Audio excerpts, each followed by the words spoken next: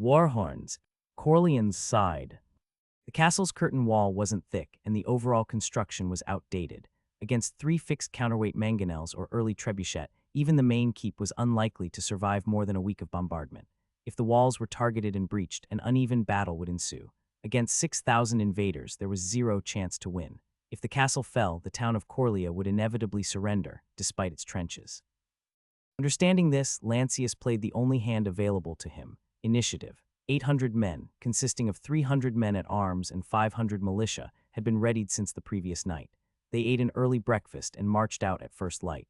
Strategic positioning ensured the castle's garrison of crossbowmen protected their right flank while the town's nearby trenches covered the left. Sir Justin valiantly led the right wing, personally guarded by his band of hardened ex-mercenaries. The center was under Hugo's command, bolstered by Roger and a group of Arbelster. Lieutenant Sigmund, the Scald, led the 3rd Company on the left wing. Despite their confident march, the troops' strength wasn't full, as Lancius had assigned 100 of them to a separate mission. However, these troops, originally no more than troublemakers from Midlandia, had matured. They had developed discipline and loyalty, driven by Lancius' generous wages and fair treatment. Lancius' decision to employ them year-round had transformed them mentally and physically. The previous year, the majority of Midlandian troops were distrustful, malnourished, and scrawny. They would only fight for their own lives. Now, the same troops were well-disciplined, followed orders, and were physically tough, a result of their work in the trenches, which provided even more income and physical training. In addition, the Lord provided meals and shelter, even in winter. With their basic needs covered, they could save money. Last year, thick ragged clothes as the poor man's gambesons were their standard attire. Now they wore proper gambesons, helmets, and even ringmails or brigandine. Moreover, the vanguard as the creme de la creme had armor rivaling a knight. These small number of top performers, instead of gambling and drinking during winter, dedicated their time to training. The billets, the training halls, and the training scheme provided sufficient motivation for them to hone their skills and physique. To say that this year's Corleone troops were an improvement would be a serious understatement. They had become a fit, fully functional military unit, no longer a motley crew of poor peasants and vagabonds. The price of their improvement was their quantity. Lancius recruited sparingly. He stood firm on his decision not to engage in large-scale or seasonal recruitment. His approach was unconventional, but it seemed he was onto something innovative. Well-fed and well-paid, the men of House Lancius were formidable with high morale. The same happened with the militia. The Corleans were driven by gratitude and hope for a better life under their lord. The summer sun didn't bother them, they were accustomed to laboring under it. They found standing in formation less taxing compared to digging the trenches. Determinedly, the troops stood their ground while the vast coalition army took to the field. As the coalition approached, Sir Justin, fully encased in plate armor, finalized his preparations. Men, he called for their attention as he read from a piece of paper on his gauntlet while his adjutant carried his halberd. Lord Lancius wishes to share a few words with you. Firstly, he wants you to know that he wished to stand with you, whom he regards as blood brothers. He then commented off script, "Can you imagine that a lord thinks of you, the scum of Midlandia, as his blood brothers?" His off-the-cuff remark prompted chuckles from the men, easing their tension. The marshal returned to his script. "The lord feels disgraced that he cannot fight alongside you, but he is needed elsewhere to ensure victory. In this matter, the lord has assured me that today's victory is as certain as death by old age." As expected, the mention of death sparked strong emotions in the men. The marshal continued, "Men, do not fear death. Embrace it. Let it strengthen your resolve and drive you to fight your hardest," he said with compassion. "Blood and guts will be shed, but ultimately victory will be ours. The sacrifices made will not be in vain. They will bring glory and riches to you, your family, and your descendants." These words pumped up the men, steeling their resolve. The promise of wealth was always a good cause to die for.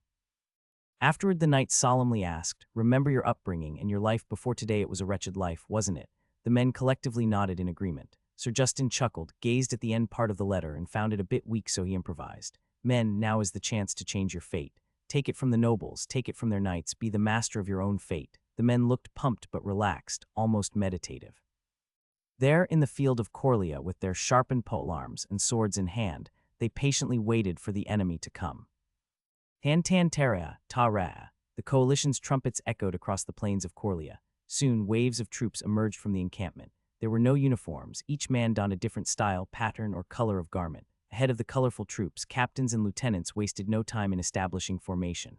Slowly, the disorganized bunch began to coalesce into larger, orderly columns. Meanwhile, the nobles on their horses took the lead, guiding the newly assembled columns. They were flanked by 200 mounted knights and the rest of the cavalry. In total, the coalition brought more than 300 cavalry. Their brightly colored clothing, polished steel armor, and vibrant banners turned the scene into a spectacle. Indeed, for them, this was a necessary display of power. This was how they showcased their might on their subjects, peers, and adversaries. Following the noblemen and cavalry was the main body of troops, consisting of 6,000 men at arms and levied footmen. These were common men who had no part in political squabbles. They were here to fulfill their contracts and obligations to their lord. Many were simple farmers, artisans, or tradesmen. Ironically, they were the ones who would bear the brunt of the fighting. With another blast of the trumpet, the halt order was sounded. The entire army stopped while dispatches on horses galloped to relay orders from the top. Captains in each column received the commands and passed them on to the lieutenants. A flurry of activity ensued as the troops began to form into a single formation. Before long, the formation was complete. 4 unbroken lines of men stretched out for more than a mile. It was an impressive and effective display of force. The trumpet sounded again, and the formation advanced in unison. Hundreds of banners waved. Armor and helmets glistened under the bright summer sun. As they neared the Corleans' line, the scale of their disparity became increasingly evident. The coalition's 6,000 dwarfed the defenders' 800. It was akin to comparing a mighty river to a mere pond. The breadth of the coalition's formation covered such a wide swath of land that anyone observing from Coria would see the plains teeming with invading troops. The scale of the invasion was not lost on the observers. Coria's population totaled slightly more than 6,000, including children and the elderly. The fact that the coalition had brought this many troops was proof that they took Lancius' reputation seriously. The mile-long formation continued their advance until another sound from the trumpets rang out. The formation promptly halted. Now, more than 6,000 men stood tall and menacing, all facing Coria. Coalition side, everything seems to be as expected. Baron, Lord Jorge, mounted on his horse but still clad in his arming jack, queried nonchalantly. He was kept under the shade by a large umbrella held diligently by a team of squires. Indeed, my lord, we shall proceed as planned. Ammon responded and began to relay his orders. Earlier, the two had ruled out a full-scale attack. Both understood the inherent risks of open battles. Even a stroke of bad luck could jeopardize superior forces. Thus, they opted to launch a smaller-scale attack in response to Lancius' invitation to battle. A skirmish, not a pitched battle. This was to preserve the coalition's numerical superiority. After all, they merely needed to exercise patience and wait for the siege engines to do their work. No one wanted to risk the entire army against a potential trap. Their decision was also influenced by the landscape. With a hill on one side and the town's ditches on the other, there wasn't enough space for their mile-long formation. Earlier, a scout had reported that only a few hundred could march side by side. They deduced this to be the reason why Lancius had positioned his army there. The area essentially functioned as a natural bottleneck. It acted as a barrier, preventing a larger army from deploying its full force against a smaller adversary. However, the two lords were confident that they could outmaneuver it. A trap was only a trap if they weren't aware of it. As commanded by Lord Jorge and Ammon, the coalition force divided itself into 3 columns. Each contained 2,000 men. Sir Arius, one of Lord Jorge's cousins, had the honor of leading the attack. The young man was brave and experienced. His column stood in the center, preparing to attack eastward. After Ammon had concluded their planning with Lord Jorge, the Baron and his entourage rejoined their column and began to march toward the south, facing Coria town. Ammon positioned his troops to guard against a potential surprise attack from the town's direction or the south. This position also allowed him the opportunity to raid the town if the chance arose. The Nicopolins under him were eager for action. The idea that the siege could be over before the end of the season was both thrilling and exciting to them. However, Ammon was cautious, not allowing himself to be swept up in the thought of an easy victory. He still couldn't fathom what the enemy was thinking by offering a battle. Lady Daniela shared his concern. Her experience in minor skirmishes as mercenaries informed her that something was amiss. The Corleans will try something. You'll do well to keep an eye on Lord Jorge, said Ammon. Will do, my lord. Without a verbal command, Daniela led her Nicopolin cavalry to join Lord Jorge as a reserve. Meanwhile, to the north, the last column, composed mostly of regiments from the South Hill, assumed formation. They positioned themselves against the hill and in the direction of the castle. They were there to counter any potential attack from the castle. As planned, Lord Jorge and his knights remained with the cavalry, acting as a reserve and quick reaction force. As the coalition marched, the summer sun rose higher. Despite being far from midday, the heat was already unbearable. There were no tall trees for shelter, only plains of tall, yellowing grass. In the vanguard, Sir Arius lined his fiercest warriors. His column formed into 300 men wide and a solid 6 deep. Its width was strategically narrowed to counter the crossbowmen that lurked within the shadows of the castle and the ditches. On the opposing side, the Corlean mirrored their formation. 200 men wide, 4 men deep, they stood ready for the onslaught. Despite the looming shadow of Lancius' notorious reputation, Sir Arius and his brethren brimmed with confidence. Their numbers more than doubled their opponents, and their seasoned scars bore the testament of numerous battles. As expected, the trumpets cut through the anticipatory silence. Sir Arius nodded towards his captain, who bellowed the next command, his voice echoing across the battlefield. Proud warriors of 3 hills, advance. At his command, the column began their march eastward, shields at the ready. Heeding the command, soldiers hoisted shields of all sizes, their surfaces reflecting the bright sunlight. Steady. Steady, the captain barked as the 2 armies advanced, each side wary of an imminent volley of bolts from the castle and ditches. As predicted, the Corleans began their reign of death. Bolts screeched through the air, embedding themselves into the coalition's formation. Despite being forewarned, panic flickered in the eyes of the less experienced. Only the nobility, encased in their suits of armor, were fearless. A few hundred donned ringmills or brigandines, which offered some protection. However, the bulk of the men sported gambeson, which offered little protection against the lethal bolts. With every breath they drew, they clung to their wooden shields, praying for them to protect them from the barrage. The sounds of deflected shots, near misses, and shields punctured by crossbow bolts were a chilling symphony, disheartening even for the hardened veterans. The column stretched and contorted as the center was squeezed, taxing their strength and stamina as they advanced within the last 100 paces. FSSEHHH, clank, shrieks of agony and desperation suddenly filled the air. Fuck, a bolt had found its mark, striking Sir Arius' neck gorget. The impact was cushioned by the hardened steel, but the force choked him. All around him, men were struck, their bodies crumpling as they succumbed to their wounds. Even though encased in full plate, the advance wavered. Then a movement caught their eye. The Corlean front line had knelt, unveiling a hidden group of arbalister. The morning sun high in the east had blinded Sir Arius' men from the incoming rain of bolts. Charge, give the order to charge, Sir Arius wheezed, rallying his men through the slit of his visor. He knew the consequences of hesitation. With the rain of crossbow bolts painting the air with a deadly dance, the coalition charged headlong into the Corlean line, a tidal wave of steel and determination. Blood of the innocent. Corlean center, loose, Hugo's command echoed, launching hundreds of bolts into the enemy ranks. The arbalister and crossbowmen had just released their second volley. The attack instantly caused mayhem, but the battle wouldn't be won by just sneaky attacks. No heroics, no captives until we've triumphed. We're outnumbered and there's no speck of noble in your blood, expect no quarter. The deputy delivered his final reminder to his men. The enemy was nearly upon them. Crossbowmen to the rear. Spearmen to the front, his voice rang out. There was no time for the crossbowmen to loose a third volley as they swiftly retreated. The spearmen quickly filled their positions. They stood steadfast, bracing for the incoming onslaught. Hold your line, Hugo's voice thundered. Coria is ours, Roger beside him echoed. Then the lines clashed. Steel met steel, spears were no longer brandished but thrust in fury.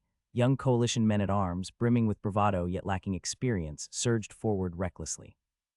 Their armor deflected numerous glancing blows, but the sheer force of some strikes was enough to stagger them. As pain and disorientation took hold, they faltered against the onslaught of spears and swords, their legs buckling beneath them. For many, their first taste of battle was their last. Those who fell were remorselessly trampled as hundreds of men pushed forward. Locked in brutal combat, the battlefield offered no respite or room for evacuation. The fallen became mere obstacles under the trampling feet of their comrades. Soldiers struggled to maintain footing, fighting desperately to stand their ground against the onslaught of sharp-tipped steel brought against them. The cacophony of battle cries and cries of pain was deafening. In total, nearly 3,000 men fought tooth and nail, seeking any means to push back, stall, or strike down their adversaries. The sickly scent of blood, urine, and vomit hung heavy in the air. The coalition crossbowmen repositioned, taking aim from the sidelines. Their volleys were met with swift retaliation from Corlean crossbowmen defending their vulnerable flanks. Against all odds, the Corleans held firm. Many had bore the scars of battle, but their resilience was unwavering. Despite their wounds, their ranks remained steady. As their lines stabilized, they began to cycle out their wounded, maintaining their formation with commendable discipline. As brutal as the battlefield might be, it wasn't an all-out chaos. Most men were not suicidal and fought as trained in an orderly manner. Among the sea of spears, shields, and polearms, specialized fighters armed with large two-handed swords carved out breaches in the enemy line. Every breach was an opportunity to exploit. One such breach erupted first on the Corlean left flank with deadly consequences. Corlean left wing. The coalition's Doppelsoldner shattered the wall of spears of the Corlean left wing, forcefully creating a narrow gap in the enemy line. The nearest group of knights readily charged into the Corlean ranks. Space was limited, but it was a fair 3-on-3 fight. A coalition knight, clad in plate armor and a crimson-red surcoat, held the center while his 2 comrades struggled to maintain the breach. From the Corlean side, a tall man-at-arms accepted the challenge. The Crimson Knight squared off against the man, who hurled his broken bill hook at the knight, only to have it deflected by a gauntlet. Gambling on the knight's momentary distraction, the tall man drew his sword, leaped forward, and launched a powerful overhead strike. The Red Knight countered, gripping his sword on both ends in a half-swording style. As the man attempted to retract his weapon, the knight guided his blade and interlocked their swords. They wrestled for control, but the knight held the upper hand due to his advantageous grip. Unexpectedly, the knight redirected both blades to his left and in a simultaneous motion, swung his sword's pommel into the adversary's helmet. Ka-thunk, far from decorative pieces, the pommel caused as much damage as a mace, even against an armored person. The tall man's visor crumpled, and he fell to the ground. The entire duel lasted only seconds, demonstrating the vast skill gap between a fully trained knight and a street swordsman, which couldn't be bridged by short amount of training or a suit of armor. Opting to leave the downed man alive for potential ransom, the knight in the red surcoat faced the next challenger. Rah! Another Corleone charged forward, trying to save his comrade. The Red Knight parried, using the deflected momentum to slash at the opponent's arm. It wasn't a powerful blow, and the sword's blade wasn't razor-sharp, yet the speed and weight were enough to cause injury. The Corleone recoiled from the clean hit, groaning as he realized his left arm hung limp. Behind him, another Corleone in plate armor, seemingly their lieutenant, and another soldier rushed forward. The Red Knight stepped back, allowing his comrade to take his place. Even without verbal commands, they cooperate seamlessly, the result of years of training and fighting together. Knights, squires, and men-at-arms rarely fought alone, but in a group called a lance fournies. They had spent countless hours learning the discipline of armed combat. Each had sustained numerous blows from mistakes and accidents, with each bruise represented an invaluable experience, and each cut honed their martial skills. For them, their armor was akin to a second skin. The limited visibility from their visors and restricted breath from small helmet holes were part of their upbringing. The knight in the crimson-red surcoat and his comrades fought valiantly, eroding the Corleone's line. Coria right wings. In the right wing, after the initial contact, there was a second surge from the coalition, and the fight devolved into a ruthless melee. Combat became so savage that men were shoved from behind to the point where they couldn't wield their spears or swords. Soon, there wasn't even enough room to draw their daggers. They were effectively squashed, resorting to brawling with just their fists and elbows. Having lost his sword, which had become stuck in a previous opponent's armor gap, Sir Justin now resorted to wrestling. He landed a solid punch on his enemy's gorget with his iron gauntlet, followed by a blow to the jaw so strong that it was held together by skin alone. The lieutenant beside him fared no better, grappling with his foe and ultimately driving his thumbs into the unfortunate opponent's eye sockets as they both struggled to remain standing. The fight had devolved into a cruel, personal brawl. Despite giving their best, the Corleone line began to unravel. Knowing this, the Corleone side fought desperately to close the gap. Barely catching his breath, Sir Justin grabbed a discarded sword and launched it at an oncoming knight who targeted his men. The knight blocked the attack with his armored wrist. Protected by a layer of steel, no sword could slice through. Despite the recoil, the knight retaliated, swinging his mace into Sir Justin's hips. Groaning in agony, Sir Justin crumpled to the ground. The mace's blow could be felt despite the plate armor. Quickly, the knight knelt on Sir Justin's chest, pinning him down, and tried to bash his helmet with his mace. Sir Justin wrestled with the knight's arm while drawing his dagger. His left wrist, having endured 2 blows, felt broken. Nevertheless, he managed to wield his dagger and drove it into the knight's visor. The knight's hands frantically reached for his face as he gurgled out blood. Hot blood rained into Sir Justin's helmet from above. His eyes stinging from the blood, the marshal managed to shove the knight aside. Enduring excruciating pain from his injured wrist, he forced himself to his feet. Staying on the ground would lead to him being mobbed or trampled. The fallen knight beside him convulsed a few times. Leaving the man to his fate, Sir Justin picked up the discarded mace and sensed someone approaching from behind. Marshal, his lieutenant, called. The man's gauntlets and lower arms were smeared with blood, yet he still held the banner high. Sir Justin grinned as more of his men rushed forward, brandishing their spears to close the gap. He knew the Corleone side had almost lost it, but through sheer determination, his men managed to stabilize their right flank. Corleone's center. In front of Hugo, one of his Arvenian fellows fought valiantly. Encased in plate armor, the man was nigh impenetrable. He delivered a feigned thrust followed by a swift foot sweep, and just like that, his halberd claimed another enemy. But glorious fleeting on the battlefield, he was blindsided and tackled by 3 opponents. The 3 were merely skirmishers, trading prowess for agility. Despite the Arvenian's heroic struggle, the valiant man was soon pinned. An enemy slipped a dagger into the armor's armpit gap, stabbing repeatedly. Even then, the man's struggle persisted. He gave the trio the fight for their lives. Attempting to immobilize him, one of the trio was abruptly tossed aside, falling face first with a spear protruding from his back. Red blood pooled around his punctured gambeson in his final spasms. Arriving late, Hugo and his men drove the two remaining skirmishers. Roger dashed to the fallen warrior's side and opened up his visor, only to discover a face whiter than snow. The man grinned, wanting to say something, but blood loss kicked in and then there was only silence. Leave him, Hugo instructed, gripping the fallen man's discarded halberd. Before long, the coalition side reformed and headed into them. Corleans to me, Hugo bellowed, his voice hoarse with exertion.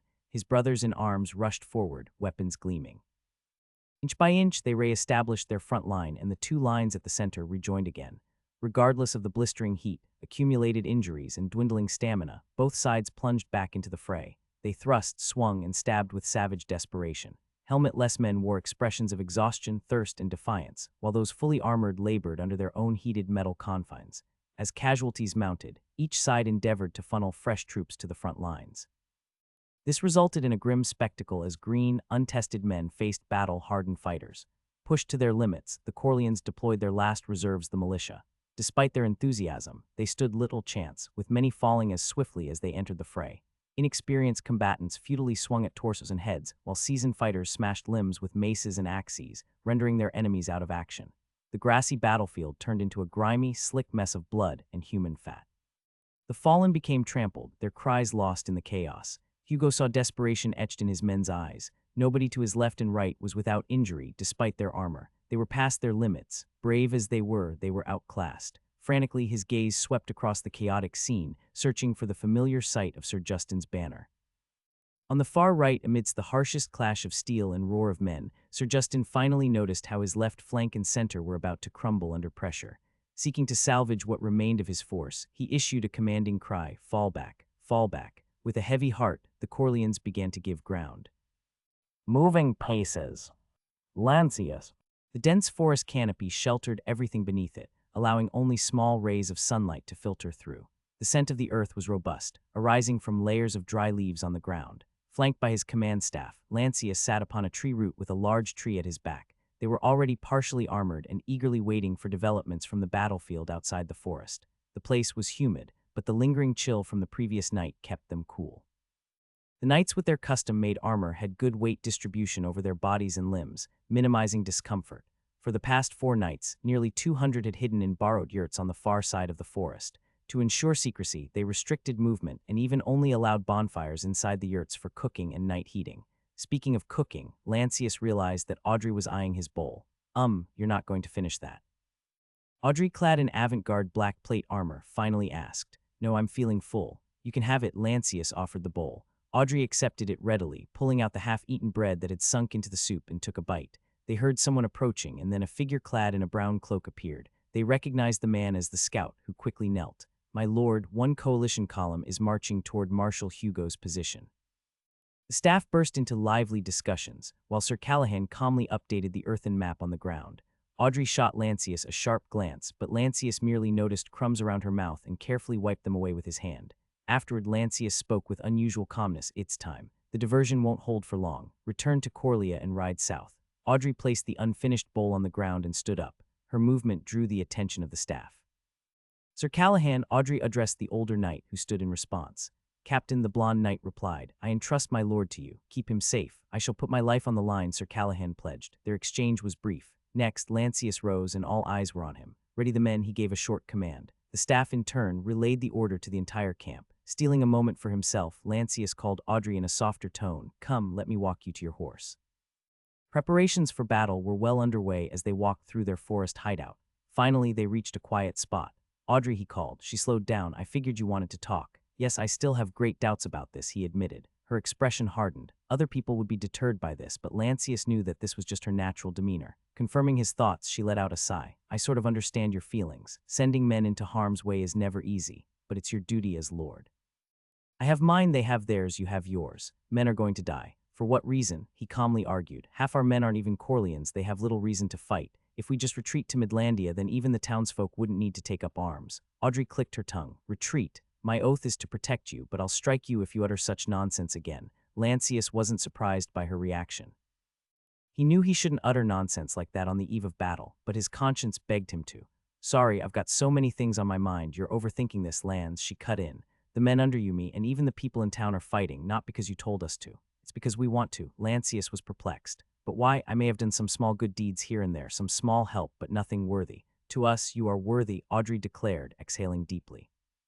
Look, I can't put this into words. How can I explain this? You're the smart one, why give me a headache? She complained, scratching her head in frustration. Her expression triggered something within him. His worries and doubts swirled together and something snapped. He let out a chuckle, his first in a few days. Despite Audrey giving him a funny look, Lancius couldn't suppress it. The laughter felt too good, too freeing. He was gasping for air afterward. You feel better now? She asked. No, I'm not okay. I'm sending my men and my loved ones into battle, he replied, but something within felt lighter. The brooding was gone. Audrey came closer until their breastplates clashed with a dull thud. Wah, just be still. Her hands were on the sides of his head and their lips met in a brief, heated kiss, just like their first beside the stream. Not wanting to let go, Lancius wrapped his arms around her cuirass and pulled her close. This time, he kissed her. All that lance training paid off, as she couldn't resist as easily. Her breath, her lips, and her tongue overwhelmed his senses. She finally pushed him off and wiped her lips with her palm. That should do it, she said with a mischievous gleam in her eye. Do what? He asked with a reddened face. Grow you a pair, she smirked. You rascal, he retorted, but that didn't erase the grin on her face. Don't die, Lancius said as she turned away from him. You too, Lans, I'll see you after the battle. Audrey waved her hand casually and headed alone to where they had left the horses. Later, Lancius caught a glimpse of 3 riders through the forest. They must have been her and her escorts. They detoured eastward before returning to the town of Coria via the east side. In town, 20 cavalrymen were waiting for her. The vivid recollection still rang in Lancius' mind as he walked back. He instinctively licked his lips as if savoring the aftertaste. I should propose when this is over. Lancius made a mental note, clearing his head as he returned to the command site. There he noticed the scout who had remained behind. He addressed them, good report, get something to drink or eat. He then handed a silver coin to the scout. Informants were paid well in his troops. The scout bowed and then walked proudly to his post.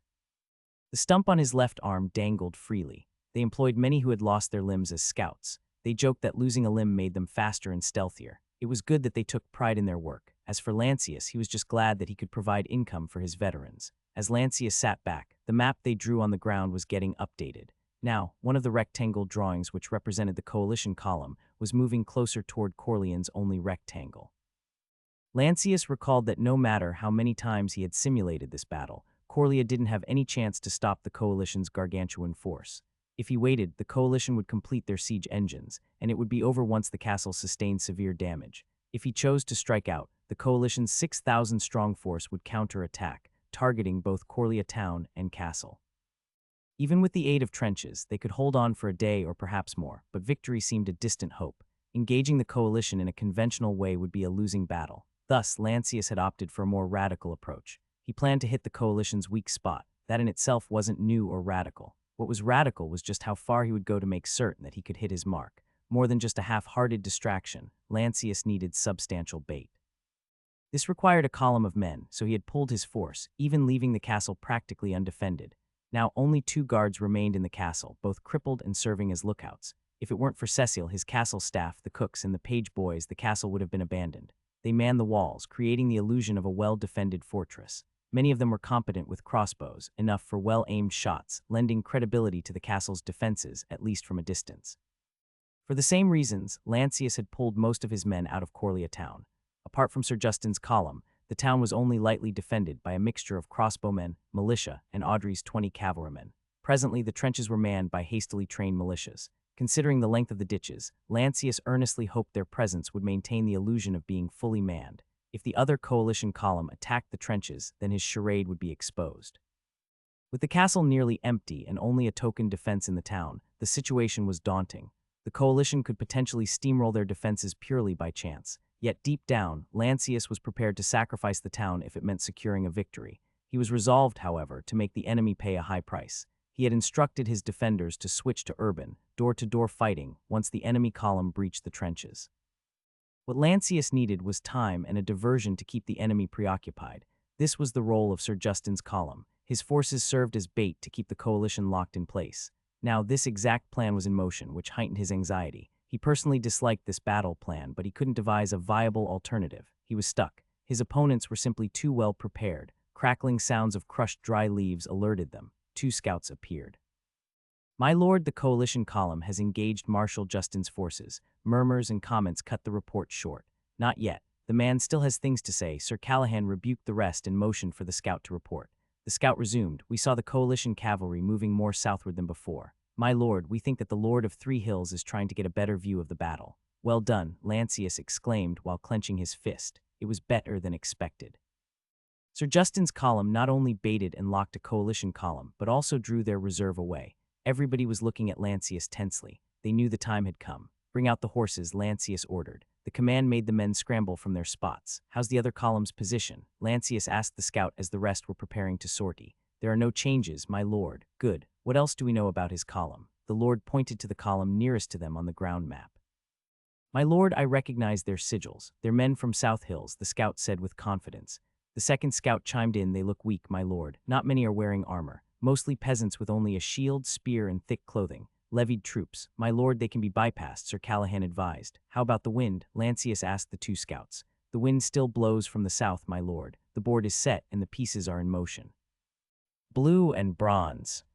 With the battle situation unfolding before them, Lord Lancius finally made his decision. He pointed at the nearest column on the drawn map on the ground. Sir Callahan, let's hit this column. The South Hill column. My lord, may we learn the reason? Callahan inquired. Even though the lord had a victory against Lord Robert last year, his inexperience remained a concern among the knights. Although the marshal had assisted the lord in proofing the plans and their variations, there were still lingering doubts. Thus, Callahan had made it his mission to guard against any potential problem. We don't need to inflict a crippling blow, just enough to cause a rupture in their seams, Lord Lancius explained. But even if we successfully charge this weak column, the Black Knights will arrive quickly, warned Callahan, noting that despite the surprise factor, they were just 80 cavalry against 2,000. Such a disparity meant it was unlikely for them to damage, break, or rout the column, if we do enough damage. When the time comes, they'll break on their own, Lord Lancius assured him. Callahan looked at Lancius for a second or two before nodding in response. He wasn't wholly buying what Lancius had said, but it was good enough of a reason. Back in his youth, he had charged a column for worse reasons. The blond knight glanced at his fellow knights, his eyes brimming with determination. His brother-in-arms nodded and voiced no complaints. Their trust stemmed largely from the fact that Callahan vouched for this, and that the Lord was joining them in person. More than 30 knights and dozens of horsemen were formerly Lord Robert's vassals. Against such a large opponent, there were risks that they could become disheartened and flee. Thus, the reason why the Lord felt compelled to lead them personally. Without any objections from the cavalry, Lord Lancius turned his attention to his trusted ally. Caleb, he called. The alchemist, who had been waiting patiently in a corner, perked up. Yes, my lord. Caleb stepped forward. As a high-ranking but non-noble among the knights, Caleb wisely downplayed his importance to avoid potential friction. Take command of the 100 men as planned. Spread them between the glade and the opening near the entrance. If things go as planned, we might bring a large prey and you'll be the snare. If not, then you'll be our shield. Understood, my lord, Caleb responded firmly. Sir Callahan, the lord called. The blond knight stood. Even nearing 50, he retained a captivating presence. Let's ride, the lord gave his command. Subsequently, Sir Callahan rallied the cavalry with vigor. The lord is riding with us. His declaration set things into motion. One man wiped the map from the ground while the rest readily mounted their horses. Sterling had Lord Lancius' horse ready. He helped him mount and handed him the gauntlets. Sterling, last chance. Forget about courage and honor. This is war. You could be crippled for life, the lord warned from atop his destrier. Many knew that the lord hadn't asked Sterling to join, but the young squire insisted on coming. The squire's face remained adamant. My lord, I shall not be a burden. Lancius drew a deep breath and just rode after Sir Callahan. Behind him, Sterling in half armor dutifully carried their lances. Carrying a lance was burdensome and an unnecessary hazard within the forest, so they wouldn't let a lord to have it until they reached the open field. Only knights were in plate armor. The rest were either in half armor, brigandines, or ringmails. The horses were also protected by barding or horse armor. The head part and some of the horses' bodies were covered by metal plates or hardened leather. There was no uniformity. Each owner acquired and equipped their steed on their own. The result made them look like a circus with plenty of colors and unique designs. Before long, the column of cavalry reached the forest outskirts and quickly fell into formation. My lord, with your permission, Sir Harold and I will ride in front, Callahan requested. Lord Lancius looked at the tall man who saluted with an open visor. His polished plate armor was impeccable. Sir Harold and his small band of brothers were the unofficial Midlandian reinforcements. Despite the small number, they were highly enthusiastic warriors and war aficionados who volunteered for the sheer thrill of combat. Lancius let out a grin, finding some similarities with Ansai. It would be an honor to ride with you, Sir Harold. The pleasure is mutual, my lord, the tall knight replied with an honest smile. Without time to lose and with the cavalry ready, the lord gazed at Sir Callahan. In the direct sunlight, the blond knight's armor displayed its intricate details. The black decorative gilding and ornaments gave it the appearance of ancient ceremonial armor. However, the buffed-out scrapes and dents betrayed its use in battles. Sir Callahan, lead the way, Lancius instructed as he latched his own tried and tested helmet and gazed upon the plains that would become their battlefield. Coalition sighed. Beneath the shade of an umbrella, Viscount Jorge witnessed the battle unfold in front of him. His heart beat faster as the coalition column slammed into the Corlean line. "Morton, you see that? You see that?" Jorge jumped from his folded chair as he remarked excitedly. The Lord was so proud of Arius, his most trusted cousin who personally led the attack. Meanwhile, Sir Morton, the Black Knight's captain, merely nodded his head. He wasn't the type to talk much. Somehow, this seemingly mismatched master and retainer actually had good chemistry. Both men deeply respected their differences. This was quite uncommon. In the Imperium, a servant who wouldn't lick the master's boots was usually discarded early. But then again, Jorge was hardly normal. So abnormal that his peers mocked him as the big fool of one hill behind his back. Originally, Jorge's viscouncies held 4 regions: Corrimer, South Hill, Coria, and the capital in the center. Each castle was built on a hill, thus the capital was aptly named 3 Hills. Under Jorge's nascent rule, a branch family and another old follower had seceded. In response, Jorge launched wars multiple times without a victory. When he won, he installed an untrustworthy individual who eventually rebelled. In the end, he gained nothing and lost even more. The young lord was not entirely to blame. His only fault was being naive and idealistic. Jorge idolized the school of meritocracy, an ideal governing system where people were promoted based on their ability, not by blood relation. However, not even the best of the Imperium lords were able to implement such a radical system. Family ties and nepotism ran deep and were central to feudalism. Traditionally, a house placed family members in powerful positions to secure their control. When a lord promoted non-family members into high positions, envy and political intrigue often followed. This led to distrust and contempt among his house members. Ultimately, it usually ended in a purge, assassination, or open conflict. That very problem still haunted Jorge, whose only hope now lay with Arius. The younger cousin was respected by various factions and might be the solution to the instability. Jorge didn't mind sharing some of his power with Arius if that would resolve the crisis. Contrary to the myths circulating about him, Jorge wasn't overly ambitious. He merely sought to keep the legacy of his forefather intact. All he truly desired for himself was Coria, his birthplace. "We've beaten them. They're pushed back," Jorge clamored excitedly as he watched Arius' column gaining ground. The staff cheerfully congratulated Jorge. Only Morton kept silent. Far to their right, in another cavalry column, the Nicopolitan cavalry captain was also silent. Daniela had learned that the Lord of Coria had a keen eye for battle. However, today's battle was too brash even for an overconfident nobleman. "Something bothering you, my lady?" one of her mercenary lieutenants asked. "It's too quiet and too stupid," Daniela replied, and then she felt the urge to act. "Tell the scout to move further. Leave no blind spot." "Will do." The rider quickly relayed the order. Her rider barely left when cheering erupted from Jorge's position. Daniela felt the cheering was so contrasted with what happened on the battlefield.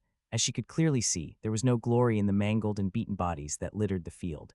Many of the wounded, drenched in their blood, limped and even crawled for help. However, as a part of the nobility, she understood that for the ruling class, this brutal sight was no different from a sporting event. Tara Terra. A different trumpet signal from the South Hill column posted on the north side caught everybody off guard. Everybody who heard it looked northward with confused expressions. Daniela was quick to action and rode north with a few riders to get a better look. Meanwhile, Jorge stood and squinted his eyes. "What's going on?" "It's one of ours, right?" One of his staff promptly sent a scout to ascertain the situation, but it would take time, and Jorge was impatient. "It's likely a cavalry attack." "My lord, please let me have 100, Morton calmly requested. By now they could see an unknown cavalry heading toward the northern column. "No, we'll move as one," Jorge declared, clenching his fist. Jorge's declaration drew the attention of his entire command staff. "My lord, do you wish to attack?" Morton asked on behalf of the staff. "Certainly, now that we know what Lancius' intention really is, let's not hesitate. The chance has presented itself. Let's move out," the young lord commanded. The staff readily relayed the order, and everyone mounted their horses. The squires strapped Jorge's cuirass back on and helped him mount his horse. Spurred by the lord's urgency, 100 knights rode north at full gallop. Daniela hastily rallied her Nicopolitan cavalry and gave the command to follow. She still found it suspicious, but the Lord of Coria had shown his hand, and now she could play hers. Corlean's knights. Lancius clenched his right arm against his side, feeling the weight of the lance under his armpit. Even when kept at an angle, it remained heavy. The breastplate's lance rest helped reduce the burden on his right arm and hand, and stabilize the shaft while the horse trotted. After almost 2 years of training, Lancius was still very much struggling not to kill himself by dropping and plunging the lance into the ground. His arm and muscles felt on fire as he wrestled against the rocking motion. Minuscule adjustments were made to keep the lance at an angle, far off the ground. Meanwhile, his destrier continued to run like a charging buffalo. The rocking motion was anything but gentle. Weighted by the armor on every up and down, the saddle's hard leather punished Lancius' loins and battered his breath. He wanted to say he was used to this, that he was trained for this, but he couldn't. This wasn't something someone could get used to in a mere year and a half. Suddenly, the horse leaped. Oof. They landed gracefully. It wasn't a big jump, but the saddle smacked his butt and gut from beneath. In a trained reflex, Lancius exerted all his might to control the lance as it wobbled. He realized that to survive this would be one of the crowning achievements of his life. Yet, he held no regrets. This was a necessity. He simply couldn't afford to sit this one out. Understanding Lancius' inexperience, Sir Callahan and Harold, who rode in front, made small adjustments here and there to ease their lord's burden. Instead of having Lancius follow them, they centered the whole formation around him. The rest of the 80 cavalry spread evenly on his left and right. Sterling and the experienced standard bearer rode beside Lancius. The banner depicted a blue shield with a single bronze chevron. The banner was new. It was Lancius' own. Felice had designed and sewn the coat of arms just a few days ago. She boasted it would bring good luck, and now Lancius prayed fervently that it would. Sir Callahan and Harold picked up more speed. Lancius kept up with them and soon realized they were at full gallop. The wind screamed through every open vent in his visor. His sight was a blur. Close ranks, Sir Callahan shouted from the front. Close ranks. The standard bearer beside Lancius relayed the order. They rushed the last stretch of land between them and the opponent's formation, forming an arrow-like formation.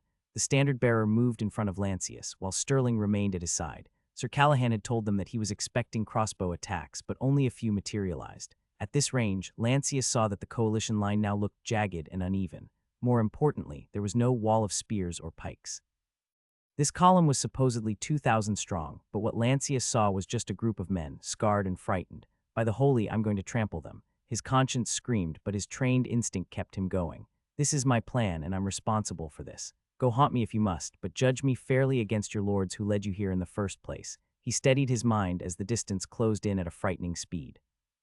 Sir Callahan in front lowered his lance, and the rest followed. Lancius felt the numbness in his arms as he lowered his lance into position. By now, the opposing men was in full view. Lancius saw their faces and reactions as Callahan and Harold, along with the front riders, dove into their ranks. The screams and the horses' beastly noises immediately filled his ears. There was no time to observe. Gripping his lance tightly, Lancius made his charge. Charge of the Corlean Knights. CRACKKK, the sharp crack of a wooden lance shattering battled with the screams of men. The air was punched painfully and abruptly from Lancius' lungs, overwhelming his senses. Dazed, he barely registered that this was nothing like mere exercise. His right arm and shoulder recoiled from the lance's impact. Through the slit in his helmet, a deafening chaos was unfolding before him. The men from South Hill clustered to Lancius' left and right, cowered as they frantically tried to escape the horror of being trampled. The destrier's loud neighing alerted him. Without hesitation, Lancius tightened his lower body to signal the destrier to continue the charge. Amid all that chaos, Lancius barely kept up with the forward element who was doing the heavy lifting. Sir Callahan and Harold, along with the front-line knights, cleared a path and bore the brunt of the enemy's resistance, facing spears, swords, and thrown stones. However, despite their successful charge, the enemy formation was simply too large to be routed this easily. Behind Lancius, the rest of the Corlean knights charged into the poorly defended South Hill column. The column's front line had buckled, taking flight from the cavalry's entry. As for Lancius, the adrenaline masked the lightness of his right arm. He found himself still clutching the lance, the shaft of which was gone. He dropped it and was about to draw his blade when a spear struck his left arm. Instinct kicked in. Lancius clenched his left arm into his chest, creating multiple layers of steel, just in time as the same spear slammed again. It was uncomfortable and panic-inducing, but nothing more. Sensing danger, the destrier broke into a short gallop, and more screams erupted as the beast barreled forward the disarrayed formation. Screams were also heard from behind, as Corlean cavalry followed Lancius' lead. One of them, Sterling, was desperately closing in on his lord. Despite being in only half armor, he was fearless. Sterling even managed to strike down the spearman who had attacked Lancius. The ground was littered with discarded weapons, shields, and bodies. Suddenly, an open field enveloped Lancius' view. His horse snorted in delight, while Lancius was dazzled by the sudden change of scenery. I actually survived that shit. The serene grassy plains felt surreal in the aftermath of what he had just witnessed. A smirk formed on his lips as he clenched his fist, slamming it into his breastplate in a primal expression of victory, a release after surviving tremendous physical exertion. The knights in front began to slow down, making a wide turn. Sir Hugo and Callahan formed up on Lancius, followed by Sterling from behind. "Are you injured, my lord?" Sir Harold asked after opening his visor. The man barely broke a sweat. Lancius' right hand was still clutching the sword since he was too shaky to sheath it. Using his left hand, he tapped the side of his helmet and found the small latch. It was hard with the gauntlet on, but he managed to open the visor. Regaining full peripheral vision and the ability to breathe freely was an immense joy. "I'm good," he declared after swallowing a breath of fresh air. Then, situational awareness kicked in. "Are we clear for another pass?" Sir Harold and Callahan looked at the horizon and both noticed that the coalition's entire reserve of 200 cavalry was bearing down on them. Lancius noticed it too. "One pass only, my lord," Sir Callahan answered. "How many did we lose?" Lancius asked the knights while glancing at Sterling. The squire nodded in response. "A few or none," Sir Harold responded after taking a quick look at their forces, which seemed intact. "Give the signal, we're going for another," Lancius ordered. Callahan grabbed his silver horn-like apparatus and blew it. Unlike Ansai's loud and clear buchana, Callahan's was richer and deeper. Boo-boo. As they reformed, the standard-bearer returned to Lancius' side and proudly hoisted the blue and bronze chevron high. Once again, the Corleans trotted into the enemy. Nobody retained their lance, so they were at a disadvantage, but the enemy had it worse. The South Hill column was demoralized. Many were dead or injured. Worse, a large portion was distraught. Now they noticed that the cavalry had wheeled around toward their rear. The South Hill command rushed their strongest troops to the rear, trying to reform, but it was utter chaos. The levied element refused to cooperate. Only at the last minute did they manage to reform into thicker ranks, 7 or possibly 8 men deep, trying to counter the cavalry charge without risking their exposed flanks. The Corlean knights did nothing. Sir Callahan refused to lose time or momentum. Like an arrow loosened by the bow, they flew straight. Lancius drew a deep breath and latched back his visor. The sound of his breath echoing inside the helmet was triggering something. Is this PTSD? Tens of hours of full armor combat against Audrey had made him into either a fighter or a patient eligible for disability benefits. Fuck it. He cleared his mind and braced for impact. The destrier neighed as she understood by instinct what was going to happen. Following Sir Callahan's lead, Lancius allowed his warhorse to gallop as he was without lance. His limited vision slowly turned into a blur. He breathed deeply as the knights in front gallantly dove right into the enemy line. Despite more spears being directed at them, it wasn't a unified wall of spears. The South Hill's front line broke for the second time, and mayhem ensued. "Eyah!" Lancius yelled, ready to swing his sword, but he entered the fray without any resistance. The opposing men scattered to the left and right. Some even stood still as if frozen, their teeth chattering while their eyes locked onto the incoming knights. Their wills had been broken. But then men surged from the left side as their formation contracted. Their faces were drained of blood as their panicked column squeezed them into harm's way. Lancius swung his sword to deter the nearest group of men. He was preoccupied with them when a poleaxe landed on his greaves. It was no more than a glancing blow, but it startled him. Before he could react, a short, frightful shriek caught his attention. His horse had mercilessly trampled a man who stood in her way. However, Lancius barely had time to react as another man was abruptly shoved into him. The unfortunate man came so close that Lancius ended up whacking the man's helmet with his pommel as the space was too tight for a blade's swing. The person collapsed where he stood, narrowly dodging the horse's deadly hooves. There was no time to breathe as a bigger threat loomed ahead. A group of well-armed men had made their way to the rear of their formation, attempting to reach the Corlean knights. Seizing their opportunity, they brandished their polearms against the cavalry, who, now without their lances, had limited means to counter. Sir Harold and Callahan swiftly maneuvered to confront the new threat, fighting off the brandished polearms and carving a broader path for their lord. Behind them, Lancius, on his way out, parried their attacks with his sword and jostled the rest away with his gauntlets. 3 times the sharp edges landed on his armor. Each time, the steel's smooth contour deflected the thrust that grazed without biting. Lancius kept squeezing his knee on his horse, signaling her to keep going while planted his feet in the stirrup to avoid falling. Now he noticed that the destrier ran wilder than usual, as if were injured. Being only partially armored, a wound was always possibility. However, the beast remained aggressive and didn't seem to falter, just a little bit more. As Lancius parried the last polearm brandished against him, the rest of his knights followed behind and tore through the South Hill column. The green, grassy field was within their sight. "Gahh," Lancius gasped. Something had struck his back. The hard blow rattled his gut and made his head feel light. He coughed, narrowly avoiding vomiting, all the while searching for his assailant. He craned his neck and spotted a man with a barrage, a big axe-like blade mounted on a pole.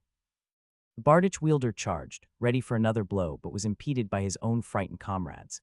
With a face full of scorn, he taunted Lancius. However, his helmet flew off and fresh blood spurted from the side of his head. Sterling had swooped in from behind, delivering a fatal blow after the standard bearer had driven off 2 men to clear a path. Meanwhile, Lancius had reached the open field and savored the change of scenery. Even the destriers' breathing had calmed. Sir Harold and Callahan formed up around him as they slowed their trot. Fresh blood coated their armors and mounts. Suddenly, Lancius felt unwell. "My lord, are you hurt?" Callahan asked, his visor already up. Frantically, Lancius opened his visor. He took a deep breath as if he were drowning. This spurred the 2 knights into action. Sir Harold quickly moved to Lancius' side and tried to find the problem. "My lord, try to take a deep breath." It's hard," Lancius gasped. "My back, there's a dent." "You've been hit, my lord," shouted Sterling from behind. "Get the backplate off," Harold urged Callahan as he took the destrier's rein to steady the pace. Do it, Lancius gave the order. Sterling could only watch as Callahan managed to undo the latches and remove the backplate after several tries. Instantly, Lancius felt better as he breathed freely again. Unintentionally, the absence of the backplate provided a remarkably refreshing coolness, in spite of the drenched arming doublet underneath the armor. The dent looked shallow, but it bent the waist part inward, Callahan reported as they rode further. Only then Lancius realized he had lost his sword, likely when the Bardich man had hit him. Soon they reached a safe distance and slowed their pace. Lancius noticed several streaks and marks on Callahan's armor, including a bolt head embedded near his shoulder that had failed to penetrate. Red smears also coated Callahan's legs and saddle. Seeing Lancius gaze on the stains, Callahan quickly reassured, "It's not my blood, my lord." "Sir Harold, how about you?" Lancius inquired. "Lost an axe and my left arm is a bit numb, but I still have my sword. I can do another pass, my lord." Sir Harold's bravado sent Lancius into a chuckle. "How many did we lose?" 5, maybe fewer, Callahan replied flatly. Lancius couldn't suppress a smile at that result, especially when Sterling looked unharmed. "Unbelievable, this is better than my wildest prediction.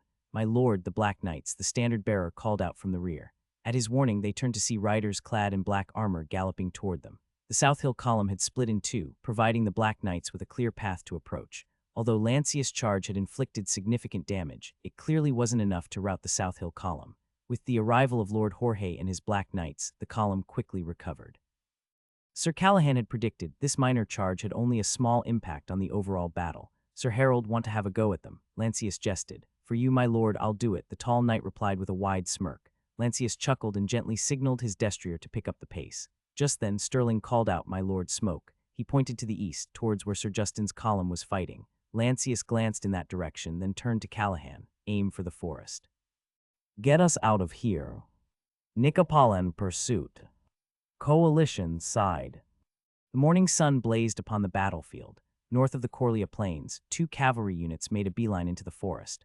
The coalition was hot on the heels of the Corleans, ready to punish them for their daring surprise attack. Every move made by the Corlean cavalry was quickly mirrored by the coalition forces.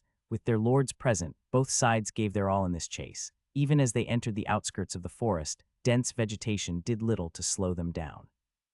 The sunny scenery of the open plains rapidly gave way to the brown and dark green foliage of the woods, with both sides navigating the increasingly narrow paths in single file. The Corleans began to slow down as the terrain became harder to traverse. Their horses, already tired and some injured, struggled to maintain pace. It was then that the foremost riders of the coalition finally caught up with the Corleans' rearguard. They weren't the famed Black Knights, but the Nicopolan mercenaries. With their lighter cavalry, they began their attack. The Corlean horsemen tried to fend them off, but it was simply too hard. One rider, unable to keep his balance, tumbled from his horse and was quickly taken hostage. Another, already wounded, was grabbed from behind and captured without much resistance. At this point, the Corlean cavalry seemed destined to be overrun. However, the mercenaries' hunger for ransom proved to be a double-edged sword. Each enemy they captured slowed down the entire pursuit. This occurred with such impunity because their commanding officer and the Black Knights, burdened by heavier armor, lagged behind. Ironically, the mercenaries' success was inadvertently aiding the Corleans. After 5 enemy riders were captured, the Corleans managed to gain a considerable distance from their pursuers. In the narrowness of the forest path, the pursuit began to bog down until Daniela arrived on the scene. Taking control, she ordered her most loyal group to continue the chase. Despite being a mercenary herself, Daniela often found herself frustrated with the lack of discipline among her ranks and their penchant for taking hostages or looting at any opportunity. With Daniela at the helm, the Nicopolans returned to the chase. They were on the verge of catching up with the Corleans' rearguard when the Corleans suddenly led them into a large glade in the middle of the forest. Daniela initially thought little of the clearing, but then the Corleans abruptly split in 2 directions. Tens of her riders blindly pursued them, but Daniela's instincts sensed a trap. "Halt, halt," she commanded, her eyes darting between the glade and the 2 narrow paths. Despite her command, several riders stubbornly chased after their targets. Many more would have followed if Sir Morton hadn't arrived and blocked the path. He too had sensed that something was amiss. Riding up to Sir Morton, Daniela said, "I don't trust these narrow paths, not on horses. We should send men on foot." The knight captain silently agreed, though for a different reason. They were venturing too far from the battlefield, thereby putting their allies behind at risk. Following Daniela, the rest of the ranking officers gathered around Sir Morton, deliberating whether to pursue or not. Meanwhile, behind them, the sudden halt of their advance caused a bottleneck in the clearing. Though the glade was quite large, space quickly became limited. With barely enough room for 30 horses, the area soon became overcrowded as more cavalry flooded in. Friction ensued as the horsemen jostled against each other, struggling to turn or find a spot to stop. The mercenaries, feeling deprived of ransom and loot, their main sources of income, started to grow increasingly agitated. "Why aren't we giving chase?" they grumbled. "Are the men from Three Hills afraid of the woods?" Another taunted. "You dare to mock us, sellsword." The Three Hills knights shouted back angrily, and just like that, curses filled the air. Several men needed to be restrained before drawing blood. Despite having been allies for several years, there was little love lost between the Three Hills knights and the Coramer's Nicopolitan mercenaries. "What's the meaning of this?" demanded Lord Jorge, addressing the situation as he arrived, flanked by his retinue. He unlatched his visor to fully reveal his handsome face. Nobody dared utter a word. They all knew too well that a viscount could throw anyone into a dungeon on a whim and forget about them indefinitely. "Morton, why are we stopping? FSSSHH. Jorge's question was cut short by the sudden sound of crossbow bolts. They rained down on them with deadly accuracy. Crossbowmen, several cried in panic. "Ambush," others shouted as a warning. Horses collided as their riders scrambled to hide or evade the attack. Crossbow bolts landed indiscriminately, often shattering upon impact against plate armor. Each near miss drove the riders into a greater panic. With no place to run, the riders frantically dismounted and scrambled for cover. Those attempting to ride back found themselves trapped in a bottleneck. The return path was still clogged with the incoming cavalry, who were also under attack. Caught in a dire situation, unable to advance or retreat, they became easy targets. Each successive salvo injured more horses, sparking a deadly rampage. More and more wounded warhorses galloped wildly, without care for their riders. These once proud mounts had become a menace, stampeding everything in their path. Under their mighty hooves, unlucky men were trampled into bloody pulp. One large steed, with a bolt embedded in its neck, trampled a knight and then slipped on the fallen man's cuirass. The warhorse tumbled onto two other men, crushing them to death. Despite the carnage, the crossbow attack did not ebb. The dry leaves on the forest floor were stained red, and the smell of blood, along with other fouler stenches, permeated the air. All those who stubbornly clung to their horses eventually met their deaths. The last one to persist was now being dragged deeper into the forest by his maddened horse. What remained of him was the dull, muffled sound of his plate armor being thrashed around. Amid this madness, only Morton stood unfazed, with Daniela at his side holding a kite shield to protect them both. Another Black Knight had raised a shield in defense as well, but despite their efforts, several bolts struck Morton in various spots. Fortunately, Lord Jorge had equipped Morton with high-tier plate armor. The Centuria steel deflected the bolts, resulting in only superficial scratches on the armor. Behind them, a dozen frightened men huddled, using trees for cover. Meanwhile, Morton continued to recite a verse corresponding to the wind barrier that surrounded Lord Jorge. However, the barrier, due to their distance, did not extend to protect Morton himself. The forest finally turned quiet, as all who still drew breath had successfully hidden or found cover. The pause prompted everyone to look around, trying to make sense of the situation. Morton ceased his recitation and withdrew the barrier over his lord. He then turned to the coalition men who had lost their nerve. "Where are your balls, cowards?" he roared. "Regroup," he commanded before adding, "You're wearing plate armor. Act like it." A few bolts stormed toward Morton's location, but his scathing rebuke had reached its intended recipients. The Black Knights began to regroup on foot, with the other knights clustering behind them. Morton grabbed Daniela by the arm and guided her to a safer spot. "You lead them out. I'll hold the rear." "We can fight them back on foot," protested Daniela. "Not against an ambush like this." Daniela sighed, her face glistening with sweat and her long brown hair disheveled. "What's your plan?" "Wait for my signal," Morton replied, then hurried off to his lord's hideout. Daniela whistled to call her lieutenant and signaled for them to approach. As the coalition forces began to reorganize, the Corleans unleashed their ranged attack again. Yet, this time, the coalition knights remained resolute. They were not fearless, but they drew confidence from their experience and trust in their gear. As trained knights, they knew that at such a distance, potshots were unlikely to penetrate their plate armor. While some areas were vulnerable, these were small and well hidden. After Morton reached Lord Jorge, they, with concerted effort, successfully escorted him to the safety of a large pile of fallen trees. Just as things were nearly under control, two mercenary groups suddenly launched a sortie, determined to flank the attacker's position. Daniela and her lieutenant dashed to Morton and Lord Jorge's side. Those fools wanted to die, but they'll buy us some time. I suggest we make our move. Morton glanced at his lord, who appeared still shocked by the turn of events. My lord, you need to return to the open field. The best of my Black Knights and Lady Daniela's finest will escort you, he outlined. Lord Jorge remained silent, his face etched with sourness from the failure. Morton continued, I'll keep 20 men with me to act as your rear guard. Do as you wish, Jorge responded harshly. Unperturbed by his lord's tone, Morton chose his lieutenant to spearhead the escort duty. Daniela then stood, raising her shield above her head. Corimers Nicopolans, she shouted with authority. Listen to me, follow my lead and fight your way back, or face death. There is no other way. Her voice echoed throughout the woods. Her urging ignited a spark in the broken-willed mercenaries, stirring them into action. Under Morton's watchful eye, the column, led by his lieutenant and Daniela, began to carefully navigate their way out. Contrary to the coalition's expectations, the returning column faced heavy opposition on its way out. As fate would have it, the Corleans had repositioned themselves. Morton at the rear was only dealing with light attacks, while the newly formed vanguard was braving a hailstorm of bolts. Daniela led the coalition men as they trudged through the dense underbrush, no one daring to venture onto the exposed path. Even surrounded by bushes, they offered almost no protection from steel bolt heads. Just moments ago, a knight had been struck in the backplate. The bolt hadn't penetrated, but was deflected into the man behind him.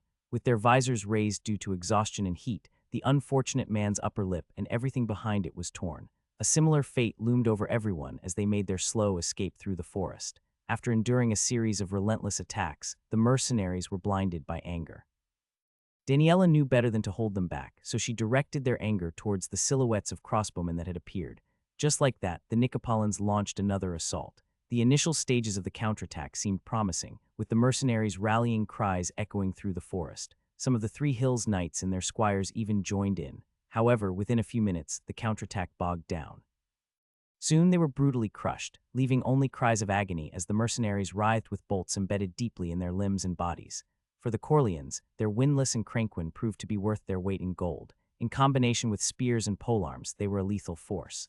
The devastating defeat finally drained the mercenaries of their appetite for battle, causing them to shy away from danger. The dwindling number of Three Hills knights followed suit. In a desperate move, the remaining nobles used their squires, clad only in ringmail, as body shields. Many of these squires fell, struck by direct hits or stray shots, their tight groups providing an ideal target for the crossbowmen. It was only through sheer tenacity that the Black Knights, together with Daniela's elite, were finally able to lead the survivors through the thickest of the attacks. Eventually, they reached larger openings in the woods. They had passed this spot before while chasing the Corlean cavalry. It was previously empty, but now the place had been barricaded.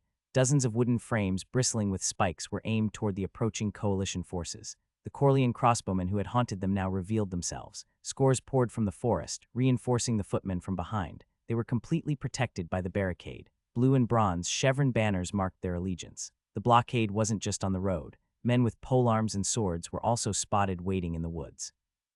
Now it was obvious to everyone there that the Corleans were well prepared. This wasn't a half-hearted trap. Fear was in everyone's mind. Without knowing the opponent's numbers, dismounted and exhausted, the once mighty coalition knights hesitated. Their situation was dire. Many simply hid away, waiting for someone to take action. Even the Black Knight's lieutenant was having second thoughts. Only Daniela was smiling. She had just conceded defeat to the Lord of Coria's strategy. Defeating this many knights and cavalry, turning the famed Black Knights into target practice, how ridiculous. With their superiors either dead or lost, the mercenaries wanted none of this and split up to find another escape route. Daniela was left behind with just her trusted retinues, but she couldn't care less. Fewer souls to save. The battle in the forest came to a standstill. Defeated as they were, the Black Knights and Three Hills nobles still had their numbers and armor. If forced into a showdown, in a fight to the death, every man would readily show their mettle. Lord Jorge understood this too. Outwitted but unafraid, he stood with a sword in hand. Known as the Big Fool of One Hill, he now embraced his fate with calm grace, awaiting the slow coming of death. Mage Knight. Coalition side. When the expected attack never materialized, the remaining coalition knights trapped in the forest turned their eyes to Lord Jorge, who in response summoned Morton for counsel. A messenger was sent to hurriedly call back the Black Knight captain from the rear. Sir Morton and his rearguard quickly rejoined his master. As he knelt, one of the staff members briefed him on the situation. The enemy crossbowmen are positioned to our right, and their men at arms are in front of us. That leaves only the route to our left open. Morton nodded in acknowledgement, remaining silent as he calmly surveyed the enemy's barricade from behind the cover of the trees. I know a route exists. I used to hunt here, Lord Jorge said. Alas, the path is narrow and treacherous. We can't possibly proceed in armor. Nobody gave an answer. To escape without their horses and armor wasn't even an option. First, they would be hard-pressed to escape Lancius cavalry when they reached the plains. But more importantly, to do so would get them ridiculed and shamed for the rest of their lives. Jorge was shivering, not from fear, but from rage. His earlier composure had gone. He couldn't believe that he had been tricked this badly. In less than an hour, more than 100 knights and a similar number of cavalrymen had been reduced to a mere mob. The reputation of anyone involved in this was in ruins. The forced smile, Jorge turned to his captain and suggested, Morton, why don't we just storm the blockade? Morton pretended he didn't hear it. Despite the jovial tone, he knew that the young lord was looking for a heroic death at this point. The Black Knight captain wanted to distract his lord, but he was too preoccupied with looking for a way out. Just as he was assessing the situation, a sudden warning echoed through the forest. Almost instantly, several spots were engulfed in blasts of green fog.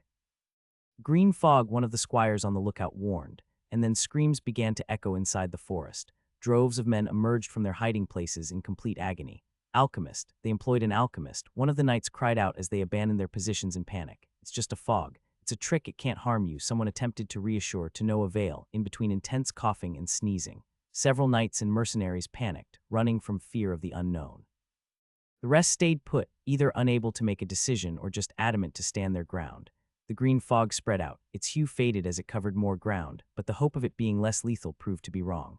The fog seeped into armor and helmets, then caused excruciating pain almost instantly. The eyes and nostrils felt burning, but the real agony was in the throat and lungs, which felt as if filled with molten metal upon breathing. Everyone in the area of effect either collapsed from choking or was left shriveling and writhing uncontrollably. The forest was now filled with screams and wailing. Morton had chanted his barrier, creating a blast of wind centered around Lord Jorge. He had tried to enlarge it to cover more people, but he could only protect no larger than the size of a small hut. Before long, everyone outside of Morton's barrier was engulfed by the green miasma. The Black Knights knew they were being flushed out from their hiding position. In desperation, fueled by the insane pain, the best of Jorge's knights charged through the green mist. As expected, many were greeted by a hail of bolts. Several stumbled in their advance, with a few falling to the ground, but some reached the Corian lines and exacted vengeance upon their adversaries. Led by their lieutenant, they swung their weapons with relentless ferocity against the Corians' wall of spears. The Corians' formation held firm initially, but more and more Black Knights arrived and went berserk. They attacked left and right without regard for themselves. The Corians managed to take down 3 more knights, yet more knights quickly surged into the gaps their comrades had created with their blood. Another 2 knights, followed by 10 more, joined the fight. Despite injuries and losses, they pushed the Corians hard, forcing their opponent to withdraw behind their barricades.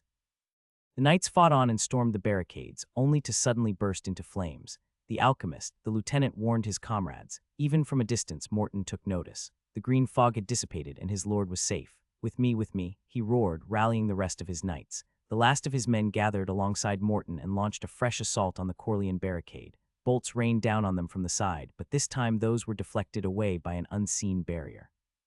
The barrier lasted but a few seconds, as Morton needed to strengthen his muscles. Yet that brief moment of protection was enough. With a wide, sweeping swing, Morton deflected a wave of brandished pikes aimed at him and then leaped over the barricade. Every knight had been trained in this maneuver since their days as squires, but the way Morton executed it was so effortless, as if he wasn't weighted down by his armor and weapon at all. Without missing a beat, the knight captain swung his sword vertically into a man's shoulder. The shocked victim could only kneel, his shoulder gushing blood like a fountain. Just like that, the knight captain created a foothold beyond the barricade. With hearts full of pride, the Black Knights closest to Morton leaped over and fought savagely. More and more Corians fell under the relentless slash and thrust of their weapons. As the center of attention, Morton deftly blocked attacks from several opponents. When unable to block or parry, he confidently took the sharp edges with his gauntlet and pauldron. Yet he wasn't rendered on the defensive. He stole an opening and swung his broadsword with both hands against 2 men. The large broadsword flashed through the air, and red blood sprayed as one opponent screamed, losing an arm. The other was thrown back, his ringmail severed and ribs cracked.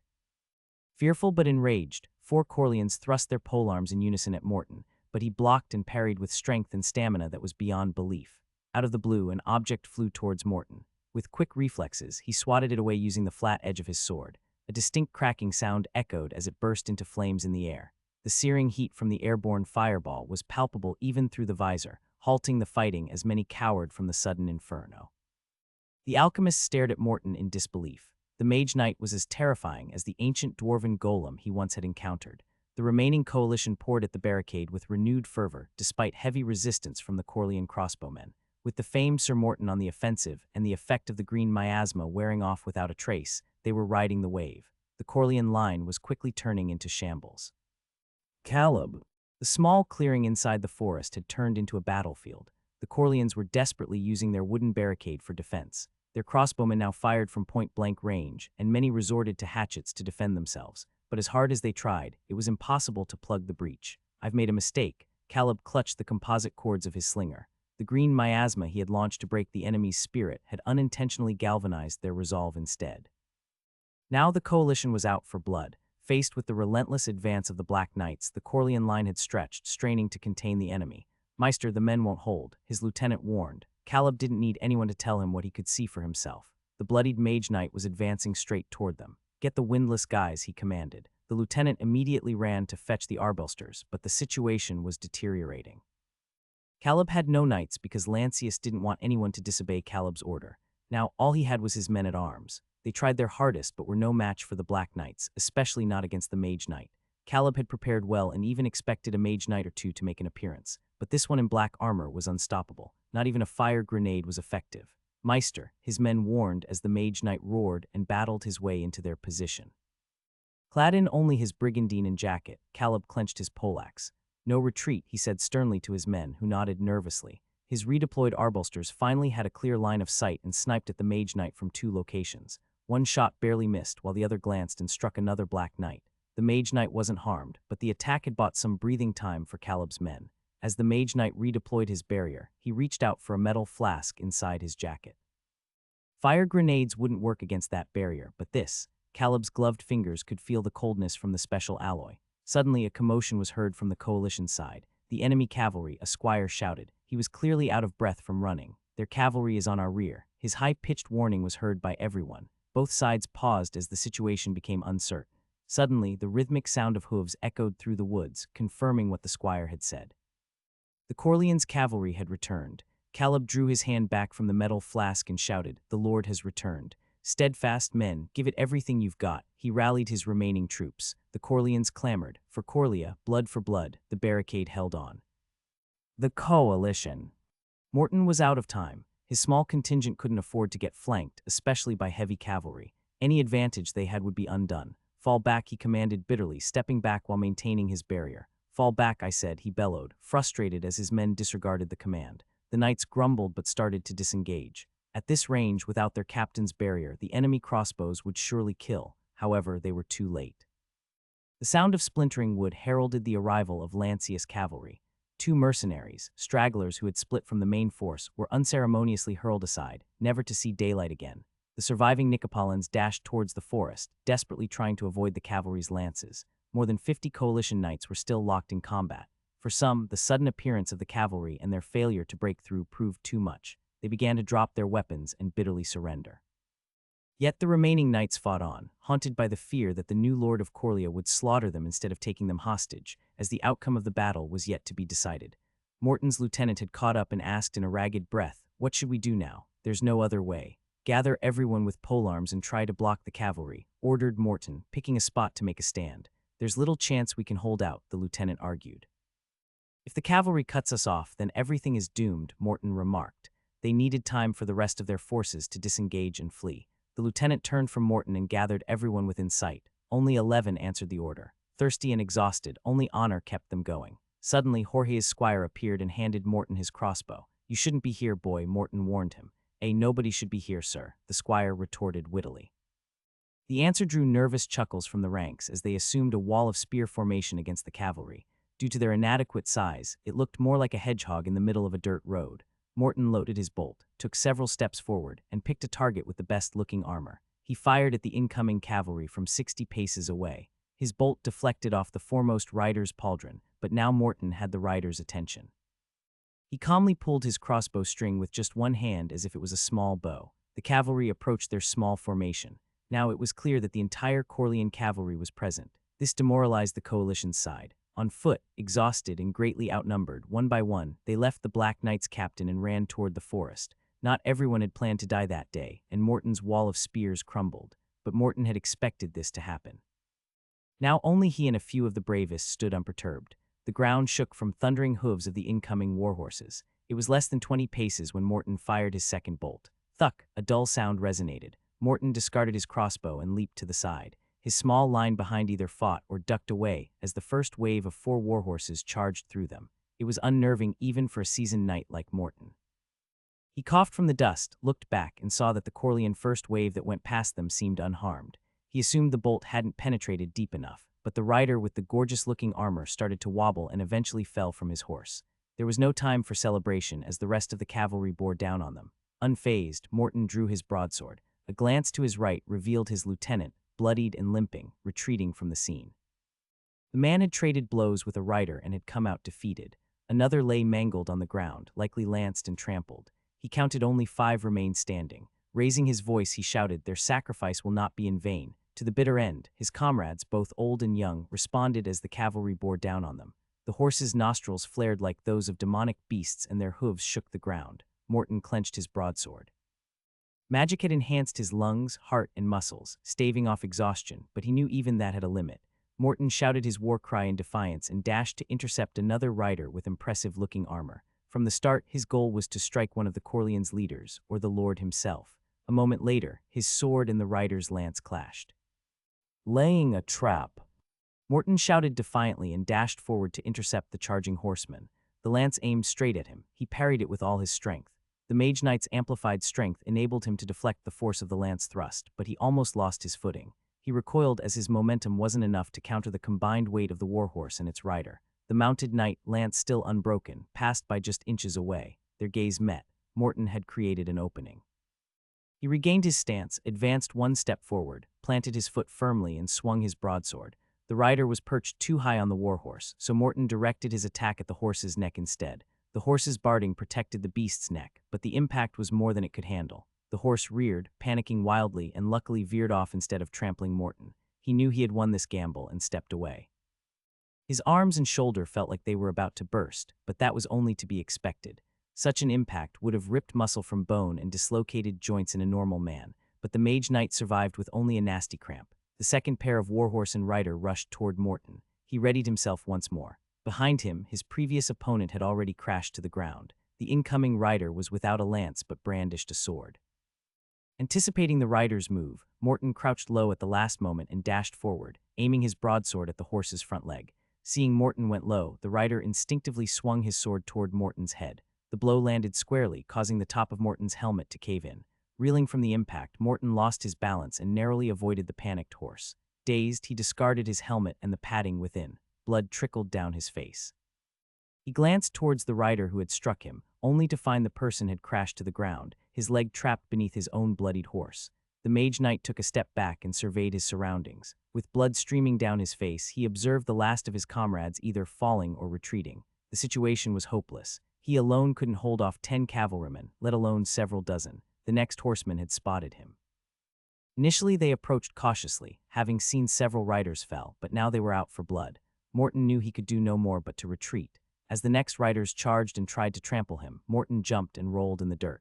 His hair became disheveled and covered in dirt and leaves. Clutching his sword tightly, he ran toward the trees. "You're not going anywhere." A cold voice came from behind. Morton glanced back and immediately raised both of his arms to block the stones thrown at him. His gauntlets protected his hands, but dirt got into his eyes. A moment of carelessness had blinded him. A knight charged at Morton and lashed out with a blindingly fast horizontal slash. The mage knight used magic to force his eyes open. He reacted just in time to block the sword aimed at him, but the force was so great that even with his enhanced strength, the blade slammed into his left elbow. "Gah!" Morton groaned as he was thrown to the side. The tall knight gave him no time to breathe, relentlessly lashing out with consecutive slashes and thrusts. The mage knight was hard-pressed. The man fought like a wounded bear and could almost match his strength. Almost. After parrying the last attack, Morton blasted a concentrated jet of wind into the knight's helmet. As if anticipating the attack, the knight protected his face with his left hand while swinging his broadsword with the other. Hurrah. Morton slammed his opponent's blade hard, trying to create an opening, but the knight reacted by taking several steps back. Afterward, like a whirlwind, the knight charged again with a thrust. Morton blocked the thrust, but the knight followed up with a left punch that grazed the mage knight's cheek. Instead of keeping their distance, Morton used his enhanced physique and head butted the knight's helmet with his bare forehead. The knight staggered but managed to let out a chuckle. What a fun fight, against a freak, that is. You're not doing too badly yourself, for a nameless Midlandian amateur, Morton retorted viciously.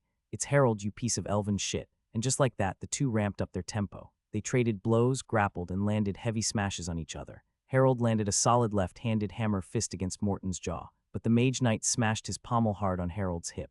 The knight staggered back. There was no penetration through the plate, but his entire left leg was numb. For the first time, Morton could look at his surroundings, saw more Corleans closing in, and decided to flee.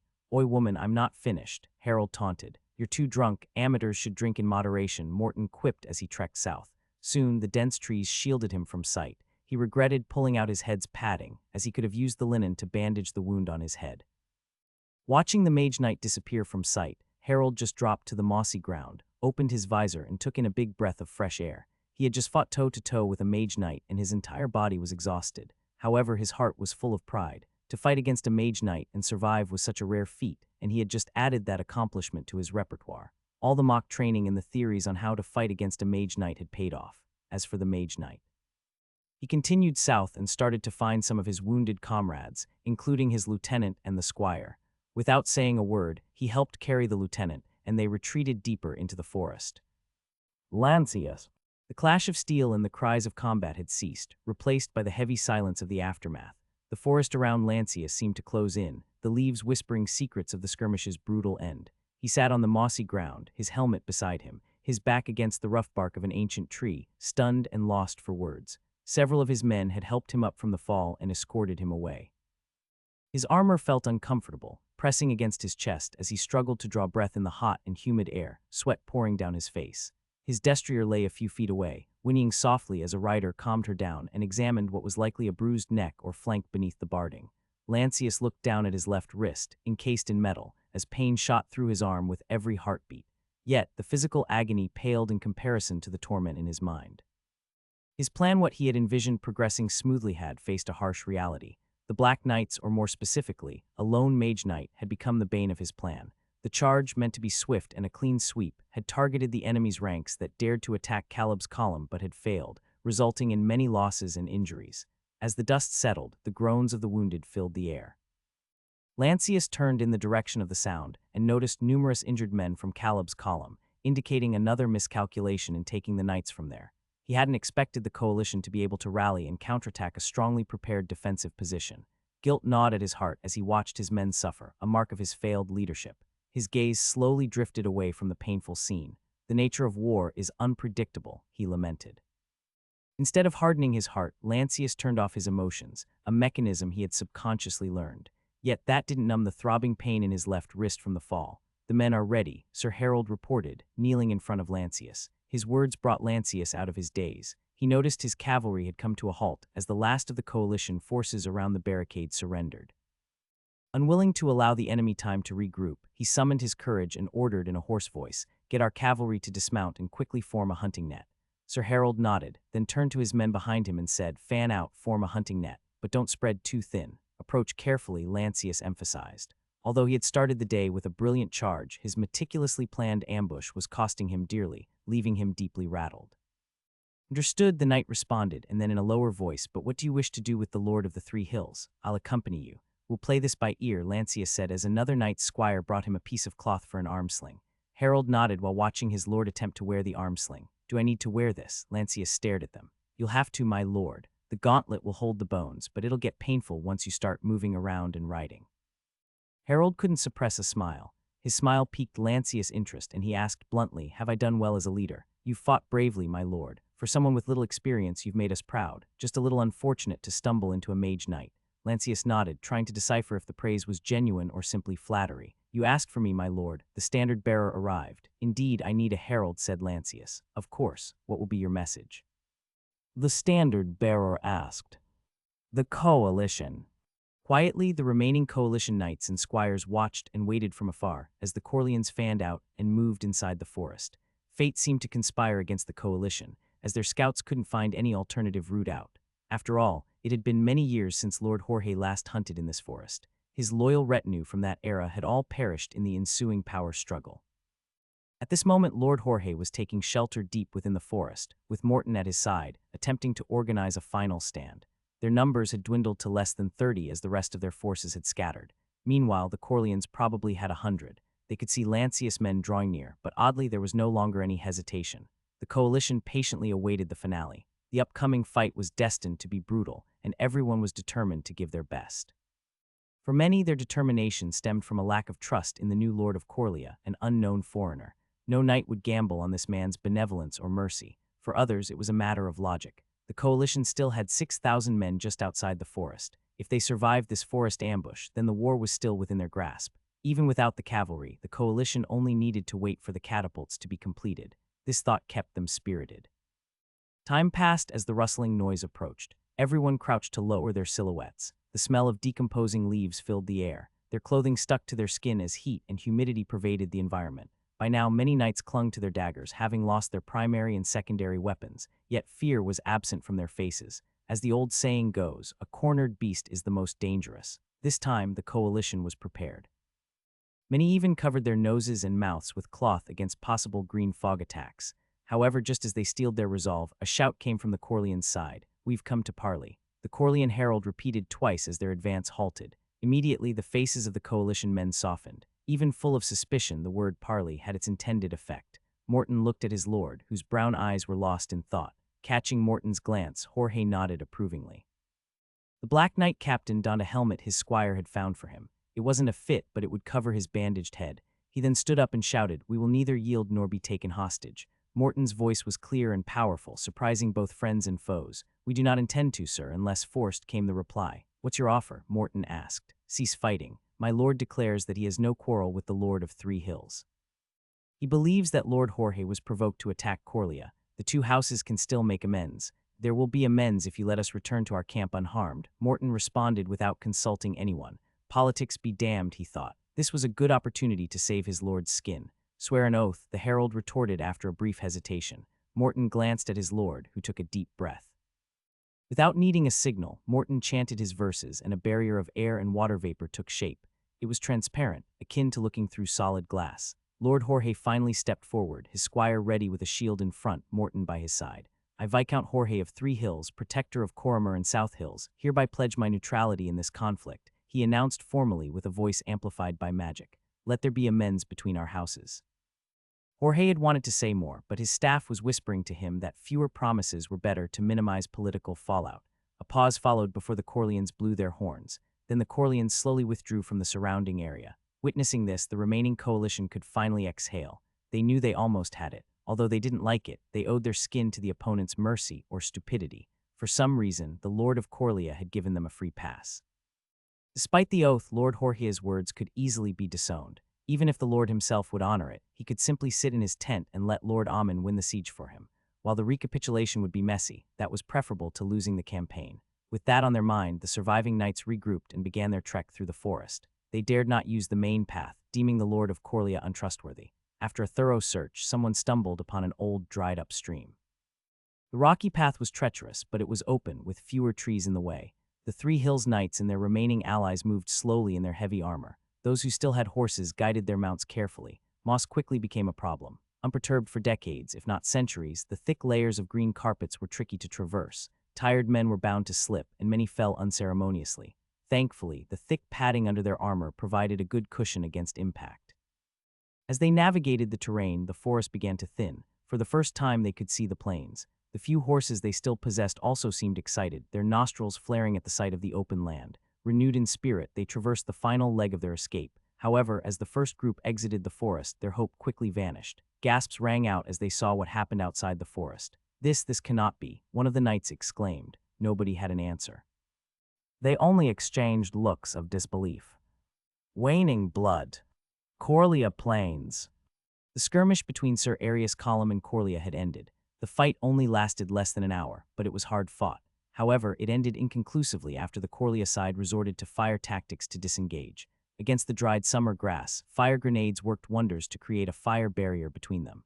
With fire roaring, both columns withdrew to lick their wounds. The inconclusive result didn't prevent the coalition from claiming it as their victory. Sir Arius was paraded by his knights in celebration as they returned to their main formation.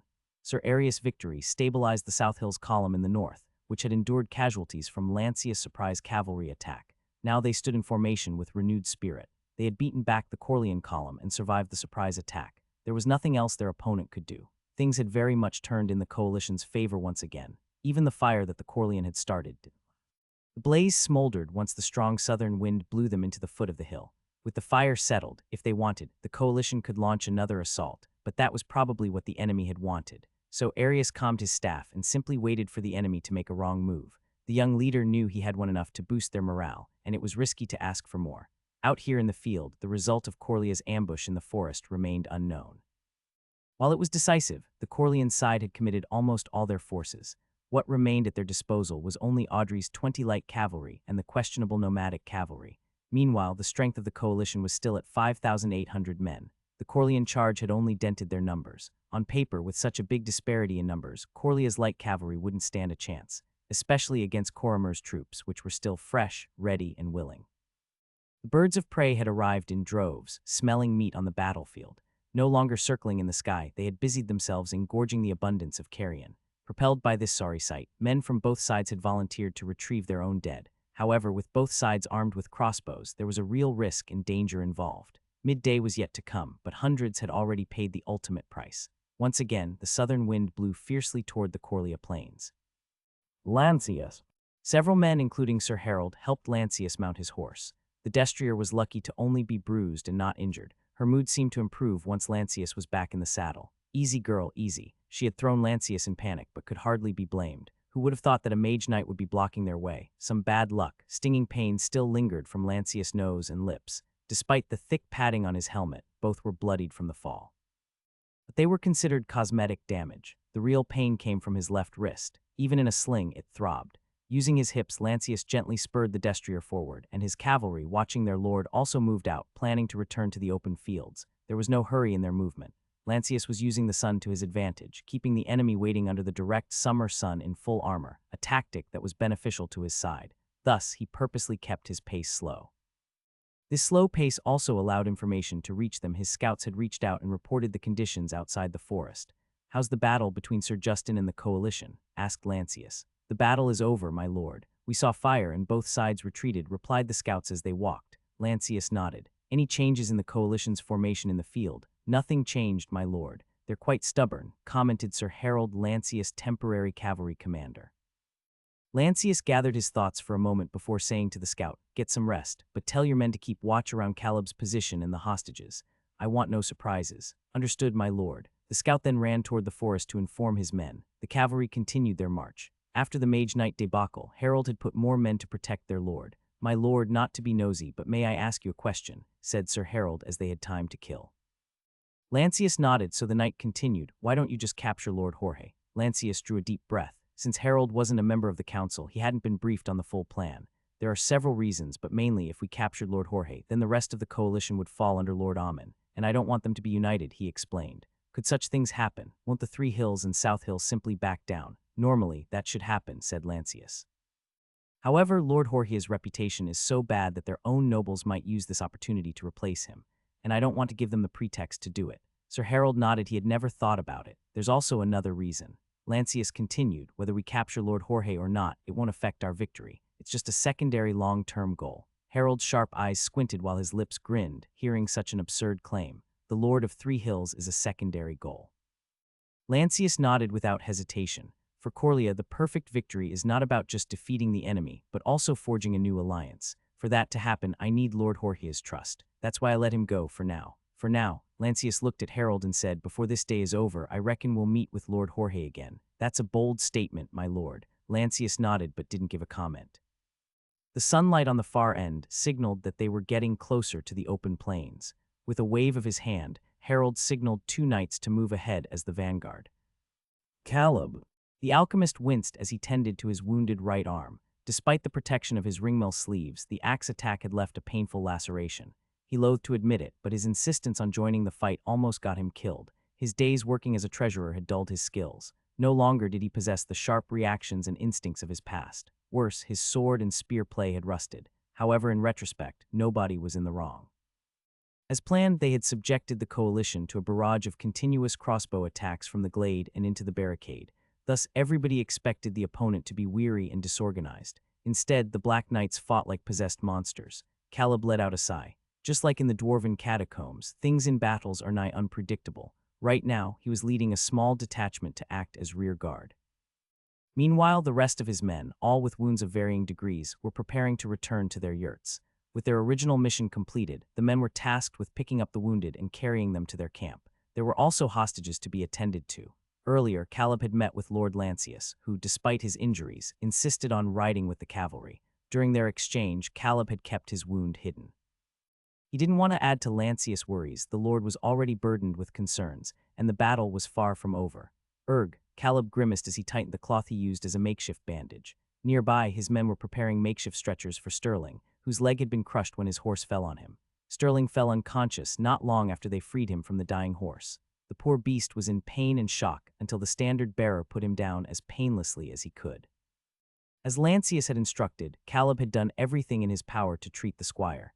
Now it was up to Sterling's own body. Remember, no bloodletting under any circumstances. Caleb instructed his men who would carry the stretchers. The men dutifully nodded and continued to work in silence. Master Caleb, someone called urgently from behind him. Yes, what do you need? Caleb turned to face the speaker. It was one of his lieutenants. Master, it's Sir Callahan.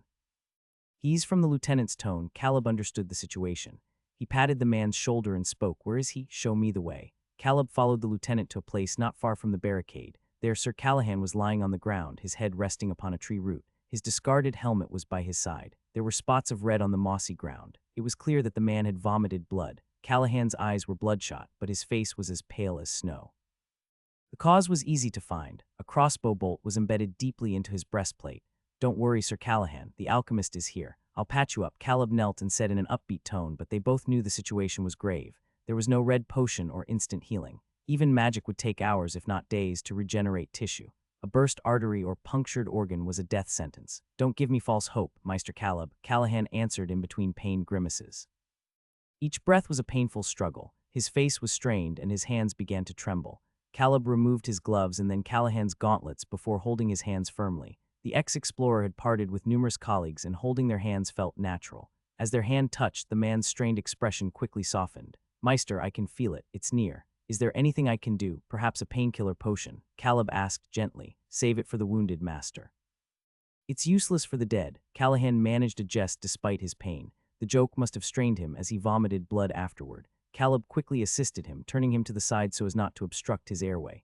Afterward, the weakened Callahan half whispered to Caleb, My daughters, Cecil and Claire, are the last of my house. Promise me you'll look after them. Those words surprised Caleb. Sir Callahan, what are you saying? I can't do that. I'll promise to help, Meister, you must. I cannot trust anyone else. Callahan's voice was growing fainter. Caleb could only listen with mixed feelings. I had hoped Lord Lancius, but with so many noble ladies around, I fear even as a concubine Cecil won't. He restrained a cough, but some blood escaped. Caleb, you're my last hope. Please, Callahan, there must be a better candidate. Can't you see my dark skin? I'm of Tarracan descent, Caleb pleaded. Callahan just smiled. He knew Caleb was worried about bloodline and all. Blonde is just a color. It doesn't make me a better husband. Callahan's breath was getting shorter, and he involuntarily tightened his grip on Caleb's hand.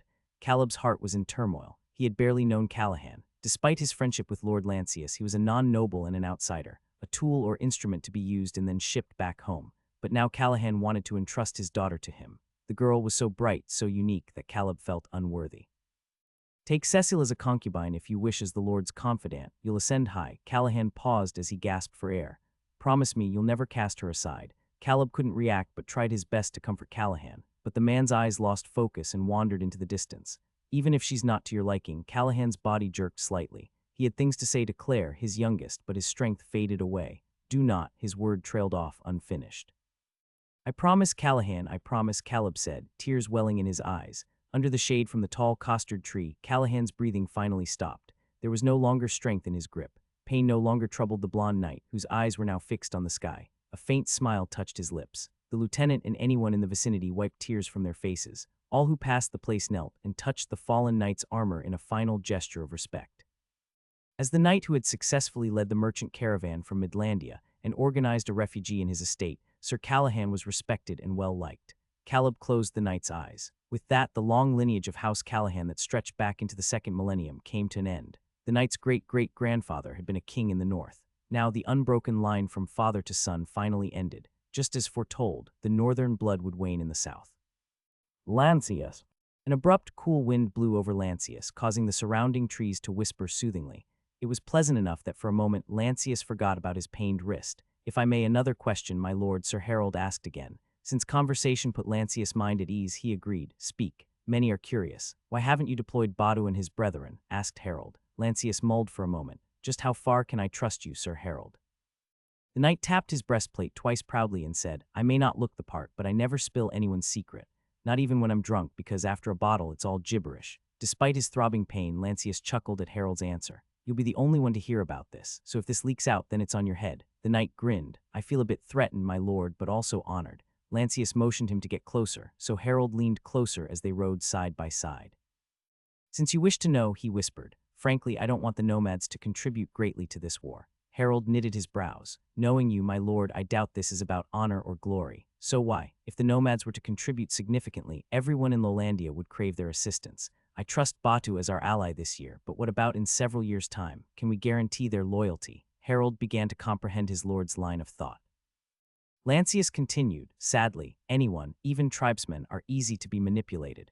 Meanwhile, Coria is naturally poor. Do you think the nomads would turn down offers of supplies and riches from the other lords?" "No, my lord, that would be naive," Harold responded. Lancius nodded slightly. He recalled how the great Jin dynasty's poor handling of the Mongol issue eventually led to the rise of Genghis Khan. He had planned a role for the nomads, but nothing that would thrust them into the limelight. Harold still had lingering doubts. "But my lord, we're at war with an uncertain outcome. Is it wise to hold back?" "Hold back," Lancius smiled as if amused. "Many even expected you to unleash the nomads to raid the Western army on their march. That's foolish." Lancius shook his head. "Tell me, Sir Harold, do you show your cards before the showdown at the gambling table?" The knight unconsciously rubbed his chin. "Are you implying that the nomads are your ace card, my lord?" "Indeed. They're our reserve, and I can't afford to employ them recklessly. They're also the only hand unknown to the enemy. But wouldn't a raid be beneficial to us? Such a strategy would gain us little. It might delay the coalition's arrival by 2 or 3 days, but a full day of rest would easily remedy that. Moreover, it would make them more cautious, which could jeopardize our ambush." Sir Harold nodded deeply. Only now did he truly grasp the reasoning behind his lord's actions. "Only an overconfident man rushes towards a trap. That's what we need," explained Lancius. "To achieve that, Coria needs to appear weak, insignificant, and non-threatening. Deploying the nomads would shatter the Western lord's illusion." Intrigued, the knight asked, "So, can we win without deploying the nomads?" "They'll have their roles, but right now, I am certain that we can achieve decisive victory without relying on them." The revelation sent Sir Harold into a grin. "Now I got to see just how Captain Audrey can win against 6,000 with just 20 cavalrymen, you'll see. Unless the ancients hate me or something. The conditions are all set," said Lancius as they rode toward the open plains. "But why go to this length for the nomads, my lord?" Lancius momentarily pondered before admitting, "I want more. I want Batu and his tribe as my strength. I refuse to let them become Lolandia's newest mercenaries for hire." Harold's eyes narrowed in thought. The answer reminded him of his masters, who had taught him sword and fencing styles. They, too, often approached things differently, finding unexpected solutions from new perspectives. He felt the same way about Lord Lancius. The manner in which he not only foresaw a future problem, but also used it to empower himself served as a reminder that he was more than an ordinary noble. While Lancius felt he was merely providing answers, Harold was deeply impressed. The responses had satisfied his hunger for perfection. Under such a lord, he felt he would have the opportunity to refine his skills as a knight and fighter. As they left the forest area behind, the summer sun shone down upon them. The knights and the standard-bearer rode up to Lord Lancius and Harold's side. "Carry on," Lancius ordered. "Let's show them some of our magic tricks." Coup de grace. Drunken with Sir Arius' recent victory on the fields of Coria, the coalition gave little thought to Viscount Jorge's and the cavalry's whereabouts. Many assumed that the news of another victory was just around the corner.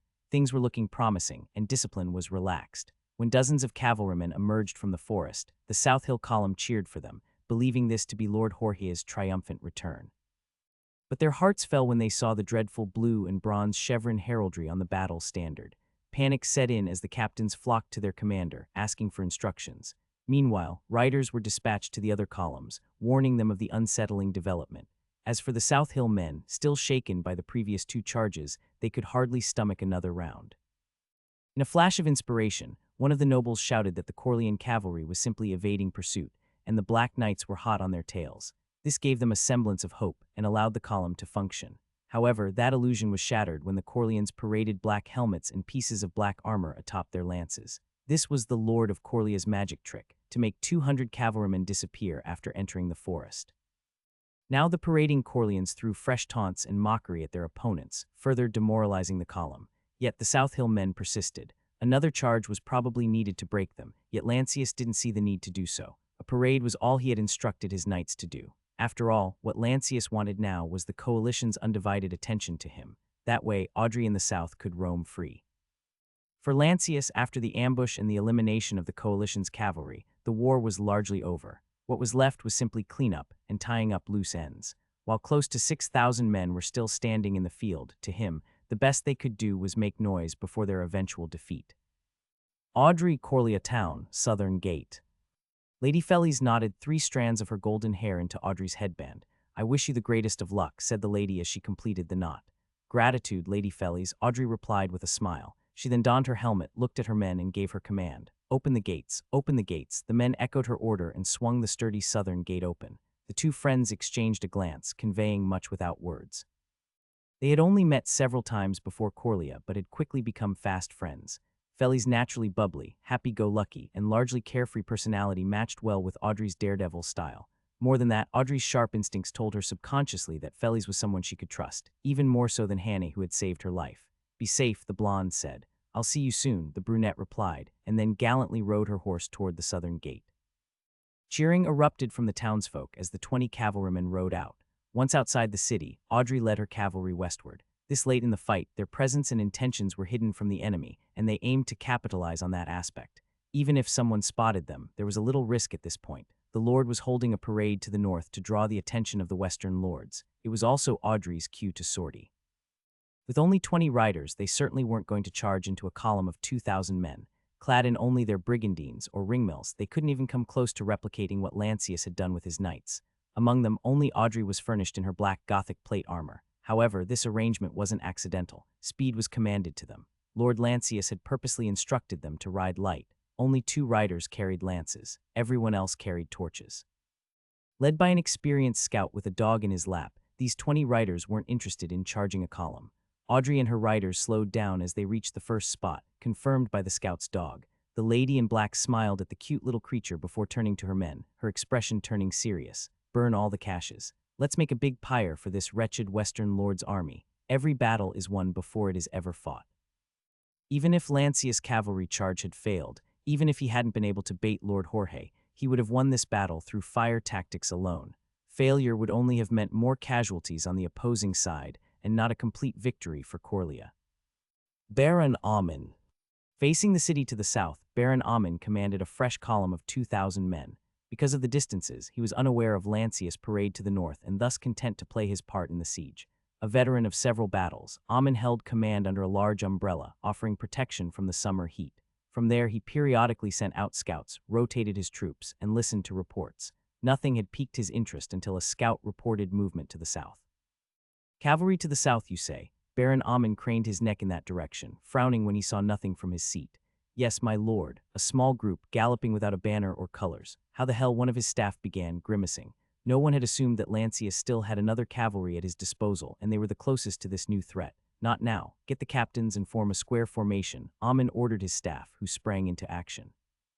Ammon, too, was surprised but concealed it well. What are these Corleans thinking? They've launched reckless charges against the northern column. Surely they put all their cavalry on that charge to even have a chance of success. Despite pondering further, Ammon couldn't fathom why the Corleans had split their cavalry. He put that thought aside as he watched his troops assume a square formation.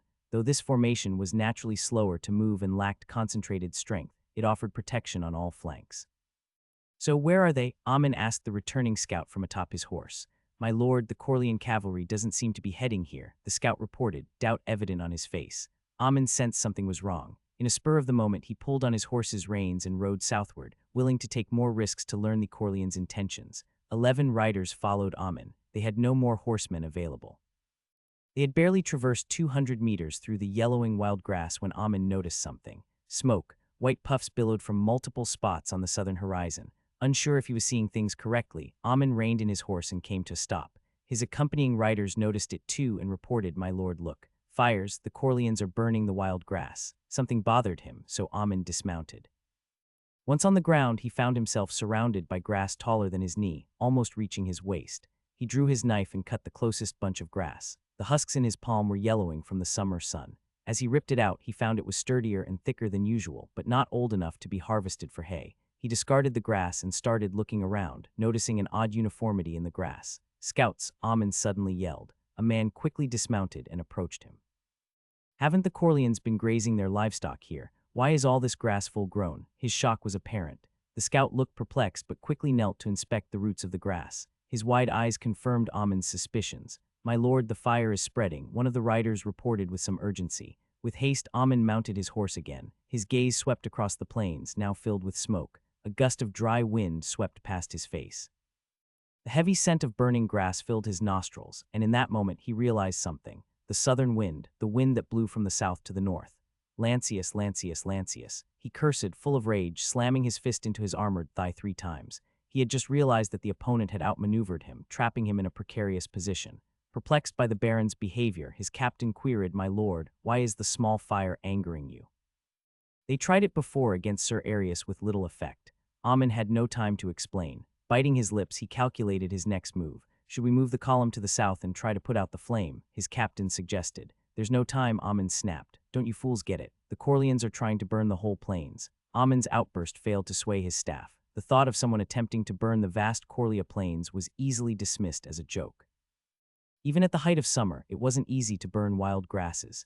If it were, their attempt at cooking the previous night would have burnt down their entire campsite. "Go now, ride to the column and get them back to the encampment immediately. Sound a retreat if you have to," Ammon ordered. His staff nodded, albeit with skepticism. They probably thought the fire was a distraction at best. However, they welcomed the chance for an early rest. Standing in armor under the summer sun was far from comfortable.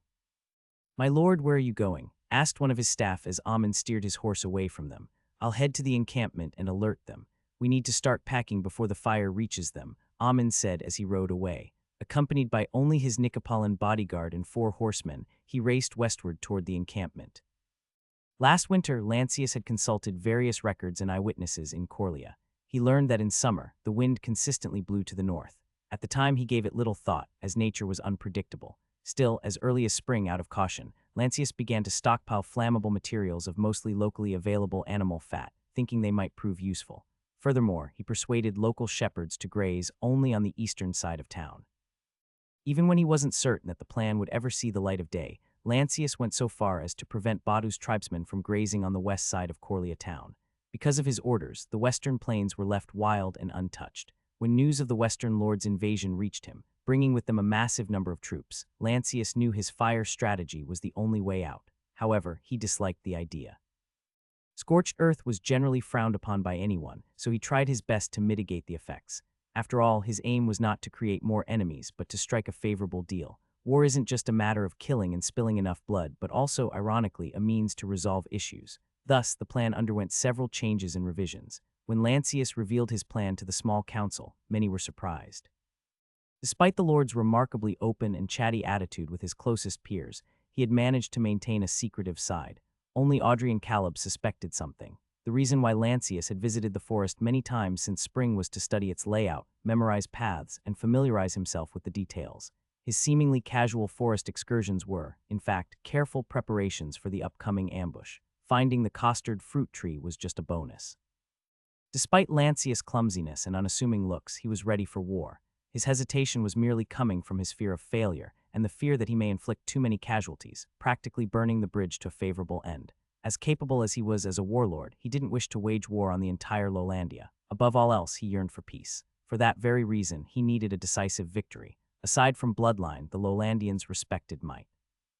Thus, Lancius aimed for a knockout punch so severe, a victory so complete, that the Lowlandians couldn't ignore and would remember for a long time. To achieve this, he devised a 4-stage plan. 1. Sir Justin's challenge, which was a distraction. 2. Lancius' surprise charge, which turned out to be bait. 3. The forest ambush, which was his killing blow, neutralizing the coalition cavalry and securing Lord Jorge's neutrality. 4. The final strike, setting the plains ablaze to rout the entire coalition. Right now, the plan had reached the final stage. This strike was kept hidden from everyone except his most trusted retainers. For this, Lancius trusted Audrey to carry it out. For this reason, Audrey and her 20 horsemen rode with pride. This was their hour of glory. The sea of yellowing grass greeted them with open arms while the dry wind clamored for their success. Accompanied by the scout and the dog, they dashed across the western plains, seeking and burning the caches of flammable materials. They had hidden mats of hay soaked in animal fat and covered with dried grass. On their own, the cache wouldn't be able to cause a significant fire. The real threat lay in the untouched, full-grown, ungrazed pastures of the western plains. The wild yellowing grass, almost completely dried from the summer heat, was perfect for a wildfire. Lancius' strategy required them to do more than just start a series of fires. They needed to turn the entire western plains into an inferno. Audrey and her men set fire to every cache they found. The dried hay and animal fat flared up, blazing hot and brightly. Propelled by the dry wind, it grew so hot that the wild grass caught fire almost instantly.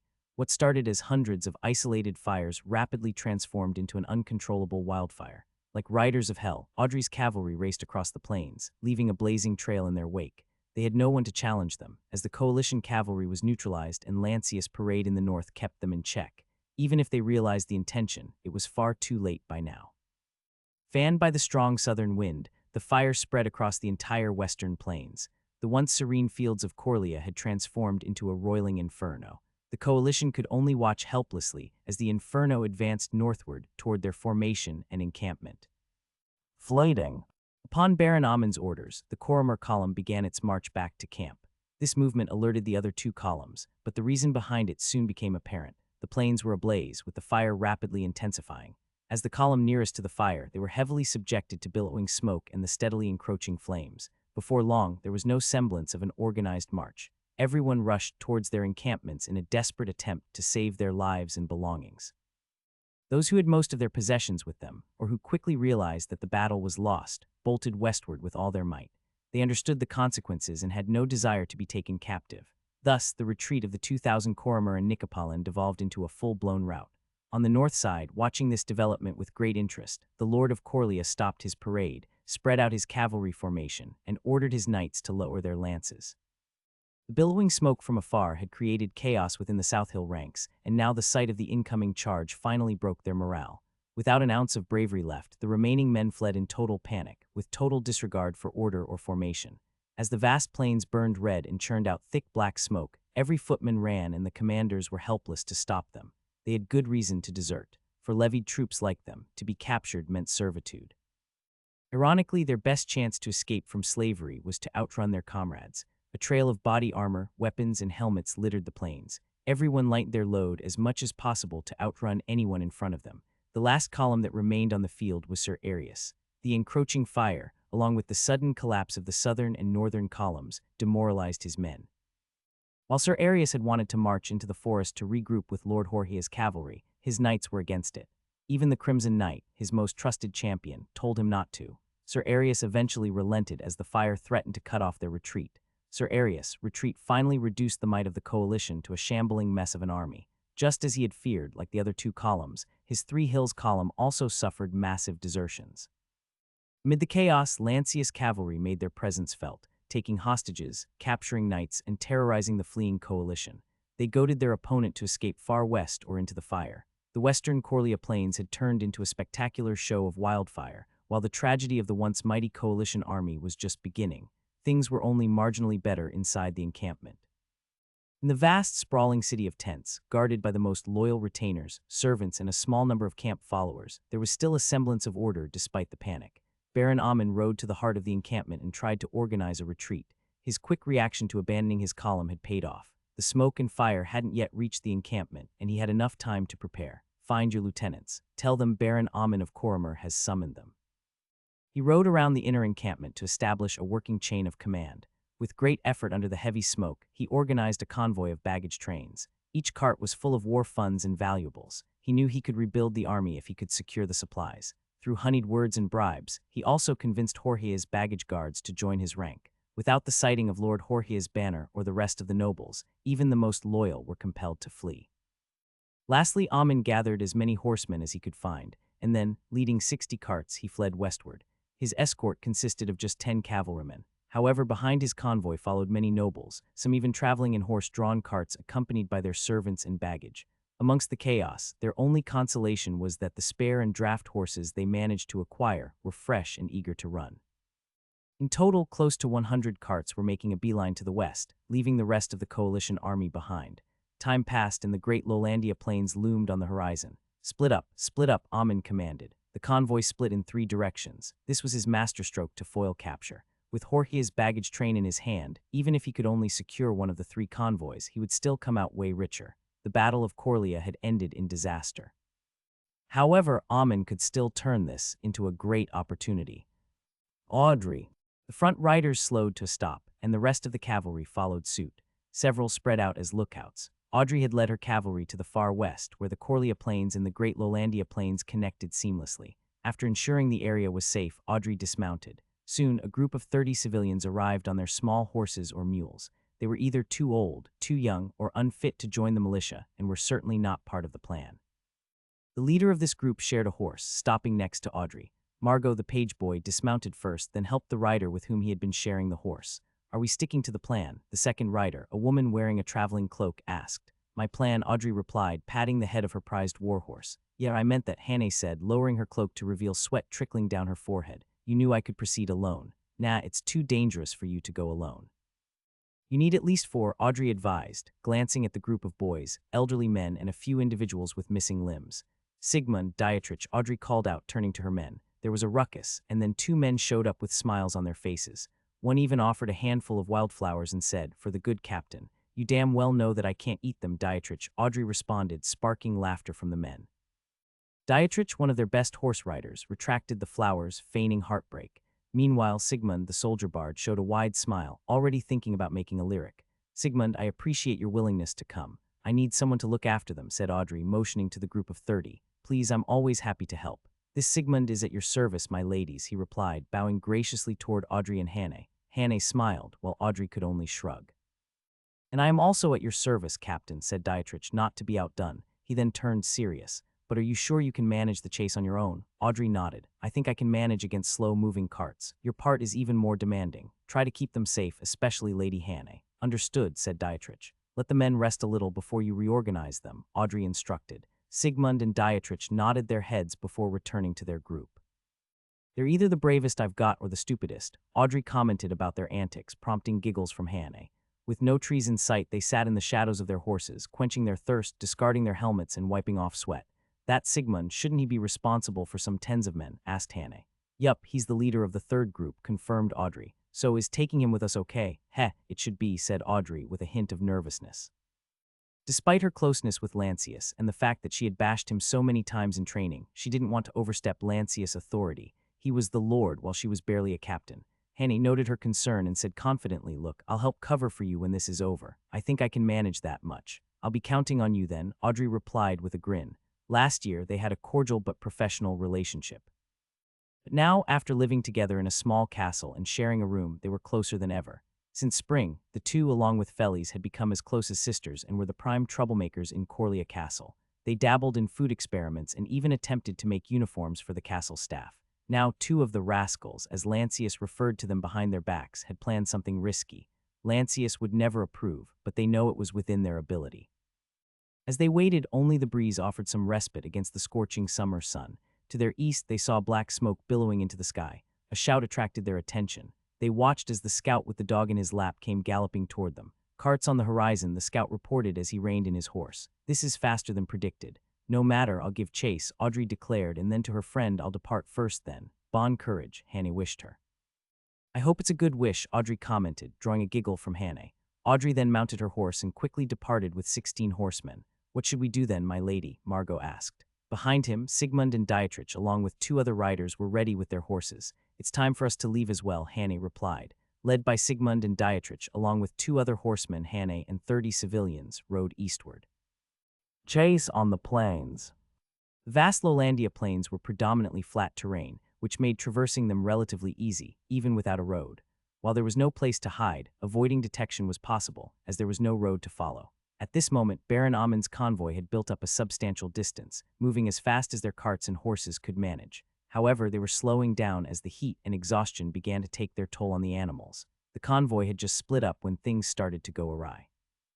Hidden by the trail of dust kicked up in the wake of the carts, Corlean riders had caught up and were subjugating the carts in the convoy one by one. "My lord," the Corleans warned the Nicopolitan bodyguard. Ammon was furious. The pursuers were so efficient that by the time they noticed, one of the split-up convoys had been completely captured. Damn it, why are their horses so resilient? Ammon watched in dismay as the Corleans easily transitioned from the last convoy to his own. Their horses seemed as fresh as ever. His lieutenant raced to Ammon's side and asked, "What should we do, my lord? The convoy can't keep up much longer. You know what to do. Lead our escort to intercept. The Corlean horses should be as tired as ours," Ammon urged. The lieutenant felt disheartened but obeyed the order as instructed. Soon, 10 horsemen detached from the convoy. They turned around and awaited the arrival of the opponents. They were mostly officers, not expert cavalrymen. Ammon and the convoy pushed forward, but many carts lagged as their horses' stamina was nearly spent. From afar, they witnessed their 10 horsemen engaging in a brief but one-sided fight. Only 5 fought, the rest yielded. The convoy's morale plummeted. Their escort barely bought them time to run. "We must escape," urged the bodyguard gravely. Accepting the inevitable, Ammon gave up. Riding only their horses, they veered wide and abandoned their allies. Watching their lord escape was the last straw for the coachmen. They slowed their carts and accepted capture. However, a stubborn few continued to flee. They fired their crossbows haphazardly, splitting further to dissuade their pursuers. Some put up a fierce fight before being subjugated, as their horses refused to run any further. Ironically, their struggle to escape bought precious time for their lord to evade capture unnoticed.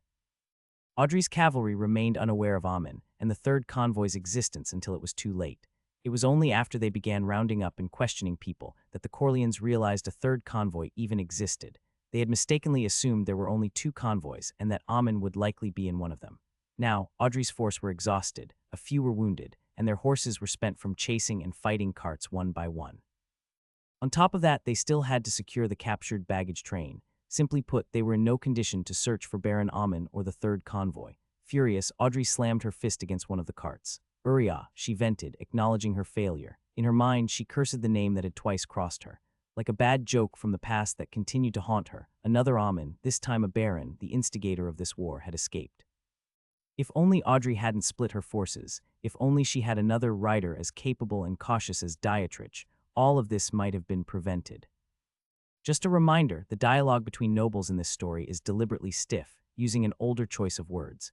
This style is inspired by old manuscripts, and it goes beyond simply using thou, thee, or art. Furthermore, when these characters begin to speak in a more normal manner, it means there's a shift in their relationship.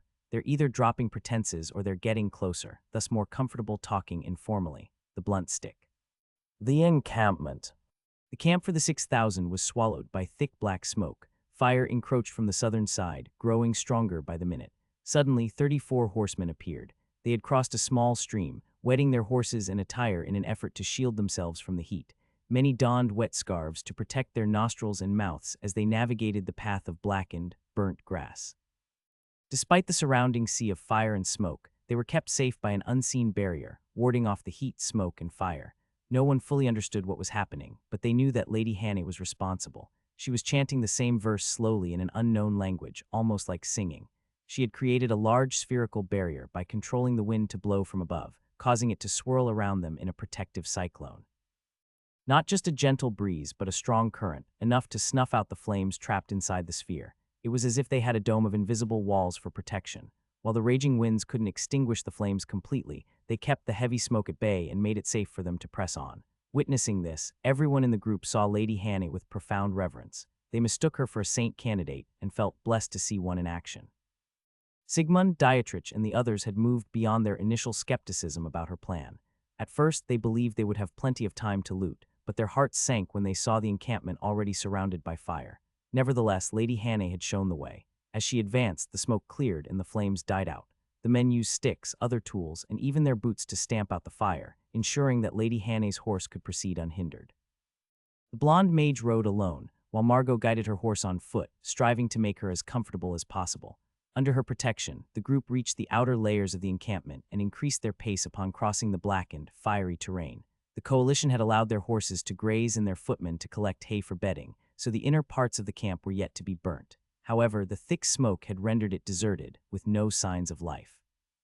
Evidence of panic was everywhere, with gear and supplies littered everywhere.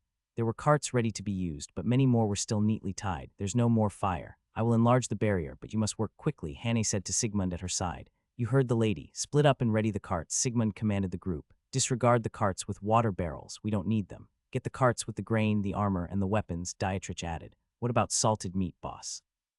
One of the riders jested. Fuck them, answered Dietrich, sparking laughter among the group. Last winter, Coria had produced a record amount of salted meat. It was no longer a luxury. The enlarged barrier was sending more air downward, but it was far from perfect. Smoke and soot got mixed in, and everyone started to look blackened. Two riders braved the smoke to ensure the exit route was passable. Despite their reddened eyes and coughs from the smoke, the men hastily prepared the carts and strapped their horses. One by one, even with just a single horse, the supply carts were set in motion. Western Plains. Lancius had led his cavalry to capture and terrorize the remnants of the coalition.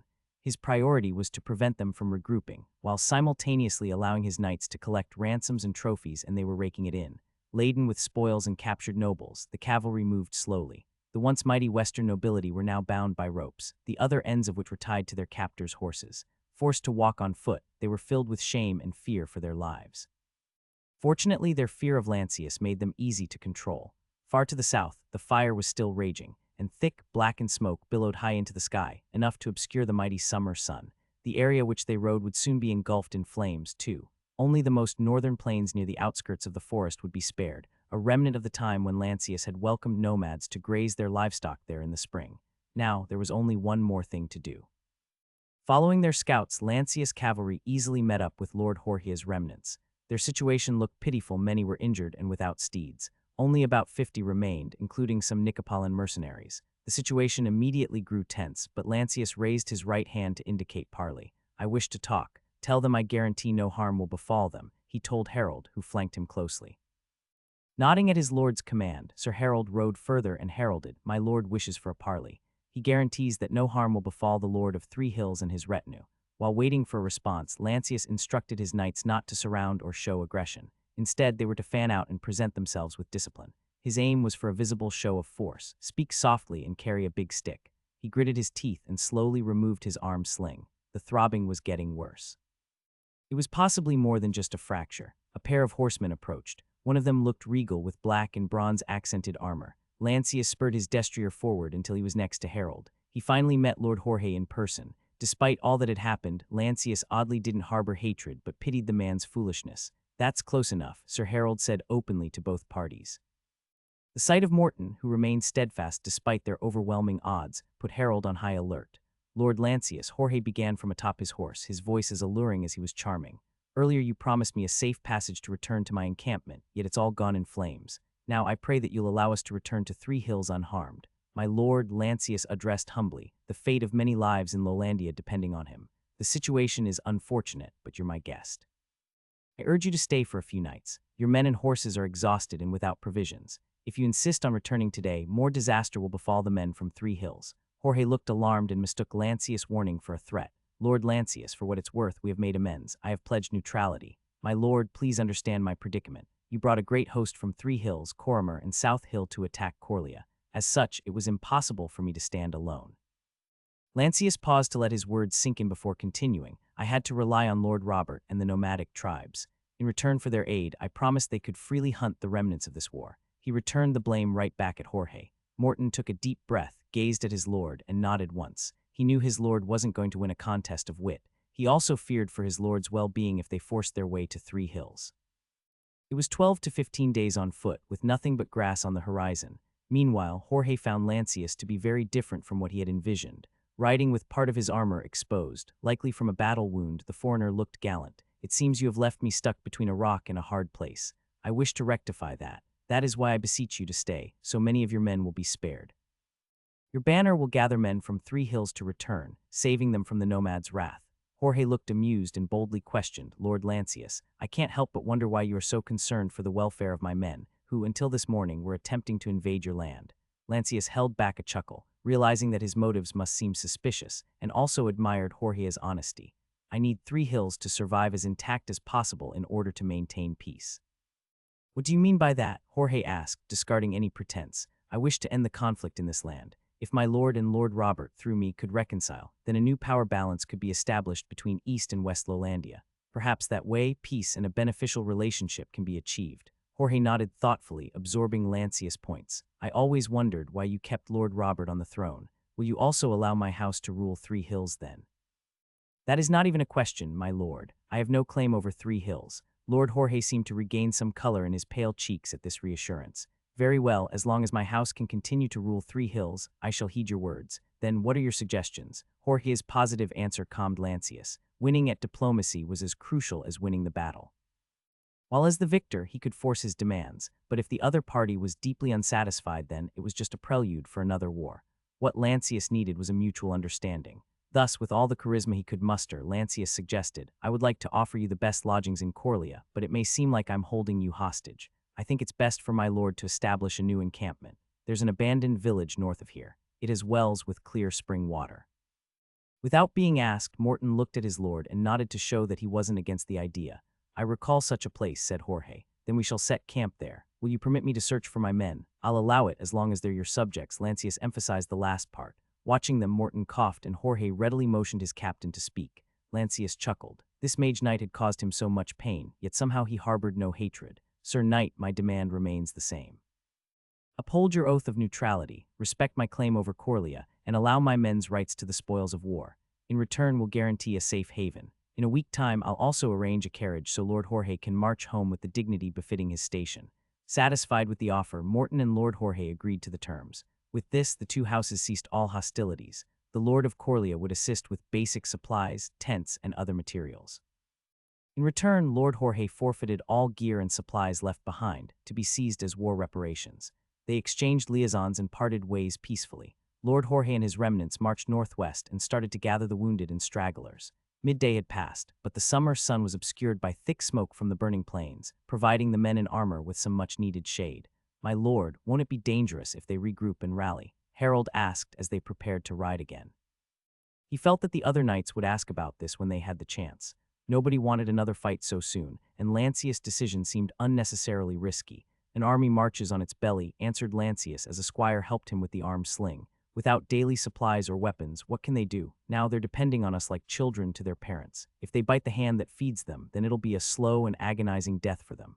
I see, remarked Harold, pleased that his lord had thought this through. With this, he could easily calm his fellow knights. Besides, they fear Lord Robert's cavalry and the nomads, added Lancius. It's funny that my lord mentioned Lord Robert. I heard nothing about reinforcements from White Lake. They're going to be late, probably in a few days. I mentioned their name because 3 Hills respects and fears Lord Robert's cavalry more than the nameless nomads. Ah, that makes sense. The knight rubbed his chin in satisfaction. Continuing his earlier plan, Lancius sent 2 unburdened squires to inform Caleb and Coria of their newest agreement and situation.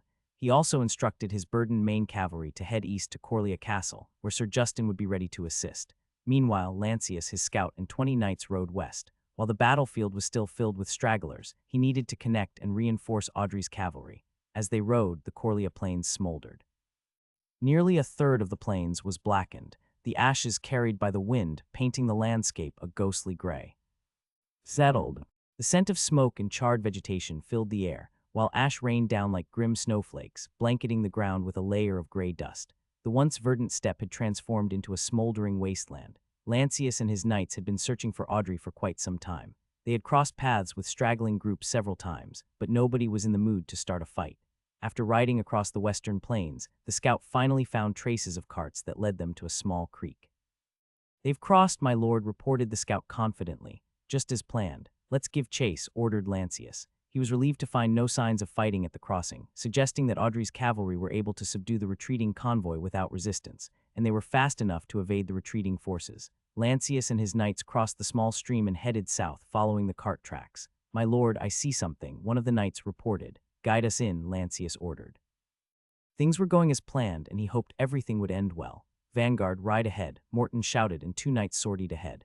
As Lancius saw the outlines of the unmoving caravans and horses, he blurted out, "They're stopping." "It seems that way, my lord," Sir Harold answered. They rode straight, showing their banner high. "Unbelievable, so many carts, there must be more than 50, Harold commented, his eyes wide with astonishment.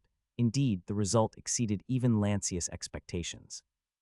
As they rode closer, Audrey's men noticed their approach. They stood tall and straight as their lord arrived. "My lord, the victory is yours." The men began to clamor as they caught sight of Lancius. Lancius wasn't accustomed to such treatment. They hailed him as the great victor and showered him with praises. Using all his strength to maintain a stoic expression, a smile nonetheless formed on his lips. As he slowly rode past them, the men reached out, touching his gauntlet and greaves as if they were charms or amulets. Their devotion-like attitude had Sir Harold grinning from ear to ear. Among the cheering crowd, Lancius spotted Audrey standing near a laden cart, soot slightly blackened her face. "What's happened to your arm and your backplate?" she blurted out as she approached, taking the destrier's rein as if it was nothing more than a docile dog. "Well, things happened, probably a fracture, but no blood," Lancius commented about his left wrist, which was in an arm sling. "You shouldn't be here. You should ride straight to Coria, I know," but Lancius gazed around the group. "I need to make sure that we're winning." At the mention of winning, faces around them broke into smiles, eyes welled up with tears of joy and relief. Their gratitude for the outcome of the war was showing. Nobody had expected Coria to win the siege in just half a day. This victory was nothing short of a miracle. My lord, may I speak to you about something?" Audrey fidgeted. Lancius sensed something was amiss. "Are you injured?" But then somebody even more blackened than Audrey came forward. "My lord, I can explain." A female voice. Her face and attire were blackened, but her blonde hair still stood out. Lancius furrowed his brows and asked with suspicion, "Hannah?" "Yes, my lord, I asked Captain Audrey to allow me to ride with her, but you can't ride," Lancius retorted, interrupting her words. Margot helped me a bit on that matter," Hannah admitted. "Oh, please no," Lancius groaned. "He never allowed the young pages into war." "My lord, please listen." Hannah's tone was polite, but her eyes were sharp as knives. Lancius sighed. He might be a lord, but the mage was wrathful and well-connected. Thus he motioned for her to continue. "We split our forces and I went to the encampment. Using my tricks, there's little danger from the fire, and we successfully captured a few dozen supply carts." Hannah ended her story briefly, while clearly omitting the dangerous part. She seemed pleased, and indeed it was a great achievement. However, they had broken military rule by disregarding Lancius' command and could set a bad precedent. Lancius took a sharp breath. He didn't like to censure, but men would die and battles would be lost if they acted on their own just to fill their pockets. "Lady Hannah, I applaud your courage. However, military law and discipline are not to be trifled with," he said sternly. As expected, the one responsible, Audrey, put herself on the line, shielding Hannah. She stood with her back straight, helmet carried in hand at breast level. She silently waited for the punishment as Hannah was her charge. Hannah gave Lancius a look, hinting at him to let this slide, but he couldn't. Military law was where he drew the line. "Captain, were you able to capture Lord Ammon?" The crowd went silent. "I'm unable to find him, my lord," Audrey replied. Lancius closed his eyes for a moment. "Capturing Lord Ammon, while vital, isn't the primary objective, so I don't blame you. Especially when you only have so few horsemen, it's only natural to lose him in the chaos of war." However, Lancius continued ominously, "You violated a direct order, endangered my guest, and put your men in unnecessary danger. Do you have anything to say?" Audrey knelt. Her face was downcast as she spoke. "No, my lord, I humbly ask for your pardon." The men's faces around them looked sour. Nobody was satisfied with this development. "In deference to our victory and this bountiful result, I shall sentence a lighter punishment. Half pay for a year." Lancius announced the punishment. "My lord, please, we beg your forgiveness. Have mercy," the men cried, pleading for leniency on behalf of their beloved captain. Receiving half pay meant earning only half their wages, which would barely cover rent and food, let alone allow for any indulgences like spare clothes or alcohol.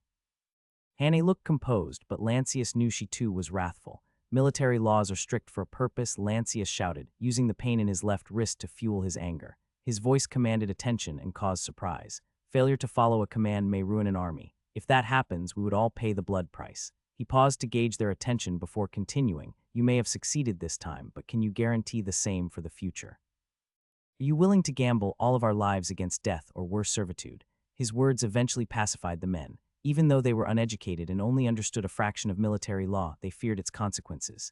Pageboy Lancius called. "Why, yes, my lord." As he had expected, a blackened Margot appeared. "Write the punishment for Captain Audrey. Half pay for the rest of this year." "At once, my lord," Margot replied, albeit weakly. With the punishment dealt with, it was time for the reward. "Margot, while you're here, let's distribute the loot. How many carts are there?" The words loot and distribution gathered everyone's attention. The previous emotion and bad taste immediately cooled down. "There are a total of 73 carts, my lord, comprised of let's do the ones that Lady Hannah specifically captured," he told the squire. Margot checked the piece of wood he used as notes as he was without parchment or ink. "There are 33 carts captured, my lord. They are filled with grains, clothing, and weapons." Lancius pondered for a moment. 8 carts should go to Sir Justin's column for their sacrifices, 4 for Caleb's men as they bled as much, another 4 for the knights as they have lost horses and gear. "That's 16 correct." "Indeed, my lord," Margot replied while jotting down on the wooden board with his knife. "Another 4 should go for future military expenses to capture Baron Ammon, and 4 should go to the city's militia," stated Lancius. Men around Lancius grew weary. They had worked the hardest for this and hadn't been mentioned. Furthermore, the lord had yet to say how many he wanted. As was the rule, the lord always took the lion's share. 24 recorded. There's 9 carts left, my lord, Margot informed him after counting furiously with his fingers. 3 should go to Lady Hannah for her skills. 3 for the men who participated in this, and the rest should go to Captain Audrey, Lancius concluded. Ooh, 3 carts. The men shouted in pure joy. Each imagined getting 3 pieces of clothing and a bag full of expensive trinkets. For them, it was as good as a laborer's pay for 3 harvests. In front of Lancius, Audrey poked at Margot. Hey, how many are my share? She asked curiously. Mental math was uncommon in this world. Please a moment, Margot replied to Audrey while facing Lancius and spoke. My lord, there seems to be a slight mistake. You haven't taken your share. The crowd went silent. Lancius let out a faint smile. No, this is purely the men's hard work. They took the risk and endured my wrath. Besides, Captain Audrey has taken full responsibility, so I shall claim none from the 30 carts. Undisturbed by this, Audrey pressed Margot for an answer. Well, 3 carts, Captain. You got 3, the page grinned as he said it. Audrey punched a fist into the air while the men rushed to congratulate her. She was well loved. Nearby, Hannah let out a smirk and nodded approvingly at Lancius, and he nodded back. They let Audrey and her men bask in the limelight. When the commotion was over, Lancius rode closer. Audrey. Yes, she replied with a wide smile. Sorry for the harsh words, that's okay. You also gave me 3 carts, she grinned. I think it's only fair, Lancius replied. And then Audrey smiled at him so innocently that it made his heart race. I have to tell her. His heart pounded hard as if he was about to charge the enemy's line again. Worse, he only had cheap, corny lines in his head. He had asked, but this was a different era. Here, if a man liked a woman, he would send his uncle to meet the woman's father to discuss lineage and dowry. Audrey, he called with a slight nervousness. Her eyes met his and Lancius continued. Ever since I met you 3 years ago, I've met many ladies, but none as capable or as interesting as you. Lady Audrey, would you marry me? The Lord's unorthodox and sudden declaration hushed the entire crowd. Eyes widened and many faces broke into grins. Even the usually stoic knights were smirking. Suddenly, the blackened Dietrich appeared out of nowhere. He approached Lancius, surprising him with a bouquet of colorful wildflowers. Meanwhile, the equally blackened Sigmund strummed a looted lyre, providing a melodious backdrop to the scene. Amidst all the chaos, Audrey, the center of everyone's attention, stood her ground but blushed red. Her lips parted as if to speak, then closed again as she gathered her thoughts. The crowd hung on every word, their faces showed a myriad of emotions. Smiles and anticipation were in the air. Audrey finally smiled. Her answer was almost certain, but the words that came out from her lips were, no, I can't. A pang shot through Lancius' heart at the rejection, reopening an old wound that could be felt despite his amnesia. His face remained stoic, but his mind went into overdrive to control the emotional turmoil. Of course, she rejects it, dumbass. You just cut her pay and rebuked her openly. Cold logic pounded reason into his senses. The chaos still whirled around him. Dietrich took back the wildflowers, while Sir Harold approached with an opened wineskin to ease the pain. Before Lancius could take a drink, Audrey approached, and the knight wisely gave them some space. She stepped on the destrier's stirrup, grabbed the horse's saddle with her hand, and pulled herself up. Suddenly, their faces were so close that Lancius could see the faint freckles on her nose, the beautiful hazelnut color of her eyes, and feel the heat radiating from her blushing cheeks. While Lancius' word was left unfinished as their lips met, he was completely taken aback by the sweet surprise and instinctively wrapped his right arm around her. Meanwhile, the crowds went crazy with wolf whistling, clapping, and shouts of approval. Everybody went mad, their pent-up frustration from the war and their victory combined into one. But you said no, Lancius said, still dazzled. Lance, I can't marry you, but maybe a concubine is more fitting, Audrey replied with a reddened face while avoiding direct eye contact. Her explanation baffled Lancius. Who gave you the idea, Hannah, but mostly fellies, she answered. Well, can't have you as that. How about as a consort? Lancius proposed a more honorable status as a spouse with all the official recognition and standing. Audrey shyly nodded her head. Then it's settled, the Lord exclaimed as he pulled her closer to share the saddle. Lancius and Audrey also helped each other to remove parts of their armor to make their ride more comfortable. She was particularly careful with Lancius' arm sling. Hail to the Lord and the captain consort, Dietrich yelled, and a burst of laughter followed. Lancius had to admit that was quite funny, while Audrey just took it in stride, looking embarrassed but happy. Lance, are you sure this is okay? His soon-to-be consort asked. Braving the cheering and merry laughter, Lancius cuddled her from behind, reassuring her. He gently pulled the destrier's reins to the side. Come, let's head home. Coria is waiting. Observing the Lord's reaction, the men cheerfully obliged and promptly readied themselves. The cavalry group finally set off for home along with the captured convoy. For them, the Battle of Coria was finally over, but for others, it was only just beginning. Lance, Audrey whispered as they rode home. What about the Lord of Coria? Baron Ammon, don't worry about him. Lancius tightened his grip on her hands. Remember when I told Badu to act once he sees a signal? He gestured towards the smoldering western plains, a clear signal of their victory. I doubt he'll miss that. Ah, the hunt. She exclaimed, her eyes sparkling with anticipation. Yup, I won't allow anyone to escape. They have to pay the price, Lancius stated firmly as they approached Coria from the southern side, flanked by the knights and the slowly moving caravans trailing behind them. Vive fate. The room inside the guardhouse was bathed in the soft glow from a small chandelier. There Hugo sat in silence. He had emerged from the battle relatively unscathed, save for some minor lacerations that had since dried. He was alone, his only companions a humble jug of water and a smaller jug of wine that sat on the wooden table. Despite the near miraculous victory they had achieved, he was surprisingly restless. As a squire, Hugo had always compared himself to Lord Lancius, believing they were equals at least in skill if not in status. But now it was clear just how wide the gulf between them was. As if in an attempt to lift his spirits, bright stars twinkled in the night sky, visible through a small window. The sight was not lost on Hugo, who softly quoted, "Shine brightly like the stars in the night." His lord's achievements were indeed bright like the stars. Suddenly, a smirk appeared on his lips. He was envious yet also proud. There was no malice in his feelings, only disappointment in himself as he lamented, "Why don't I possess even a quarter of his talent?" Despite his mood, Hugo resisted the wine. He had volunteered for watch duty, as the Lord was worried about a possible night attack. More than just good faith, he wanted to think clearly. Today's battle had been hard fought, and he would be a fool if he didn't try to learn from it. There were many rising stars in Lancius' household, and he felt that even his rank as deputy marshal wasn't guaranteed. He sighed heavily and kept watch patiently, his gaze fixed on the darkened landscape below. Outside, it was all quiet, only the occasional wind carrying fine dust and the scent of burnt grass. The door creaked open and Sir Justin entered. The marshal was wearing a half-open, stained white padded jack. What was interesting about his appearance was the wooden splint bandaged over his left hip. He had been experiencing pain in his hip and had worn them as a precaution against a possible fracture. Hugo rose up. "Do you need help, sir?" Now the pain lessened after I bandaged it tightly. Sir Justin limped towards the chair, carefully lowering himself into it, mindful of his bandaged hip. "Are you sure you want to be here? I'll allow you to celebrate in town." "You've earned it," the marshal asked jovially.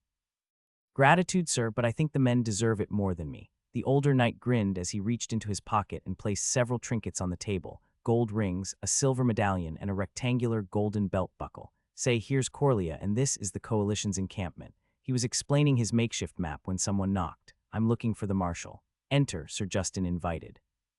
A tall figure with a well-defined jawline and flamboyant hair entered, dressed in a comfortable tunic. "You asked for me, sir." "Sir Harold, welcome to the small council," greeted Sir Justin. Harold remained at the door. "But I'm not a member, just a temporary cavalry commander." Sir Justin motioned for the tall knight to enter. Sir Harold closed the door behind him and approached the two. The rectangular wooden table was positioned so that one of its long sides was flush against the wall, leaving just enough space for 3 people to sit around the remaining sides. The tall knight rested his sword scabbard against the chair. As he sat down, his interest was piqued by the trinkets scattered about on the table's surface. Sir Justin motioned to his deputy, who spoke, "Sir Harold, you might not know this, but Sir Callahan has passed away." The knight's face turned stoic momentarily before looking downcast, so the bolt penetrated deeply. He sighed and recalled, "I was riding next to him. That could have happened to me." Sir Justin poured wine for the younger knight, who took a sip just for the sake of it. "I only knew him for a season, but he seemed like a great man," Harold lamented. "He had the patience of a good mentor, and as a knight, he had the looks and skills to back it up. May he meet the ancients and hunt for all eternity." The other two bowed their heads slightly as a sign of respect. "So now, what do you need of me?" Harold asked, certain that they hadn't called him in just to inform him of Callahan's passing. "We want to bring you up to speed," explained Sir Justin. "House Lancius requires delicate hands. Lord Lancius may be strong for his size, but his health isn't as robust as we'd like," Hugo added. "There have been instances where he fell ill for weeks following a battle, even without sustaining any injuries." Sir Harold seemed unfazed. "Well, he has his strengths and weaknesses. Do you have any plan about it?" "The idea is to keep the Lord well rested," replied Hugo. "We want him to stay in the Eastern Mansion. Hopefully he can recover without worrying too much about the aftermath." Harold rubbed his chin in understanding. It was a good suggestion. Right now, the castle was akin to a large hospice, with the injured and dying weeping, groaning, and even wailing until they either got well or died. The same sad scene happened in other makeshift hospices throughout Coria town. Despite the concerted efforts of the town's physicians, castle staff, and volunteers, many wouldn't see the light of day again. "I'm all ears," said Sir Harold. Sir Justin smiled. "Since the Lord trusts you in command, I think you'll be comfortable if you and your most trusted men bolstered the Eastern Mansion's security. While they have fences, it's not a castle. I can do that. I'll arrange a garrison and patrols." "Then I'll put Lord Lancius in your care," said Sir Justin. "Now, with that out of the way, Care to tell us how the war unfolded on the cavalry side? The tall knight perked up. Of course. Where should I begin? Well, if this is Coria, Sir Justin pointed at the rectangular belt buckle first and then to the silver medallion. And this is the Western Lord's encampment. For the next half hour, Coria's military commanders discussed the day's battle, examining Lord Lancius' strategy and contrasting it with their own approaches. Although Lord Lancius had discussed the plan at length with Sir Justin indeed, the marshal had even finalized many parts of it, he was not aware of the variations the Lord had ultimately chosen. Battle tactics weren't fixed, they evolved depending on the circumstances. There were several contingencies, including one where Sir Justin's column would need to leave town and assist with the fire strategy. However, Lord Lancius ultimately deemed this unnecessary. This decision didn't come as a surprise. What did come as a surprise was his decision not to employ the nomadic cavalry in the main battle. There had been multiple opportunities to include them, but in the end, Lord Lancius used them only for the cleanup operation. Did the battle proceed so smoothly that the Lord didn't even feel compelled to use his reserve? Sir Justin queried as he returned the cavalry piece to its original spot on the table, concluding their simulation of the battle. It's as if he hesitated to call them, Hugo suspected. In contemplative silence, the marshal took a sip of water and reclined in his sturdy wooden chair. His injured hip started to ache in earnest after prolonged sitting. He hated to admit it, but he was probably going to need bed rest by tomorrow. The audacity to envision victory without the aid of Badu's tribesmen is remarkable, he commented nonchalantly. Sir Harold massaged the back of his neck. He knew the answer but couldn't reveal it. The Lord may not want the nomads to get too much attention, he finally said, careful to keep his statement vague enough to not breach his oath. Hugo furrowed his brows. The Lord said that. Something to that effect, yes. He didn't want to show the nomadic tribes as potential mercenaries, Sir Harold confirmed. Sir Justin nodded approvingly. True, why didn't I think of that? If I were still in the mercenary business after that training last spring, I'd consider recruiting some of them. Hugo could only grin. The thought that the Lord had also fooled the two knights satisfied him. Sir Justin pondered hard. It's wise to hide them, but don't you think we could win the battle more easily by employing them? Let's simulate another one, Hugo suggested, as he reset the pieces on the table. How about, after we've drawn out the column, the nomads simply attack the encampment with fire? Sir Justin proposed, moving a gold ring with a black gemstone. Harold looked at the silver medallion on the table and pointed out, the scouts reported that the encampment was fortified with a ring of carts and had only 2 well-guarded exits. Even when they marched out onto the plains, they likely still had enough men for a garrison. Sir Justin mulled over it. Given their numbers and ferocity, I think they could cause havoc. Well, if they use fire, it would certainly cause some damage, but would it be significant? The cavalry of the Western Lords is nearby. Harold picked up a gold ring and placed it near the silver medallion. The Black Knights and the Nicopolins. Once they react, the nomads' attack would amount to nothing. The marshal crossed his arms. I guess it would alert them of our use of fire, our only ace. Harold furrowed his brows. He wasn't used to strategy meetings like this. Pardon my language, but I think that's the problem with a half-hearted attack like this. The nomads would cause damage, but they wouldn't deliver a knockout blow. Worse, they would also reveal our hand. The other two refrained from commenting, allowing Harold to continue. I believe the Lord made the right call by drawing the cavalry into an ambush. After that, he didn't need a large number of nomads. Even our small light cavalry could do it, he asserted. Hugo nodded deeply. We're too focused on attacking the encampment. Indeed. After Lord Jorge was gone with the cavalry, the northern column was routed and the fire started to burn. Without even setting the encampment alight, the western men would be forced to flee. Sir, what about the fire tactics? If it's a secret, then why did the Lord instruct us to use fire grenades? Hugo asked. Sir Harold was equally piqued and eyed Sir Justin. Well, it's because it would fail, the marshal, more familiar with the battle plan, explained. The grass around the battleground in Castle Hill is shorter than on the plains. After all, we use it for training, horse grazing, and marching. A fire wouldn't spread there, to use but expect it to fail. Is there a particular reason for this? Asked Sir Harold. The marshal shrugged. The Lord only said that it would create a false sense of security. He feared Lord Ammon might read that far, so he wanted to lure him into thinking he's safe from fire tactics. The two nodded their heads despite not fully grasping the idea. Amidst the silence, Hugo tried his best to think of something to prove that he still held a candle against the Lord, but he came up empty. So this is the only tactic to win. We don't have any other solutions. Sir Justin exhaled deeply. He had battlefield experience, but nothing prepared him for this. Someone in the past era did this kind of thing, digging trenches and burning the field, but I always thought it was just a story. Most of the time, it's simply unreasonable or even impossible to do such a thing. Indeed, Sir Harold looked at the chandelier and said, I imagine burning the whole western plains requires a lot of preparation. Since when has the Lord been planning for this? The marshal shook his head. I didn't ask, but I knew he forbade anyone, even the tribesmen, from grazing the western plains since early spring. The wind. Hugo realized something. Before winter, the Lord asked for things like weather reports. He even met with several old people. I thought it was just his hobby or something. Sir Harold chuckled. So he learned about the summer wind and planned all this. To think anyone was thinking that far ahead of time. Sir Justin chuckled happily. This is why I'm following him. I'm curious just how high he can climb. He's the most interesting fellow I encountered in my life.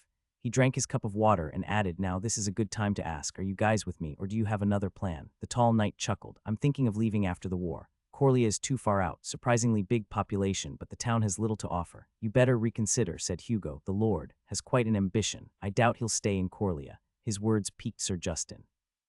Interesting, he never revealed as much. When Lord Art made Lord Lancius his squire, the young lord questioned Lancius so hard that he revealed a different side of himself. Hugo suddenly felt a thirst for wine, so he poured a little into his cup of water and drank it down. What kind of a man is he? Sir Harold asked while helping Hugo with another pour of wine. A squire like Hugo couldn't refuse a knight, so he gratefully took the offer. Lord Lancius, he cunningly fooled everyone. I was a fool to try to take his contribution after a battle. I was talking big, trying to boost my importance in battle and get Lord Art to bestow a title upon me. Then he appeared like a hero, bearing grand gifts. What kind of gifts? Sir Justin asked with a chuckle, surprised at his deputy's honesty. Tens of highly educated freed slaves. Freed slaves, they even volunteered, complained Hugo. The absurdity of the story made the two knights burst into laughter. Even Hugo couldn't resist a chuckle and added, I was there with just bruises and honeyed words, and he appeared with gifts fit for a king. But how? Sir Harold asked with tears in his eyes. Hugo shook his head. To this day, I have no idea how he did that. Why the slaves didn't just bolt home after being freed remains a mystery. Drink up, said Sir Justin, but Hugo shook his head with a sheepish smile. I volunteered for the night watch, sir. Sir Harold patted Hugo on the back. Drink, the Lord did you dirty. I'll do the night watch for you. You should have some merriment. Hugo sheepishly accepted the offer and drank some more. This was the first time he revealed his greatest shame to anyone else, and apparently, nobody judged him harshly. The night watch ended peacefully without incident, and a bright new day dawned in Coria. Dew and morning air erased yesterday's scent of smoke. The siege had ended in a day, an unprecedented event that everyone saw as nothing short of a miracle. Despite the activity in the hospice and the graveyard, the mood in town was uplifting. The Lord of Coria had prevailed against an army of 6,000 men in just a single day. Such an achievement was beyond anyone's dreams. Naturally, everywhere in town, over meals or drinks, people, militia, and men-at-arms praised their lord, embellishing their deeds and elevating Coria's victory to greater heights. The heroic fights, the cavalry charge, the ambush, the burning plains, and even rumors about the saint candidate's involvement all contributed to the fervor. Rumors of the Lord's impending marriage only added to the excitement. The town was alive with anticipation, yet the victory celebration was yet to be held due to the ongoing risk of another battle. Even now, the cavalry was preparing for another sortie to guard against regrouping. Before they could sortie, however, a group of 12 riders, accompanied by a band of men, marched towards Coria Castle, crossing the scorched western plains. The uninvited group carried a white flag but moved with composure. A woman in a white traveling cloak led them, her stature erect and her gaze steady, hinting at her uncanny confidence. As the castle loomed large in front of them, she dispatched one of her riders as a herald to inform the castle of their intentions. Punitive strike. Many things happened in Coria after the war. Tending to the wounded was a top priority, followed by burial and mourning. On behalf of the Lord, his retinue had dedicated several places as hospices in town to treat the wounded.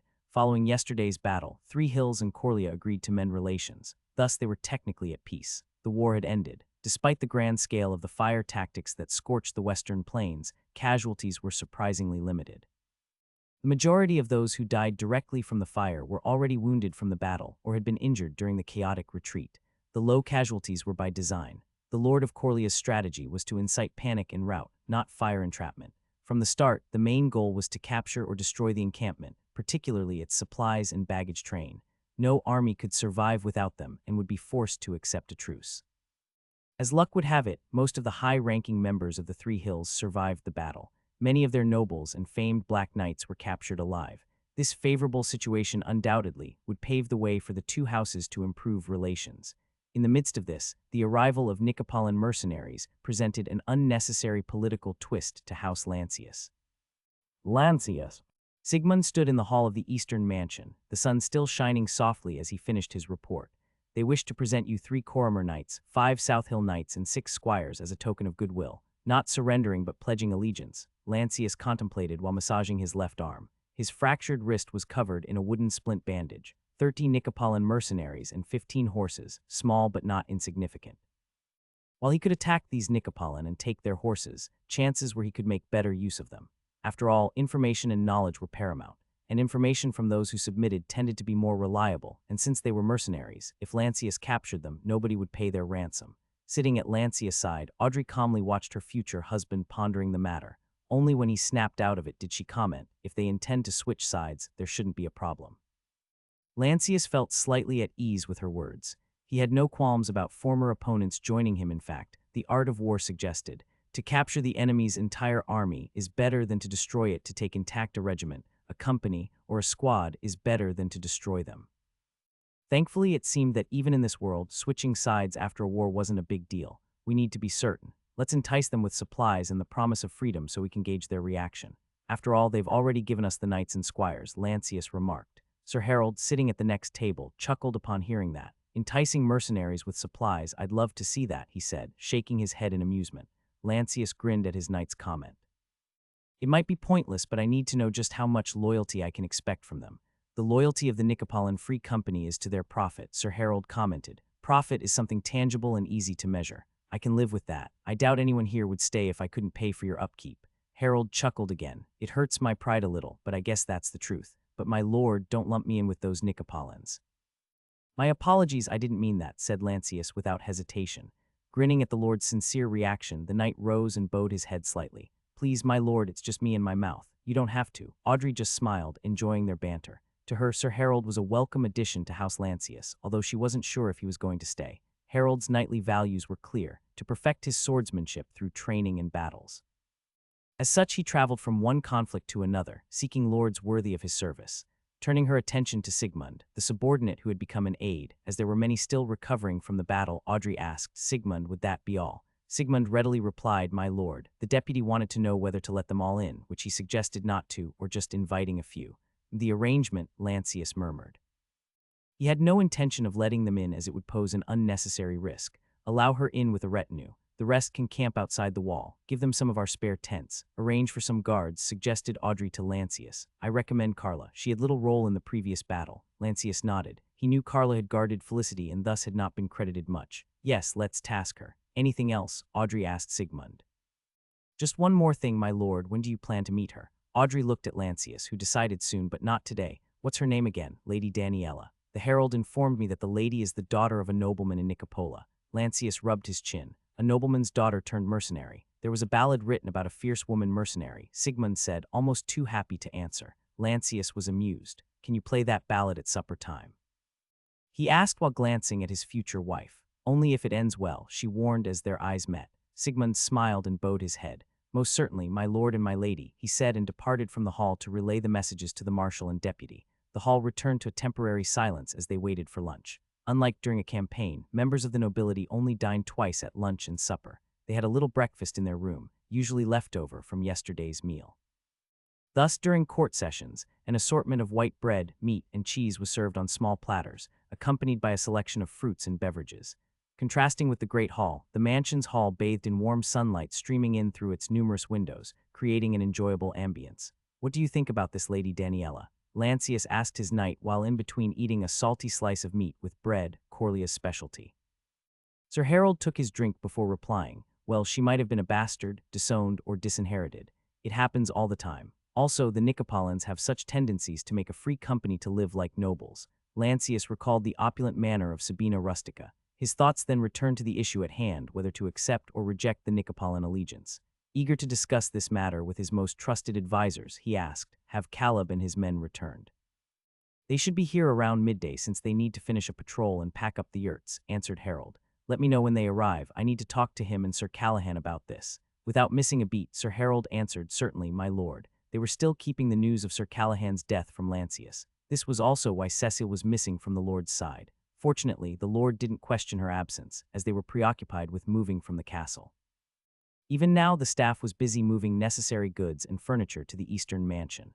The reason was more than just to follow the lord around. It was because the castle's halls were being used for intensive care. With patients, physicians, and infirmarians running back and forth, the atmosphere was chaotic and gruesome. Throughout the night, the castle echoed with painful cries, random screams, and sobs. Even with the help of Caleb's stock of painkillers, there wasn't enough for everyone. Thus, Lancius had agreed to bring the younger staff with him. However, since the move was abrupt and unplanned, the mansion was still being cleaned and furnished. They occupied a different section from the one occupied by Sir Justin and Hugo. At this time, the marshal and deputy had established their headquarters in the billet complex. They needed to keep a close eye on the captured men to prevent any issues. Audrey was peeling a red custard fruit when she recalled an earlier conversation. "My lord, earlier you wanted to ask about Lord Jorge," she reminded him. "Ah, that's right. Sir Harold, have you met with Lord Jorge as liaison officer?" "Yes, I have. I assure you that he's pleased we provided enough supplies for them to camp out. He also expressed gratitude for returning some of their belongings." "What belongings?" inquired Audrey. "Nothing significant, just blankets and spare clothes. I think we can treat them that much for the sake of diplomacy," explained Lancius. "I see. Well, it's good to know that the carts I captured are truly useful." Her voice was laced with sarcasm.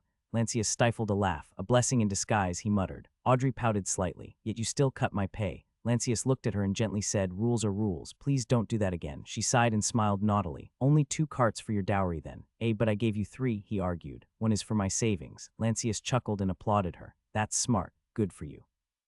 2 baggage carts to marry a baron," Sir Harold chuckled. "The Scald is going to write a ballad about this." "Technically, I'm not yet a baron," Lancius quipped, and then to Audrey he joked, "Please say 3 and full of silver. Otherwise, you'll ruin my reputation." However, Audrey was taking it seriously. "I told you, being a concubine is better. That way I don't have to pay a dowry." Sir Harold snorted, trying hard not to laugh. Their conversation was light, and the hall remained calm and serene. Beyond their banter, the only other sounds were the gentle wind and the chirping of birds from the garden outside. Slowly, the heavy memories of yesterday's battle were fading from their minds. In the Eastern Mansion, lunch was served without much fanfare, as House Lancius retinues were preoccupied with managing the aftermath of the war. Only Lord Lancius, Audrey, Sir Justin, Margot, and a small team of young staff and servants were present. The affair felt intimate, almost private. Neither Felicity nor Hannah were present. Both were busy with their own business. As they brought their own cook, the food tasted the same. The atmosphere remained pleasant, almost a bit dull, with only some light banter and discussion. Only after lunch was over, Dietrich, a cavalryman pressed into a temporary aid, entered. His presence in the hall immediately sparked tension. The lord gestured for him to approach, and he stepped forward, reporting, "My lord, Badu's tribesman has arrived with a report. Bring him in." Lancius straightened his back in anticipation. The tribesman, clad in looted armor, jogged to the scene. He admired the hall but quickly reported with a wide smile, "Oh, great Noyen, overnight we've caught over 1,000 men. Right now we're sending them back to Coria as you ordered." Noyen, the new title made Lancius chuckle. "I'm pleased with the result, but tell me, since when am I a Noyen?" The tribesman flashed his teeth. "My Noyen, you commanded at least several thousand people, including us. To us, you are our Noyen." Lancius was pleased. More than just an empty title, it was also a bond of honor and loyalty, complete victory. He pondered for a moment before a realization dawned on him. Lancius saw an opportunity to advance his plans. In truth, the war wasn't over for him, and he couldn't help but consider the possibilities. Meanwhile, Audrey was craving to ask, but her new position made her unable to react as usual, especially not in front of a guest, so she tried to motion Sir Harold. The knight, ever perceptive, cleared his throat. "Pardon me, but what's annoying?" "The leader of 10,000 people, our protector, our chief, our lord," the tribesman proudly announced. Lancius could only shake his head at the title, while Audrey was smiling proudly. Taking the opportunity while there was a lull, Sir Harold asked, "Is the hunt continuing?" "Of course, there are still many stragglers to capture." "But what do you wish to do to them?" the tribesman asked curiously. Sir Harold looked at Lancius eagerly. He too wished to know. To him, aside from the nobles who could be ransomed, the rest were just extra mouths to feed. "Free labor," Lancius mused. "They have to earn their freedom back. I'll have them work on my building project." The messenger chuckled and bowed his head slightly while putting his hand upon his heart. "O great Noyen, may you and Coria always be prosperous under the Lowlandia skies." Lancius bowed his head a little as a sign of respect. Audrey chimed in, "Please join us later for dinner." "My lady, Leader Batu ordered me to return. He needs all his warriors to herd the captured men. Then I shall send you away with baskets of food and drink," said Lancius. "That'll be most welcome. Then, my Noyen, I shall take my leave." "A moment," said Lancius. "What about the northern corridor? How is the condition over there?" Lancius nodded. The question seemed out of curiosity for the tribesman's well-being, but he had a different idea in mind. Is it overreaching? "But they should be weak, and the path is open." "Have you ever been to Coria?" Lancius asked. The innocent question didn't raise suspicion. Only Audrey seemed to gaze sharply. "Yes, my Noyen, I've seen its castle wall and city. With so many of them attacking Coria, how many do you think are manning the castle?" Now people started to pay attention. Something was brewing. Even the tribesmen felt it. likely no more than 100 warriors. How many days on horse to Coria using the northern corridor? Fast horses 4 days, with baggage 6 days, carts and carriages around 16 to 20 days. Lancius pondered deeply, calculating the state of his troops, their remaining supplies, and what would be needed for a swift campaign to Coria.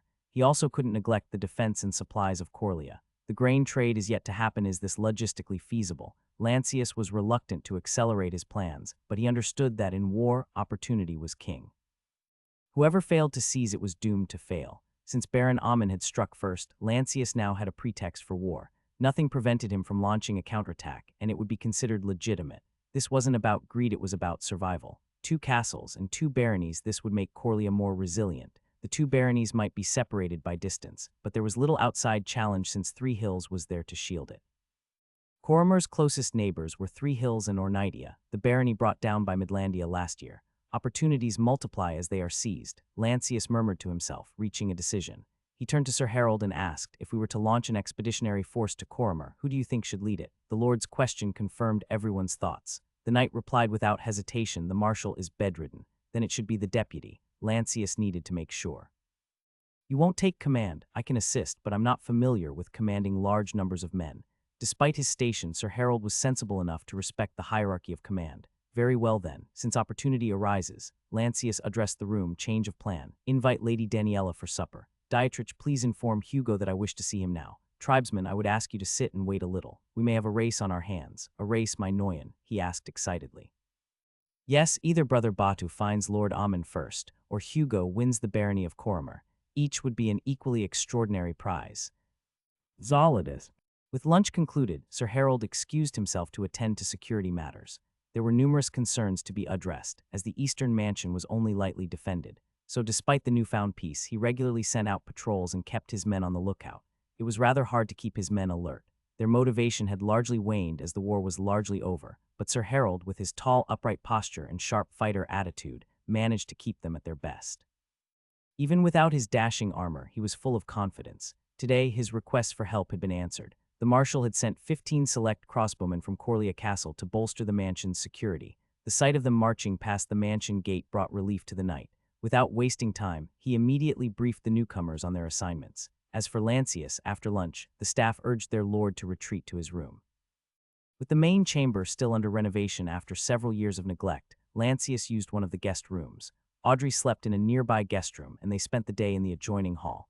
With Cecil busy at the castle, only Margot was available as their page. How sterling? Lancius asked Margot. The boy was looking prettier, and it was hard to discern his gender without looking at his attire. He would be a good candidate for spying duties if Lancius ever needed one. He's recovering, my lord, replied the page boy. Has his fever come down? Asked Audrey from her seat that overlooked a large glass window. Last time I heard, he has awakened. Lady Hannah has visited him. Ah, said Lancius while nodding. While he could order Hannah to heal his wrist, there were many lives at stake, and he trusted Hannah to do the right thing. Dre, do you mind if I go inside? I'm going to write something. Audrey shifted her gaze from the scenery outside the window to meet Lancius' eyes. Please don't let my presence bother you, my lord, she added at the end since Margot was present. Lancius entered his room and welcomed the large open window that let in the breeze to fight against the summer heat. He sat at the recently cleaned chair and took a stack of parchment from the dark lacquered desk. He took a deep breath and pondered for a while. On average, an annual barony income was around 300 gold. A barony was considered rich if it could gain 400 gold from the land.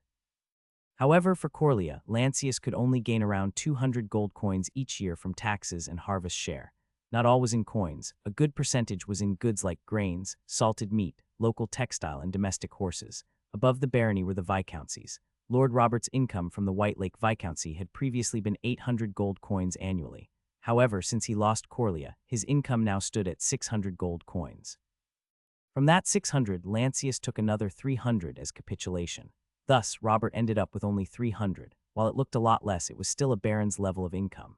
That income allowed Robert to slowly nurse back his house's strength and continued to rule his domain. The gentle breeze greeted Lancius as he prepared the ink and the quill pen. While he didn't have his scrolls and records, he had memorized many of its numbers, so he jotted them down to refresh his mind. First was Lord Robert's past capitulation that became House Lancius' current wealth, income. In gold. Robert's baggage train, 1,400. Capitulation, a share of accumulated Robert's wealth, 2,100. Ransom payments from knight squire families 800. Confiscated, looted items from war 600. A share of White Lake's annual tax 300. Coria annual tax 200. Horse trading scheme with Midlandia 50. Sir Justin's horse smuggling 50. Total in gold 5,500. Total in silver 1 gold is 20 silver, 110,000. Total in copper 1 silver is 12 copper, 1,320,000. Lancius finished the first parchment detailing his house's income from the past year. He set it aside to dry and began listing the current expenses on a second parchment. He calculated the expenses for the 6 months since he had come into power. The largest expense was for the trench work, which he paid for in salt. Each worker received the equivalent of 5 copper per day for work that lasted effectively 90 days. The combined cost of the trench work and the salt scheme was more than twice the upkeep of his army. However, he saw this as an investment in aid relief. The second largest expense was the cost to maintain his military of 400 men at arms and crossbowmen. The standard rate for men-at-arms on a campaign was about 4 copper daily, including meals, while cavalrymen cost around 8 copper daily. The previous year, Lancius and Sir Justin negotiated a standby rate that also included free lodgings and armament leases. This rate was half of the original campaign rate, 2 copper daily for each man-at-arms, including meals, and 4 copper daily for cavalrymen. Considering that even master smiths, carpenters, and artisans only earned 4 copper daily, this was already a good living wage. Expenses half a year, 190 days, standby rate, in copper 400 men at arms and crossbowmen, 2 copper daily 152,070 cavalrymen, 4 copper daily 53,215 squires, captains, lieutenant, AVG, 5 copper daily 14,200 crossbow trigger mechanism, 20 copper 4,050 arbalist. 6 silver, 72 copper each, 3,640 half-lance armor. 3 gold, 720 copper each, 28,800. Workshop 20 meisters, 4 copper daily, 15,200. Trench work, salt investment 1,000 men, 5 copper 450,000. Total in copper, 1 silver is 12 copper, 721,050. With 1.3 million copper in the coffers and 720,000 in expenses, Lancius' current wealth was around 600,000 copper, or slightly less than 2,500 gold coins. While 2,500 gold might seem like a lot, Lancius and his treasurer Caleb weren't comfortable. The truth was, a small barony like Coria could hardly afford hundreds of troops for the typical 40-day campaign. In fact, the reason most campaigns only lasted around 40 or 60 days was mainly due to the financial burden. Feeling the need for comparison, Lancius started to write on another parchment. Normal campaign rate 40 days, in copper, 200 men at arms on campaign 4 copper daily 30, 2,020 cavalry, on campaign 8 copper daily 6,400. Total in copper 30, 8,400. Total in gold 160.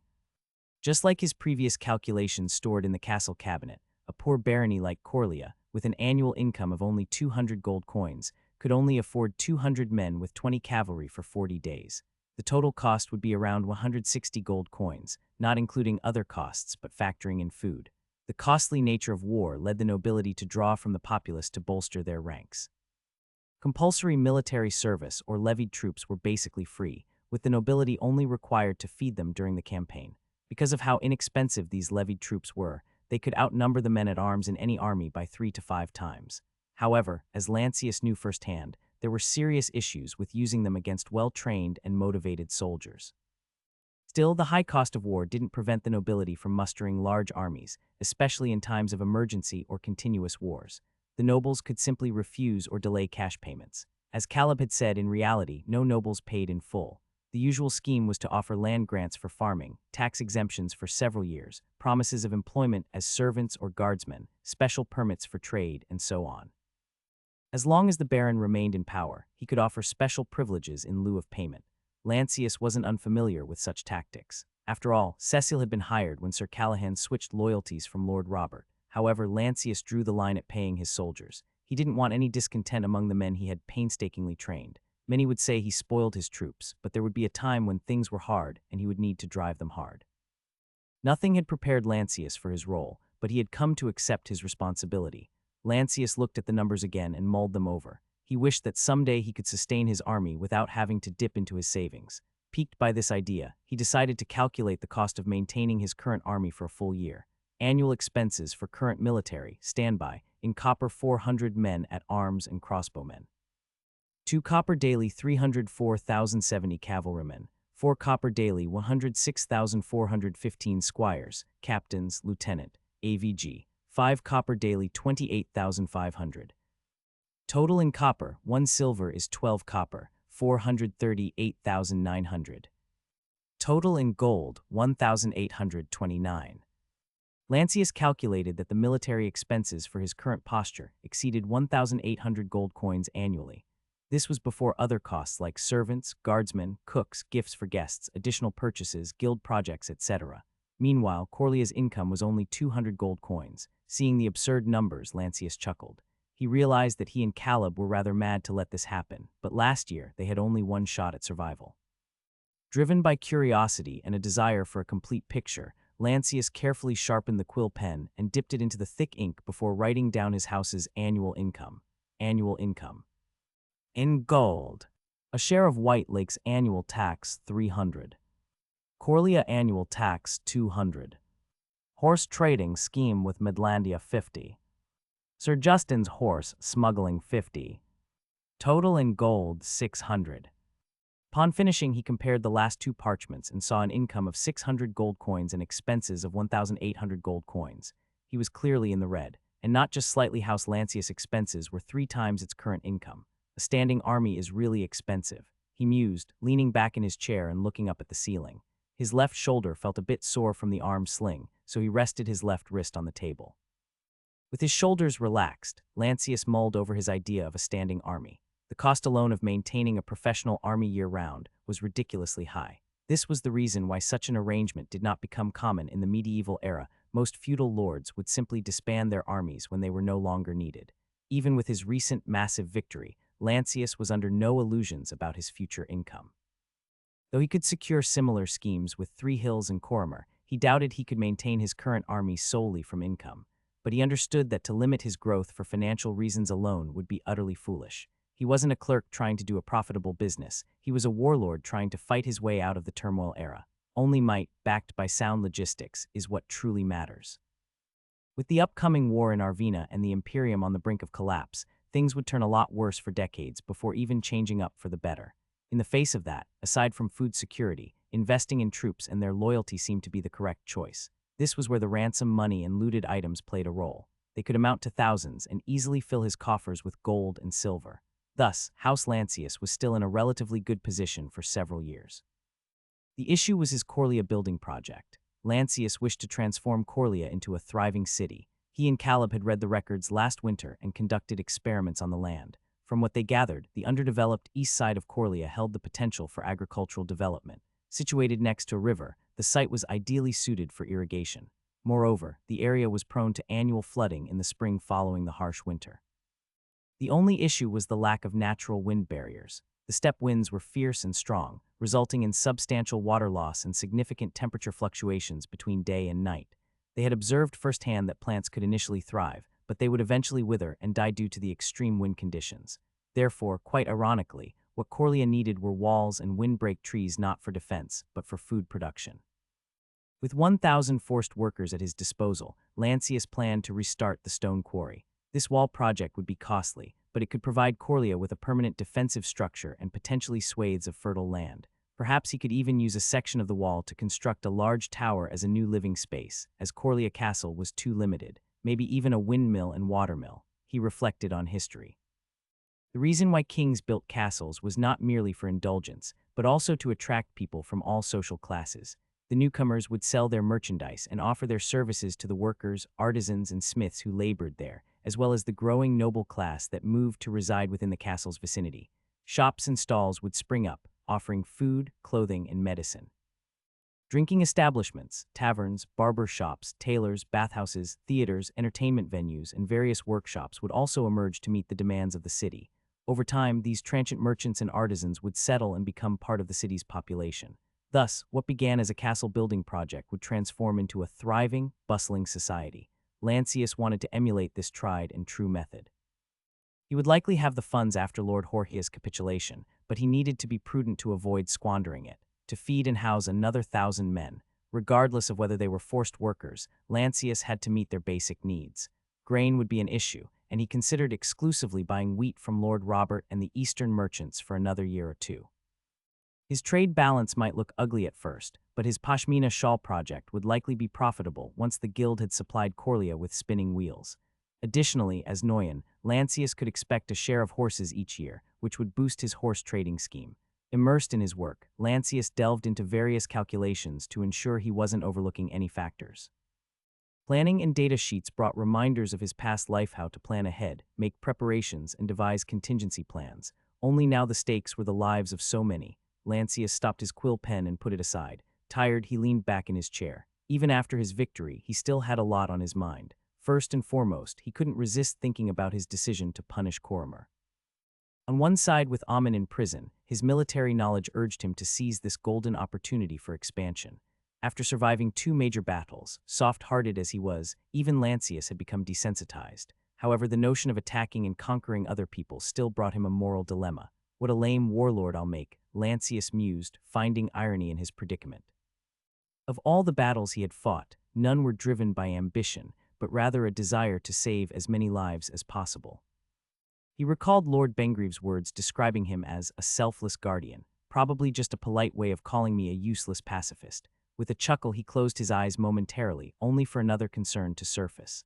Marriage. He was about to marry Audrey. In itself, marriage wasn't concerning. However, for Lancius, it was more than just building a family. It would ultimately decide his fate, anchoring him permanently as one of the lords of Lowlandia. This went against his wish for a simpler life. Despite his newfound status, Lancius still dreamed of sun-drenched meadows, the smell of baked bread in a village hearth, and the quiet joy of tending a humble garden. He yearned for an easy and carefree life, bloodless and as normal as can be, without the heavy responsibility of life and death. Sometimes the feeling was so strong that he fantasized about escaping from Coria. If not for his strong sense of duty to those around him, Lancius might have packed his gear and sought a quiet life far from the burdens of leadership. Naturally, the responsibility for so many lives was not something one could easily become accustomed to. Thus, he questioned himself, striving to find some peace. After mulling it over for a while, he realized his thoughts were just running in circles. His indecision about attacking, his reluctance to accept responsibility, all boiled down to one single question. Is everyone important to me? Like it or not, everyone was tied to him. In his quest to save them, they had become a part of his house. Audrey, in particular, became the embodiment of them all. After this realization, his decision became clear. He couldn't bear to see her suffer anymore, and for that, he needed power and authority. Coria Eastern Mansion. It was close to midday when the deputy arrived at the Eastern Mansion. He was hurried to the upper chamber where Lord Lancius and Sir Harold were standing, looking over an unfurled map of the province on the table. "My lord, you wish to see me. Hugo, what do you know about Coria Castle in the northern corridor?" asked Lancius as he gestured for him to come nearer. Hugo looked surprised upon hearing it. The Coria Castle. "I heard its main keep and towers are bigger than Coria," he replied while approaching the table. "And the northern corridor," reminded Sir Harold. The deputy mulled for a moment. "It's a direct path to Coria and even Midlandia, but it's easy to get lost there. Water is also scarce, and there are some rumors of banditry going on. The banditry is by the Nicopolins raiders, the same ones we beat in the forest," Lancius explained. "Also, the nomad tribesmen know the route with fresh water, even in summer." Hugo began to sense where this was going, and fear grew within him. "My lord, do you wish to attack Coria?" Lancius' face remained stoic as he glanced at Hugo and spoke. "A good warlord expands." The lord's words made Hugo swallow dryly. His eyes couldn't hold a gaze against Lancius. Meanwhile, Sir Harold mulled over the idea. Lancius continued, "You know me. I'm neither a warmonger nor an opportunist by nature, yet I carry the weight of 10,000 souls on my shoulders. Hugo, we need every bit of leverage we can find, because at the end of the day, it's just us. So, are you with me?" One-eyed knight. Lord Lancius had made his intention clear to counterattack and seize Coria, causing cold sweat to form on Hugo's back. "My lord, I'm with you, but is this even possible?" asked the deputy. Lancius looked him in the eye and asked, "Do you think we can't make it? We don't even have 200 men to spare. That's hardly enough for a siege." Hugo recalled the report on the troops they had left. Out of 400 core troops, 150 were either dead, wounded, or too shaken to fight. To maintain order and keep hostages in Coria, they needed at least another 150 men. This meant there were only 100 left for the campaign to take Coria. "Go on, let us know your full thoughts about this." Lancius encouraged his deputy to speak. Hugo took a deep breath to calm himself down. With fewer than 200, I even doubt that I can take a small castle like Coria. Coria has a better defense. It survived siege attempts multiple times. Maybe if it's only a raid. Ignoring his suggestion, Lancius asked, so you agreed that this is impossible? The Lord's reaction paused. He mulled for a while before declaring, yes, it's impossible with just a small force. Lord Lancius straightened his posture and gazed at Sir Harold, who simply nodded and said, I've never heard of someone bringing fewer than 300 men to siege a castle and winning. The rule is to bring 3 to 5 times the size of the garrison, added Hugo. Lancius gave another look at the provincial map on the table. Its yellowing surface and fading ink couldn't hide its artful nature. However, it held little credible information, just the general placements and borders of baronies, viscounts, some even outdated. I've sent Audrey to meet with the surrendering Nicopolins. We'll have the defender numbers soon. Hugo was surprised that Lancius was adamant about besieging Coria. My lord, even if they only have the smallest number of defenders, say 100, we need at least 500. The mention of food led Hugo to a conclusion. You want to starve Coria out? Lancius shook his head. No, we likely have less food than them. Hugo chuckled. None of this made sense. Then, my lord, how do you plan to win? Lancius smiled. I still have the nomad tribe's assistance, but they're still hunting for the remnants, and at most, they probably can provide only 50 horsemen. We also have reinforcements from Lord Robert, replied Lancius lightly. Hugo was stunned. Repurposing a relief force to a siege? Would they even consent to that? Well, if they don't want to, then we'll make do with what we've got, the Lord said with a shrug. Hugo furrowed his brows. He knew Lancius had a plan, but he couldn't even guess a glimpse of it, which bothered him greatly. Then, my lord, please enlighten me if you wish for me to lead the siege. Lancius was amused. Besieging a castle isn't all about the number of men and how much food you have. His words sent Hugo and Sir Harold into deep thought. Lancius continued, we have the element of surprise. No one expects us in Coria. We likely only need to be intimidating. Intimidating? Hugo mulled over the words. Indeed, we don't need to assault the castle. We just need to appear large enough to intimidate, Lancius explained. The Lord's brief and enigmatic words hardly instilled confidence, but that was intentional. From the start, Lancius realized he wasn't all-knowing, and there was no guarantee that his plan was the best. Thus, he conditioned his retainers to think critically, hoping they might come up with a better strategy or pinpoint a weakness in his own. The sound of hurried footsteps echoed from the stairs, and Margot, the page boy, entered. My lord, I beg your pardon, but the guards report seeing cavalry to the east. Ha! Exclaimed Sir Harold, who then bolted towards the stairs. They're late, remarked Lancius, exhaling in relief. White Lake Viscountcy. Michael had been the favorite of the White Lake nobility since he was a boy. Through his family's standing, perseverance, and intellectual prowess, he had won the hearts of influential men and women. However, his once stellar reputation was no more. Last year, as the marshal, he lost the war against Lancius' much smaller force. In the aftermath, he was captured and lost an eye. Despite having Lord Robert on his side, that alone couldn't save him from the wrath of the other members of the court. Many noble families were losing or ransoming their husbands, sons, or other relatives in the war. They blamed Michael, and Lord Robert was powerless to intervene at that time. Consequently, the ex-marshal was removed from the court and disgraced. As such, the promise of betrothal to Robert's daughter was also called off. Many thought that was the end of him. Since then, a year had passed. While Lord Robert's influence and power had waned after losing the war, his house was still influential with a functioning administration. Lancius' generous capitulation terms allowed Robert to hold on to his seat of power. The White Lake region had a yearly income of around 800 gold coins. As agreed upon his capitulation, Robert had agreed to send the requested goods and silver, equivalent to 500 gold coins, to Lancius. That agreement still left him with a good 300 gold coins income, more than enough to live comfortably as a regional power. Moreover, of the 500 gold coins Lancius spent, Robert would recoup a sum from taxes and economic growth in his region. Thus, it wasn't hard for him to nurse his forces back. Nearing the height of summer, a messenger arrived in White Lake, bearing a message of impending war in Coria.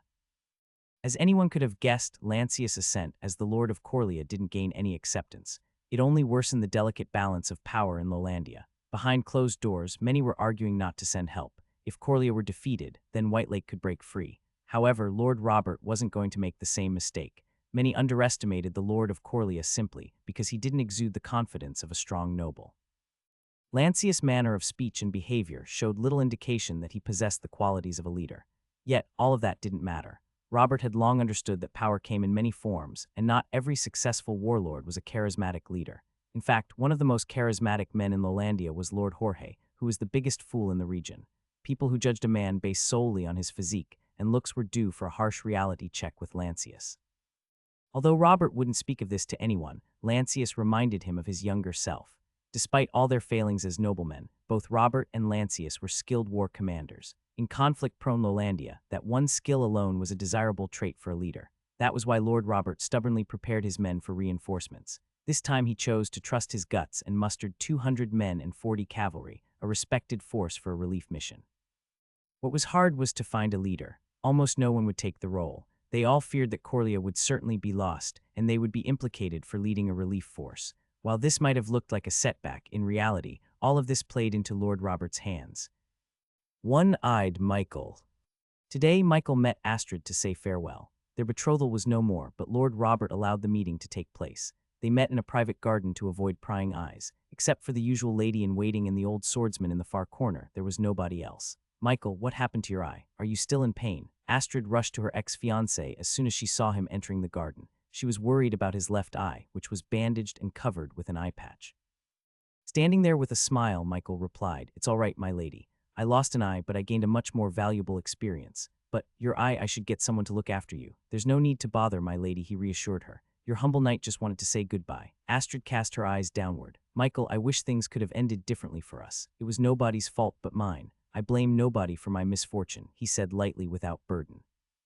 He had learned to accept his defeat. Gone was his bloated sense of entitlement. For a time there was nothing said between them. Michael was looking longingly at Astrid and her beautiful, long hazelnut hair. This was probably the last time he would see her. "I heard you are leading the relief force. It's a long journey to Coria. Can I get you anything, medicine or a fur coat?" she offered. Michael thought about the offer and couldn't help but say what he truly wanted.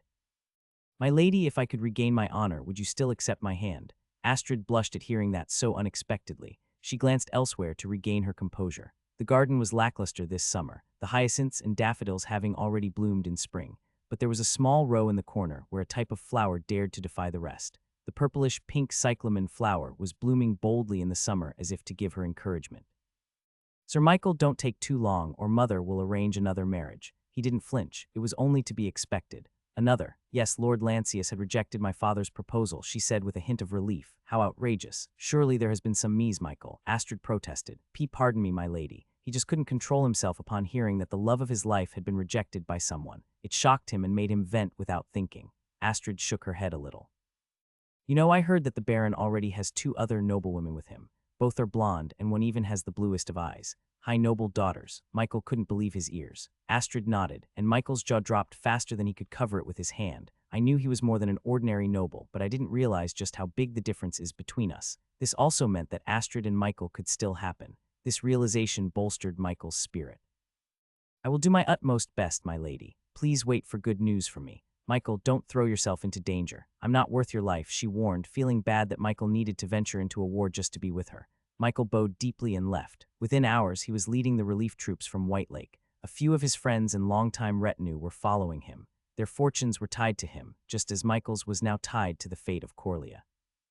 White Lake Relief Force, riders ahead, warned the scout who had just returned from the front. "I see them," Michael replied after squinting his eye. They had been fully armored since that morning, fearing that the coalition might have subjugated Coria town. Their assumption seemed to be correct. Lancius was unlikely to send riders to intercept when his opponent was on the other side, meaning the riders approaching him were Lancius' opponents. "Draw them in, I want to trap them between cavalry and infantry," Michael declared. "Horsemen ready," the lieutenant commanded. Leaving their infantry to prepare their lines behind, Michael led the cavalry forward. He wasn't disillusioned and aimed only to steal a small skirmish victory while hopefully capturing a man or two for interrogation. 40 cavalry in shining armor galloped through the grassy plains. Michael counted 12 horsemen in armor from the opposing force. Upon closer inspection, however, their opponent was raising a blue and bronze banner and rode calmly. Intrigued by this, Michael slowed down his horse to a trot and his cavalry followed. "Blue and bronze chevron, isn't that the Lord of Coria's banner?" his lieutenant asked as they slowed down. "It seems like it," Michael commented. "Impressive, they still have the town under control. Lord Lancius must have pulled out some incredible defense," said another knight in his service. "Let's meet up and ask." "If they still have the town, then it'll be a blessing for our reinforcement." Michael spurred his horse forward. After trotting a distance under the Coria summer sun, they met up with the opposing side. A knight rose his right palm and addressed them. "Hail, I am Harold, a knight of House Lancius. To whom am I speaking?" Lifting his helmet visor, Michael replied, "I am Michael from White Lake. We're bringing reinforcements." "Ah, welcome to Coria. Let us set up a place so you and your men can rest for today." Harold's calm words, without any hint of urgency, aroused suspicion. Rest, what about the siege? Michael blurted out. The tall knight in dashing armor chuckled. Don't worry about it. The tone made Michael uneasy. What do you mean? You're late by a day. The battle happened yesterday, the knight explained. Thinking that the sun was still up and there was a chance of another battle, Michael spoke. Then we must hurry. Harold chuckled. There's no need. Coria has already won. Michael's eye opened wide while his knights looked at each other. The Lord of Coria won the war, asked Michael carefully. Indeed, we've won. Coria is free, the siege has been lifted. Sir Harold laughed as he spoke. Harold's confirmation stunned Robert's knights. They couldn't believe what they had heard. Coria won in just one day. Michael asked again, this time fully amused by this absurdity. Against how many? One of Michael's knights asked. 6,000, answered Harold proudly. Michael and his men were astounded. They shook their heads and chuckled, unable to believe what they had heard. Come, you'll see for yourself, invited Sir Harold as he turned his horse around and trotted with his escorts towards Coria town. What should we do? Do we trust him? Asked his lieutenant, still harboring doubts. Get me a runner, Michael commanded. To prevent a possible elaborate trap, he sent a runner to warn his infantry. He feared a trap might be aimed at his supply train. What do we do if Coria is already freed? His lieutenant asked as they went. Aside from joining the celebration and feast, quipped Michael. The man chuckled. I'll be more than happy to entertain such a thought. If this is really true, then Lord Lancius is truly a frightening man. Michael looked left and right for signs of trouble but found none. Instead, he saw shepherds and their flocks grazing lazily beside the northern riverbank. Sensing no hostility at all, his lieutenant commented, I see nothing suspicious. The shepherds acted calmly, and there was no glittering of swords or armor from anywhere. Then the Lord of Coria is indeed a rising star, said Michael without hesitation. To triumph over such numbers in a single day, I would be more than willing to pledge myself to his cause. 2 paths. Eastern Mansion. 100 troops, bolstered by the militia, were mobilized under Sir Justin's command. Sir Harold to lead the column and greet the approaching relief force from White Lake. It was an unusual sight, as the siege had already been lifted and Coria had been freed. Still, the townsfolk made merriment of it and greeted the 40 knights like heroes for coming to their aid. While the 40 knights from White Lake entered Coria, 200 men, along with their supply carts and camp followers, headed north of Coria and set up camp near the river. Inside the Eastern Mansion, with confirmation that the incoming army was indeed reinforcement, Lancius breathed a sigh of relief and adjusted the arm's sling for his wrist. The anticipation for the news gave Hugo time to think, yet he couldn't unravel how he was supposed to besiege Coria with limited men and supplies. My lord, Hugo began his case. Coria isn't like Coria. Maybe Coria could be intimidated with just 300, but Coria, even with just a paltry amount of defense, could comfortably fend off a larger number of invaders for months. Lancius was content watching him speak, so Hugo continued, we need more men, siege ladders, siege engines, and plentiful supplies if we plan to starve them out.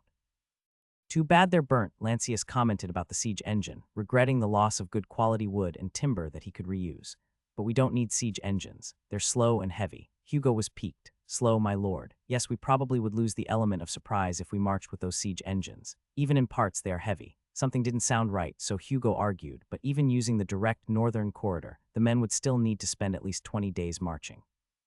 That's too slow. I think we can do it in 10 days. 10 days, the deputy blurted out. That means a cavalry-only force. Cavalry transport, Lancius corrected him.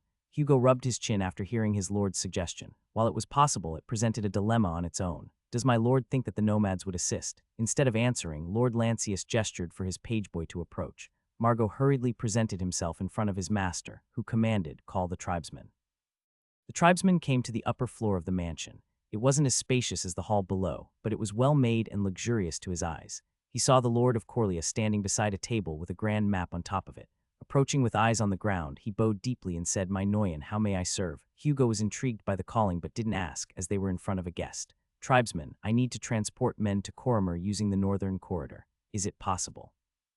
Asked Lancius without mincing words. The tribesmen, fully aware of this race that Lancius had proposed earlier, replied, If they can ride, we can provide the horses. If they can't ride, we can borrow some of the tribe's wagons they used for yurts. Lancius nodded happily, and the tribesman inquired, How many men does my Noyen wish to move? 200, he revealed. The tribesman paused for a moment before commenting, It would be quite a task. Is it possible? There was a slight concern in Lancius' voice. Certainly, it can be arranged, the nomad answered confidently. Hugo was surprised by the nomad's approval and asked, With the hunt for remnants still ongoing, how could you provide more horsemen for this? The tribesman, still in his armor despite being indoors, grinned as he looked Hugo in the eye. Not only our men but our women and children are also expert riders, and then he returned his gaze to Lord Lancius. "My Noyan, if you wish for this to happen quickly, then let me return before sundown." "One more thing," said Lord Lancius. The tribesman bowed his head slightly, awaiting command. The lord took a deep breath and said, "I need to talk about the tribe's future." The tribesman didn't question and simply nodded deeply. "How many wives does a tribesman usually have?" the lord asked. "The prominent member usually has 2 or 3. "And how many children does your father have from his wives?" 5 from my mother and 3 from my other mother," the tribesman replied without hesitation. Lancius nodded, while Hugo was puzzled by where this discussion was going. "Listen well, if the number of nomadic tribes right now is over 1,000 people, then in less than 30 years you will probably reach 10 times that number." The nomad was pleased and declared, "Then you shall be the Noyan of 20,000 souls." Lancius laughed. He didn't expect such an answer. Only after he took a deep breath did he find his composure. Rubbing his bandaged left wrist on his arm sling, he spoke. "What I'm trying to say is, you'll find a hard time finding pasture to graze." This time the tribesman was stunned with concern, his eyes widening momentarily. "I heard some of your tribes ventured into Coromer's exterior because of the lack of grass west of Coria. Is that true?" "Indeed, such is true, my Noyan." "It'll be 10 times harder in 20 years, warned Lancius. "It cannot be helped, my Noyan. Every family needs their goats and horses, and they need good grass to grow and produce milk." "I understand. However, the number of folks will be so much that the grass around Coria and Coromer alone won't be enough, meaning you'll be moving closer to South Hill or 3 Hills, which may cause problems. Worse, the tribes may even fight amongst themselves for water and grazing area." The tribesman furrowed his brows before gaining inspiration and asked, "My Noyan, you are telling me this now. Does it mean you have an answer?" The lord mulled momentarily before replying, "I might have." Bowing deeply, the tribesman asked, "Pray that you tell us, O great one." Lancius took a sharp breath. "Look at Coria. The town is 6,000 souls. Our people have a lot of shepherds and flocks, but we didn't need to graze too far from town." Furrowing his brows, the tribesman jumped to a conclusion. "Do you wish for us to learn to live in a city? No, it would be taking you out of your roots. That wouldn't end well," Lord Lancius said with such clarity as if he had seen it happen before. "What I want is for the nomadic community to make small market posts." "Market posts," the tribesman was piqued. "Indeed, between here and Midlandia, also here and 3 Hills. It should be built within half a day's journey by cart." Hugo started to understand what this was all about. "I want to build a safe route between Coria and other cities, with a place to rest, men to provide protection, also food, clean water, and spare horses." So my Noyan wished for the tribes to guard these market posts. He started to pick up the idea. "Since this is my idea, I'll extend my protection to the family responsible for these market posts." Lord Lancius smiled. "The area surrounding the post should belong to the family for grazing. I'll also erect a small tower and assign men as lookouts and patrols." The tribesman began to really like this idea, and his genuine smile returned. "There's also another thing. Since merchants will come regularly, you can sell them many things from cheese, meat, leather products, mare's wine, and even good horses. You should make a decent profit just by keeping the merchants happy and well protected." It seems that my Noyan has thought this all through. "I shall bring this matter to leader Batu and the elders," he declared passionately. Lancius took a step closer and tapped the tribesman's shoulder firmly. "Please convey my well wishes to them. Also my gratitude for the horses and riders for 200 men." The tribesman bowed deeply and left with a face even brighter than when he came. He had such worthy news for his elders. Lord Lancius was their Noyan for less than a year, but already thinking far ahead into the future. In the tribesman's eyes, Lancius was a leader unlike any other, someone to whom the nomads could fully pledge their fate. Coria. Audrey sat at the finest table inside the best inn in Coria, sipping spiced wine to quench her thirst. She had been riding from the eastern mansion under the hot summer sun. In front of her sat Lady Daniela, clad in her blue intricate surcoat that completely hid her century steel cuirass. With the camp burnt and her horse lost in the woods, she had no spare clothes to wear. In contrast, Audrey was not wearing armor but a black Gothic dress. Behind her stood Carla, fully armed and ready. Outside, the city celebrated the arrival of 40 knights from White Lake. The merriment could be heard from inside the inn, which remained empty, as only one day had elapsed since the siege, and visitors from outside Coria had yet to arrive. Audrey put her silver goblet down, took a deep breath, and began, "So why the change of heart?" Daniela bowed her head a little. "My lady," she addressed her host, as Carla had already informed her of Audrey's status as the future consort of the Lord of Coria. "We are merely a free company in search of work. Unfortunately, we stood on opposing sides, but the battle has ended. Lord Lancius only made a pact with Lord Jorge," Audrey reminded her guest. "We have yet to capture Lord Ammon. I believe you Nicopolins are paid by him." "That is correct. However, we were contracted only to wage war on Coria, and we have fulfilled our role." Audrey snorted. As a squire, she had a different view of loyalty. "So you won't even try to rescue your employer?" Regretfully, my employer has fled and left us with nothing. We're now forced to fend for ourselves. Audrey looked to the side, aware that her gaze might cause discomfort. I think all of this is pointless, she said. I doubt Lord Lancius would want allies who would abandon him as soon as he lost a battle. Daniela smiled. I think this time it will be different. Why? Asked Audrey. Unlike Lord Jorge or Lord Ammon, the Lord of Coria is more promising. No mercenary would abandon such a good lord after just one or two setbacks. Audrey smiled, knowing it to be true. Loyal or not, the mercenaries weren't foolish enough to squander a capable warlord. However, it was hard for her to trust Lady Daniela. Like most people, Audrey was suspicious of the Nicopolins, especially one who looked as smart and capable as Daniela. Tell me, are you or your men involved in enslaving the tribesmen? Daniela's eyes widened. I would kill my men if they ever did so. You honor your upbringing, Audrey complimented. We shall ride together sometimes. She finished up her conversation. Daniela nodded politely. It would be an honor, my lady. Audrey almost rose but paused halfway, meeting the Nicopolin's gaze. Her instinct flared up, so she sat down again. Carla looked at her questioningly, while Daniela remained unmoved. The Lord wishes for me to ask you this. How many men defended Coria Castle? How are their defenses and garrison? Also, tell us about their leader. Daniela's eyes widened. She couldn't believe the implications of the question. Despite their miraculous victory, Coria's forces were small and had suffered high numbers of wounded and dead. Thus, she hadn't expected swift reprisal. Yet clearly, Lord Lancius had entertained the idea, making Daniela realize just how completely and swiftly the Corleans had turned the tables on the Western lords. Lancius. Inside his private chamber, the victor of this war, Lancius, sat comfortably on the bed. As he had expected, his retainers barred him from going outside. After Hugo and the tribesmen had left the mansion, the servants brought Lancius a serving of warm broth with a duck egg and gruel. It was okay, but he didn't like the taste of the jumbo egg yolk. Nevertheless, his staff insisted it was good for bruises and bone healing. With marriage planned for next week, Lancius wanted to be in good shape, so he consumed the broth despite the bad aftertaste.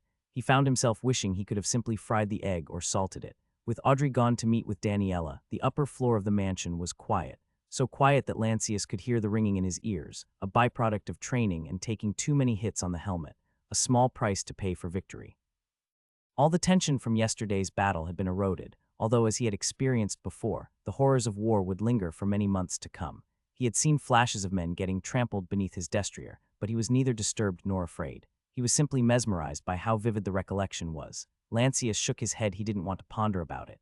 Afterward, he drew a deep breath. If only they knew that leaving people with nothing to do can actually hurt more than it helps. He wished he had something to work as a distraction. Otherwise, his brain would play those charging and trampling memories on repeat. He drew another sigh, realizing he had yet to visit Sterling. Lancius missed the squire's company. The young squire possessed a good intellect and critical thinking that made him a valuable discussion partner. Lancius considered calling Cecile, but he knew she had too much on her plate right now. Left with nothing else to do, he turned his attention to the parchments on the desk and rose from the bedside. He approached the desk, pulled out the small wooden chair, and tried to get comfortable. With just one hand, he slowly put away the stacks of parchment to the side. He wanted a fresh parchment for this one. There was a plan he had yet to put on paper. His favorite quotes came to mind. Knowledge isn't power, it's merely potential. Power comes from applying that knowledge. Wisdom comes from learning when and why to apply that knowledge. Lancius had been pondering for a long time about Lolandia, ever since he realized he was going to be independent in this land. The great Lolandia, with all its politics, blood feuds, and problems, was a province in a state of war. With the Imperium failing and chaos at the door, Lancius realized that a drastic measure was needed to reign in the province. A half-hearted attempt would backfire and lead to a bigger tragedy. He saw only two options. The first historically occurred on the steppe plains near the Ammon River, leading to the birth of the largest empire humankind had ever seen.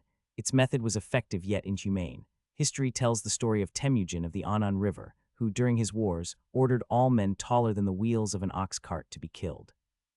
He spared only the women and young boys who wouldn't remember their fathers or uncles. In this way, Temujin, who would be remembered as Genghis Khan, ended the tribal blood feuds and paved the way for the unification of Mongolia. Lancius wanted no part in such a method, so he was left with another, less direct but equally drastic solution. Thus, he sharpened his quill pen carefully, prepared his ink, and wrote several words. Blooming. Sterling was recovering in the guest chamber inside the castle, one of the fortunate ones who survived the cold grip of death. The night before, many had succumbed to their injuries. Even among those who seemed to be recovering, a few were suddenly overcome by fever and died. He was lucky that the saint candidate had treated him otherwise. The pain and swelling in his crushed leg would have been unbearable. The afflicted limb was now wrapped tightly, supported by wooden planks to keep it immobile. Since this morning, Sterling remained stable throughout the day. His fever had subsided, and he was restless, eager to do something. The physician, however, insisted that he rest. Thus, he spent his day confined to bed, his only distractions being visits from comrades or castle staff. But as the sun dipped low on the horizon, people returned to their chores, leaving him alone.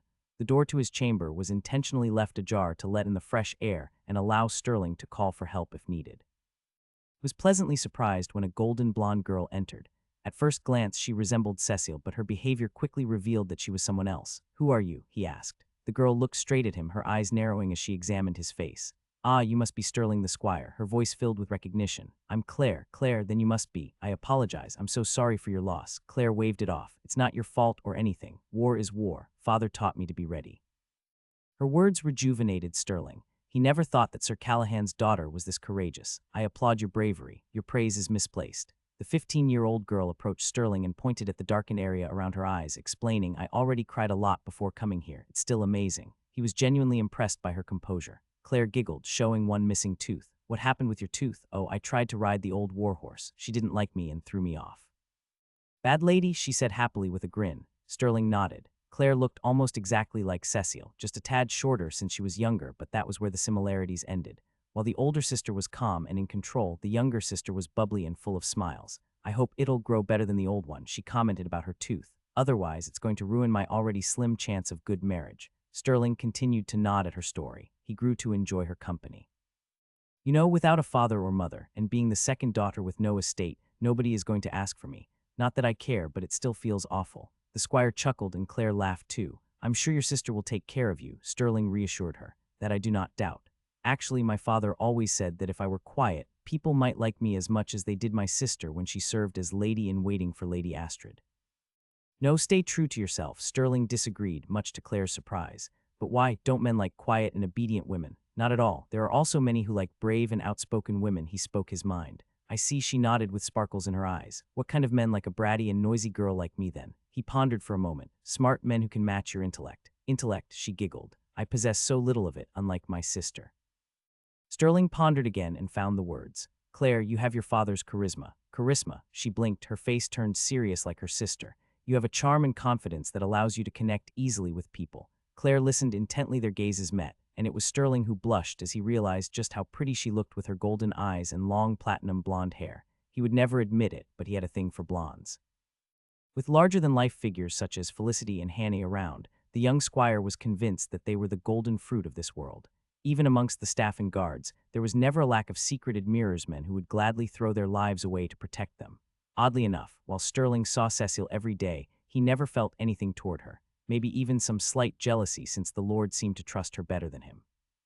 Watching Sterling turn quiet, Claire quickly used her palm to feel the man's forehead, fearing he may develop a sudden fever. "It doesn't feel hot, but why are you turning red?" she asked, worried. "Are your legs in pain? Should I call for help?" No, I'm okay," Sterling assured her, his own heart beating fast. Claire still looked worried, so he tried another approach. "I just told you that you have your father's charm, and I meant it. I barely know you, but I feel like I'm about to fall for you." Most girls would laugh this off, dismissing it as a cheap and desperate line from a youngster. Even Sterling expected her to mock him, yet Claire smiled warmly. "Gratitude for your kind words. You're not going to mock me?" he asked carefully. "Why would I? You sound so sincere." Claire put her hand on Sterling's. He smiled and hinted softly, "My feelings are genuine." The girl looked happy, but this time there was some bitterness on her face. "You're the Lord's confidant. With the Lord, a rising star, you too will rise high. I doubt you'll have a lack of honored ladies seeking marriage." He furrowed his brows and protested, "That's not true." She hid her hands behind her back and breathed deeply. "I only have my father's hair and maybe a horse as a dowry. You'll have a bad life if you're going to ask for my hand." Sterling saw that behind Claire's bubbly behavior lay a maturity beyond her years. She was a girl with a strong heart, able to face her father's tragic demise, and had a level-headed view of life. Unlike those who sought honeyed words and the promise of an easy life, she didn't seem afraid of hardship. "Claire, keep talking. The more you talk, the more I like you." She was stunned. "Do you mean it?" "I do. Tell me about the old warhorse or about your father. I'm keen to learn about them." This time, Claire blushed. Never before had someone wanted her to continue talking. Even her father usually just shrugged or shook his head after listening to her so much. "You don't have to. This is just because you feel sorry for my loss, right?" "No, I like listening to people. Sterling looked to the door, saw nobody, and whispered, "Lord Lancius rarely talks, and neither does your sister. It's easy to get bored." "Ah, so the Lord of Coria is also the quiet type." Claire covered her grinning mouth. "They are," Sterling confirmed happily, and the two chuckled. Afterward, there was an awkward silence until Claire broke the impasse.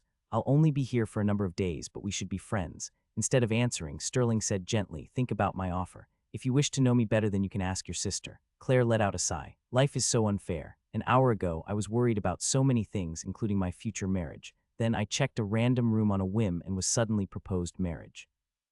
For daughters of low nobility like Claire, marriage was largely decided by their parents. She had heard many times that her mother had only talked to her father on the day they married. "But isn't this too fast? Or are you just playing with me?" "Playing with you. Claire, your sister is the Lord's cup-bearer, the same Lord that all of Lowlandia feared. He'll kill me if I try something stupid. But even thinking to take my hand is indeed stupid. How will you argue against this if they asked you?" Stifling a laugh, Sterling said, "I'll just tell him that I'm merely following his lead." "His lead? Oh, you mean how Lord Lancius will marry Captain Audrey?" Claire guessed. Sterling looked smug. "I'm just emulating my lord's greatness." Claire giggled, her eyes shifting to Sterling and his wounded leg. "It's not fun if only I talk. You should tell me about yourself. I want to know more about you," she stammered. Sure, there's a chair over there. Please sit and let me tell you about my life or my battles," said the squire, energetically forgetting about his pain leg.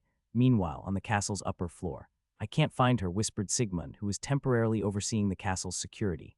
Nearby, the saint candidate was sleeping soundly, having healed many wounded throughout the night. Her clothes were stained with blood, and she likely lacked the stamina to clean herself, thus collapsed on a daybed. Now Cecil was fanning her with giant duck feathers. The cup-bearer wore a gray mourning robe and looked concerned, sad, and equally tired. Now her sister was lost somewhere in the castle, adding more pressure to her mind. "I'm so sorry. I should have guided her myself," Felice said, her brow furrowing in confusion as she wrapped the blood-stained apron. She had just finished administering care in the Great Hall's infirmary. "Please don't be, my lady. I'm sure you're also busy," said Cecil gently. "I'll keep looking for her," Sigmund reassured the ladies and left the great chamber. Felice approached Cecil and patted her shoulder. "Don't worry. I'm sure she'll be fine, maybe just chatting with some staff." Audrey, Eastern Mansion. Night fell and Audrey returned to the mansion with half of her cavalry to bolster defenses. With the White Lake contingent camped north of the city, and Lord Jorge's Black Knights east of the forest, there was no lack of threats to Coria. Even within the city in the billets, they had hundreds of captured knights and squires. With the passing of Sir Callahan, and Hugo preparing a campaign against Corrimer, only Sir Justin and Caleb were left to handle the situation. As Lancius had commanded, they put enormous effort into avoiding problems. Handling captured men was a risky and delicate matter, especially when they were trained fighters. Worse, Coria was going to take in over 1,000 captured men in the following days. The enormous amount kept Lancius' staff on edge. Thus, out of concern, Audrey took her light cavalry to the Eastern Mansion as a precaution. Sir Harold welcomed the additional men, as he too felt tense because of the situation. When she arrived on the second floor, Margot greeted her with a bow. "How's the lord?" Audrey asked, slightly fatigued from all her dealings. "My lord had an early supper and fell asleep when the weather turned cold," Margot replied. Audrey nodded and looked around the private hall, whose small chandelier had been lit. "May I bother you to ask the kitchen to get me some gruel?" "Certainly, my lady." Margot quickly left the hall, leaving Audrey alone. She thought about the lack of security for Lancius and felt amused. With Sterling injured and Roger drawn to handle the matter of the army, the lord had no squire for himself. Audrey slowly walked toward the master chamber and took a peek. She saw the lantern was lit safely and Lancius was soundly asleep. The window wasn't opened too wide and everything seemed calm. Satisfied, Audrey closed the door back and stood in front of it. She felt the sword's hilt on her waist, took a deep breath, and silently guarded the chamber. She was still a squire at heart, and no amount of spoiling from Lancius or her new status as the lord's consort could change her. In Audrey's mind, Lancius was her charge, and she would gladly sacrifice herself for him. Lancius. The Lord of Coria had been sleeping since sundown and awakened a few hours after midnight. He was covered in sweat and threw his thin linen blanket aside. His throat was parched and he slowly got out of bed and walked toward the table. He poured water from a silver jar into his cup and drank it down. "Ah," he sighed, feeling the cool water hit the spot. He took a deep breath and gazed around his room, enjoying the satisfying cool breeze that came from the window. Soon he forgot the strange dreams that had been plaguing him. He drank another cup and felt refreshed. Feeling the sweat on his face, he approached the stone basin on the corner and washed his face using the clean water from a copper basin. Lancius felt so alive and sharp and knew he likely wouldn't get sleepy until he saw the sunrise. "You're awake," a familiar voice called from the door's direction. He saw her just outside the door. "Dre, why are you awake at this time? May I come in?" Of course, said Lancius as he dried his face using a clean linen cloth. Are you hungry? Do you need anything? Audrey asked when she closed the door behind her. He muttered, and then remember the unpleasant giant egg yolk. Please don't let them bring me those duck egg broth again. I've had them for lunch, after lunch, and supper. Audrey giggled hearing Lancius' complaint. But it's good for you. You're getting livelier. Her comment made him chuckle. It's more because of a good sleep. She responded only with a smile. Even under the dim light, her tanned skin looked gorgeous. He remembered what time it was and furrowed his brows. Dre, why are you not sleeping? Oh, we have nobody to stand guard, so I volunteered for one. You what? Lancius asked, fully surprised. I'm still a squire, you know, I'm capable. She jumped into conclusion. No, I'm not questioning that, but you're… Lancius hesitated, still finding it odd to call her wife. I mean, I can't have my future wife to stand guard for me. Well, I can't have Margot to do it. He can't fight that well and he needed sleep so he can perform his duties tomorrow. Lancius hung the linen cloth to dry and approached the brunette in a black Gothic dress. Have you eaten? He asked, wrapping his arms around her. She smiled at his gentle approach but said softly, watch your left wrist. It's not as hurt as yesterday, just itchy. They finally embraced like a couple, feeling each other's warmth. It was long overdue. You smell nice, she commented. Must be the fresh hazel twig and clove toothpaste, he answered, caressing her hair. Audrey tiptoed and they shared several kisses until she giggled. Lans, that's enough. A bit more? Asked Lancius passionately. They ended up on the bed cuddling and enjoying each other's company. The only thing that barred them from going all in was the mourning period. They were fully aware that at sunrise they would need to attend the mass funeral.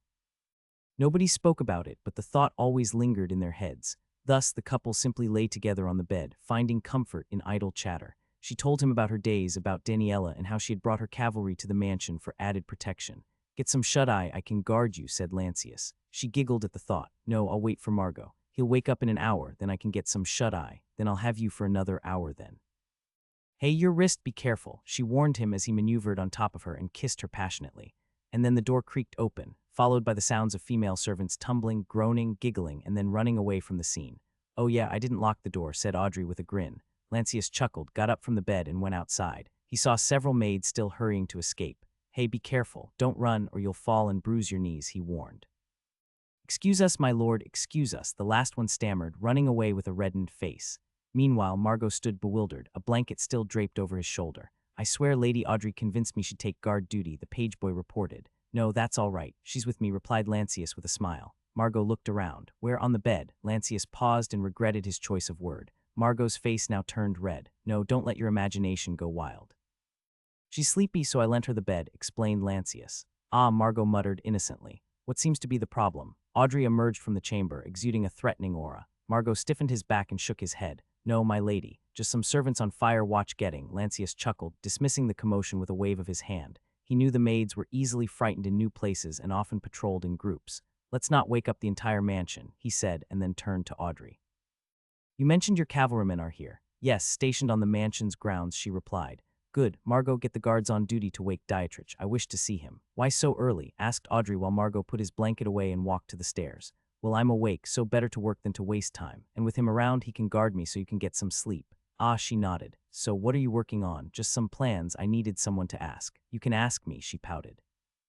Lancius shrugged. I can't think clearly with you around. Why is that? She became curious. I see two big reasons. She didn't get it at first until she followed Lancius' gaze to her bosom. She felt annoyed and crossed her arms, quipping, it seems you're healthy enough to continue training. Nope, my wrist is broken and I still need to do well on our honeymoon, he quipped back. My lord, you're already so lusty. You don't need a month of sweet mead, Audrey replied, smugly hinting at the customary aphrodisiac drink. Oh-ho-ho spicy, he laughed at their silly banter. Just the way I like it. Audrey sighed but refocused her eyes and straightened her posture. My lord, as your captain and future consort, I wish to learn of your plan. Her tone was polite but firm. Lancius chuckled, since you asked so nicely.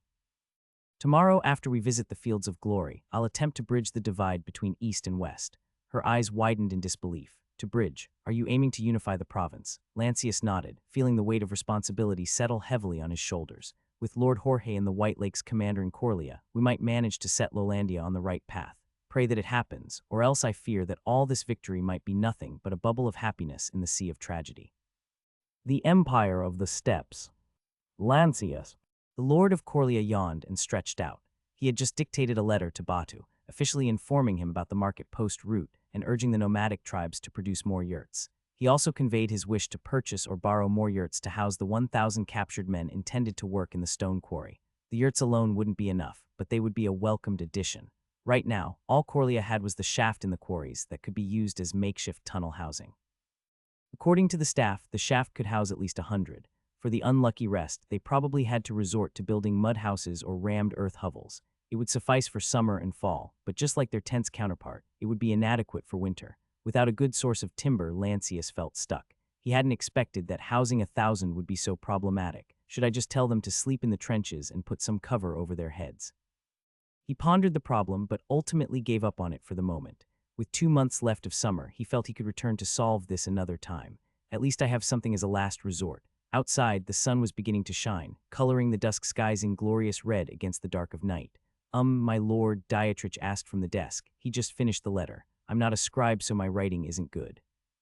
Not too bad, better than Hugo, but less than Caleb, replied Lancius lightly as he read the finished letter. This will do. You'll send it for real. Dietrich sounded nervous. Yes, you'll send it personally to Batu and read it yourself, so it should be fine. Also, bring the 2 biggest duck eggs we have as gifts. Dietrich nodded, memorizing the command. That is all you can leave now. The sun is rising soon. Yes, my lord. Dietrich began to put the writing tools on the shelf.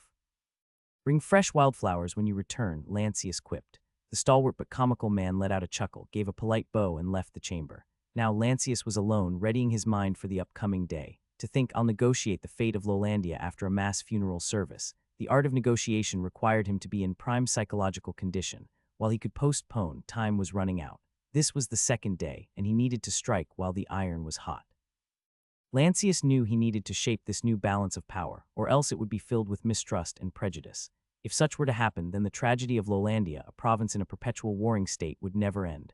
Thus, Lancius sat down, cross-legged, on the carpeted floor and did something he had never done before. He sat still, emptied his mind, and meditated. Time passed, yet the turmoil in his mind remained. He wasn't good at this, but now his thoughts were sharp. He could sense the points he needed to make and the arguments he should advance.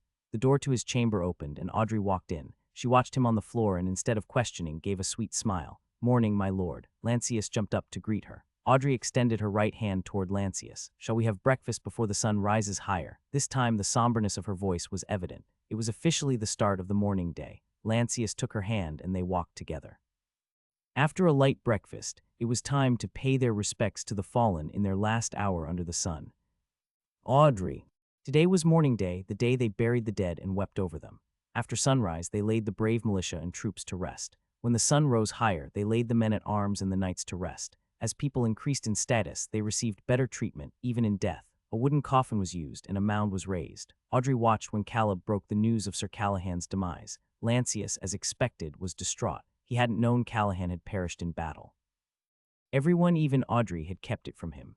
The late Callahan was Lancius' mentor and trusted diplomat, and also the father of the cup-bearer. Thus the loss was personal and tremendous. Overcoming his grief, Lancius led the solemn procession and watched as his mentor's coffin was lowered to its final resting place.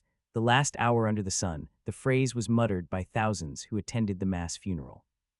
Beside Lancius, Cecile, covered in a gray cloak, tried to hold back her tears. To no avail, she wept and cried her heart out. Surprisingly, Caleb was there to comfort her. Felicity was also present, wrapping her arms around Claire, Sir Callahan's little daughter. She too wept with reddened eyes. The marshal, Sir Justin, sat at the back. Despite his injured hip, he directed the whole proceedings with the assistance of Sir Harold, Hugo, and the other squires. The Lord of Coria observed the burial solemnly until a freshly made mound was raised. He then knelt in front of Sir Callahan's mound. The gravestone was yet to be engraved, so a simple wooden stake was placed. Lancius took summer wildflowers and a jug of good wine from Margot's wicker basket, sipped it, and poured the rest into the earth. Those around him followed his example. Audrey took the wooden cup, sipped the wine, found it good, and poured it into the rows of mounds. Resting beside Sir Callahan were 2 other knights, 1 cavalryman, 1 squire, over 30 men-at-arms, and 70 militia. Despite Lancius' miraculous victory, these men had paid the ultimate price. Aside from this burial, there exists another mass burial, dug and prepared by captured non-nobles from the coalition. Lancius had told her that he wished to visit, but Audrey persuaded him not to. She didn't wish for him to shoulder the guilt. His retinues would shoulder it for him. As the last drink to honor the passing was over, there was no prayer but only a mention of hope for the deceased to meet the ancients and accompany them on their great hunt.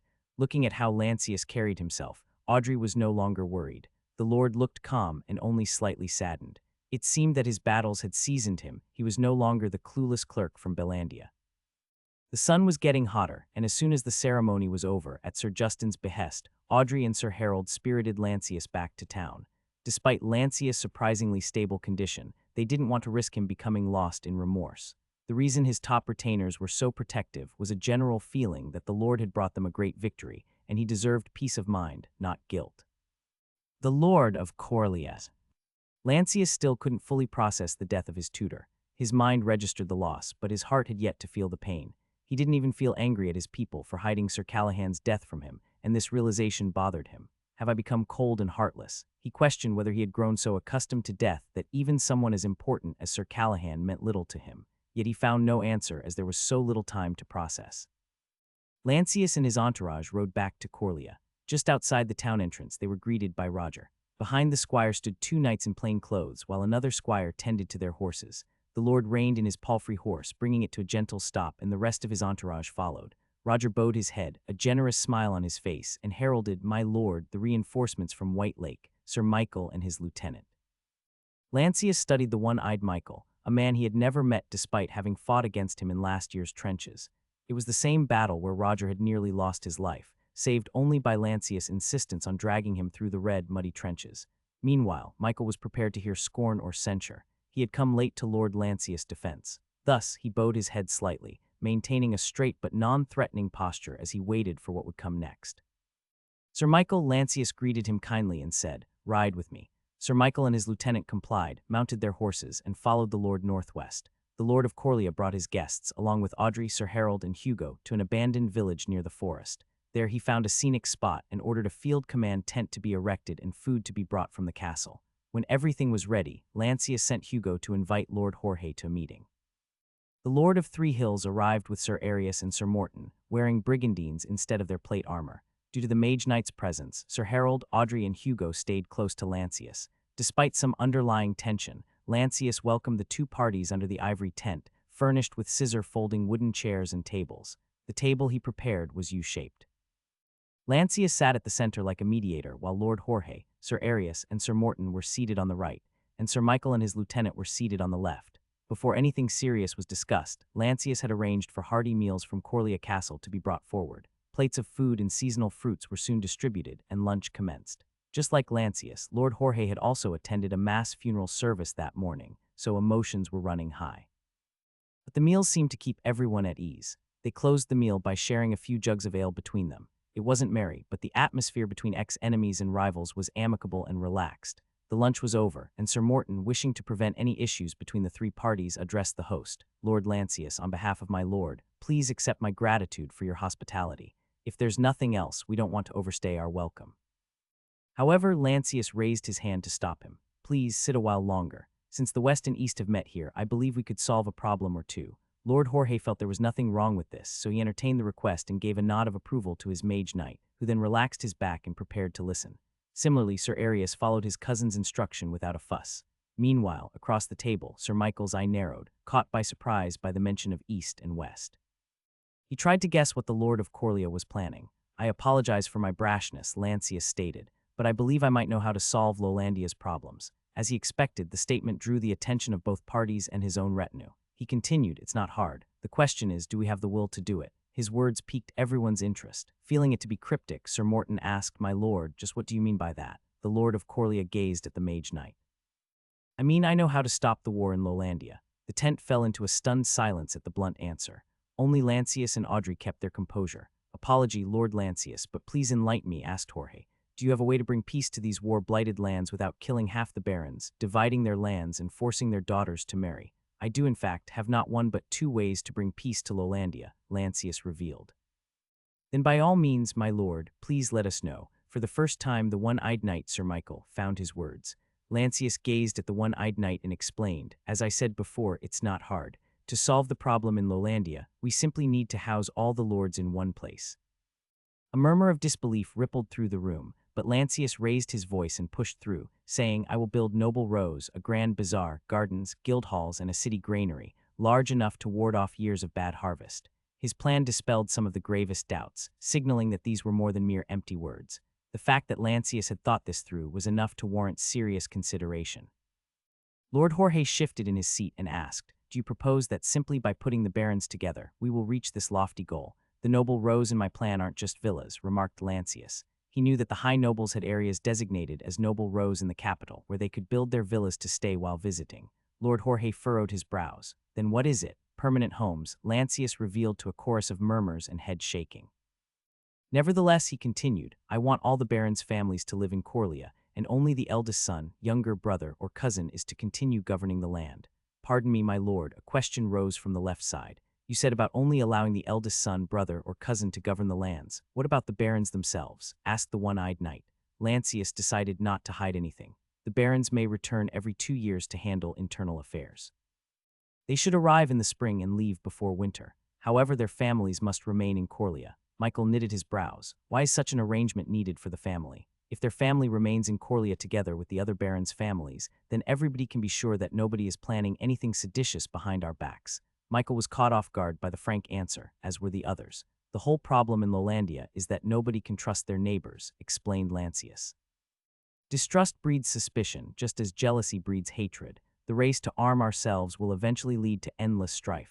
There was an uncomfortable air emanating from the two parties. My lord and sirs, I assure you, this is the best way to solve the main issue, Lancius reiterated, his voice firm with conviction. However, only doubt hung from the two sides. Lord Jorge drew a heavy sigh and asked, Lord Lancius, I truly admire your thoughts, but why do you put so much work into solving Lolandia's problems? I mean, you're not even born here. Lancius felt the stares from both sides. Their thoughts had been shaped by a world full of feuds and conflict. They knew that change was needed, but they were trapped in a mindset of conquer or be conquered. The only saving grace was that none that sat in there had any connection with slavery. Three Hills and White Lake had no part in the raids conducted by the Nicopolins mercenaries, or benefited from slave economy. Otherwise, it would be hard for him to conduct negotiation without addressing the elephant in the room. The tension inside the tent ran high, and all eyes were on Lancius, waiting for his next move. Prepare for peace. Outside the tent, servants and a pageboy loaded the dirty plates and trays to be returned to the castle. The wind breezed through, bringing relief from the hot summer sun. For them, despite being in mourning, today turned out to be a lovely day. However, inside the tent, the discussion concerning the fate of Lolandia continued. Facing stiff reactions, Lancius carefully reminded them, this is why I told you all from the start. I know how to solve this problem, but the question is, do we have the will to do it? Like a tug of war, the discussion returned to where it started. Right now, the two parties seemed neutral instead of disinterested in the idea. However, the idea that all the lords of Lolandia needed to live in the same place, and that place would be Coria, was quite preposterous, if not uncomfortably absurd. The White Lake's knight, Sir Michael, was especially worried about the nobles' reaction in Lord Robert's court. After all, they were the ones who banded together to oust and disgrace him last year. He didn't want himself, or worse, Lord Robert, to lose favor. Thus, while he had high hope for Lord Lancius' idea, he thought it was simply too risky. Not to mention, for either Michael or Lord Robert, the idea offered little to no foreseeable gain. Lord Jorge of Three Hills was in a similar situation. He showed openness but had yet to see any real advantage in Lancius' proposal. As a noble of his stature, he was the one who dictated peace or war. Thus, he seemed to have little to gain. Meanwhile, Sir Morton had a different idea. The mage knight entertained the thought of peace. He had seen so much war and what it cost his brethren and the people around them. Lancius himself, without knowing either of the two parties personally and based only on the intel he had gathered, only counted their response as nothing more than feigned interest. My lords and sirs, this isn't hard. He tried again from another angle. Fighting a war is hard. Burying dead comrades is hard. Paying the ransom is hard. Lancius gained some nods and continued. Rebuilding a destroyed city or managing a famine from a bad harvest is difficult, but relocating the barons and their families to live in a newly constructed, lavish complex may be complex but not hard.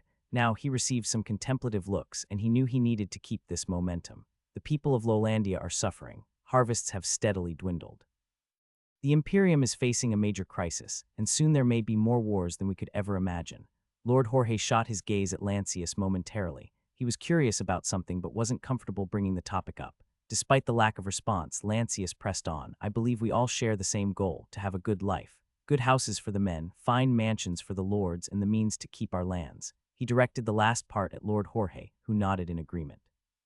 Turning to Sir Michael, Lancius followed up to marry, to have children, to enjoy a good harvest, to raise fine horses, to live happily. We share a common goal. Lancius' pitch for a common goal seemed to be his most effective.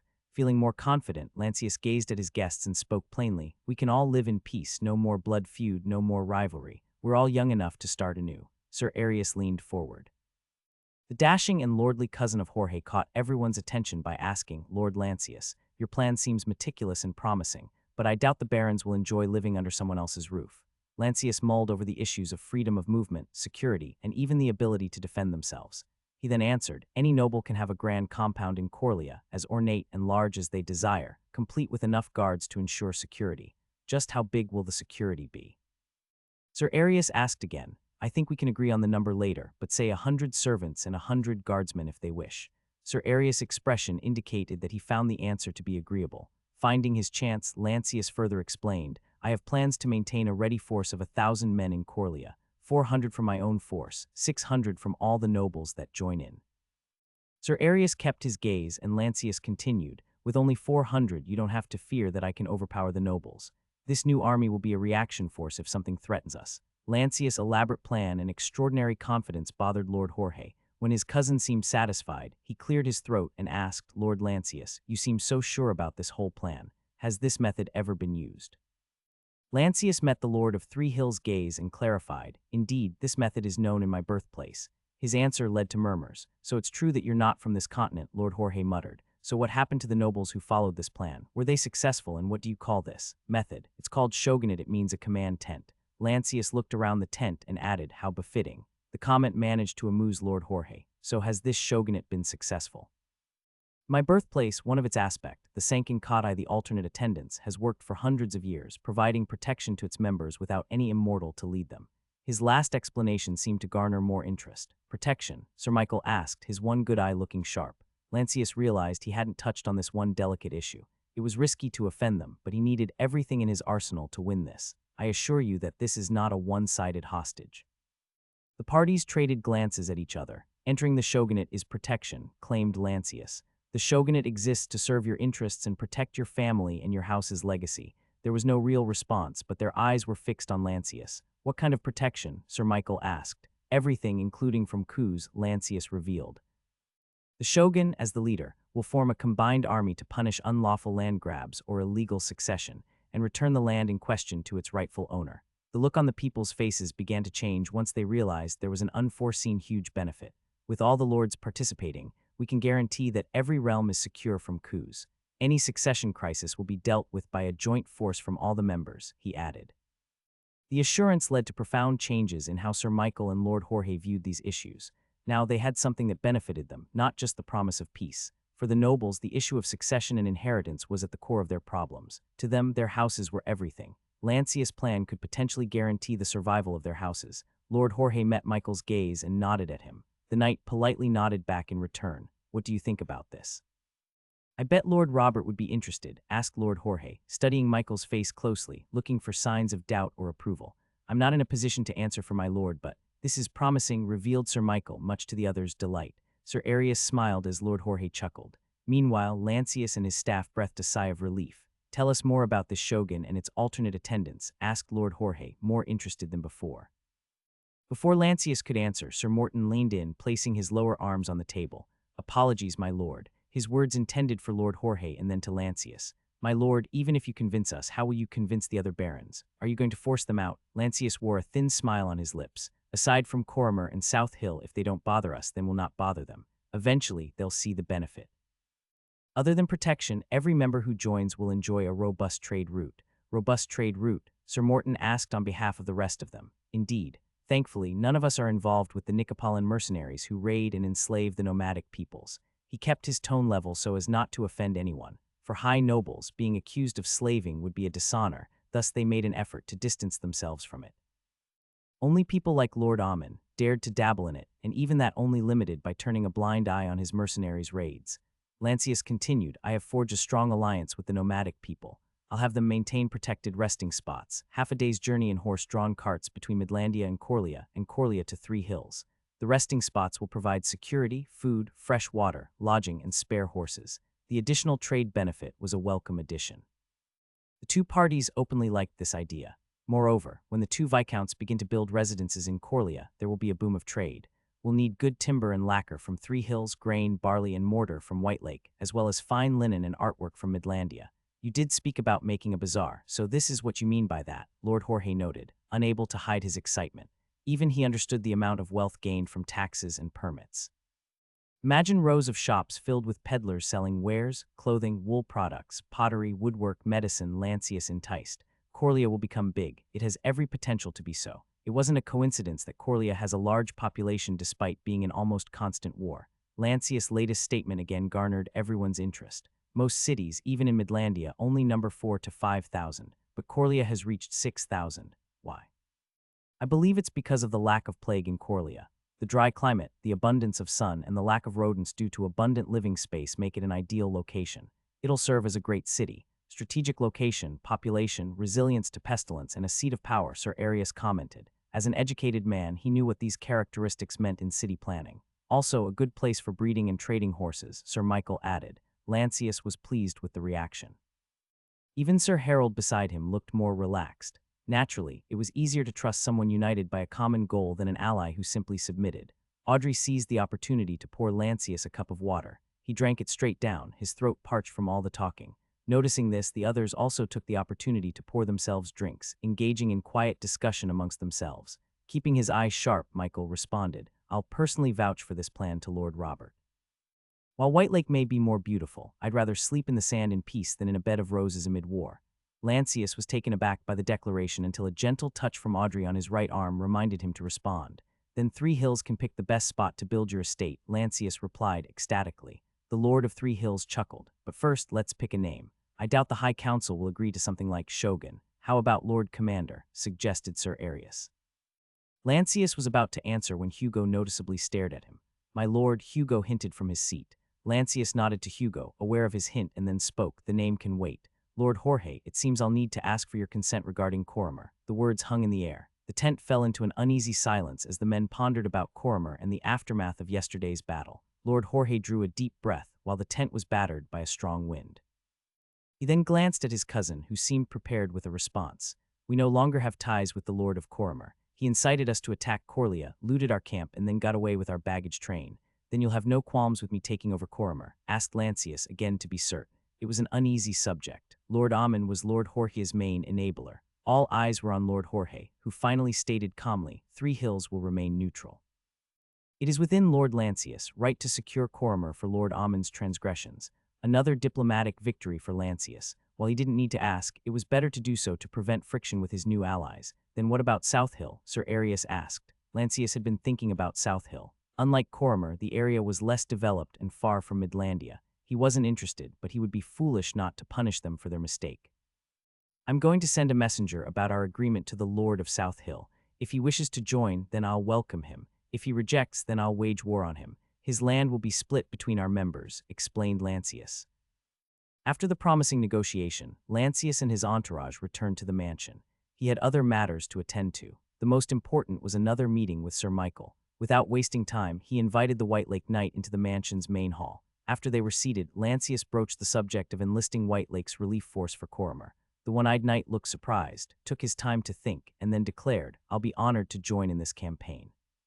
Hearing that, it was Lancius and his staff's turn to be surprised. They didn't expect the knight from White Lake to be so agreeable. Lancius uncharacteristically asked Sir Michael, "Are you sure about this?" Michael chuckled. "I'm ready to fight a great war to redeem myself, and my lord, you just gave me one." Lancius couldn't help but grin. "I'll personally reward you with a tract of land in Corrimer for your assistance." "My lord, with all your plans for Coria, I'd rather take a smaller piece of land in this city." The response made Lancius chuckle. "A smaller piece of land in Coria then, so only one more thing to address." Michael bowed his head a little. "Please guide me, my lord. Can I ask you to write a letter to Lord Robert? Tell him that Coria wants to buy all the grain he can spare." The one-eyed knight readily replied, "I'll return to my camp and send my fastest messenger to White Lake." Happy with the result, Lancius invited Michael to supper, and the guest took his leave, heading back to his encampment. Audrey, who had kept silent, now commented, "This is progressing smoothly." Sir Harold chuckled, while Lancius and Hugo breathed sighs of relief. "How's your wrist?" Audrey asked with concern. "Not that bad," he reassured her. "My lord, I must admit that you have crafted a really interesting plan to unite Lowlandia," praised Hugo. Despite harboring some resentment because his staff had kept Sir Callahan's death from him, Lancius chose to be magnanimous. He wouldn't let his wounded pride ruin this sweet victory. For peace. He suddenly raised his cup. The rest smiled and followed for peace. They drank their ales, and afterward Hugo innocently mused, "We drank for peace, yet I must ask for my lord's guidance for war. Si vis pacem, para bellum. If you want peace, prepare for war. Prepare for war, prepare for peace." Lancius drew a deep breath, unconsciously moving his injured left hand with care. He had concerns about the plan, but he couldn't show them to his subordinates. "May I know what is your plan to subdue Coria Castle?" Hugo asked, looking expectantly at Lancius. In front of Audrey, Harold, and Hugo, Lancius revealed shock and awe. Val's saying. Battle fatigue had finally caught up to Lancius. After the meeting with Sir Michael and Hugo concluded, he fell asleep on the daybed. However, it was not a peaceful rest. He found himself suddenly thrust back onto the battlefield in a dream. The scene was vivid, with blackened men running and trampling over each other as flames chased after them. Lancius was startled awake, his body covered in sweat. "My lord," Margot came to look after Lancius, pouring a drink into a cup and offering it to him. "It's nothing, just the heat, that's all," said Lancius, taking the cup of water and drinking it. The water felt refreshing and Lancius sat on the daybed. He looked out the window and saw the sun still shining bright. "Where is Audrey and the staff?" "Lady Audrey is meeting with Lady Felicity, and Sir Harold is tending to his men and the patrols," reported the page. "Do I have a visitor today?" Lancius asked. "Lady Hannah, Lady Daniela, and Sir Michael will join us for supper." Last two were expected, but the first one wasn't. "Hannah will join us. A messenger from the castle told me so, saying, 'The lady will return to Midlandia tomorrow, so she wishes to see my lord today.' Hannah is leaving Coria." Lancius was surprised and pondered about the reason. "It seems so, my lord." Margot didn't have any more information. Lancius rubbed his chin and relaxed his shoulder, saying, "Send a runner to the castle. Say that I'll meet her at the mansion's garden when the sun is cooler." "Yes, my lord." While Margot left on his errand, Lancius, left alone on the upper floor of the mansion, let out a deep sigh. Audrey was learning about lady-in-waiting stuff from Felicity to prepare her for marriage. Meanwhile, Sterling was still confined in bed. The cup-bearer, Cecil, was in mourning. Moreover, Caleb had informed Lancius and Cecil about her late father's wishes. Lancius had seen the younger daughter, Claire, at the mass funeral and felt saddened. He rested the back of his head on the couch like daybed and just stared at the ceiling. "Callahan, forgive me," he uttered, despite knowing that Callahan would likely waved it off and smiled at him. The thought lessened the pain, but the loss was still fresh. He, of all people, one of the most capable people I know. To Lancius, it was a terrible blow. And to think that he had just talked and discussed matters with the mage knight who had done it was nothing short of absurd. However, he knew that Callahan would have advised him to put on his facade. A conqueror must put his goal above his emotions. The man had taught Lancius so much and even put himself in harm's way to protect him. Lancius felt the sting in his eyes and whispered, "I'll do my best to take care of your daughters. I'll find suitable husbands for Claire and Cecile if she doesn't want Caleb." However, the image of Callahan in his mind seemed to frown. "I guess Caleb is a good candidate for a husband." Lancius then chuckled at his own words. The realization that he shared this burden with Caleb made it easier. Slowly, the feeling of guilt ebbed away. Interestingly, only afterward did he realize that Claire reminded him of Tanya. Lancius had never noticed it with Cecile, but somehow Claire's expression invoked memories of his little sister, and a wave of memories from Bellandia flooded his consciousness. He missed his family and wondered how they fared now in Midlandia. Lancius let out a sigh, hoping that Bengrieve would honor his part of the bargain and rescue them. Remembering his benefactor, he rose and took another cup of water from the table. With a letter to write, he strode to his room, pushed the door open, leaving it ajar to help with air circulation, and sat down. Taking his quill pen and ink, Lancius wrote a rough report about his victory. He inquired about the succession crisis in Midlandia and pleaded for information about his family's whereabouts. In addition, he crafted a more official letter pertaining to grain and horse trade between Midlandia and Coria. Lancius finished his letters and sealed them with wax. When the day grew cooler near evening, he met Hannah in the garden. The lord and his esteemed guest strolled through the garden, engaged in conversation. Although expansive and vibrant with greenery, the garden bore signs of neglect. The grass grew unevenly and the shrubs sprouted haphazardly. "Are you sure I can't convince you otherwise?" Lancius asked as they walked. "Well, aside from the war, it's been fun in here, but I just want to go home," Hannah said while looking at the medicinal flowers in the garden. "Besides, I'm also accompanying Sterling. I feel the same way too." "Rest assured, I count Sterling as my acquaintance," she replied as they reached the small gazebo. Hannah, his voice tensed up. "I'm worried about the situation in Midlandia." She giggled as she sat on the wooden benches. "It's the battle of the nobles. I'm just nobody. I'll keep my head low and live in the shadows. But you're a mage, Hannah. People would, a retired explorer lands, grave digger they say." "Nothing more," she cut in. Lancius exhaled deeply but eventually nodded his head.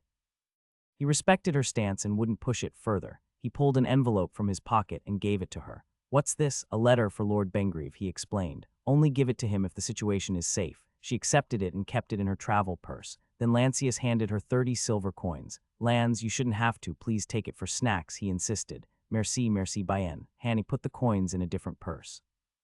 "So what about Tia?" He asked about the little girl with the broken ankle that she had healed and cared for. Ah yes, there's a school in Midlandia that I want her to attend. Oh, I'll need your permission for that. Tia and her deceased parents were subjects of Coria, bound by law, and she needed permission to leave town. Lancius had heard about the school for the commoners and landless gentry from when he was in Toruna. The school for the commoners and landless gentry. Yes, that one, Hannah replied excitedly. It was one of the first non-noble schools in Imperium.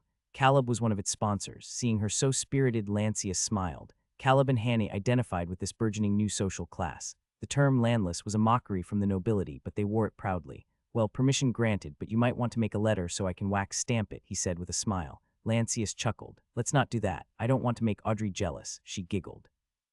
Good, be a responsible husband. Don't just treat a wife like a baby-making machine. Lancius scoffed at the remark while Hannah grinned widely. Anyway, Lance, how's your amnesia? Are you still not remembering even your name? She asked, looking at him warmly. Her question stunned Lancius for a moment. I actually stopped trying. Too much going on, you know, he admitted. I guess so with the war and others. Hannah nodded while dangling her feet freely. How about your name? He asked. What about mine? She asked, puzzled. Hannah, you haven't given me your real name, he reminded her. The blonde giggled with flushed cheeks. Say what? If you remember your real name, then we'll trade names. How about it? I just remembered my name is D'Artagnan, Lancius declared with a gentlemanly pose. No, you're not, she snorted, trying but failing to stifle her laugh. No, seriously, that's my real name, he insisted, resisting laughter. His antics made her laugh until she was gasping for breath. The cool sunset breeze swept by them. Behind them, the mansion's many windows were beginning to be illuminated by chandeliers and fires. Oh, Lance, you seem okay. Audrey is worried about you. Earlier, she said you eat so little and don't get enough sleep. She's exaggerating things, he said, shaking his head. I'm doing fine. Yeah, you look okay. Anyway, since you're about to wed, let me tell you a few things about the females of this world. What about them? This piqued his interest. As the wind breezed through, Hannah brushed her long hair from her face and said, Do you know that a woman only bleeds once or twice each year? Oh, now that you mention it, I did suspect something about it, Lancius recalled. When he lived on the road with Steffi, she never seemed to experience one. Hannah let out a small sigh. It's quite enviable, really. Lancius understood her plight. For a woman, getting a period in a world without disposable pads was problematic. Anyway, if you want to have babies fast, you need to ask her about it so you'll know her fertility window, she advised. Okay, this started to feel like a visit to the pregnancy doctor. Or you can just give her a good fuck all year round. The doctor just suggested something correct but inappropriate. Ewa, this French girl is so vulgar, he exclaimed, looking grossed out. Hannah burst into laughter and only managed to speak after taking several deep breaths. And one last thing, she said while still getting her breath back. The pregnancy takes more time. I believe it's a whole year. Not the usual 9 months. Now this is new, Lancius pondered. Yup, it's because the humans in this world at one time in their history intermingled freely with the elves, and also they're descendants of a shapeshifting dragon, she reminded him. The ancients who begot the grand progenitor, he nodded, having read the lore. Yup, technically it's them, the half-god, half-dwarven who revitalized the failing elven bloodline. Humans are their offspring, so you're familiar with the mythology, she asked. Yes, I read the book, he said without sounding smug, though he couldn't help but ponder why what she said was somewhat different from what he had read. Half-god, half-dwarven. I'm pleased to know that you're well-educated, my medieval baron, Hannah quipped out of the blue. Lancius wouldn't let her get away with that and quipped back, I heard Tia reads the alphabet better than you. Her mouth was agape, and her eyes were wide with surprise. She hadn't expected such a sharp roast and couldn't resist retaliating. You black-haired imp, how dare you, I'm your senior here. Lancius started to chuckle at her reaction. I can read, just not the common text, she said, still going at it, defending her wounded pride. He held back his laugh until the mage laughed first. They shared a hearty, unrestrained laugh. Later, with cheeks reddened from laughter, they walked back to the mansion.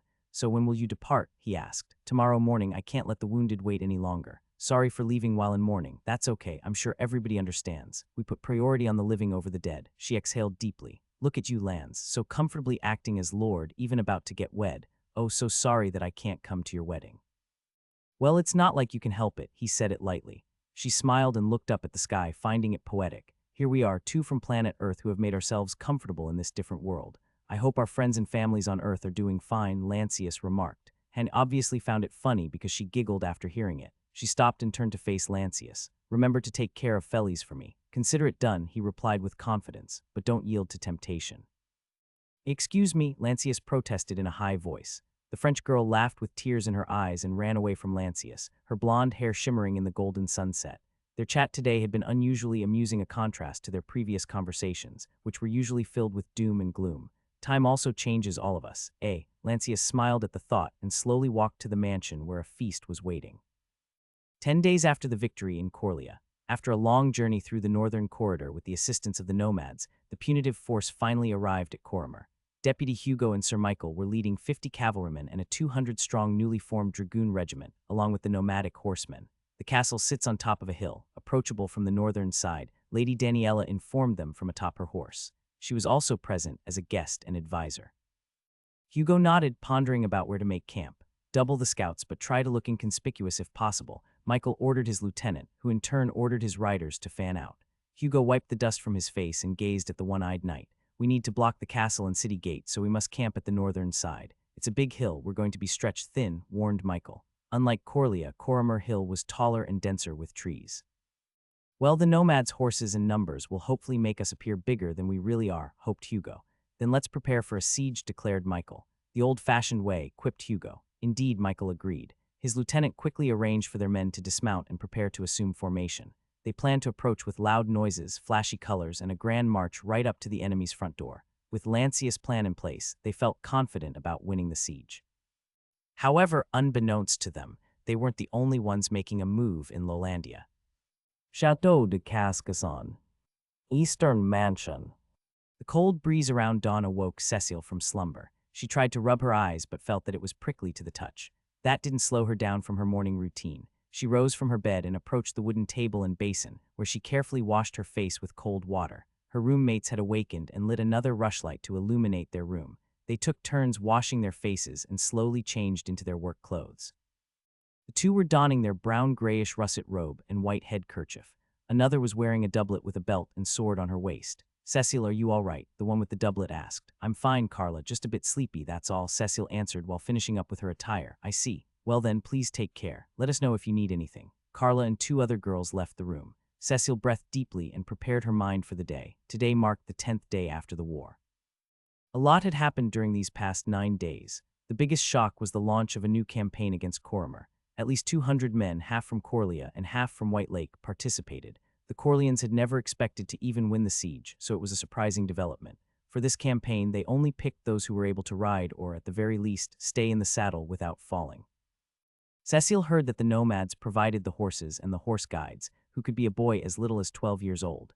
Each rider was provided with 4 or 5 horses as spares. After the departure of the troops, the Lord himself continued to be in intense discussion with Lord Jorge about the future of their new alliances. It became the talk of the town, how the Lord would spearhead a new hegemony in Lolandia. Messengers were also active. Many had been sent out bearing letters from the Lord of Coria.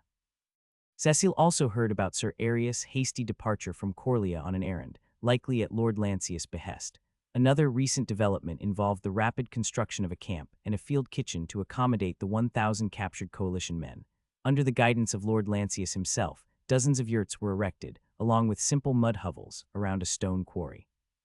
Within the quarry, the old mine shaft was repaired, and general maintenance carried out by Coria's newly formed building bureau, the Coria Mason Guild. The architect behind the guild was none other than Lord Lancius himself. The guild served as an outlet for captured nobles who had education or experience in construction. As it turned out, many nobles, including some Nicopolitan, volunteered in exchange for a reduction in their ransom. The arrangement proved beneficial for both parties. Lord Lancius gained access to experienced talents, thereby reducing the time and resources required for various construction projects. Meanwhile, the captured nobles found a sense of purpose, making them less likely to rebel. With the new alliance being the talk of the town, even inside the billets, there was gradual acceptance from the captured nobles. Many had already sought forgiveness, begged for leniency, or expressed willingness to switch sides. As for Cecile herself, the most personal change was the absence of her co-worker, Sterling. The squire had gone with Lady Hannah to Midlandia to recuperate. Cecile recalled when Claire admitted to her that Sterling had asked for her hand in marriage. Cecile was shocked but reluctantly agreed, as she could see it was not an irresponsible match since Sterling was on his way to becoming a knight. However, as fate would have it, soon after, they were separated for good or ill. The younger sister now stayed at Cecile's quarters in the castle. Their estate was left running with the family's old helper at the helm. While taking a new cloth to wipe the goblet, Cecile noticed the gray hooded robe that she had cleaned, dried, and folded. She tucked it away at the bottom of her wooden chest, wishing never to wear it again. 2 days ago, the mourning period had ended, and all the relevant castle staff, servants, and guardsmen had moved to Eastern Mansion to follow the Lord. A semblance of normalcy followed after such a great war. As for Cecile, Lord Lancius had given her a full month to mourn due to her circumstances, but she returned to work 2 days ago. The work kept her mind at ease, just as she had expected. With her gear prepped and ready, she closed the door and headed to the cellar. Halfway there, Margot waited with another servant. Together, they descended the flight of stairs and reached the mansion's cellar. The place was wide, but there were only several wooden barrels inside. As the cupbearer, Cecile took a sip from a barrel and checked whether the drink had deteriorated or tasted different. This part of the job was easy. Only rarely did she ever find a rancid or questionable taste. The hard part was to safeguard the drinks for the Lord at all times. She filled a jug of ale and a flask full of wine. The flask was then kept in her shoulder bag along with a silver goblet. Meanwhile, the jug needed to be hand-carried because of the size.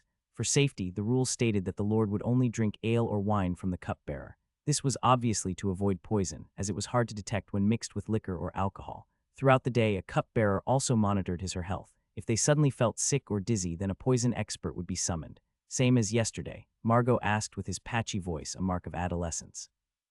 Yet the boy still resembled a lass more than a lad. Yes, Margot, let's keep these 2 for the Lord and guests. The other 2 should go for the rest, she instructed. Margot and the servant filled their earthen jugs as directed by Cecile. After finishing with that, they locked the cellar and went their separate ways. Cecile would wait for the Lord to wake up. As the cup-bearer, she was also the Lord's unofficial secretary. Almost all morning correspondence was done through her. Along with the drink, she was to entertain the Lord with news, gossip, or other tidings in the realm. This part of the job made the position powerful because she became privy to the Lord's ears. Cecile could select what news and in what light they should be presented. In relation to this, usually some staff were relaying information to her, but even today there was only one. It seemed that everybody was giving her time to mourn. However, it only made it harder. Without anything to focus on, the heart-wrenching pain returned as she sat idle. Cecile was now orphaned and must assume the position of the head of her house. The thought made her unwell. Not only was she shouldering her little sister Claire in the estate, but also her own fate. Now, a marriage was looming, something she dreaded as it would take her away from her family. After Lord Lancius' victory, more suitors sent letters to Cecile. Without an uncle or older relative, it was awkward for her to handle her own marriage proposal. It wasn't the custom, but she felt fortunate.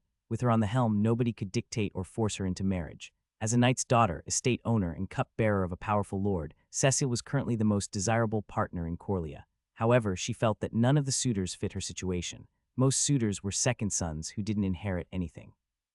They aimed to wed Cecile to be financially independent. The ones with land were usually from far away, meaning she would need to move out, leaving her roots behind. She didn't wish to leave her sister and abandon her father's estate that they had worked so hard. Her only solace was a certain proposal brokered by Lady Felice, a marriage proposal on behalf of Master Caleb. The man had shown affection and seemed to indicate the seriousness of his proposal.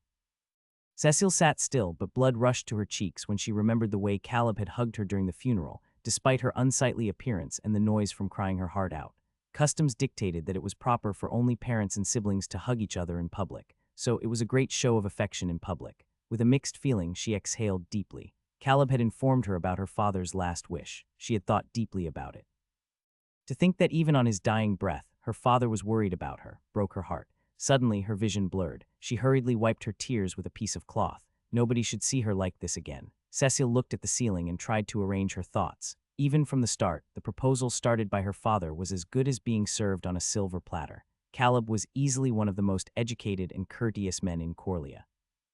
He was also high in the Lord's hierarchy despite not being highborn. What was more surprising was his request to marry into Cecile's family, not the other way around. Instead of using her father's words as a pretext, Caleb had chosen to formally propose, with no less than Lady Felice backing him. The alchemist even stated that he didn't mind the status as a male consort. He forfeited his rights to become the head of the household or to co-own the estate. Cecile knew that no nobleman, not even a lesser one, would do this. Refusing the estate was refusing the income. Thus, Caleb's stance alleviated Cecile's biggest fear that her future husband would force her to split the income. Her estate wasn't rich enough that she could split the income and survive, especially when she needed to look after Claire. What Caleb had offered was such a gentlemanly act that naturally Cecile fell head over heels for him. Moreover, unlike with other suitors, she had known Caleb on a personal level. Both were Lancius' trusted confidants and had watched each other's backs and cared for each other's well-being. A gust of air pulled Cecile back from her thoughts. A servant was opening the windows to let in more air. The sun shone through and the corridor was getting warmer. Cecile rose from her seat and walked toward the Lord's chamber. After a flight of stairs, she passed two guards who nodded to acknowledge her. Cecile nodded back to the guards and stopped in front of a sturdy door. She exhaled to clear her head and knocked on the door softly. All the staff knew the lord had trouble sleeping and would let him sleep longer. Carefully, Cecile peeked through the gap in the door and saw the lord was still sleeping peacefully. She smiled and closed the door back. Château de Cascasson. Midlandia faced the summer with relative ease. There was no drought, and the farmlands were growing to their full potential. Everywhere in cities and towns, there was work or building to be done. The Château de Cascasson also received its annual maintenance during this time. Its curtain walls and towers were being cleaned of vine-climbing plants, and its vast gardens were cleared of unwanted shrubs and grasses. These plants were a threat to the stone structure, and also a fire hazard as they dried in the summer sun. Inside the chateau, it was a world apart from the outside. Not just in the lavish decoration and furniture, the inner part of the chateau was also kept cool either by mages or magic items, shielding the occupants from the summer heat. Lord Bengreve, the master of the chateau, had just returned after enjoying a morning ride through the woodlands. Aided by his pages and squires, he cleaned himself up and donned a comfortable black silk robe that draped over his toned physique before retreating to his study to work. He was back to his old routine after having feigned an illness and retreated to his personal holdings. The seneschal simply didn't want to be bothered with the messy succession crisis. Unlike other provinces, Midlandia was rather odd in that the holder of the title of Earl was actually a figurehead and shared much of his power with Bengreve's house. For generations, the house that controlled Cascasson always became the seneschal and held greater military, economic, and political power than the actual lord. Thus, despite the crisis, Bengreve could stay away and still firmly hold power in Midlandia. The master of the chateau faced the grand table and sat. The written reports were ready on the smooth elven wood surface. He glanced at the top one and read a report stating that Lord Art had finished his business in the capital and was returning to Midlandia. Joining him was a carriage of the Imperium's officials and armed guards, a waste of money. The officials had been bribed to bestow peerage upon Lancius as a baron. Bengreve had used the peerage as a grand prize, dangling it in front of Lancius so he would try to defend Coria. But as it turned out, Lancius' position in Coria had attracted too much attention. Not even Bengreve suspected that the Western Lowlandia lords would be able to form a coalition against Lancius. It was an unexpected turn of events. If it was only one lord's attack, against a coalition of 3, and with only 1 year of preparation, there was little that Lancius could do. Despite losing money, Bengreve wasn't mad. To him, Lancius was a gamble, a curiosity to satisfy. A general needed leadership, knowledge of strategy and tactics, and luck to win wars. Bengreve was merely testing if Lancius had luck on his side, and based on the attack by the 3 lords, he was found lacking. Bengreve shifted his attention to another parchment on the table. It was a list of people who sought an audience. More names were being added to the bottom of that list, but he didn't feel like meeting any of them. As a seneschal, he didn't hold court sessions, and as one on sick leave, he felt obliged to behave like one. Despite not holding court sessions, there was no lack of people who sought an audience. They knew that Bengreve held sway over Midlandia's policy. To prevent wounding these important guests' pride without wasting his time, normally Bengreve selected a few to entertain, but only at supper time. There they would be preoccupied with the meal and strong ale, and he could distract them with music and dances. However, with the succession issue in full swing, Bengreve left the list as it was, signaling to his staff that he wished not to be bothered. He didn't want to entertain anyone but his own cohort, and one of his cohorts was standing haughtily in the center of the chamber, looking at the ancient golem. Can this thing really fight against monsters? Sir Stan mused, looking at the blue-painted metallic giant. Bengreve disregarded his bastard cousin's mutterings. Stan was often fascinated by the golem but never suggested anything about it. It was just his way of opening up a conversation after slipping through the door unannounced. "What brings you here?" Bengreve asked without looking up from his reading. He had 1 tome and several records to get through. "My lord, there are tidings from Lowlandia," Stan reported smugly. "You came this far just for that?" he asked, thinking it was about Lancius' defeat and retreat. Stan just shrugged, but his smile didn't fade. "So where is Lady Audrey heading now, or Nydia or straight to Toruna?" asked Bengreve. The question only caused Stan to smile more widely, and he quipped, "So the foreigner got you good too." The host paused from reading his tome and glanced at his rude guest. "What do you mean by that? A lot." "Enough to make your blood boil," replied Stan. "I doubt it." Bengreve pondered for a moment but concluded, "There's no way Lancius is winning against the Western Lords' coalition." Sir Stan grinned and revealed he did, in just 1 day. Bengreve slowly rose from his seat, placing his hands on his grand-looking elven wood table as if to brace himself. His face and lips gave nothing away, but his hands clenched into fists. "Would you like details?" Stan taunted him. "That can wait." Bengreve pulled back the sleeve on his left wrist, revealing a plain-looking bracelet with 3 small colored gems. He momentarily touched one of the rectangular gems. At first, nothing happened, but then a squire opened the door and entered, his eyes looking downward. "Get in touch with the Hunter Guild," Bangreve ordered. The squire bowed deeply and left the room. He didn't need to ask which Hunter Guild representative to contact. Bangreve only had business with the assassins. Forgotten Tome. Audrey Eastern Mansion. 2 weeks after the battle, Lancius discovered he could exert force with his left wrist again. The physician was confident that the bone had mended, noting that the recovery was faster and better than they had hoped.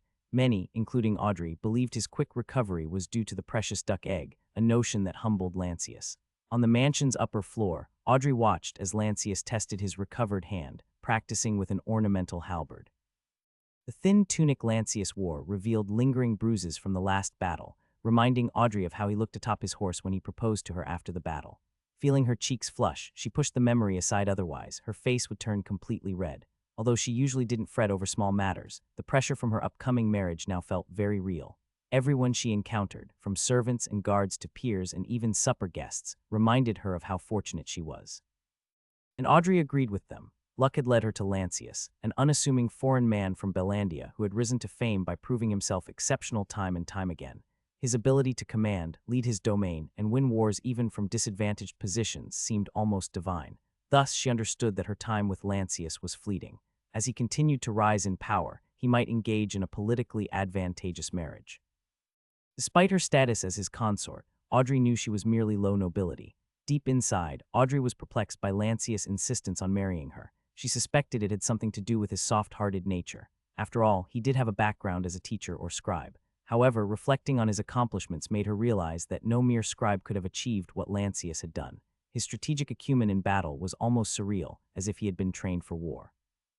But how could one learn about this? As a squire, Audrey had been taught how to fight, but few people were ever taught how to win wars. She had asked Lancius about this once, and he'd told her he learned it from books. What an answer. But no matter. The origin of his abilities doesn't bother me. The results were as clear as the sun. After the Battle of Coria, even the usually arrogant knights openly admired him. His knack for strategy and leading battles was gaining recognition. Such fearsome abilities housed in a man who was, in person, so gentle and caring. And to think I was going to wed him. The thought made her nervous, and the flashes of adult conversation between Feliz and Hannah that entered her mind only made her more uncomfortable. Audrey, Lancius' voice startled her. Since Margot was out on an errand, they were alone on the upper floor. Lancius was scribbling something, while Audrey was peeling a custard fruit. "Why yes, why are you looking at me that way?" Lancius squinted his eyes. "Oh, nothing, I'm just wondering about your hair." "Yeah," Audrey made up excuses. What about it?" he asked. "Well, there are a few strands of gray." She had noticed them some time ago but never told him. "Really?" He sounded mildly surprised. "Yeah, let me pluck one for you." No, let it be." "I like gray better than this black," he said, trying to pull a hair strand into his line of sight. "I actually find black to be great," Audrey remarked. He opened his mouth agape. "No way, you're jesting." Audrey stifled her chuckle while putting the knife down and arranging the sliced fruit on a platter. "No, it's the same color as my horse's mane and I love it." Lancius obviously thought differently because he suddenly came closer and hugged Audrey from behind. Why are you comparing my hair to a horse's mane?" he protested, tickling her waist. Audrey burst into laughter, breaking free from his grip. As payback, she picked up a slice of custard from the table and shoved it into his mouth. "A bit sour," he muttered, chewing. "Well, everything has its season, my lord," Audrey replied. How was your meeting with Lady Feliz?" Audrey groaned. "As I expected," he sighed, well aware that Audrey had little interest in learning the duties of a lady-in-waiting. "It should be better next time. I'm going with Cecile." "That's the spirit," Lancius commended. Feeling a bit cheeky, Audrey said, "I'll suggest to Feliz that you join the class. Your manners seem to lack polish lately, my lord." Lancius groaned and changed the topic. "Anyway, speaking of Cecile, do you think she's really interested in Caleb? Of course, it's a good match. Cecile has status and land, while Caleb has wealth and power. But what about love?" he asked cautiously, as if the word were fragile. "That should be fine. She's pretty and blonde. He's educated, courteous, and in his prime. Many people have introduced their daughters to Caleb, you know." "Really? But nobody offered me." Unconsciously, Audrey stared at him. He looked startled and averted his gaze. "Oh, sorry, I didn't mean to," she blurted out, quickly looking for an excuse. "You have two blondes wandering around the castle and sleeping in your bed. I doubt anyone would dare to compete." "I wish people knew that you three have taken over my bed and exiled me to the doghouse," he sighed.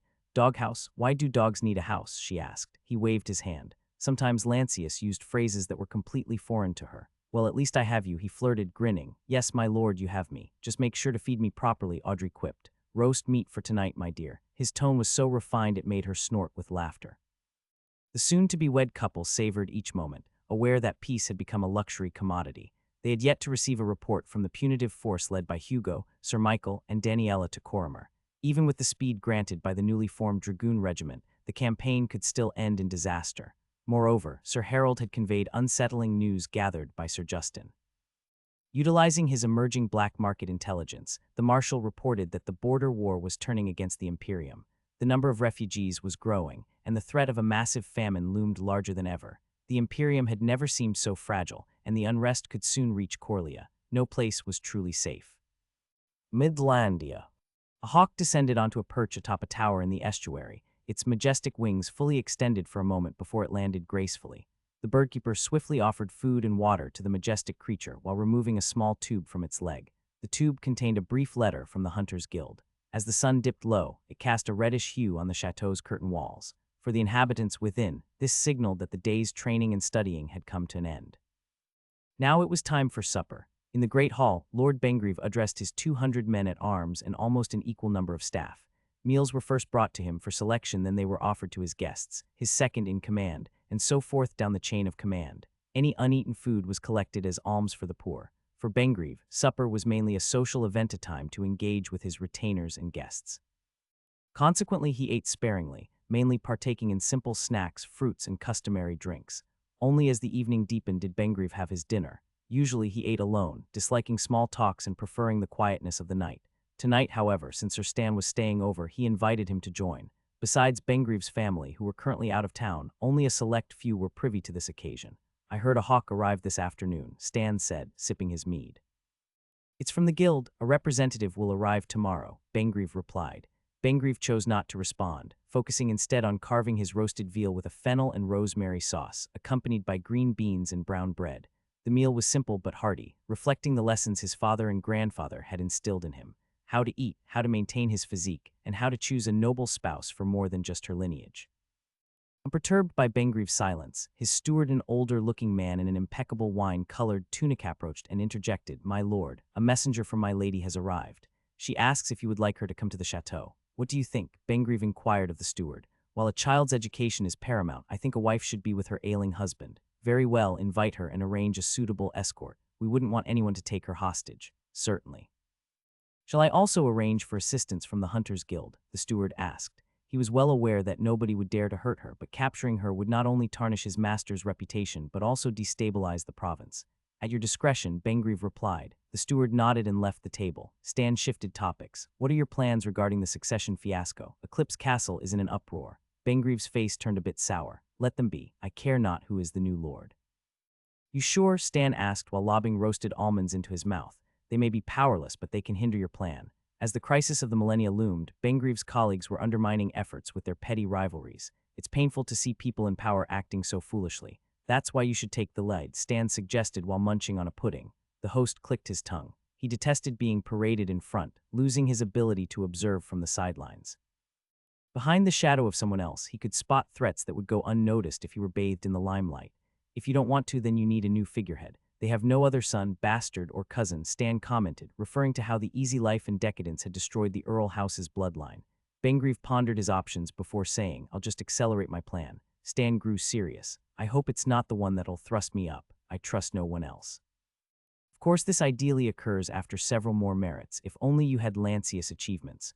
"Oi, oi," Stan protested but turned into a chuckle. "The man's a war genius. Me, I'm just a lazy bastard. But you're the correct bastard for my plan." Bangreve delivered the joke with a flat face. Stan chuckled and later added, "How about the Healers' Guild?" Bangreve munched a rather large slice and swallowed it. Without looking concerned, he answered, "I'm going to censure them for their involvement in the succession issue. That female is wrecking a high noble's household." Stan was much more guarded. "Despite her looks, Saint Candidate Ney is quite popular and well-connected. Bah, it's me that funded and directed the guild into this state. It's not for her to abuse." Bangreve exhaled deeply to calm himself down. "In the end, everything is just a small hurdle. It'll only slow me down, but won't stop me." Stan sniggered. "Not even the Imperium." "Not even the Imperium," Bangreve confirmed. Stan had nothing else to say. Next time, he would beg Bangreve not to choose him as a puppet. It was inconvenient for a man who valued his freedom, and he knew others were more suitable for the job. Instead of finishing his malty mead, Stan opted for fresh water in the silver goblet and drank it down. He had always thought the water at the chateau tasted sweet. Soon after, the guest excused himself and marched noisily down the corridor, likely flirting with the maids. Bangreve didn't mind if Stan took a concubine from his staff, he would be supportive. The fertility rate amongst the nobility was concerning enough that he even welcomed such an idea. With his bastard cousin gone and dinner concluded, Bangreve returned to his study. The soft white glow from transparent quartz lights filled the room. His indoor garden, separated by large glass windows, was lit by lanterns placed at its corners and around the gazebo. Feeling satiated, he settled into his couch and picked up an old tome, Elven Genealogy, which he had been reading since yesterday. Although he had consulted another book on the subject, he felt compelled to cross-reference an older source for certainty. Resuming from where he had left off, Bangreve continued to read the forgotten tome. The second watch had passed, marked by patrols moving through the corridor. As usual, a squire entered the chamber and politely asked if the master needed anything. The staff's specialty was a fermented, dried, and roasted black cherry drink, but today he wasn't in the mood. Any word from outside? He inquired, despite not wanting to hear any bad news. We've received no news from the capital or anything else of importance, the squire responded. That will be all, he said to the squire, who bowed and left. Bangreve could only assume that several high-ranking nobles also suspected the ageless one was, in fact, an elf and likely dead due to old age. However, he understood that many would turn a blind eye to maintain the status quo. Yet with Lord Gottfried only a province away from the capital, the dynamics had shifted. The High Council and the House of the Imperium, represented by the Grand Bureaucracy, would be forced to reveal their hands. And when they clashed, Midlandia would be well positioned to pick up the pieces. No vassal east of the capital was content with 2 decades of continuous special taxes levied to fund the western border wars, especially when corruption ran high and many elites profited from the conflict. Many were disgusted by the situation, but dared not raise their voices. They were left to shoulder these onerous taxes, which slowly drained the lifeblood from their provinces. The tax was calculated based on the amount of productive land under their governance. Therefore, any land building would incur additional taxes even before the new land turned profitable. The situation was frustrating, and many had sought ways to reduce, delay, or avoid these burdensome payments.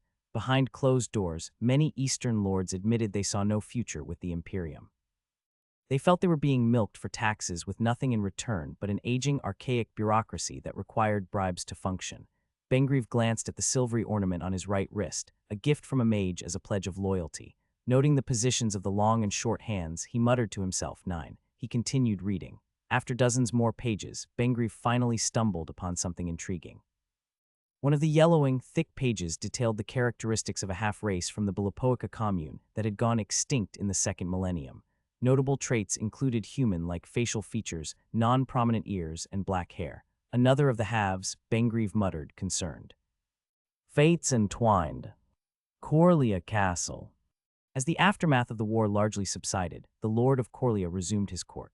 For 3 days, the court and council focused on matters of war, hostages, the new Masons Guild, accommodations for 1,000 laborers, and new alliances. However, today Lancius would address a lighter matter vying for his attention. Hand in hand, Cecil and Caleb stood before Lancius, seeking his approval for their marriage. Rather than make an immediate decision, he invited them for a walk in the adjacent garden. Once they were out of prying eyes, he asked them to make their case. Although Audrey was present, she remained neutral, not wishing to influence Lancius' judgment. Eventually, he invited Cecil aside for a private conversation. Under the shade of a poplar tree, he inquired about her true feelings for the marriage, even assuring her that her late father's achievement was enough to secure the future of her house. However, Cecil was adamant. The young woman's confident and mature answer did not surprise Lancius. He knew that people in this world often married and started families at a young age. With no further reservations, Lancius led everyone back to the Great Hall and contentedly granted his approval. As tradition dictated, he formally blessed the new couple before closing the court. Thus, Caleb and Cecil were officially engaged. When the possibility of a double wedding was raised, the new couple politely declined. It was a courteous decision, as no one wanted to overshadow the Lord's upcoming marriage. After the court was over, in a secluded corridor, Caleb shared his deepest fear with Cecil. I hope you'll forgive me if our children aren't blonde or fair-skinned, but dark-skinned like me. His comment after such a weighty court session sent Cecil into a fit of giggles. Amid all the pressing matters, the skin or hair color of their future children was the least of her concerns. A wise man once said that having a partner who could make you laugh was a good omen. That day, the halls of Coria Castle were filled with laughter once again. Lord Ammon.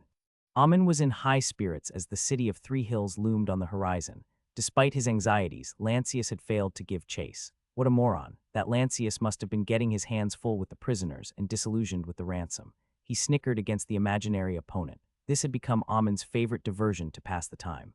Although relentlessly pursued by the nomads, the coalition's sheer numbers protected them from being tracked. Ammon had sacrificed several of his valuable carts as a diversion, buying himself the time he needed to escape.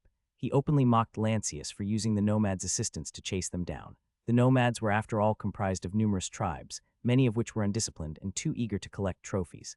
Thus, Ammon's ragged convoy managed to escape and reach the three hills. The Nicopolitan bodyguard rode ahead to announce Lord Ammon's arrival. Unlike Coria, Three Hills was a walled city. Despite the announcement, the soldiers at the gate asked Ammon to wait. 15 long minutes passed before a city official appeared above the gatehouse. Under Lord Jorge's command, the city gates of Three Hills are to remain closed until his return. No exceptions, the official shouted. Ammon yelled back, "Please tell your lord that Baron Ammon is here and wishes to meet him." "Lord Jorge is not here. He's in Coria," explained the official. Confused, Ammon said, "I'm not sure I follow. Explain yourself." "We received a message 2 days ago stating that Lord Jorge is being welcomed in Coria."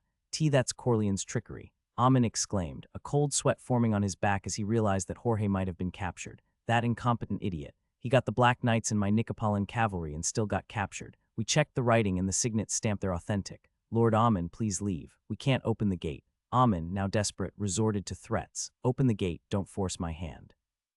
His convoy looked on in disbelief. Even with lucky stragglers who had joined them, their numbers barely reached 100. They were in no condition to do anything. "Lord Ammon, I urge you to reconsider," the city official replied indifferently. "The Corimers are retreating in an orderly fashion. They'll arrive in 3 days, Ammon countered, aiming to sound assertive. However, his words had no impact. Troops atop the wall were already readying their crossbows. "State your terms, then."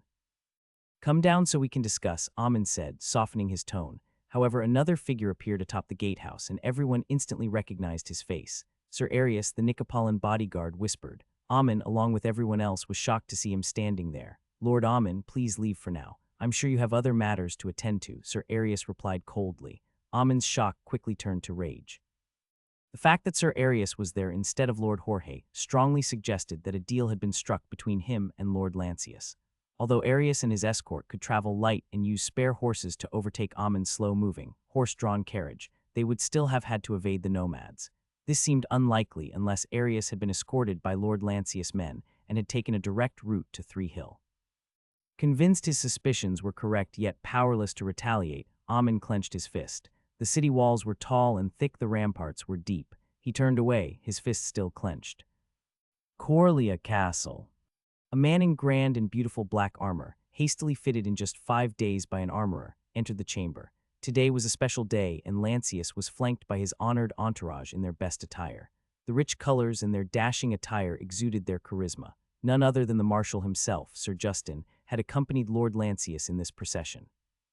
Alongside Margot, he had collected Lancius from the eastern mansion that morning and escorted him through the town, finally arriving at the castle in a grand procession. Tens of knights served as the honor guards, while thousands of townsmen followed and gathered patiently outside the castle. Inside the castle, the bridegroom was finally allowed to meet his would-be wife after several days of separation. The maids in their best attire escorted Lancius into a chamber where a lady in a fine ivory-white dress was waiting. Morning sun gently shone on the dress's silky surface, the small tiara and the large golden ornaments lending them a grand and majestic look. Lancius was stunned. Audrey had never looked so beautiful. The stiffness in his face was mistakenly seen as nervousness, so the bride smiled, making the scene even more perfect. Well, Audrey blushed and looked aside. Today there was no pouting, just a genuine smile on her lips. "May I take your hands, my lady?" asked Lancius, still bewitched. Audrey nodded. "Certainly, my lord." The couple, flanked by their smiling and grinning entourage, continued the procession held at the Great Hall. In Lolandia, it was local custom for noblemen to wear armor at their weddings. Lancius wore richly decorated black ceremonial armor, a gift from the Black Knights. The bride's ensemble was a combination of heirlooms from 3 different knight families, the dress from one, the tiara from another, and the golden accessories from a third. Lady Felicity had generously financed the arrangements to ensure everything went smoothly. There in the decorated halls, filled with flowers that emitted a gentle, pleasing fragrance, Lord Robert, who had just arrived 2 days ago, and Lord Jorge, who was supposed to officiate the marriage, stood side by side on the elevated platform. Lancius had made a mistake in thinking that Lord Robert wouldn't trouble himself, but the old man was spirited.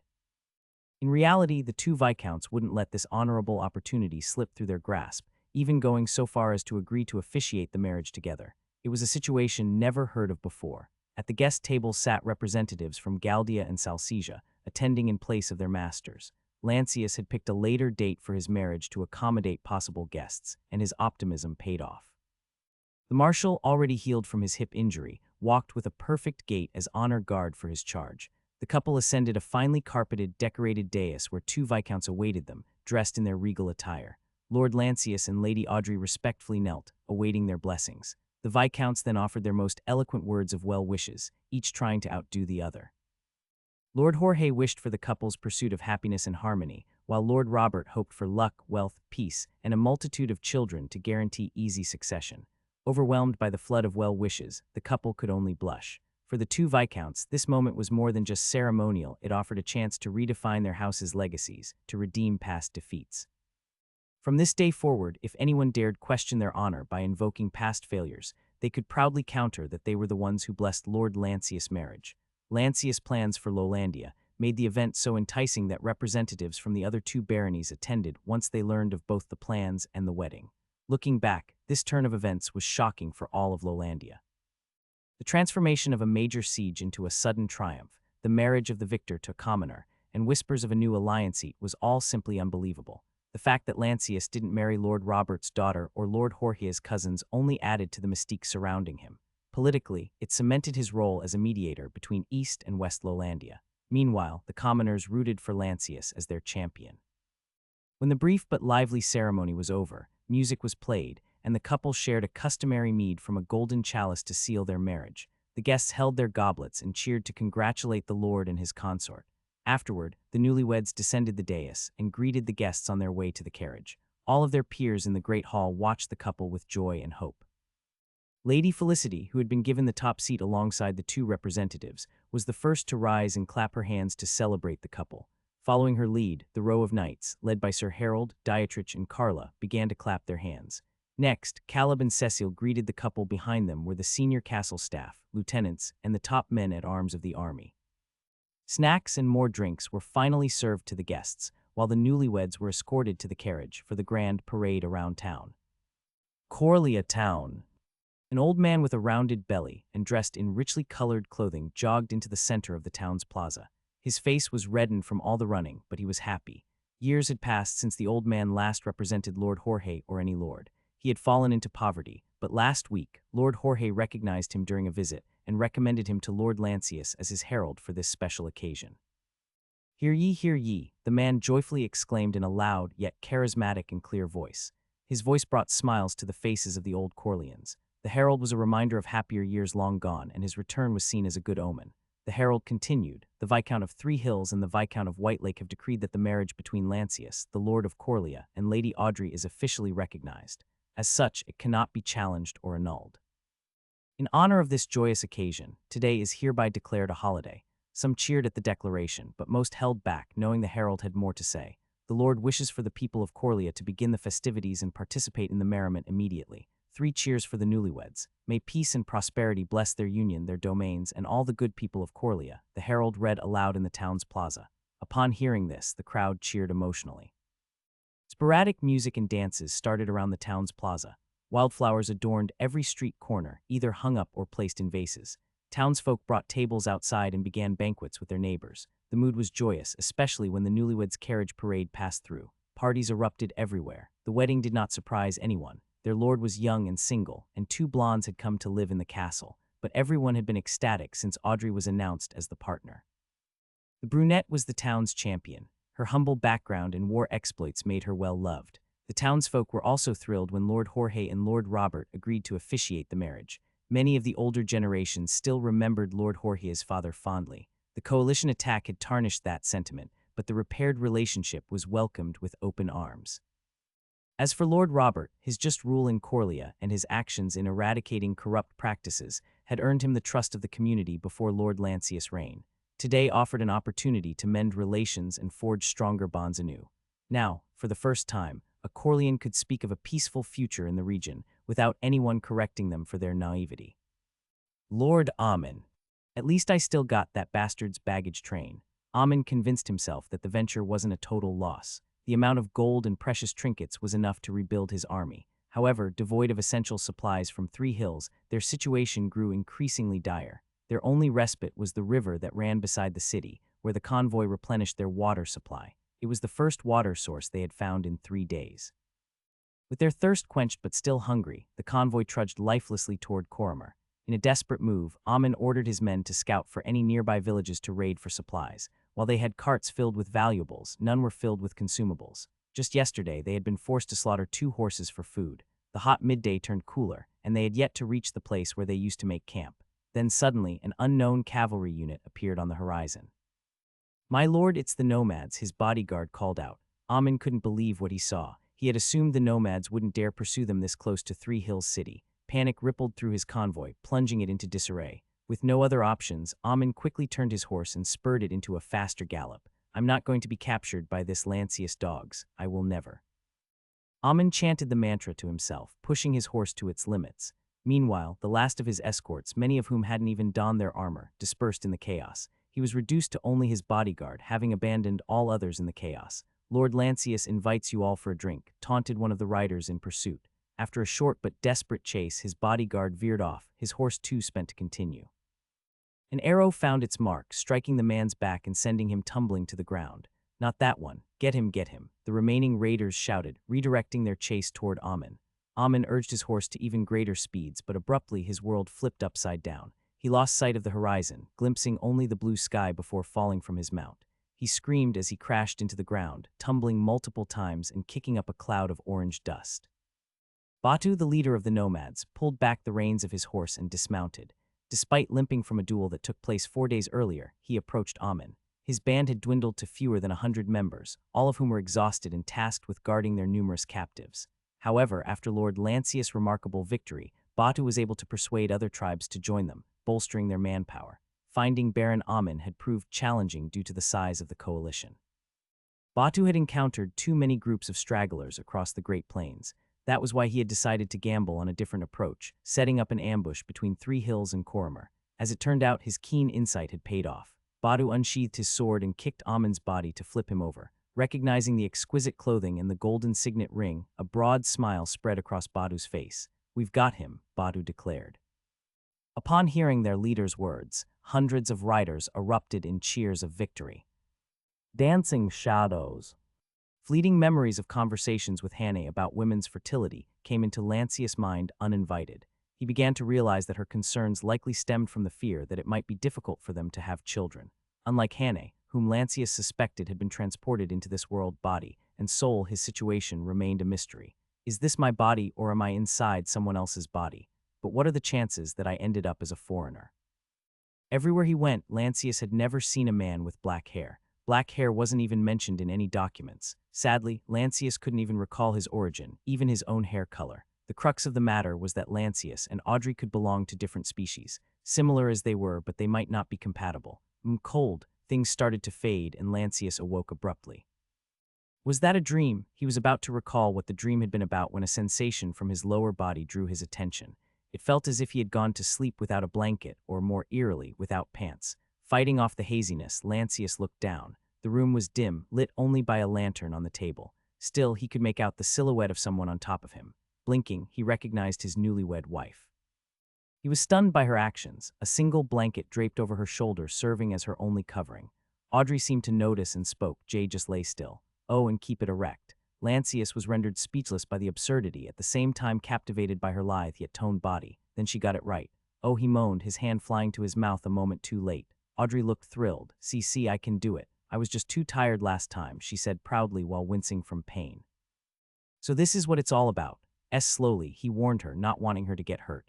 Just a few hours ago, it had been their wedding night. After a feast that began at lunchtime and didn't conclude until dinner, both were exhausted. They had been so weary and nervous that they couldn't consummate their marriage. Lancius hadn't given it much thought, but it seemed Audrey blamed herself and was trying to make amends. As she began to move, awkward at first, the blanket slid away, illuminating her form under the dim light of the lantern. Her face flushed, she closed her eyes but persisted. "Easy. Let's do it slowly," he guided her as she gently turned his world upside down. "What time is it?" Lancius asked as they cuddled afterward. "Not long after the 4th watch," Audrey replied, her eyelids feeling heavy and her mind so relaxed. "Still far from dawn," said Lancius as he rose from the bed, immediately conscious of the tightness in his thighs. He might have overdone it, but definitely had no regrets. Lands, where are you going? Audrey asked from the bed. I'm thirsty, aren't you? She shook her sleepy head, just a bit. He walked over to a nearby table, poured himself a cup from a silver jug and took a sip. Why is it spicy? She stifled a laugh and answered, that must be the spiced wine. Welp, we're out of water, he muttered after finding the other jugs empty. I think I emptied the last one before sleep, she answered while sitting up on the bed. Ah, okay, that's quite all right, he said while taking another sip of the spiced wine. Hey, want to go out and grab some water and snacks? Audrey turned lively and started to dress. There should be plenty in the main hall. Lancius furrowed his brows, sneaking out, I'm not sure that's a good idea. Come on, Lance, it should be fun. She grinned and was about to take his hands, but halted after only a few steps.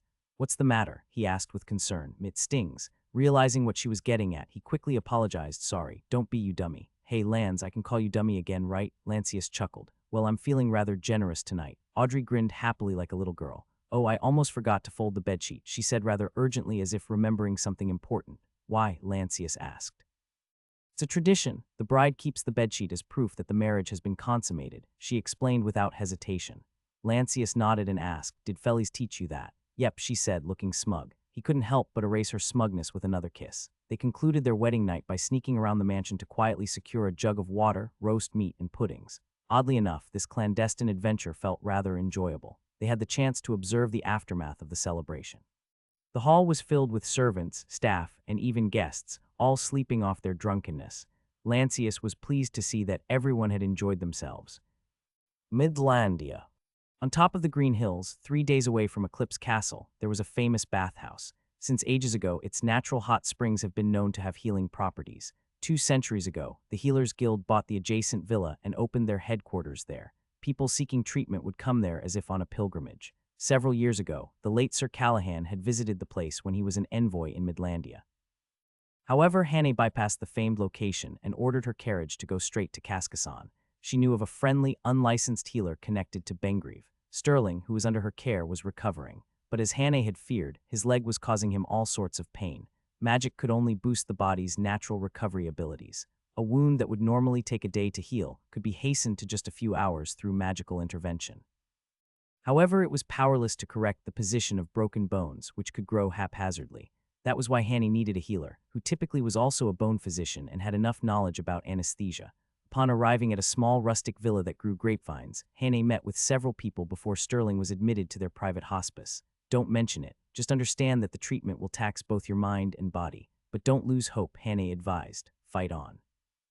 Little Tia also encouraged Sterling. Their words made Sterling chuckle. Will we meet again, my lady? His sharp instincts told him that Hannah lived in a different social class and could easily disappear. I'll see what I can do. Just focus on your treatment, Hannah reassured him. Sterling exhaled deeply and turned his gaze to the little girl. Tia, take care of Lady Hannah for me. The little girl grinned. I'll be with Master Hannah unless she orders me not to. The squire was pleased. Tia was the star of their journey. She cooked, cleaned, and took care of their needs without a single complaint. With Sterling and several other men under the care of reliable hands, Hannah took the carriage to Chateau de Cascason. She had prepared for this journey, already changing into her usual brown servant attire. She had also wore a brown hair wig before departing. Tia was surprised by the change, and Hannah concocted a story to convince her to keep her hair and magical abilities a secret. The little girl seemed to take Hannah's explanation at face value and took it to heart. Truthfully, Hannah had left her natural hair uncovered in Coria because of Felice. She didn't want Felice to stand out alone, so she willingly made herself another target to confuse any potential attack or kidnappers. Without Felice around, she was more comfortable with the wig to blend in with other people. Just like Lancius, she hated to be on the spotlight. Arriving at the chateau just before sundown, her carriage was stopped at the gatehouse. Hannah noticed the heightened security and found it unusual. Still, she merely attributed it to the ongoing succession crisis. Like servants, Hannah and Tia approached the main courtyard on foot, under the watchful eyes of the guardsmen.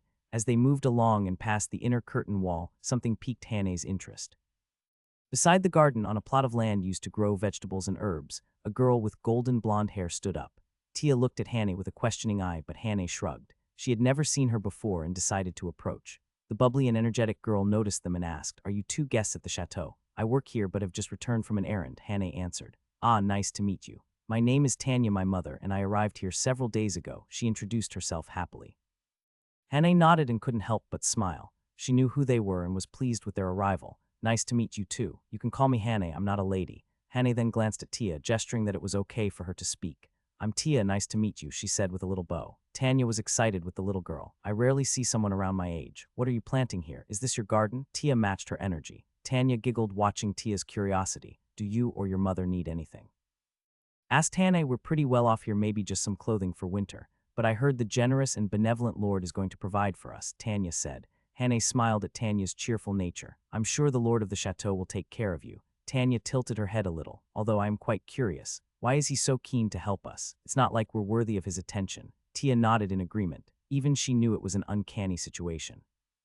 Hannah was pleased with Tanya's critical thinking. Smart girl. Would you like to go to school? Tia is only a few years younger. It'll be fun to have friends at school. Friends, school? I'd love to, Tanya said ecstatically, while Tia's eyes beamed with joy. Hannah kept smiling, but inside she was concerned for Tanya and her mother. Lord Bengrieve didn't usually do something like this, and certainly not without a good reason. Bidding farewell to Tanya, Hannah and Tia proceeded to the main keep's entrance, where they found a staff member who recognized her. The man escorted them straight to the servants' quarters, where Hannah found a small waiting room. There she left Tia with her bags, promising that she wouldn't be long. Still under escort, Hannah then navigated the keep's long and winding passageways, passing additional guards stationed seemingly at every door. She finally reached the corridor where Lord Bengrieve's study was located. Unlike anything she had ever seen in her years of service, the place was now a beehive of activity. Squires, messengers, and other staff waited in the corridors with reddened eyes and tired expressions. Cups of roasted cherry black drink that smelled like coffee were being refilled regularly. Incense was being burned to mask any smells. Many saw Hannah and made gestures to acknowledge her presence. The steward noticed the gestures, found the newcomer, and approached. Meister Hannah, this is most unfortunate timing. Master Steward, what happened? Hannah quickly added, I don't wish to bother. I'm only here to report. Many things happened while you were away, the old man replied with a fatherly smile. Please wait in your quarters. I'm sure the Lord will want to discuss something with you, but probably not tonight. Gratitude. Then I'll bother you no more. Hannah bowed her head to the old man who had done much to help her over the years. She left the busy corridor and headed to her quarters at the far end of the complex. Despite her servant attire, the maids knew perfectly well where Hannah stood in the hierarchy. They allowed her to enter the lavish compound in the chateau, a place reserved for high-ranking retainers. 2 days after Hannah's arrival, a summons arrived at her door. She prepared herself and told Tia to continue studying and to sleep if the meeting took too long. Unescorted, Hannah entered one of the private chambers inside the chateau. The maids opened the door, revealing Bengrieve with reddened eyes and a tired expression. As usual, Bengrieve was preoccupied with his dinner. It was the steward who gestured for Hannah to take her seat. She pulled up a chair at the far end of the table and sat quietly. A maid poured spiced wine and brought some snacks. Hannah pretended to sip her wine but didn't actually swallow, fearing it being laced with truth nectar. This was why she had hydrated sufficiently beforehand. She waited patiently, rehearsing her reports in her mind in case Bengrieve asked for it. I hear you've brought a child, a servant or an adoption, Bengrieve finally asked. I haven't thought that far ahead, my lord, but I intend to protect her and provide for her, Hannah answered. Bengrieve nodded and took a sip of his water. When will you return Lancius family? Hannah asked. She suspected that Bengrieve was aware of her visit to the garden. To avoid arousing suspicion, she decided to be upfront. I have yet to find the brother, Bengrieve said plainly. The lord turned silent, seemingly allowing Hannah to ask another question. She took the cue. My lord, if you don't mind, what is the status of the succession crisis? Asked the steward, Bengrieve replied. This small gesture allowed the steward to brief Hannah on the latest developments. But you'll be disappointed, he warned. Hannah squinted, trying to discern his meaning. Bengrieve had expected such reaction and spoke, it's not the succession. It's outside of Midlandia. Despite using a napkin to cover his mouth, Hannah noticed that her host was smirking, as if unable to contain his excitement. We finally have the opportunity we've been waiting for. His words struck Hannah. She understood that the last seams of the Imperium had finally frayed. Coria Lolandias. The arrival of the joint forces from Coria and White Lake sent shockwaves through Coria. Panic ensued as the defenders barred the gates and manned their walls and towers. However, to their surprise, the joint forces did nothing more than set up camps and forage for firewood and timber for blockades. For the next 2 days, the troops outside the walls refrained from setting up any siege engines or tunneling. They contented themselves with patrolling, keeping sentries, and observing the city from a safe distance. The invaders didn't construct ladders or attempt other typical siege methods, unsettling the defenders. By the 3rd day, not even a herald had approached the walls to announce the invading forces' intentions. The city finally raised a flag, signaling a request for parley. Still, the joint forces made no response. Their camp showed little activity, as if they were reluctant to even meet and make demands. While the invaders' action continued to baffle Coromer's defenders, the situation was well received by the populace, who felt fortunate that there was no violence at their gates. They feared being drafted or expelled from the city to stave off hunger. However, before midday on the fourth day, more troops arrived from the south, clearly a reinforcement for the joint forces. This turn of events disturbed the defenders' morale, pushing them to risk sending an envoy to the enemy's camp.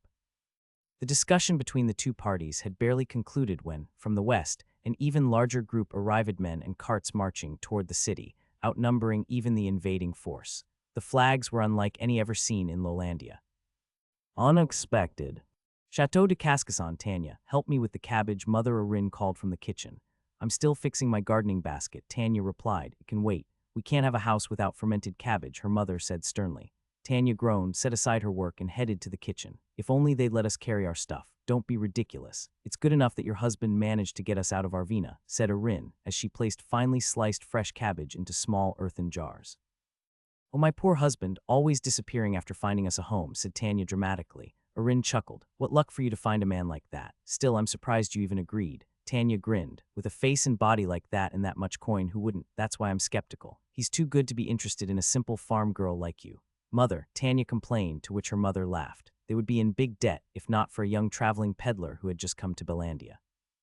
The man was looking for a wife and found Tanya attractive. Initially, Arin disagreed because he intended to take Tanya out of the province, but the peddler convinced Arin to move with him to Midlandia. He also didn't mind that the family couldn't afford a dowry. Thus, they left a message for Market Connor, the butcher, in case he came looking for them. They also left another message for Lancius if he ever returned to Belandia. Lancius' story was a sad one. Tanya never mentioned the name anymore, as it was a painful reminder of the grim news that Riverstead had fallen and that Lancius had likely perished alongside the young lord. After 2 months on the road, the family finally arrived in Midlandia. There, Tanya's husband owned a house, a small farm, and even had a helper. He left them a sum of money without even staying a single night, departing hastily with the claim that he needed to sell his wares in the next town. They didn't see him again until several days ago, when he returned to pick them up in a hurry and whisk them away to the chateau, claiming he had bagged an important deal with a noble. I can't believe that your husband is affiliated with the master of this big chateau, and the lord even allowed us to live here, said Arin as she poured brine water into the earthen jar. The lord of this chateau must have liked him enough, commented Tanya as she prepared another cabbage for the sauerkraut. If only you two are married for real, Arin mused. Tanya giggled. But mother, my marriage is real, at least on records. Well, married girl, time to learn to make good sauerkraut. Maybe then your husband will marry you for real, Arin teased. Mother, Tanya complained, her cheeks reddening, much to her mother's delight. Coria region. Hugo and Michael had blockaded Coria Castle and city, as instructed by Lord Lancius. The plan was simple, bordering on madness. They were to make no demands nor send envoys for discussionally quietly occupy the area and block movements in and out of the city. The troops were ordered merely to construct wooden fences, maintain their camps, organize patrols, and recuperate from the long journey. The nomads were allowed to graze far from camp and acted as eyes and ears around the area. After 3 days of uncertainty, Coria City finally signaled for talks with the joint force. However, Hugo and Michael feigned disinterest. Lord Lancius had instructed them to simply wait for the envoys to come knocking. The city was baffled by the invaders' continuous reluctance to negotiate or even make demands. Suspicion ran wild. As if sensing the tension inside the city, Hugo and Michael sent a third of their troops southward under the cover of darkness. After several miles, the troops rested, ate breakfast at dawn, and then returned to their camp. When they were within sight of Coria City, the troops marched with great fanfare. It was a ruse devised by Lord Lancius. The camp welcomed the fake reinforcements with trumpets, cavalry escorts, and formal greetings. To complete the trick, they even had their men move and rebuild their camps to make it appear as if the camp was expanding due to the newcomers pitching their tents. The Corleans and the White Lake forces found the affair amusing, but the Coria defenders fell for it. The city risked opening its gates, sending 3 envoys with gifts, hoping for an opportunity to meet. Seizing the opportunity, Hugo and Michael prepared their act. The camp's bustling activity helped maintain the illusion of a large army. It managed to impress the envoys as they were escorted into the command tent. Hugo and Michael accepted the envoys, but instead of making demands, they acted more like guests trying to make acquaintances, rather than aggressors. Whenever the envoys sought demands or reasons for their presence, the deputy and the one-eyed knight showed reluctance to answer. Finally, when it was clear that the conversation was going nowhere, Michael explained they were waiting for a transfer of power. Transfer of power? Asked one envoy in disbelief. Michael nodded. This is why we didn't want to explain. It's messy, another envoy stepped forward. please enlighten us. Michael looked at Hugo, who nodded in agreement. Lord Lancius of Coria has defeated and cornered Lord Ammon. It's only a matter of time before he is brought here, the one-eyed knight revealed. This simple answer shocked the envoys. They finally understood why the invading force had not bothered with demands or a siege. Not all the envoys were convinced. The Nicopolitan mercenary envoy shook his head and spoke openly. Do you have evidence for this claim? His combative tone made the other envoys nervous. What kind of proof would you like? Hugo asked disinterestedly. We have the trinkets, Michael reminded him. Sighing as if troubled, Hugo gestured for his lieutenant to bring forward a large wooden box. Upon opening it, he pulled out an intricately embroidered pillow. This was taken from Lord Ammon's camp, he claimed. The envoys were stunned. It seemed their lord's baggage had been captured. They cautiously examined the box's contents. Hey, be careful. This is my personal stash, Hugo warned, adding pressure to the envoys. Not everything here is from your lord. We also have items from Lord Jorge's tents. While they didn't recognize the silk, luxury items, or golden trinkets, they were convinced that such valuables were beyond the means of a mere deputy from Coria. Thus, it was clear these items had been spoils taken from the coalition lord's baggage train.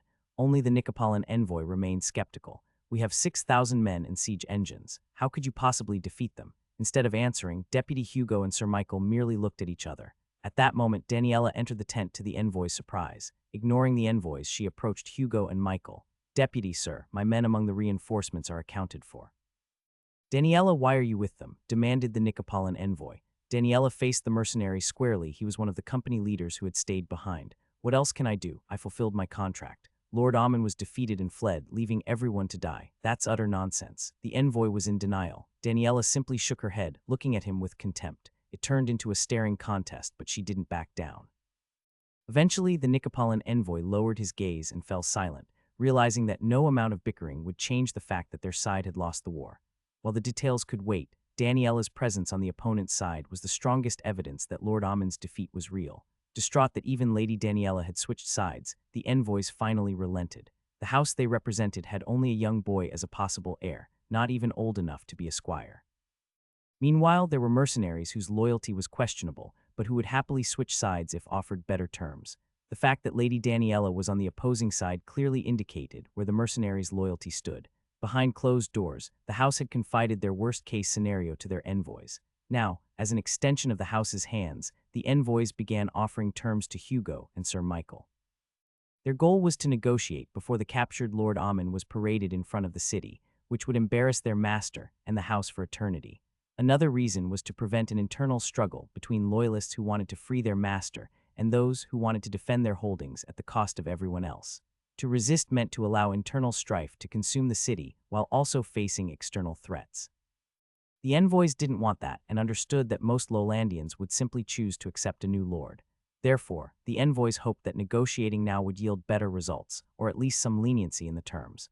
After achieving a breakthrough, the envoys took their leave to discuss the matter with the reigning house and the rest of the city's defenders. Hugo, Michael, and Daniela stood in front of their command tent, watching the three envoys ride their horses back to the city gates. Nice work, Michael congratulated Hugo. Couldn't have done it without you, sir, Hugo replied. Gentlemen, Daniela interrupted. I've received reports from our nomad friends. Something happened, Hugo inquired. Daniela exhaled sharply. Thousands are approaching the city from the west. Hugo's smile faded. Thousands, from the Three Hills area. It's the route Nicopolitans like me used to take when traveling from our home province, Daniela clarified. Hugo studied her. Are you implying they're Nicopolitan mercenaries? Daniela met his gaze. The nomads believe they're likely refugees, seeking refuge in Lowlandia. But why? Sir Michael interjected, puzzled. A great famine, Daniela replied, the words leaving a bad taste in her mouth. Nicopola province. For 2 years, bad harvests had plagued the Nicopola region. This was not uncommon. Agriculture is inherently dependent on the whims of sun, rain, and weather. However, the province faced a plethora of additional problems that exacerbated the situation. Decades of high population growth, a continuous decline in fertile land due to the nobility expansion, and a large influx of refugees from the Western wars had all pushed the province to its breaking point. The land and its people simply couldn't keep up with the increasing demands for food. Now they were on the brink of yet another bad harvest. The evidence was clear for all to see. Even near the end of summer, the fields were a lifeless brown with no hint of green. There was no hope for improvement, only the prospect of another season of harrowing famine and a deadly winter. Panic set in, and people began raiding merchants and small communities for food supplies. Tensions boiled over among the three feuding factions. Nicopolitan commoners, war refugees from West Centuria, and migrants from Sarmatia. Each blamed the others for the crisis. Each group had endured unbearable pain and losses over the past 2 winters. This year, their patience had worn thin, and all sides were prepared for armed conflict. What began as isolated incidents of raiding soon escalated into widespread unrest. That summer, with everyone suspicious and hurting, the conflict entered a bloody new stage. In unprecedented chaos since the founding of the Imperium, Nicopola was swept up in a massive armed conflict. Unguarded villages, manors, and weakly defended towns were sacked indiscriminately. Without sufficient manpower, the nobles retreated to their castles and ramparts, effectively becoming hostages in their own domains. The crisis reached its peak, and the land was plundered clean. Within a month, not a single granary in Nicopola remained standing. The high percentage of mercenaries among Nicopola's population made the conflict particularly deadly. Ironically, more food was lost to pillaging and arson than was gained. Fall and winter were yet to come, but tens of thousands, primarily infants, and the elderly had already paid the ultimate price. The Nicopolitan crisis soon spilled over into neighboring provinces, many of which were already grappling with their problems and committed to different fronts. Suddenly, the situation in the Imperium's heartland became dire. Despite the urgency of the situation, no help arose. The Imperium failed to even send a detachment. A grave mistake of such magnitude didn't go unnoticed. For those in power with keen insights, it was as good as a revelation. 3 lords saw through the chaos and found the evidence they were seeking. Lord Gottfried, ever ambitious, was the first to act. He mustered his forces and spread rumors that the emperor was ill and held hostage by the High Lords. This successfully sowed chaos among the populace and emboldened his followers in the north, who began to openly hail him as the King of Brigantes. Fearing turmoil in the capital, Lord Louis of Centuria began halting reinforcements to the western front. Although aware this could risk a total collapse against the nomadic incursion, he felt he had no other options. Meanwhile, in Midlandia, Lord Bengrieve was clandestinely preparing his men for reasons that remained unclear. While these lords pursued their agendas, their arrogance blinded them to the dagger at their jugular. Against all expectations, before the end of summer, massive groups of armed individuals emerged from Nicopola and invaded neighboring provinces. The crisis was in full swing and expanding exponentially. The most devastating attack occurred in Alandia, sending its populace into panic. The region hadn't seen a strong harvest for nearly a decade, and the conflict now threatened to make them abandon their fields just months before harvest time. Famine seemed almost certain to befall a region already strained by hosting a sizable garrison against potential attack from Lord Gottfried's army in Arvina. With Centuria occupied fighting against the nomadic incursions, Alandia served as the last lifeline for the capital area. Its harvests and trade routes to Midlandia and Nicopola were vital for sustaining the capital. Losing Alandia, especially after the loss of Arvina, would lead to total isolation from the rest of the Imperium. Armed groups also threatened to breach Midlandia's borders, prompting Lord Bengrieve to put his plans on hold and mobilize his private army to reinforce defenses in western Midlandia. Amidst a succession crisis, this move risked weakening his grip over the region. Coria Castle. The news of the crisis in Nicopola and Alandia had yet to reach Coria. There, the newlywed couple, still on their honeymoon, received a special visitor. Batu, the nomadic leader, had returned. Having heard about the Lord's marriage, he came bearing lavish wedding gifts. But first, another matter demanded attention. Sir Harold escorted a prisoner brought by Batu directly into the castle, where the Lord of Coria was holding a special court session. All parties had denied the prisoner's request for a bath and change of clothes. With little sympathy, Sir Harold pushed the man onto the cold floor, disregarding his high status. No one was in the mood for leniency. They knew this man was responsible for last year's spike in grain prices that had nearly starved them. "My Noyan, I present to you the architect of the siege of Coria," Batu announced, proudly. "So this is the man who orchestrated our near starvation?" the Lord inquired coldly. Suddenly a manic laugh echoed through the great hall, catching everyone by surprise. It came from the lady seated beside the Lord. Confused glances were exchanged among those in attendance. There seemed to be no immediate reason for her outburst. Without care, the lady boldly approached the prisoner and locked eyes with him. The man abruptly looked away, shuddering uncontrollably. "So it really was you, cousin," she said, her voice dripping with contempt. The hall fell into stunned silence. Coria City. Coria Castle.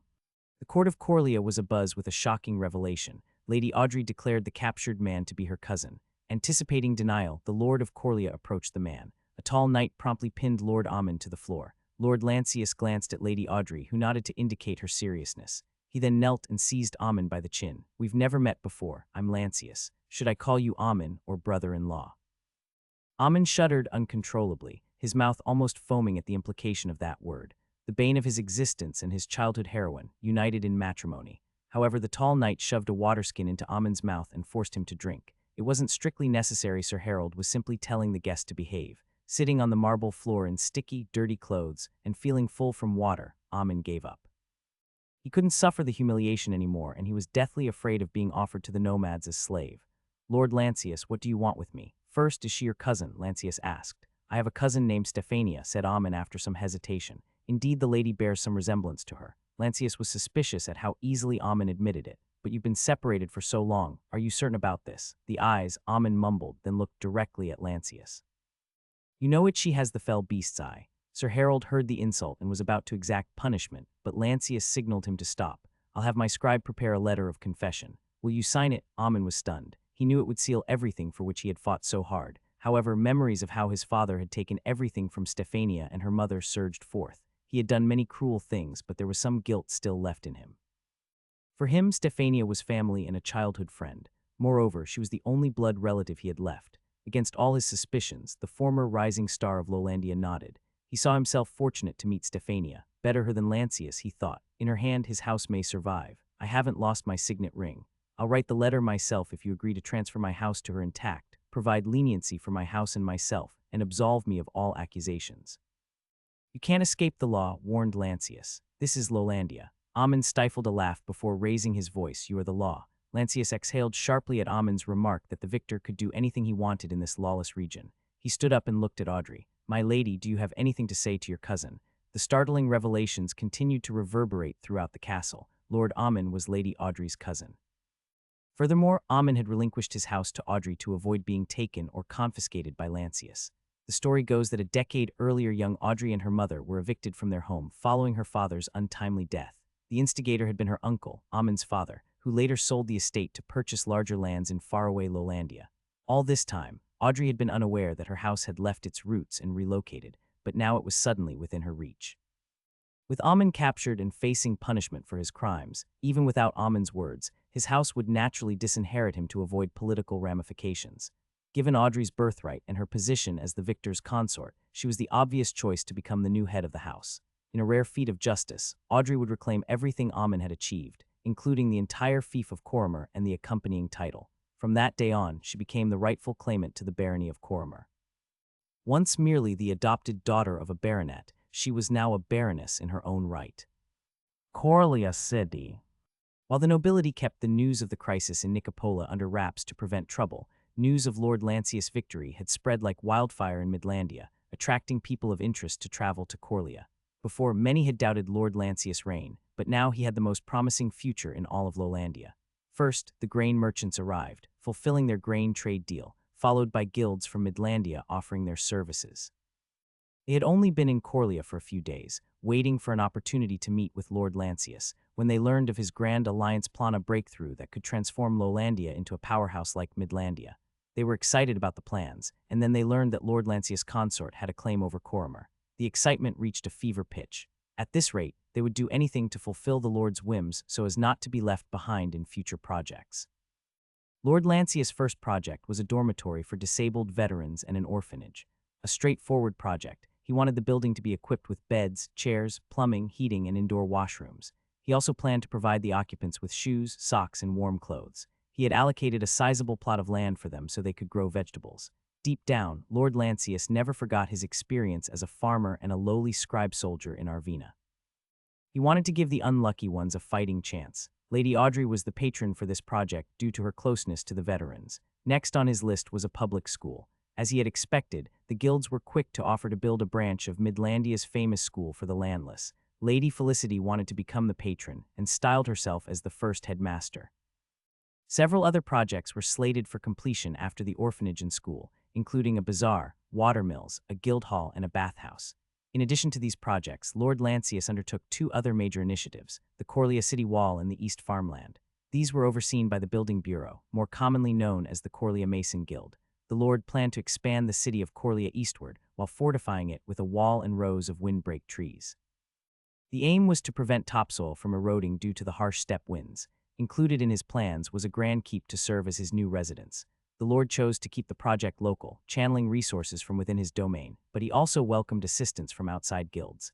Guilds from across the Midlands eagerly offered timber, glass, marble, carpet, furniture, plumbing, and even decorative elements for the grand keep. However, the design was yet to be finalized.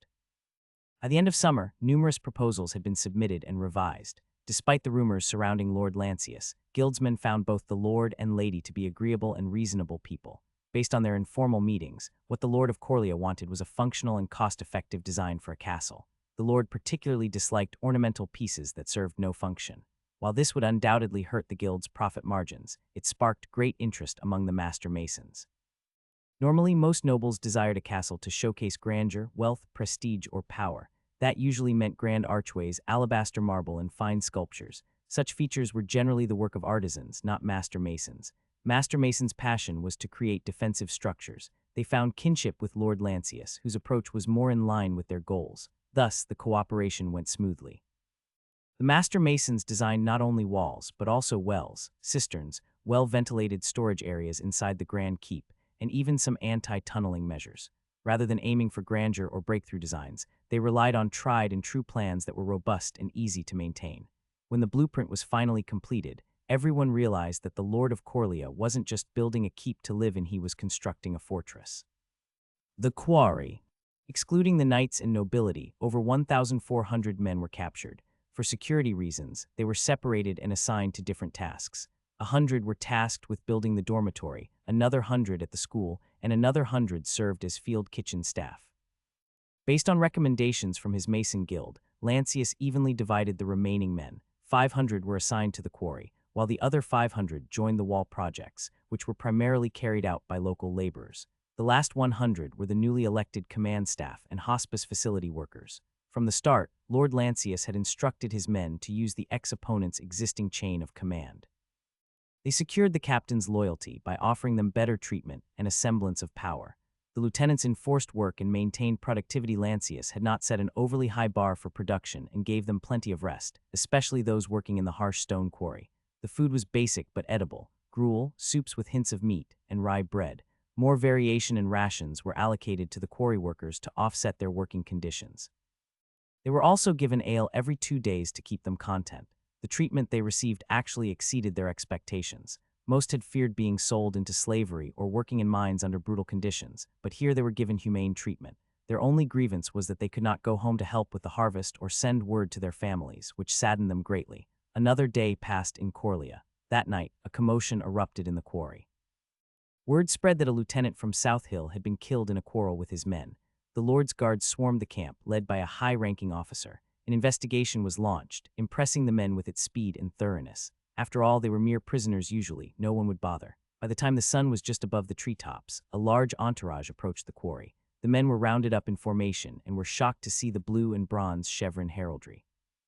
The Black Lord, a living legend, was there in person, the man who had defeated 6,000s with only a few hundred. He was also the man who had survived a duel against a mage knight with merely a mark on his wrist.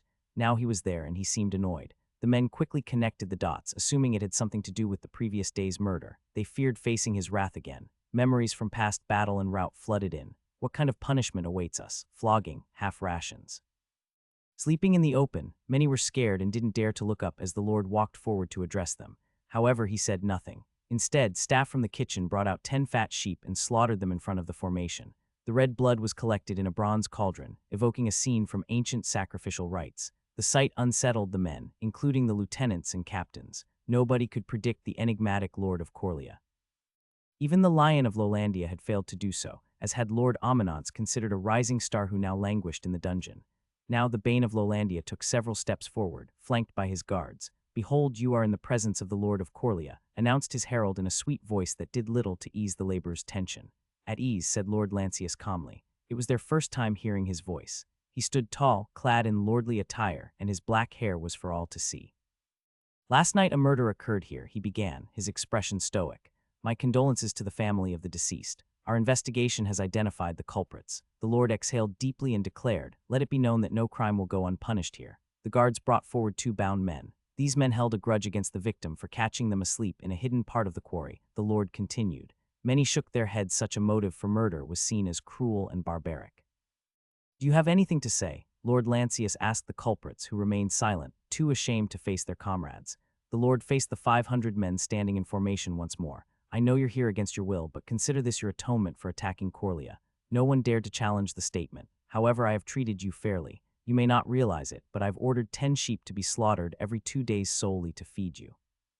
True, the soup is bland, but that's because Coria isn't a land of plenty. We don't have enough vegetables for everyone, and this year's harvest is likely to suffer due to the war. The crowd murmured in surprise. Although they had found the food to be better than expected, superior, even, to what they had received while marching with the coalition army, hadn't realized the lengths to which Lord Lancius had gone to feed them. Hasn't it dawned on you that I've treated you as if you were my own army? Lord Lancius asked, looking out over the crowd. Again, murmurs of surprise rippled through the men, who exchanged glances as they considered the Lord's words. The Lord briefly turned his attention to the two perpetrators, a look of disappointment crossing his face. Returning his gaze to the crowd, he said, "You've had it as good as you could get here. Many have advised me to send half of you to Fedosia to be sold into the eastern kingdoms. Is that what you want?" The men shuddered. Tales of the abuses faced by slaves in the eastern kingdoms were well known. The older one will be sent to Fedosia. Half of the proceeds will go to the family of the deceased. The younger one will be set to the Great Plains for the nomads to hunt, Lord Lancius decreed. The guards dragged the perpetrators away. Their punishments had been meted out. The crowd felt both pity and a sense of justice. However, they were left puzzled. Why hadn't both men been sold to Fedosia? And why was the younger one released into the Great Plains to be hunted by nomads? Observing their puzzled expressions, Lancius threw a wild card. "Make no mistake, you're not here because of me." His words puzzled the crowd. Some were skeptical, thinking it was just sophistry. "These guards are to protect my people, not to prevent you from running," Lancius challenged them. The crowd immediately buzzed with murmurs. "Do you remember who captured you and brought you here?" the Lord asked, his tone ominous. The crowd's suspicion changed into dread. Many shuddered or swallowed hard, remembering the nomads who had rounded them up. "You're only here because you're under my protection, but it doesn't extend beyond Coria. Beyond these walls, you belong to the nomads. Anyone who isn't here is at the mercy of the nomads to do as they please. Now, imagine what they would do to you if you were seen as Nicopolins." The crowd went silent, thinking about their plight. Many South Hill and Coramer people were once migrants from Nicopola and feared being misidentified as mercenaries. The Lord continued with a gentler voice. "I've promised my allied nomads that within 3 years, you will have made significant contributions to Coria, from building markets and bathhouses to expanding farmlands and constructing city walls." He paused to look at the crowd. "Those are the works that the nomads and I would appreciate. Fulfill these tasks, and I will grant you safe passage home." A sense of loss clouded the faces of almost everyone in the crowd.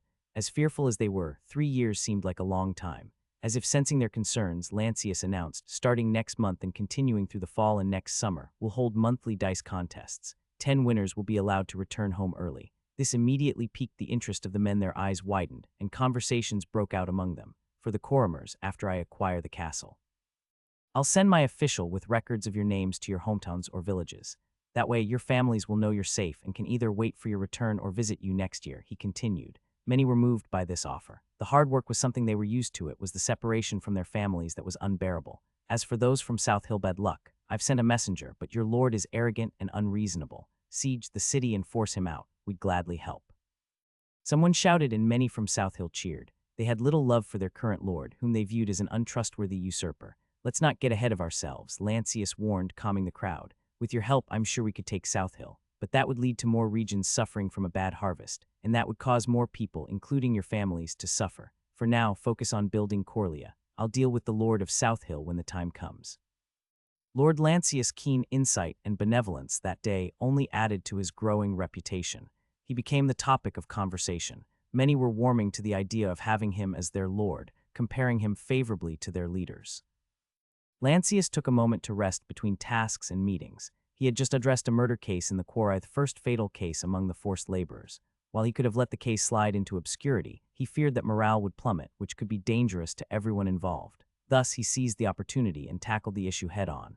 Adopting the role of a politician, Lancius used cunning words to move the captured men as he wished. It wasn't the question of correct or wrong.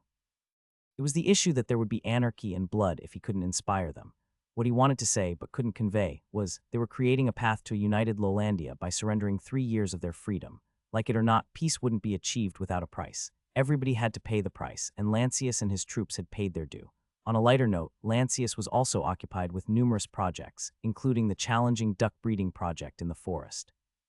He believed the forest would serve as a natural habitat for the ducks. Historical records showed that the native ducks had originally been found in forested areas and were later bred in meadows, much like horses, but with only marginal success. So he aimed to return them to their natural environment. Strategic fences, shelters, and designated feeding grounds were constructed to keep the ostrich-sized ducks in place.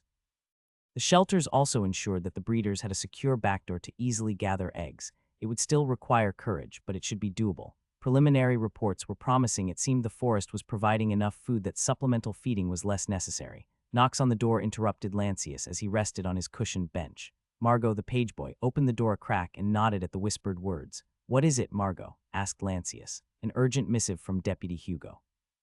Lancius stood up, alarmed. "What does it say?" Margot took the missive from the messenger outside and handed it to Lancius. He didn't recognize the handwriting, but it was neat, likely belonging to Sir Michael or Lady Daniela. "We have captured Coria, but are now facing 3,000 armed refugees from Nicopola, possibly more.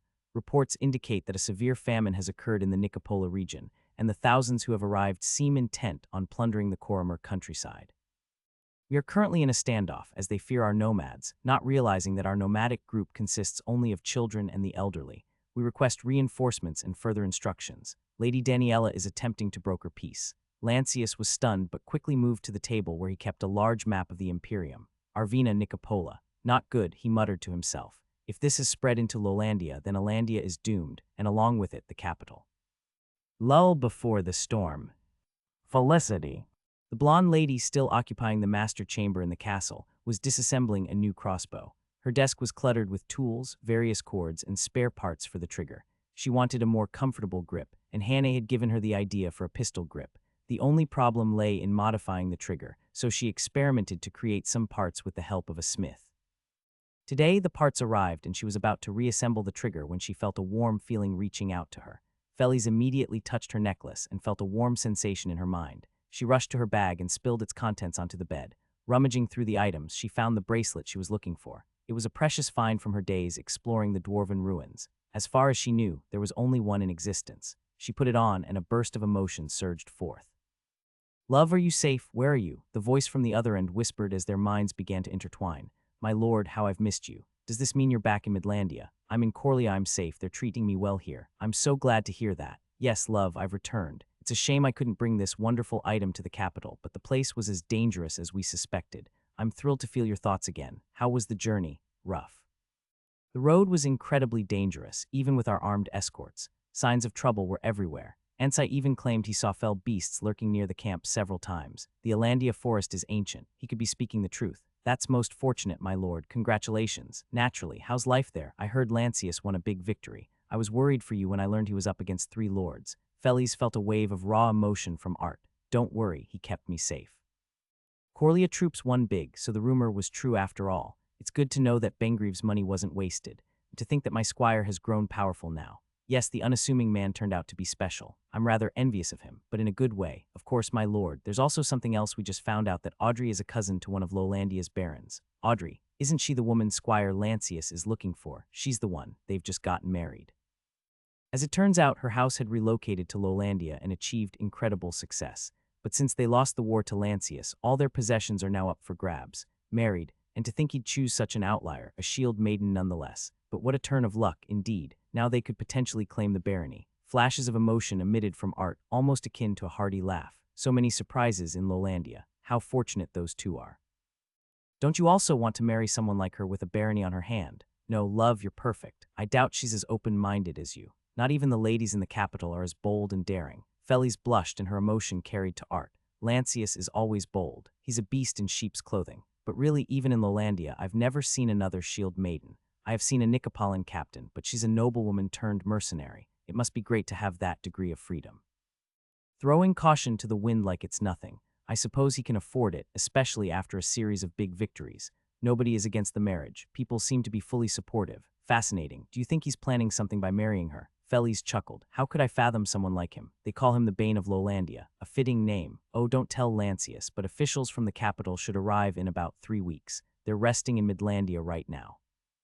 But I guess he doesn't need them as much anymore, which is perfect. He can save himself from having to offer bribes. Ha, indeed, the officials will likely ask for bribes. Felis smiled and decided to ask. Will you also send your carriage for me, my lord? Of course, it's best if we're together. You wouldn't like to hear it, but aside from Midlandia's succession issue, there are all sorts of problems brewing. I'm aware. Even so far in Coria, I heard all kinds of unsettling rumors.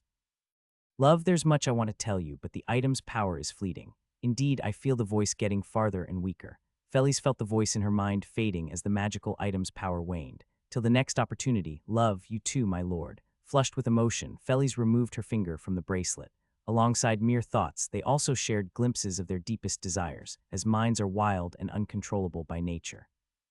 Felis couldn't wait to be with Art again, the man who was unafraid of her wild side and lifelong secrets. Lancius. As night fell, instead of burning midnight candles, Lancius decided to adjourn the war council. He felt there was no need to exhaust his retinues over things beyond their capabilities. In the case of Corimer, there was simply no easy way out. Thus, although the need to reinforce Hugo was pressing, Lancius chose to remain calm and only planned for a small advance party. He was keenly aware that Coria was already filled with captured men and understood the risks from sending out another 100 or so troops to Corimer. Moreover, he needed to warn Lord Jorge and Lord Robert. While still contemplating his plans for Corimer, the powerful duo of Coria retired to their bedchamber. Lancius locked the door while Audrey went behind the folding screen to change her clothes. She still hadn't selected a chambermaid to assist her. Fortunately, she didn't fancy a fine gown, so dressing up wasn't a big deal. Since Audrey didn't know much about gowns, it was Felis who had helped her find attire for formal occasions. However, most couldn't fit her properly as she was too athletic compared to a regular woman. With no reputable tailor in town, they had ordered several new dresses from White Lake. Lancius was eager to see her in well-fitted attire, believing that hand-me-downs didn't do her justice. Lancius placed a fresh log into the fireplace and then changed clothes. According to custom, while the lower classes often slept in their daily clothes, some in the upper class chose to sleep naked, enjoying the luxury of privacy and the comfort of good blankets. However, having grown up as a squire, Audrey was more comfortable wearing simple clothes to sleep. Moreover, due to old habits from their time on the road, the couple kept gambesons, swords, and crossbows nearby. They were a rather Spartan couple. After changing into his simple shirt, Lancius went to the corner of his room where a stone wash basin with drainage was located. He took a freshly cut young twig from a clay platter and chewed one end. The bite easily produced a bristled tip, which he used as a toothbrush. The twig felt refreshingly gingery, mixed with a paste of powdered clover and salt. After a quick gurgle, he was done. Next, he washed his face using clean water from the copper basin. Finished with cleaning up, he stretched out in bed. It was probably not even 8 p.m., but he felt sleepy. Ever since getting married, he had come to cherish their private hours together. Only during these times could they simply be a normal couple. He often contemplated how much he had been through to reach this point in life. Looking back, he realized there were many moments where he could have made a mistake and failed, or taken a wrong turn and ended up dead. However, there was no shudder or fear from it. Life is funny, it keeps knocking me down, but also elevates me to greater heights. His own thoughts gave him pause. My lady, he asked, why didn't you tell me about Ammon? What about? Lance, stop calling me that when we're alone, Audrey complained from behind the lacquered folding screen. Lancius chuckled. He had teased her enough after the surprising reveal 2 days ago. But really, you're the baroness now. I'm just an imposter. You should rule and I'll be the consort. What do you think?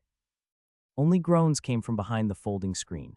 Then Audrey appeared, wearing a deep blue linen nightgown, her face flushed and irritated. She walked briskly toward the bed and pouted in front of Lancius. Let's keep things as they were. Nothing has changed except my title. Yes, my lady. She jumped into the bed and tickled him, causing Lancius to burst into laughter. Okay, I'm sorry, Ack. Lancius, half laughing and half gasping for air, asked again, so Ammon, what about him?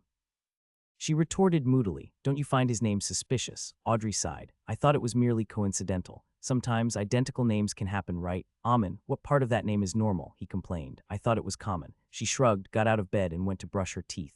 Dre, since you're a baroness, could you knight several men for me? She turned her head around quickly and asked, I can do that. Of course you can, Lancius smiled. Transferring power internally within the house doesn't require the Imperium's consent, so you're a full-fledged baroness now. Then I should be the first, she exclaimed excitedly. First to do what? Lancius knitted his brows. To knight myself. Watching her innocent face, Lancius burst out laughing, leaving Audrey red-faced and frowning. Dre, you're already a baroness. Realizing her foolishness, Audrey pouted. Come here, he beckoned with open arms. Feigning anger to hide her embarrassment, Audrey turned away to wash her face and brush her teeth. Once she was done, Lancius said, we've come a long way from pitching tents by the roadside. "Yeah, I still can't believe we live in a mansion like this," Audrey said, looking around at the painted ceilings and the bright, colorful tapestries. "A lot still needs to be fixed, though," said Lancius. The place looked old, but was still better than most rooms in the castle. "I'm looking forward to seeing an even better room than this," she said with a small grin, then climbed into bed beside him. Lancius took a deep breath, looking at Audrey beside him. How he wished their conversations could always be like this, just a normal couple. "Dre," he said, his tone becoming serious. "Hush," she interrupted. "I know. Let's just sleep like this and forget about the Lord's stuff for now. It can wait." Lancius smiled and hugged her tightly. "This is why I can't be happy with anyone but you." Audrey bit her lip, clearly pleased with the compliment. "You know, I couldn't say no if you needed to enter into a political marriage," she said softly after a moment. "As if I could. I'm merely the consort to the baroness," Lancius reassured her, treasuring the moment. That earned him a solid kiss. "Margot is still up," Lancius warned. "He's old enough to be a squire," Audrey replied, crawling on top of him. "Besides, I already told him to retire to the staff's quarter." "What did you tell him?" asked Lancius. "That I'm perfectly able to guard you," she giggled. Hearing that, with a swift but gentle motion, Lancius rolled, taking her with him as he shifted their positions. And so, the two fulfilled the ultimate duty of nobilitito, produce an heir. Nicopola. As summer drew to a close, the clashes across the region became the norm of the day. Driven by hysteria and starvation, people began attacking even those within their own factions. Livestock and wildlife had been wiped out, even insects and birds had become scarce. After sundown, Nicopola fell into an eerie silence, broken only by the wind. As food sources dwindled, people resorted to eating tree bark and other desperate means for sustenance. Half-eaten corpses littered the side roads and back alleys. In hidden markets, what was grimly referred to as gray flesh was being bartered as food. Unable to endure the hardships in Nicopola any longer, tens of thousands set out for neighboring provinces. This second wave came fully armed, well aware that they would not be welcomed and expecting heavy resistance. Their desperation was so dire that many also risked venturing into the conflict-prone region of Lowlandia. Now thousands were converging toward the Coria region and its almost ready to harvest fields. Their goal was not just to find food. Knowing that Nicopola would remain conflict-ridden for years to come, they came to settle and occupy. Sir Harold. In record-breaking time, the preparations for reinforcement were completed. Normally, mobilizing a barony would take weeks, sending bannermen to invite knights, recruiting from towns and villages, and contracting men at arms. The speedy preparation was due to the high readiness of the Coria troops, who lived in billets within the city or in nearby villages. Additionally, the Lord had ordered only a small advance guard, further expediting the process. Tonight, Sir Harold was preparing his gear. He was to lead the advance guard to Coria. Alongside him, his squire prepared their winter gear and other personal supplies, as Lord Lancius had instructed them to be ready for winter in Coria. Squire, Sir Harold called when they were halfway through their preparations. The shy squire looked up. "Yes, sir, is there anything else?" he stuttered. "You don't have to accompany me on this campaign. It's risky. But what would I do without you, sir?" Sir Harold smiled. "Your father gave me a warhorse, so I accepted you as my squire. You followed me long enough. Your training is complete. Take the horse back and return to your father." "That's not necessary, sir. I will follow," the squire said, bowing his head. "Don't be blinded by greed. This is Lowlandia. You'll be closer to death than to knighthood. Return to Midlandia and start a life. I will follow. You can take another, more capable squire, but I'll still follow," the squire proclaimed, a sense of pride in his voice. Even though he was timid, he enjoyed the camaraderie of Harold's war-crazed warband. He had found a sense of brotherhood, unlike anything he had ever felt before. The tall knight smiled at his squire's bravado and stubbornness. The timid young man displayed a level of guts and loyalty sometimes absent even in knights. In silence, they carried on with their preparations, fully aware that battle was likely on the menu. At dawn the next morning, the advance guard consisting of 15 knights and an equal number of squires was seen off by the lord and lady at the city gate. Then, guided by a nomadic tribesman, Sir Harold's small warband and the pack animals headed northwest without much fanfare. All were volunteers and all looked somber. Periculum in Mora. Despite the looming military crisis and Sir Harold's departure, construction projects in Coria continued to thrive. As Lord Lancius' highest-ranking staff member, Sir Justin was naturally involved in overseeing the main projects, along with Caleb and their team. On behalf of their lord, they supervised a workforce comprising 500 workers from Coria and an additional 1,500, overseeing everything from labor allocation to raw material supplies and payments. To sustain this extra workforce, they needed more than just a field kitchen. First, they set up a barber shop for basic hygiene and medical care. A clothing repair shop followed, along with a permanent blacksmith on site to maintain tools. Guildsmen also supplied ropes, pulleys, and other basic amenities. Coria had never seen an operation of this scale before. Extensive digging was carried out to lay the foundation for the city wall, a delicate operation overseen by the master mason. Meanwhile, Caleb was responsible for the Eastern Farming Project, focusing on planting windbreak trees. Alongside his team, he carefully surveyed the land east of the Coria River and mapped it out. Lord Lancius wanted diverse types of trees for windbreaks, not just poplars. These trees would be planted in rows to shield the topsoil from the harsh winds of the steppe. Caleb had consulted the relevant guilds, who supported such a method as they had seen it in their records. Caleb suggested to Lord Lancius that the Alchemist Guild could provide specialized fertilizers and growth-boosting concoctions. Naturally, the Lord was interested. Internally, Caleb found it amusing that his guild's research on the beast-eating mandragora plant could be repurposed for something beneficial. Aware that the mapping and planning would take considerable time, and knowing that there was a risk of him leading reinforcement to Coria, the Lord confided his plans to Caleb. His priority was the windbreak trees. If all went well, these trees would help retain enough topsoil to sustain taller grass, turning the field into a meadow suitable for grazing. The manure from the livestock would further fertilize the soil. Furthermore, before winter, they would direct laborers to make minor modifications to the landscape, enabling the field to retain as much snow during the winter. Lord Lancius also considered relocating some younger trees from the forest to expedite the planting of the initial windbreaks. The general design called for rows of windbreak trees on both the eastern and western sides of the new farming zone. To guard against strong winds from the north and south, they planned to plant multiple rows of elms, poplars, and shrubs. Lord Lancius believed that, in the long run, these windbreaks would either make the land suitable for agriculture or transform it into good pasture for horse breeding. Either outcome would prove beneficial to his fief. Small council. Yesterday, Lancius had consulted his council to discuss about Hugo's request, but aside from writing one letter and deploying Sir Harold as advance guard, they did nothing else. For certain, nobody wanted to send more troops to Coria. It was simply too risky for Coria. While Sir Harold only commanded 15 knights and 15 squires, Lancius entrusted a mission to them. Coria turned from being served on a silver plate into a pit hole of ambition. Lancius had pulled his chair to sit against the window. He needed time to think. While Lancius was deep in thought, Audrey was engrossed in a book recommended by Felice. Though she appeared frustrated, she continued reading. Beside her, Cecil, the new chamberlain, was reading scrolls from various sources laid out on the table. While it was more common for the nobles to accept verbal reports, Lancius chose to put his correspondence into letters, especially for dealings and negotiations.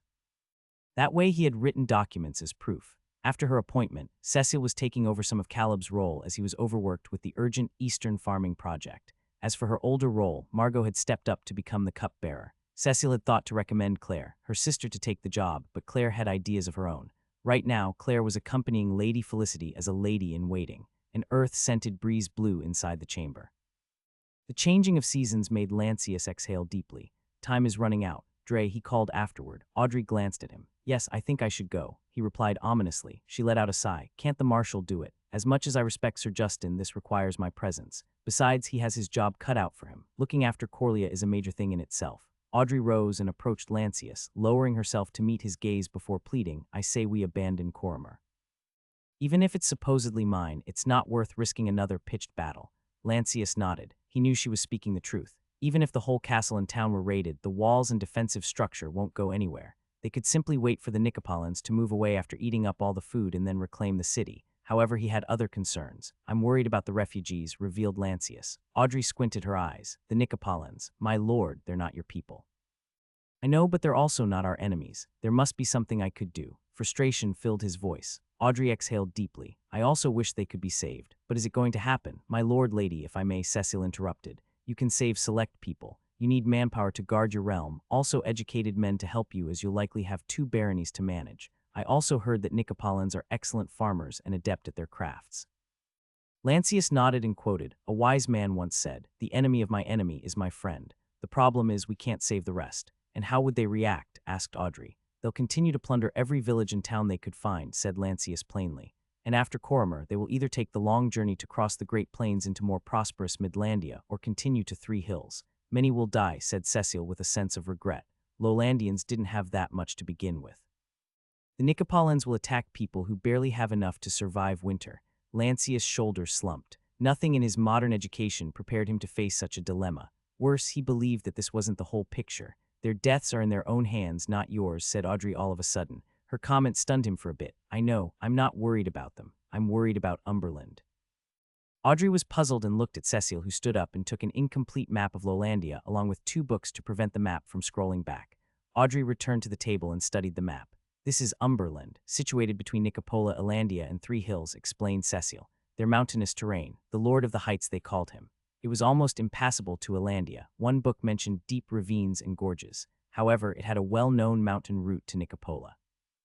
Lancius' nerdiness wowed the other 2. Why can't I get that kind of information from the books I've read? Audrey complained. There are many kinds of books, replied Lancius warmly. My lord, so what about Umberland? Asked Cecile. If thousands of Nicopolians had reached Coria, it means that Umberland is finished, said Lancius gravely. There was growing nervousness in Cecile's face, but Lancius continued. This is probably why Umberland didn't join the coalition in the first place. They read the writings on the wall and refrained from moving their men out of fear of trouble from Nicopola. They were wise to do so, commented Audrey.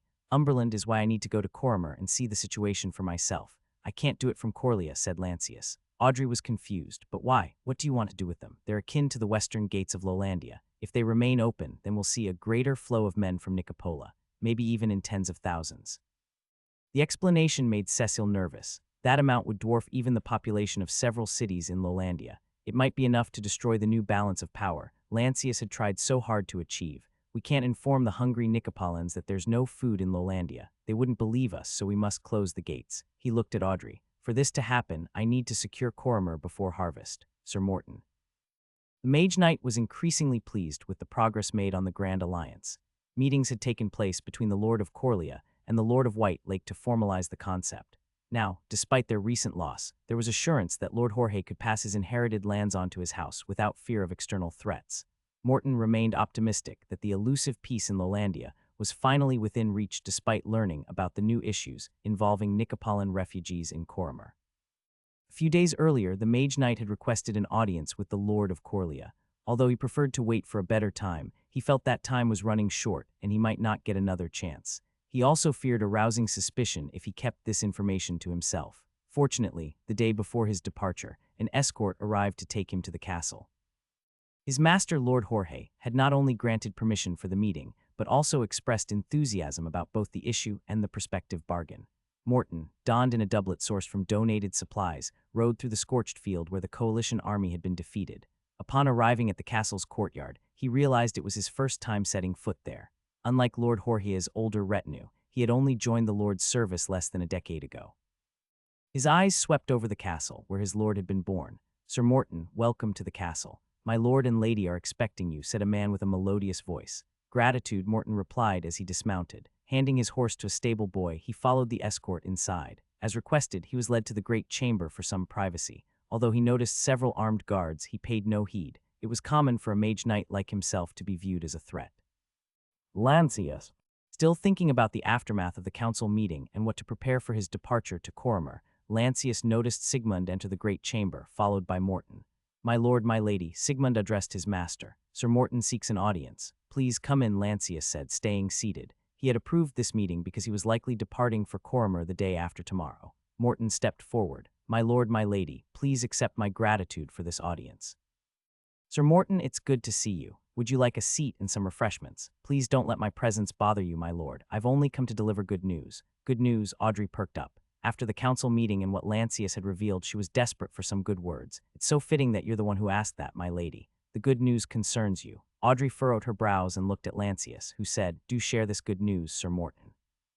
Instead of speaking, Morton produced a letter from his small bag. Sigmund, who was nearby, took it and handed it to Lord Lancius. This matter might best be discussed in the utmost privacy, Morton suggested. Breaking the wax seal, Lancius read the brief contents, his eyes widening. Without a word, he passed the letter to Audrey, who had a similar reaction. Enough distance separated them from their guest for a whispered conversation, so Lancius leaned toward Audrey. Does this make sense to you? Lance, I can protect myself. You should leave. If he means ill, the others can charge in while I defend myself, she whispered back. No, I'll stay. It's not as if I'm unarmed. If he attacks me, you can flank him. Audrey nodded. They had discussed this beforehand. Sir Justin, Roger, and Carla, along with select knights, were fully armed and waiting in the corridor. Although Lancius personally trusted Lord Jorge, he wasn't foolish enough not to take precautions against a mage knight. Very well. Sigmund, leave us, Lancius commanded, his voice stern enough that Sigmund didn't question him. Sigmund led the remaining guards away but left the door ajar. May I approach? Sir Morton inquired. Audrey gestured for him to come closer. Morton advanced cautiously and then knelt, possibly to demonstrate he meant no harm. Is this true? Lancius asked regarding the content of the letter. I have no reason to lie, the mage knight smiled. Apart from you, my lady, during the banquet held outside the city wall to celebrate your marriage, I also noticed your cupbearer and her younger sister. Both possess the gifts. This revelation left Lancius stunned. The rarest gift of them all, the gift of magic. It was something even he did not possess. For 3 candidates to be found in a faraway town in lowland Diathat's not an insignificant boon. Perhaps it's a blessing from the ancients. Audrey shifted in her seat. I have a mage friend in Midlandia. She said I don't have the gift of magic. Sir Morton furrowed his brows. My lady, that's impossible. You exude a faint but unmistakable energy. I've seen it clearly since we first met in that tent outside the forest. Plus, you have the hunter's eyes. Explain what the eyes mean. People seem to refer to it by many names, Lancius interrupted. Morton pondered for a bit, trying to come up with a condensed answer. People say that a good hunter acquires the eyes through hard training, but it's the other way around. Good hunters are born with the eyes. Without them, one couldn't survive the gaze of a fell beast. Audrey trembled at the revelation. Morton continued, while they would blatantly refute this. Mage and hunter skills are overlapped. We draw from the same power, but manifested differently. Does every hunter have eyes like mine? Only the top ones, those who are assigned to hunt fell beasts. But the one I met said otherwise. He implied it's just a skill, said Audrey, frustrated. Sir Morton scoffed. They would never divulge their secret. This information is my gift to you, he said with pride. Now you know the secret. My lady, you're born a hunter and mage. Audrey mumbled something inaudible and looked upset over something. Lancius was wary but asked, does this mean she can wield magic? For my lady's case, becoming a fully fledged mage may be out of reach. However, there should be a way for her to learn an ability or two. I won't be the one to teach her, but if you permit me, I'll write to my guild. They'll likely be interested and can send someone more discreet.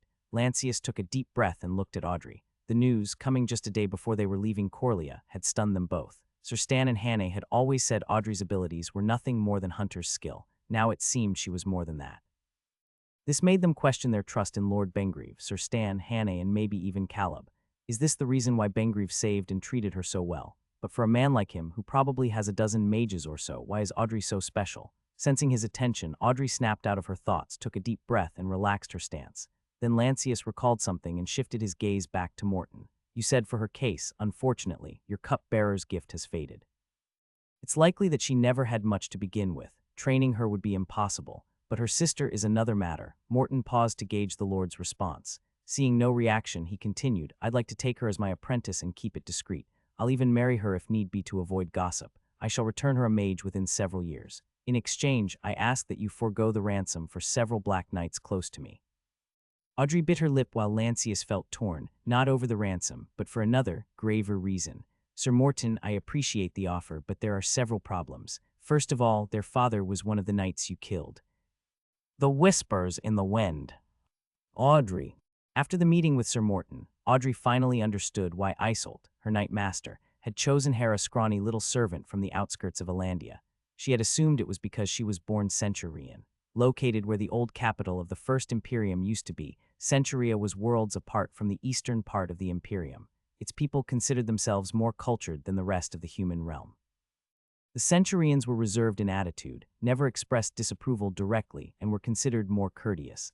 Little Stephania was anything but that. So for her first year with Isolde, she held back from being herself. She tried to become the perfect Centurion girl, reserved, diligent, and unquestioning. Until one day, Isolde told her she was too stuck up. Hearing that, Steffi dropped her facade, surprising Isolde with her brash and daring attitude. It was a fond memory that still warmed her heart. However, she now understood that Isolde had chosen her solely for her inborn power. She had thought their special relationship, her hard work, and trust had led Isolde to make her an esquire. But now, knowing that Isolde could see her gifts, their relationship felt superficial and hollow. Talk to me, Dre, Lancius said as Margot closed the door, leaving them alone in the small hall next to their bedchamber. It's Isolde, Audrey replied, sitting on the daybed. I thought she chose me not for something I was born with. Lancius sat beside her. But your eyes are part of you. I didn't want them. I hate them. Every kid hated me. My uncle hated me. And the various masters I've served never let me work in the main house, only in the barn, she said bitterly. Dre, that doesn't make what your knight master did for you any less valuable. She simply never had the opportunity to explain her reasons. Audrey took a deep breath and rose, walking to the window to let the breeze calm her.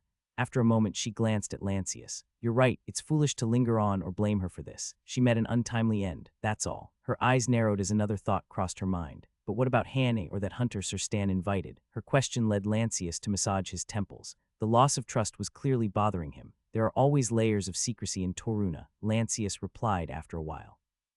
Audrey sighed, anger and frustration welling inside. Too bad we can't confront them, she muttered. We don't need to, Lancius responded. It's fortunate that Sir Morton exercised such caution. We can keep this matter under wraps. They have their secrets. Now we have ours. Lancius council chamber. No, I'm coming, and that's final, said Audrey, placing her hands on the table. Somebody needs to lead Coria, Lancius argued.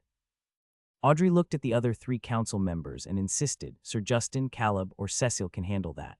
The trio shifted uncomfortably in their seats. Trying to keep the atmosphere from growing more tense, Lancius spoke in a half-pleading tone. They're not the lord of the castle, but you are the baroness. I'm sure the marshal holds high enough a rank, said Audrey. Sir Justin shook his head. I'd rather go with my lord. Though I may not possess your war acumen, I believe I'm competent enough to execute whatever plan you may have.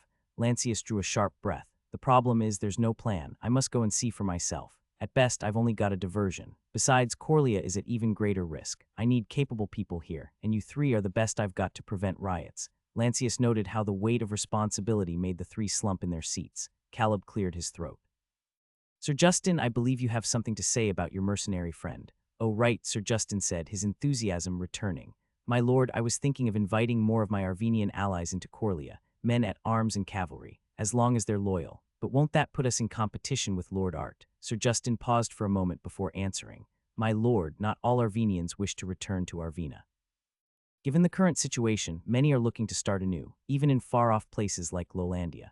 Breaking a smile, he added, many are inspired by you, who made a name for yourself. Lancius was rather stunned. Inspired by me, that is correct. You're a rising star, and everyone wants to align themselves with you, Sir Justin replied. Caleb added, I believe this is also why Lord Jorge and Lord Robert are competing to gain your trust, as are the guildsmen I've worked with.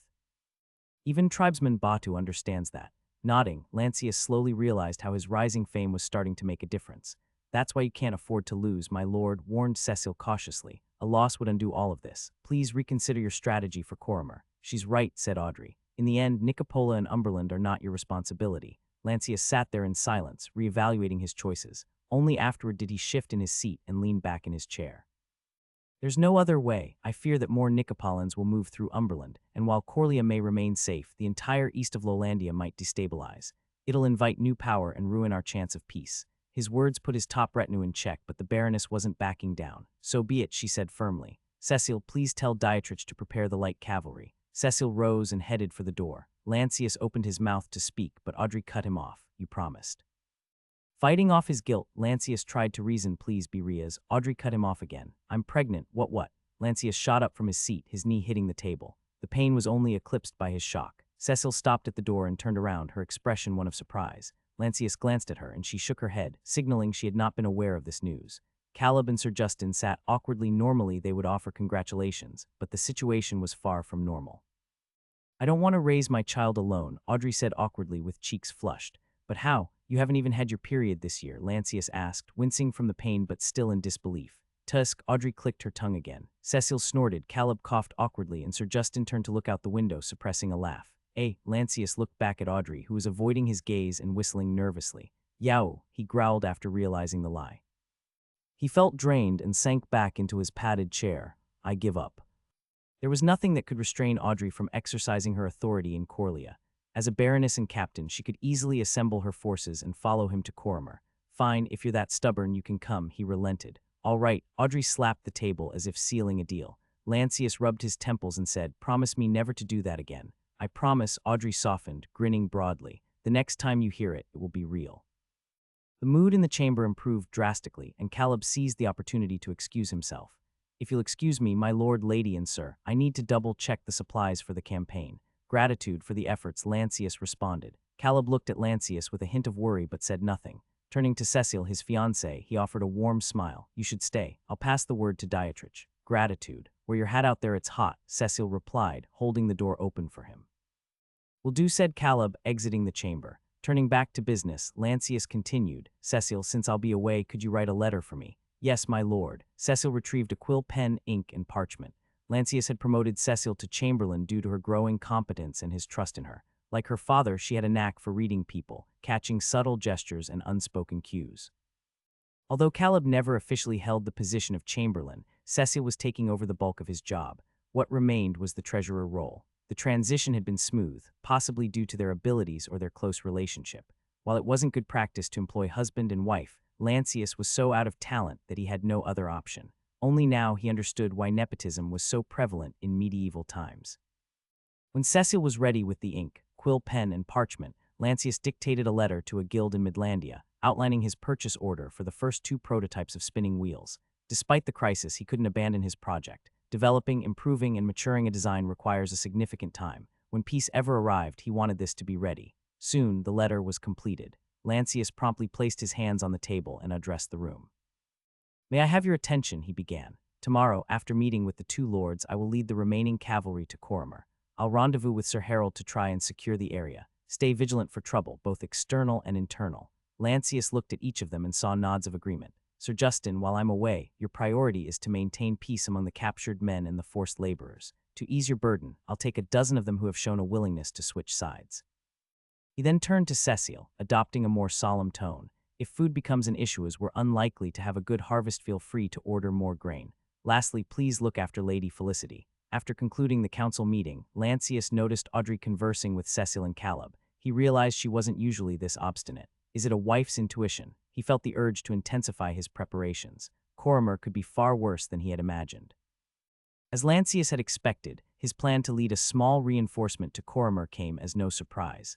Furthermore, the 2 lords had been in Coria for an extended period and were quite ready to return home. Soon, Lancius received word that the 2 lords had decided to return the following day, likely to avoid the appearance of trying to occupy Coria in his absence. What he hadn't expected was a request from Lord Jorge. The Lord of 3 Hills expressed his desire to tour the castle before departing from Coria, and Lancius was happy to oblige. He instructed Cecil to gather the old staff, many of whom still held fond memories of Lord Jorge and his family. With time running short, he then sent a rider to invite Lord Jorge to visit. Accompanied by several horsemen, Lord Jorge rode to the castle. Upon arrival, only one knight, one squire, and a servant followed him inside. "It is very gracious of you to let me walk around the castle," the dashing guest in full regalia remarked. "Please, the castle is yours, my lord," Lancius replied as they strolled through the century-old corridors. "Don't address me so formally, I consider myself your peer," Jorge said, clearly amused. "I can't do that, my lord. I'm merely a vagabond borrowing your castle," quipped Lancius. Jorge chuckled at the jest and paused at an old stone column. "The castle feels larger in my memory." Now even the corridors seemed narrow and the courtyard small, he commented nostalgically. Lancius could only nod in agreement. "You would do well to enlarge this castle or perhaps build a bigger one," Jorge suggested. "I have plans for to build a keep on the east side," Lancius revealed. "When it's finished, perhaps I should return this one to its rightful master." Jorge grinned at the offer. "This castle used to be my cradle, so I have some fond memories, but I won't let my whimsical wish cause trouble." Grabbing Lancius by the hand, he led him through the castle in a role reversal. With help from the old staff, they even found some hidden keepsakes from Jorge's childhood. Lancius felt a camaraderie with Jorge. Both were young leaders, burdened with immense responsibilities, striving to bring order and prosperity to their respective realms. There were matters only they, as lords of men, could discuss. In this regard, Jorge treated Lancius as if he were a cousin, and Lancius hoped that this could serve as a solid foundation for their alliances. As they were winding down in the great chamber, a messenger arrived, escorted by Sigmund. The messenger handed over a sealed letter in a cylindrical wood container. A squire in Lord Jorge's entourage accepted the letter and handed it to him. "What's this?" Jorge inquired, reading the letter from 3 Hills and quickly dismissing it. "Ah, this nonsense again." "May I know what the tidings are?" Lancius asked. "It's silly, bordering on seditious," said Jorge. "It's unbelievable how even my family in the capital was spouting unfounded rumors from the streets."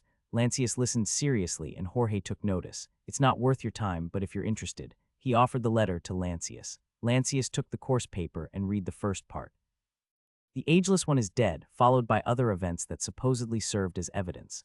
Some of the details were more convincing than Hanne's last warning. He folded the letter and gave it back to Jorge. "It's disturbing if true, indeed, but there might be some truth to it." Jorge's tone changed, now certain that Lancius was already aware of the issue.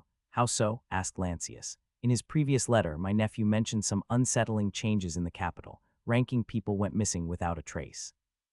Some even spoke of assassins. It seems we're living in dangerous times." Lancius sighed at the grim news. "Even for Lowlandians like me, this is starting to reek of the end of the Imperium," said Jorge with a hint of frustration in his voice. Lancius leaned back in his seat. "We don't have the power to intervene in the conflict. Not even Midlandia is that powerful. However, we can make Lowlandia a haven for our people." Jorge nodded and raised his goblet without saying anything. Lancius followed and both drank their goblet. When will you depart? Jorge asked. Tomorrow, as soon as my preparations are done. Jorge mulled and promised, after I've reached 3 hills I'll send my men to Umberland to see the situation. I'll also post a messenger to link up with you in Coria. While my troops are exhausted, I could still muster several hundred men at arms if you wish to use them. Gratitude, but don't let your guard down. Keep Sir Morton close at all times, Lancius advised. Jorge nodded and the two lords continued their conversation. As the sun began to wane, Jorge declined the invitation for supper in the castle, preferring the company of his men. As Jorge rode back to his camp with his entourage, Lancius couldn't help but think about the weight of the rumors that had possibly spread to Alandia and Tiberia. Now, with threats at the border, feuding nobles, famine, and the death of the emperor, the continuation of the Imperium seemed unlikely. Lancius shuddered as the red sunset cast its glow over the entire western plains of Coria. His entourage formed around him, shielding their lord and champion who would leave them the next day. Without Lancius, many were worried about the fate of Coria. So much was at stake, and pessimism grew that the glory days were already fleeting and an age of strife was returning. Tarakan man. The day had yet to grow hot when a formation of men assembled just outside Coria. Lord Jorge led the formation, flanked by a modest number of cavalry. The horses had been either ransomed or loaned from Coria, all backed by Lord Jorge's guarantee. Lord Robert was also present, leading his smaller cavalry at some distance. The sight was impressive if not grand. The last time these forces had assembled here, they had been enemies. Now they were allies. My lords, the success of our grand plan rests with your return in spring, Lancius said as they met in front of their armies. I shall return, Robert declared firmly. Even if I have to drag my wife with me, I will be back next spring. Same as the lion. I'll bring my family here, no dragging necessary, Jorge added, matching Robert's enthusiasm. Both chuckled at their shared jest. Robert nodded, pleased with the offered hospitality. Lord Lancius, I don't have anyone to spare but a few knights, but you may take Sir Michael and his men under your command. Well then, Robert said, addressing the two younger men, until we meet again next year. May fortune favor you both, and may good health and fortune accompany you as well, Lord Robert, Lancius returned. Stay strong, old lion. This alliance needs to happen, urged Jorge. I have no plans to die just yet. In fact, I feel rejuvenated, the older lord quipped, delighting the other two. He then summoned his escort and mounted his horse. If Coria faces trouble, send word to White Lake. I'll organize a relief somehow. Your concern is much appreciated, Lord Robert. Lancius bowed his head a little.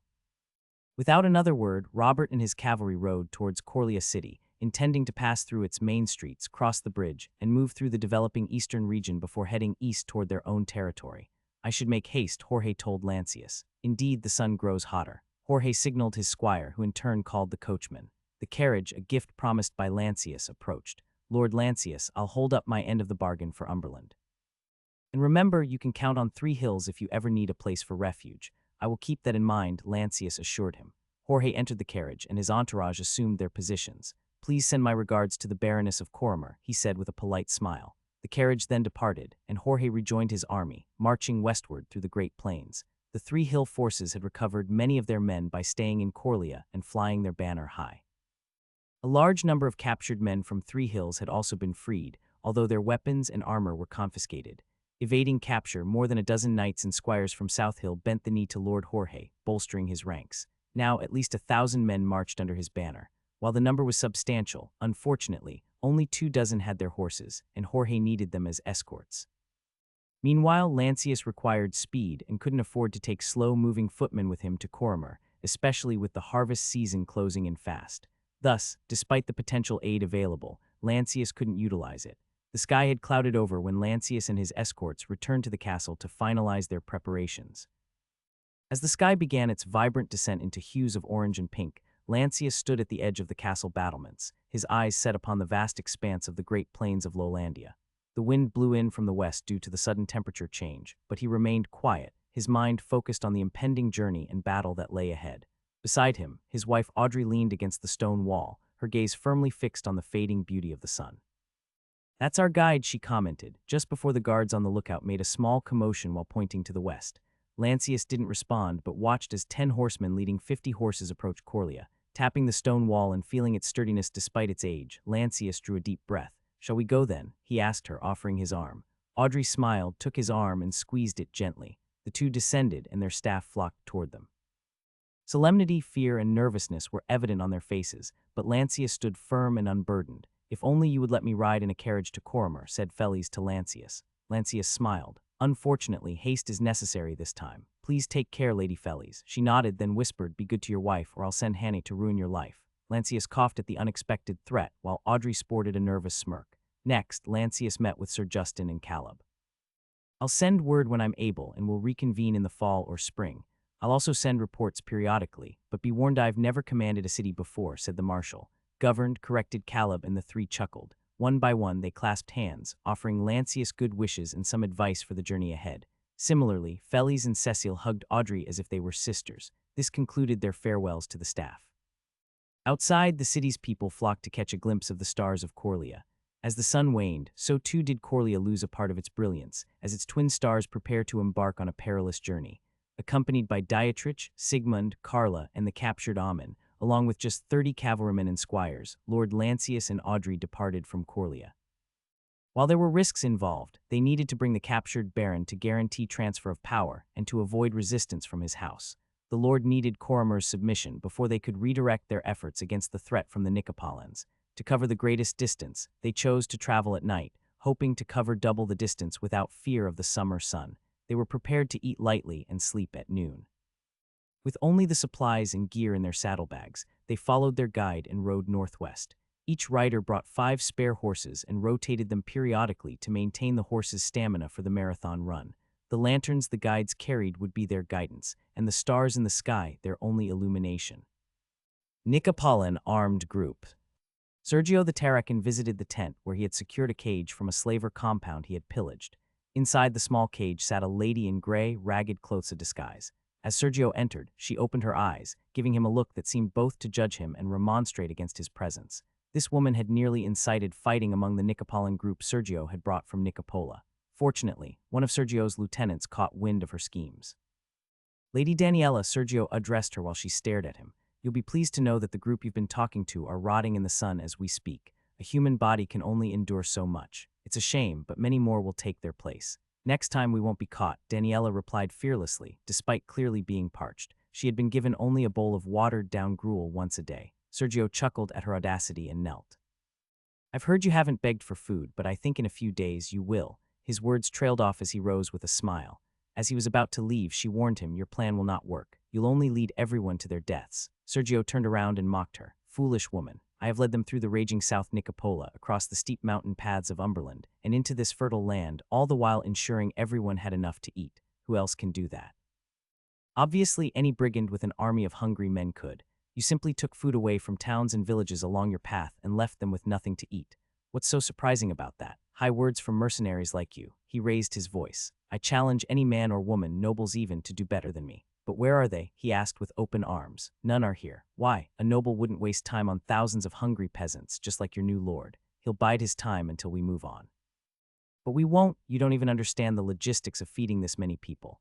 Your faith is misplaced. There's not enough food in Coria, even if you harvest everything, she retorted. You'll learn that I'm not only as competent, but also more benevolent than any noble. In time, you'll come to respect my authority over these Nicopolins, and even try to convince your friends in that castle to leave the city. Daniela offered no response, and Sergio left in frustration. He was barely 10 feet from the tent when his men approached him. One whispered, Sergio, it's getting harder to raid for food. By tomorrow, we'll have nothing for the refugees. Mix some gray meat with horse meat for tomorrow's soup, but do it out of sight, Sergio replied. He needed the refugees to pressure the city into surrendering. But what about us? Another asked. We haven't had bread for days, just watery gruel. Can't we take more from the stockpile? Patience, men, Sergio said, placing his hand on the man's shoulder. Haven't you smelled the sweet fragrance of the bakery from the city in the morning? We shall have them soon enough. Sergio noticed the doubt lingering on his men's faces, so he added, kill the thought that there's a better solution. Coria is our best bet. 3 hills will be well defended. Coria and South Hill are too distant, and they don't have a good harvest. His men began to nod. Let's stick to the plan and hold for another month so we can let the refugees harvest the farm for us. I'm sure whoever is inside won't be able to hold out much longer, especially once they see us harvesting. Then we can move in, secure the city and the castle for the winter, and assume our roles as overlords. Don't you want to become a squire or a knight? Sergio's words began to inspire his men. Don't you want a land of your own and laborers to call you master? I can give you all of that if you have the courage to hold out. Things will improve after the harvest. As usual, Sergio's charisma and persuasion won them over. Sergio had always dreamed of joining a mercenary company. Unable to join due to multiple rejections based on his background, he aimed to start his own company instead and succeeded amidst the outbreak of the Nicopolitan crisis. While for many these were times of great sadness and tragedy, for Sergio it was a time of opportunity. Coria would be the crowning jewel of his achievements. Convinced that all he needed was to wait for the harvest season, he was sure the crops from the fields around Coria would be enough for his men. When that time came, the city would probably give up since they couldn't last without the harvest. When that happened, Sergio would offer them a fair deal, something he would stick to until enough of his men and refugees had entered the town. While he had no qualms with the Corians, he had to reduce the number of mouths to feed, and he chose his own followers. Sergio planned to push the Corians to attack another barony for food and shelter. Even if it failed, it wouldn't matter to him. Moreover, it would even assert his power as Lowlandia's newest powerhouse. Michael. After finishing with his administrative duties, the one-eyed knight sat on the battlement. Despite the heat, he insisted on sitting there, a wicker hat his only protection against the sun. He was there to signal his small reaction force should he spot any signs of an escape attempt by Daniela and her group. Michael kept blaming himself for letting her to infiltrate the Nicopolitans with just a handful of her men. Now she was captured, and he had no means of rescuing her. The enemy was more cunning and able than they appeared. The Nicopolitans held their ground despite several harassing attacks from Hugo and Michael's cavalry. The Nicopolitan strategy relied on concealing their troops behind refugees and using the elderly and children to impede any attacks on their formation. The Corian small cavalry was both exhausted and horrified, forced to trample and kill innocents before even engaging the enemy's main force. Worse, by now they couldn't risk another attack, as the Nicopolitan numbers had swelled. Initially numbering 3,000, their ranks had grown to an estimated 6,000 or 7,000. Now their cavalry, bolstered by the nomads, was sufficient only to deter the Nicopolitans from attacking the rest of the nearby settlements, which had become an increasingly reliable source of food and medicine. The odds are not looking good at all, he mumbled to himself. Today the sun was almost set, and things seemed eerily peaceful. There was no turmoil in the enemy camp, no ruckus, meaning no escape attempt from Daniela. Michael sighed. It had been a week since her capture. He knew Daniela was alive. The enemy kept pestering them for a meeting they couldn't entertain, for the Nicopolitan demands required the Corian forces to abandon the city. Such demands filled the Coria people with suspicion. Even inside the city walls, the situation remained precarious. Food rationing had soured everyone's mood. The populace was lethargic, anxious about the fate of their harvest, now in the hands of the Nicopolitans. Harvest time was just a month away, and if plundered, many would perish in the upcoming winter. As a precaution against internal strife, Hugo and Michael had barricaded many entrances to the castle, leaving only the main one open. They prepared for the possibility of fighting enemies from without and within, and had stockpiled all their supplies within the castle. Michael knew that despite their surrender, the Coria people had little trust in them. The only thing binding them together now was a common enemy and the belief that the Corians were the lesser of two evils. Fortunately, both sides feared the nomads who still roamed freely outside, leading to a stalemate. The Nicopolitans couldn't lay siege, fearing a rear attack by the nomads if they committed. The Coria people, along with the Corian force, were trapped inside, unable to face the massive force outside. Meanwhile, the nomads, mainly comprised of children and the elderly, could do little but keep their distance. The rhythmic footsteps on the stones prompted Michael to turn his head. "Anything new, Sir Michael?" inquired Hugo, the deputy. "Only several public floggings over something." "Couldn't make out the details, too distant," Michael replied. "I see," Hugo remarked, gazing into the distance at the enemy's camp. "Should we send a scout to investigate?" "Already done. They'll be back after dark, though I doubt they'll learn anything useful." Hugo nodded and commented, "These Nicopolitans. It's remarkable how they manage to maintain order with so many untrained people. Their trust to that Terracan man is enviable," Michael mused. "The one who feeds his followers with bread as sweet as nectar and honey," Hugo recited, echoing stories from captured men from earlier skirmishes.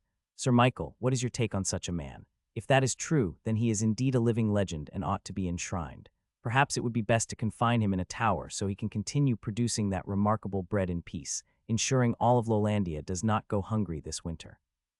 Michael's jest elicited a chuckle from Hugo, though it too quickly faded. The atmosphere was too sour, too heavy, even for veterans like him. As Hugo's gaze returned to the sweeping plains, Michael stood. "It's time to rotate the cavalry. Take a drink or two and some rest. I'll keep an eye out for Lady Daniela," offered Hugo. "Gratitude, deputy. No need, I share the blame for allowing her." Hints of bitterness apparent in Hugo's voice. Taking a deep breath, Michael headed toward the gatehouse, where he found cool shade and a squire who readily offered him a drink. He was about to descend the circular stone stairwell when Hugo's shout from the battlements halted him. The one-eyed knight hurried back and saw Hugo pointing southward. Others hastened to the battlements for a better view. Michael followed Hugo's gaze and beheld a towering cloud of dust rising from the south. From the south, he whispered to himself, more a statement than a question. An experienced cavalryman from White Lake like him knew such a cloud was raised by hundreds, perhaps thousands of horsemen. The swirling dust continued to obscure the finer details, yet the vastness of the disturbance unmistakably heralded the coming of a massive cavalry force. Excitement rippled through the ranks as men beckoned their comrades to witness the sight. Along Coromer's southern wall, eyes were fixed on the emerging spectacle. "Look, our nomads have noticed and are reacting," a squire blurted out excitedly. The advancing force appeared as a mirage beneath the blazing sun. Michael continued to ponder. He had no clue who in Lolandia could muster such power, or why were they in Coromer at this time. Meanwhile, among the Corleans, speculation pointed to one name alone. "It's only been 10 days since I sent the letter." "This is impossible," Hugo said, shaking his head. Michael shared his skepticism, but as if to mock their doubts, the unmistakable blue and bronze banner appeared proudly on the horizon. Its bold and striking colors finally cut through the dust clouds as the galloping horsemen trod upon the green pasture of Coromer. The Lord's personal banner erupted from many throats at once. Confirming it with his own eye, Michael clenched his fist, pounding the wall in a burst of excitement. Meanwhile, Hugo and his men shouted war cries, jubilant beyond measure. Almost instantaneously, the news spread like wildfire, galvanizing every member of the Corlean force and drawing the gaze of all within the city. Initially, people thought the Corleans had gone mad, but soon the excitement spread like wildfire. Before long, everyone in Coromer heard of what was happening outside the walls. Faster than anyone could have predicted, and ever unpredictable, the Lord of Coria had arrived. Sinews of war. Daniela. The Nicopolin-born lady huddled in her cloak to keep warm. After days of subsisting on watery gruel, Daniela felt weak. Even water was hard to come by, and her dry lips bled easily. She had several pieces of dark brown beads on her belt. They looked like poorly lacquered wooden beads, but were actually made of highly valued sucrose mixed with hard biscuits and coated with wax. The small, hard candies could give her a burst of stamina if needed. While they wouldn't cure her hunger, they could prove invaluable. Just like another item she had hidden up her sleeve for defense. Both might prove useful if an opportunity arose, but for now, escape seemed impossible. The wooden cage was built to last, sturdy enough even to contain a beastman. Observing the situation calmly, she stilled her thoughts and conserved her stamina. Despite days of isolation in the cage, she remained sharp. Many would be depressed, knowing their mission had almost succeeded only to be thwarted in the final stage and thrown into a cage with no hope of rescue. But Daniela remained steadfast. Her upbringing as a noble had ironically prepared her for this kind of treatment.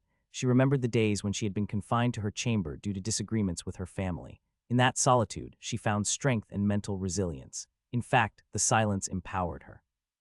Since yesterday, she had been replaying her last 2 battles in her mind, one against Lord Lancius and the other at his side.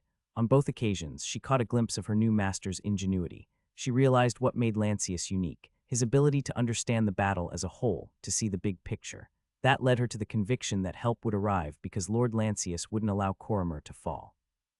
Not because the city itself was important, but because sooner or later, he needed to solve the Nicopolin problem before it wreaked havoc on West Lolandia region, where he had a stake through the construction of the Grand Alliance. And it was only in Coromer that he had the advantages of a castle, city walls, and a population that would ally themselves with his cause. A smile momentarily bloomed on Daniela's lips.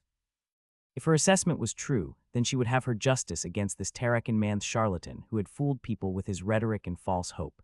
He had led innocents to live and die as brigands, using them as mere stepping stones in his rise to power. Her stomach groaned again. She clutched her knee, as though trying to stave off both cold and hunger. She carefully tore a small piece from her leather belt and chewed it. She had learned in her youth that the less fortunate resorted to such measures to fend off hunger, but she had never thought she would have to do it herself. The taste was earthy and bitter, with a strong pungent smell released upon chewing, yet somehow it provided some relief to her stomach. Just as she was about to mentally shut off and save her alertness for the night, something happened outside. Hurried footsteps, calls, and shouting broke the silence. The noise didn't fade. Instead, it escalated into a full commotion. The Nicopolins sighed. What appeared to be thousands of horses emerged on the southern horizon, casting shock into the Nicopolins, who hadn't expected any large military intervention from outside the region. Smaller groups were also seen reconnoitering the area. The men keeping watch shouted and clamored for everyone in the camp to take up arms. In a hurry, the Nicopolins haphazardly formed their battle lines. Tension filled the air as the numerous cavalry from the opposing side advanced, kicking up clouds of dust. "The attack is coming! The attack is coming!" one man shouted in fear. Refugees had heard tales from Nicopolitan mercenary survivors who had escaped the coalition's doomed siege in Corleone. These mercenaries had spread their tragic stories to all. Now, upon recognizing the familiar blue and bronze banner, cries erupted. "It's him! That's the banner! The Black Lord is here!" Many trembled at the sight. Some were so distraught that they left the camp, fleeing toward a distant forest. Amid the chaos, Sergio led his detachment of men onto the field. A blue and bronze banner. He asked the men flanking him. "There are rumors of a powerful new lord in Coria. They call him the Black Lord," one of them answered. "Why is he here so far from Coria?" Another inquired nervously, eyeing the large cavalry force amassing near their flank. Sergio took a sharp breath. "Isn't it obvious? He wants the city." He then spun around to face his men. "Fear not these Lowlandian dogs. I knew they were going to interfere. Luckily, we're prepared for anti-cavalry warfare." His men sported nervous smiles as Sergio instructed. "Move the crossbowmen and the long pikes closer to the front. We're going to teach these outdated brutes some state-of-the-art warfare." Out of 8,000 souls, 4,000 men armed with spears, swords, sickles, or spades formed the Nicopolitan battle line. Sergio also put enough men in reserve and positioned plenty to cover his other flanks. With many experienced mercenaries under his command and a cavalry unit ready as a quick reactionary force, he felt well prepared, confident that the odds were in their favor. Coria sighed. After having rendezvoused with Sir Harold and Batu, who had completed their preparations, the relief force led by Lancius had undertaken a grueling 3-day marathon ride to Coria, traveling from the waning sun until the morning sun. In record-breaking time, Lancius and his riders, along with hundreds of tribesmen, arrived on the outskirts of Coria. Even when joined with the elderly and children already stationed around Coria, their numbers didn't exceed 500. Their numbers appeared larger due to the way they tied their sleeping carpets, armor, and other baggage upward on the saddle, making them resemble riders atop their thousands of spare horses. The nomads aptly named this creation the Mirage Warriors. They saw Coria City and its castle situated on a verdant hill, beside a flowing river. A large but crude encampment was also visible not far from the river. Lancius removed his cloak and mouth covering, shaking the dust from his hair and face.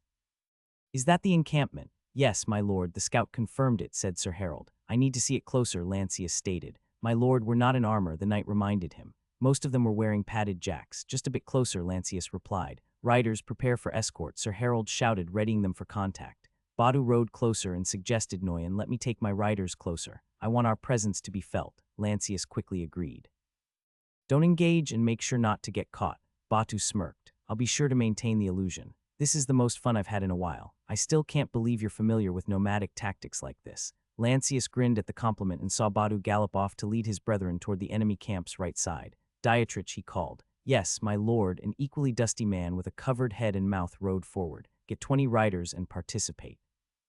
Do not engage, but try to provoke the Nicopolitans and see how many cavalry they've got," Lancius instructed. At once, Dietrich prepared his group and sallied forth. Without saying a word, Lancius spurred his horse forward for closer reconnaissance. Audrey and the rest of the retinue followed. Stopping at a safe distance, they observed the large Nicopolitan encampment. Although they had no wooden fence or palisade, they used the river and carts of fallen trees as makeshift obstacles.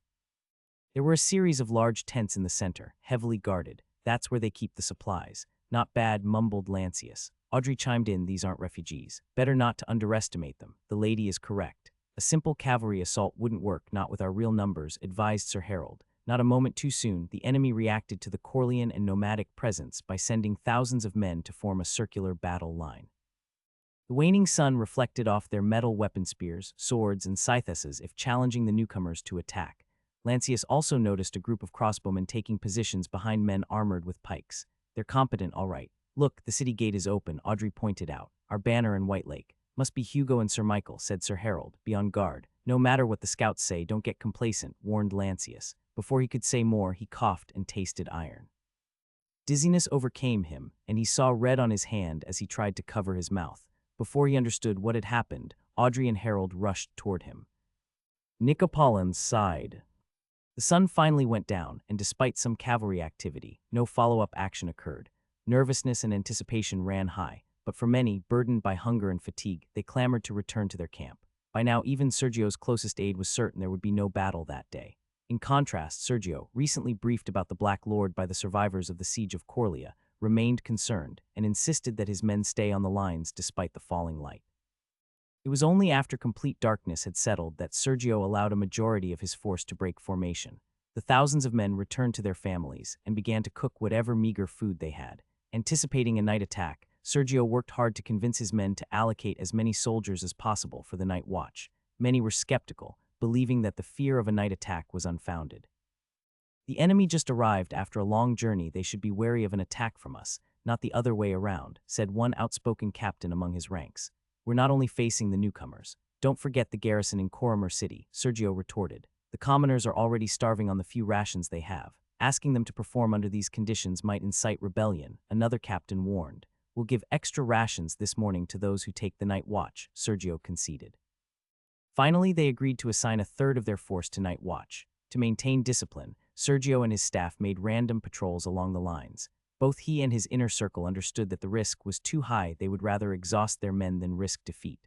The more they conversed with the survivors of the doomed campaign to Coria, the more they came to understand that the Black Lord was cunning and unorthodox in battle.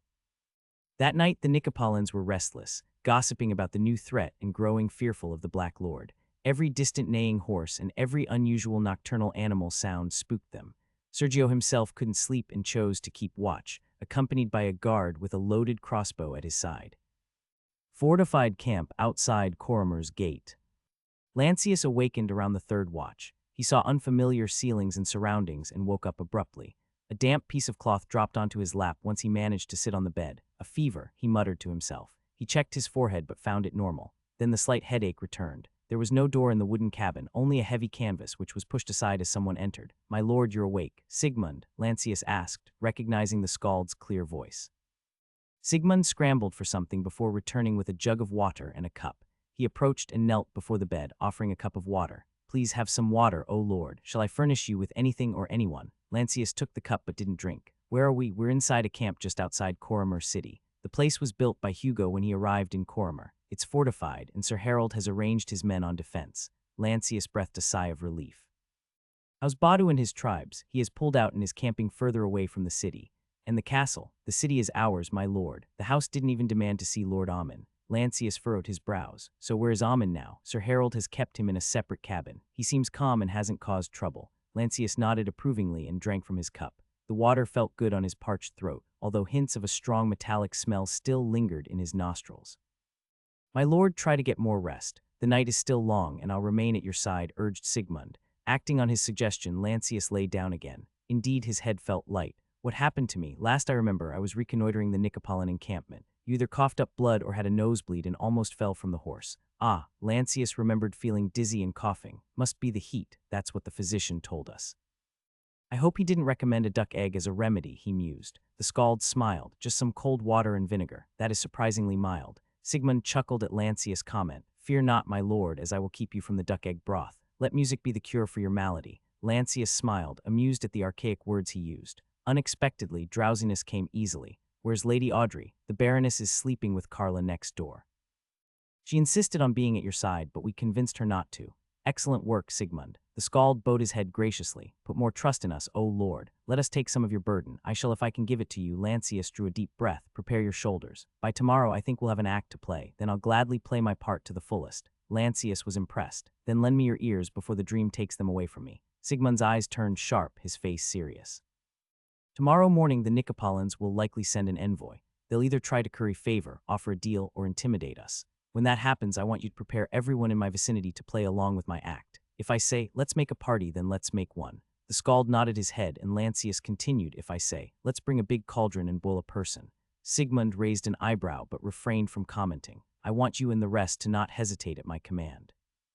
We can't afford to be seen making empty threats. If they try to intimidate us, then we will counter with an equal measure." Sigmund quickly understood the intention. Lancius drew a sharp breath and reflected, "When we are weak, we cannot afford to appear so." The words piqued Sigmund. Sir Michael said similar things when I met him. He feared that after the famine, hunger, and conflicts the Nicopolins have endured right now, the only language they truly understand is strong action and violence. "He's wise to come to that conclusion," Lancius said with renewed interest. "Sigmund, please arrange a meeting with Sir Michael and Hugo at dawn. I need all the intel I can get." "Certainly, my lord." "Unsavory as it must be, we must try to talk it out, because the only other option is the ultima ratio," said Lancius grimly, thinking about just how many lives would perish from both sides if they resorted to battle. White pieces. Dawn had just broken when Sir Michael and Hugo slipped through the city gate and arrived outside the cabin. The cool wind was blowing and the grass was wet with morning dew. Sir Harold finally emerged from inside and invited them in. The Lord wishes to see you. Am I allowed to bring my sword? Michael asked as he was not part of Lord Lancius' house. Is there any reason not to? Harold countered with a grin. Michael chuckled, pleased with the implied trust. Don't worry. He's perfectly capable of killing us both. Hugo jested and entered first. Michael entered and saw Lancius sitting on a folding chair behind a small table. Audrey sat beside him. My lord, Hugo and Michael greeted him. The latter added, we welcome you to Coria. Deputy Sir Michael, Lord Lancius replied, how are Coria and its people? Do they oppose you? No, at least not openly. But the issue of food rations is ongoing, admitted Hugo. How about House Ammon? House consists only of Lady Hilda and her young son. They pose little threat, it's no surprise. With the baroness as their new head of house, they're essentially an extension of your own house, Hugo explained. I suppose they're open to the idea of becoming part of the most powerful house in Lolandia, Harold commented from behind, eliciting a few smirks and smiles. Don't promise them anything except safety, good land, and a monthly allowance. Take their son as a squire when he's of age, Lancius instructed. Then he turned to the two commanders. What's the situation with the city's supplies? Hugo looked at Sir Michael, who explained, the city is fortunate that the previous lord maintained a large cache of food. The records show that he consistently bought from and used 3 Hills reserves during his campaigns. However, even with last year's harvest and the current rations, the granary won't last through the winter. He is indeed cunning, Lancius commented. Perhaps we can use him instead of sending him back to the dungeon, Audrey suggested. Lancius mulled over the idea. If he's not too proud, I could place him under someone, but he needs to earn our trust first. Realizing the conversation had strayed, he added, let's set this issue aside for now. What are your thoughts on the Nicopolitan situation? My lord, first of all, I need to inform you that Lady Daniela was captured, reported Hugo. Lancius drew a deep breath but only signaled Hugo to continue. He knew from the last message that she had attempted to broker peace, and it was indeed risky. Hugo continued, the enemy is keeping her alive and wants to use her as a hostage. Bargaining tools, muttered Lancius. Any reason why she attempted to talk? She said the Nicopolitans are fractured. It's unlikely that everyone agrees on besieging a walled city like Coria. Lancius understood her intention, but alas, it had failed.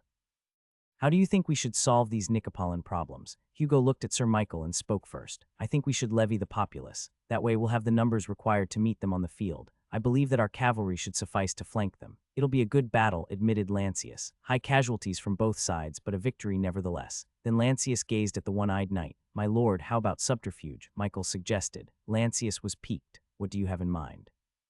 Before Lady Daniela was captured, she reported that her attempt almost worked. The Nicopolitans aren't under one leadership. While in general they follow this Terracan man, there are mercenary companies that have joined in but have different loyalties, and not everyone likes the Terracan man. So she went there not to broker peace but to instigate a mutiny, asked Lancius. Michael nodded. She found out that peace isn't possible if the Terracan man is in the lead. The man simply wants to rule. Almost everyone murmured, and Lancius allowed them to vent their disgust. Audrey sighed. To use hungry people as a stepping stone. It's a bloody path none should ever take, said Sir Harold.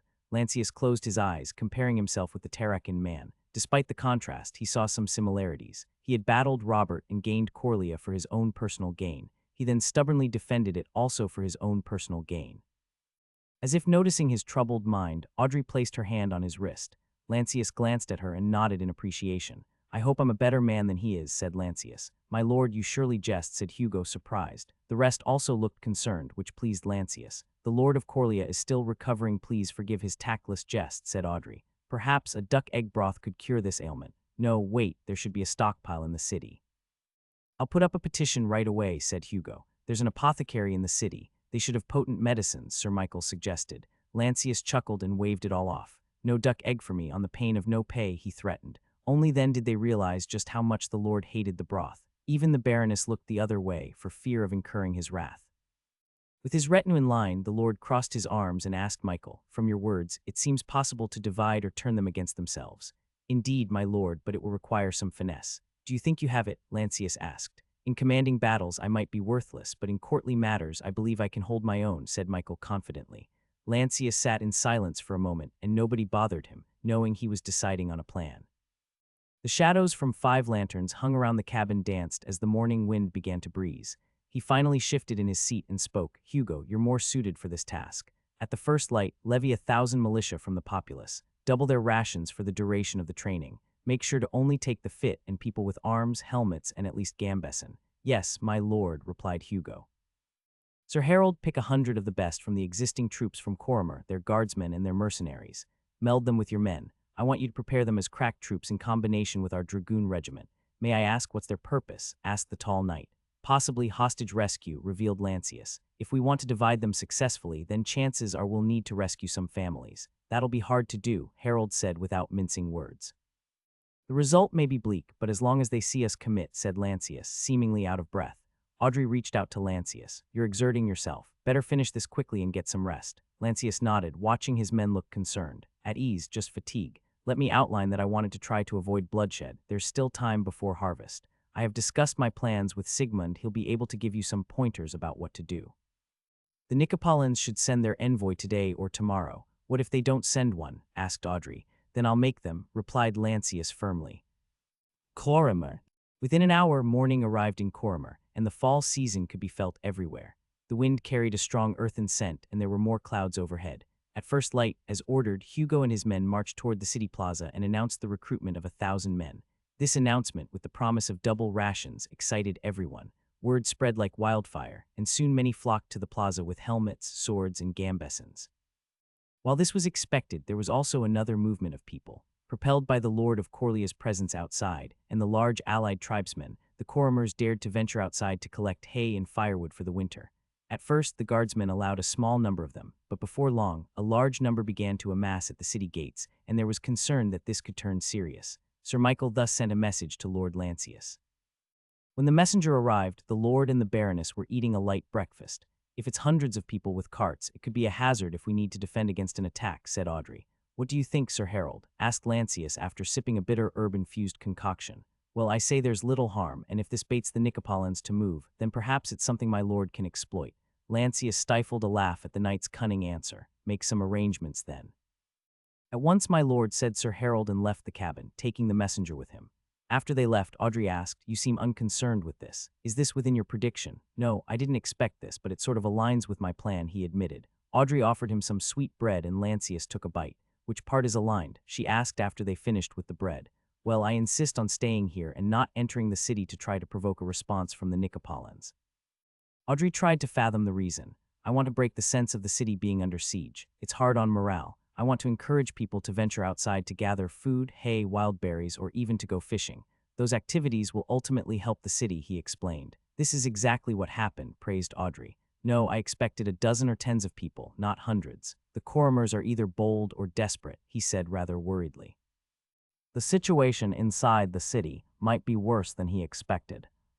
Arriving at the city gate, Sir Harold personally ordered it opened, and hundreds of people armed with scythes marched out.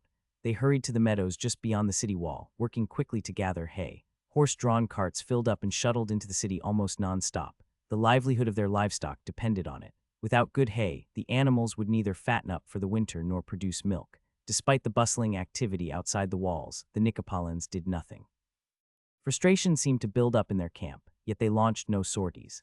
After confirming the situation with his scout and Sir Harold, Lancius summoned House Ammon. He was determined to use this opportunity to further his plan and solve as many issues as possible.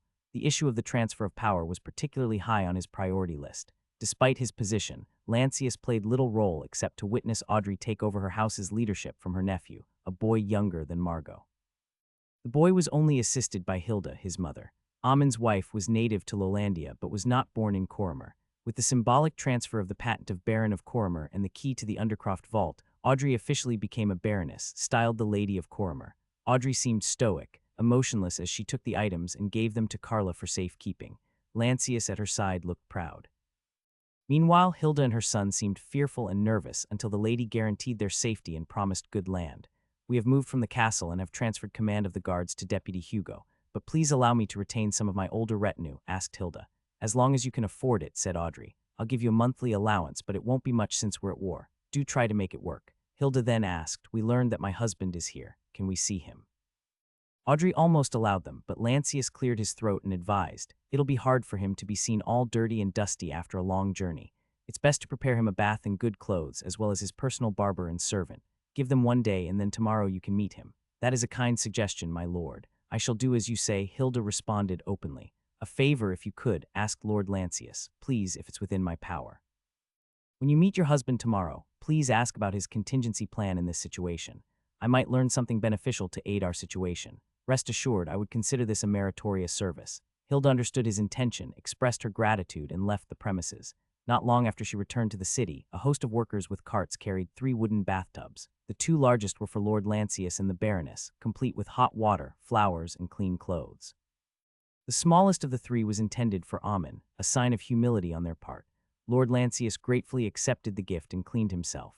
After so many days without baths, the first time always felt good. His skin became supple, and his muscles felt relaxed. Carla, as the baroness's squire, politely confiscated the flowers, replacing them with herbal leaves she had gathered from the tribesmen. She had been taught by Cecile and Caleb not to trust anyone too easily. Even insignificant things could contain poison that might harm her charge. After cleaning himself, Lancius sat in his cabin turned command center and received updates regarding the situation.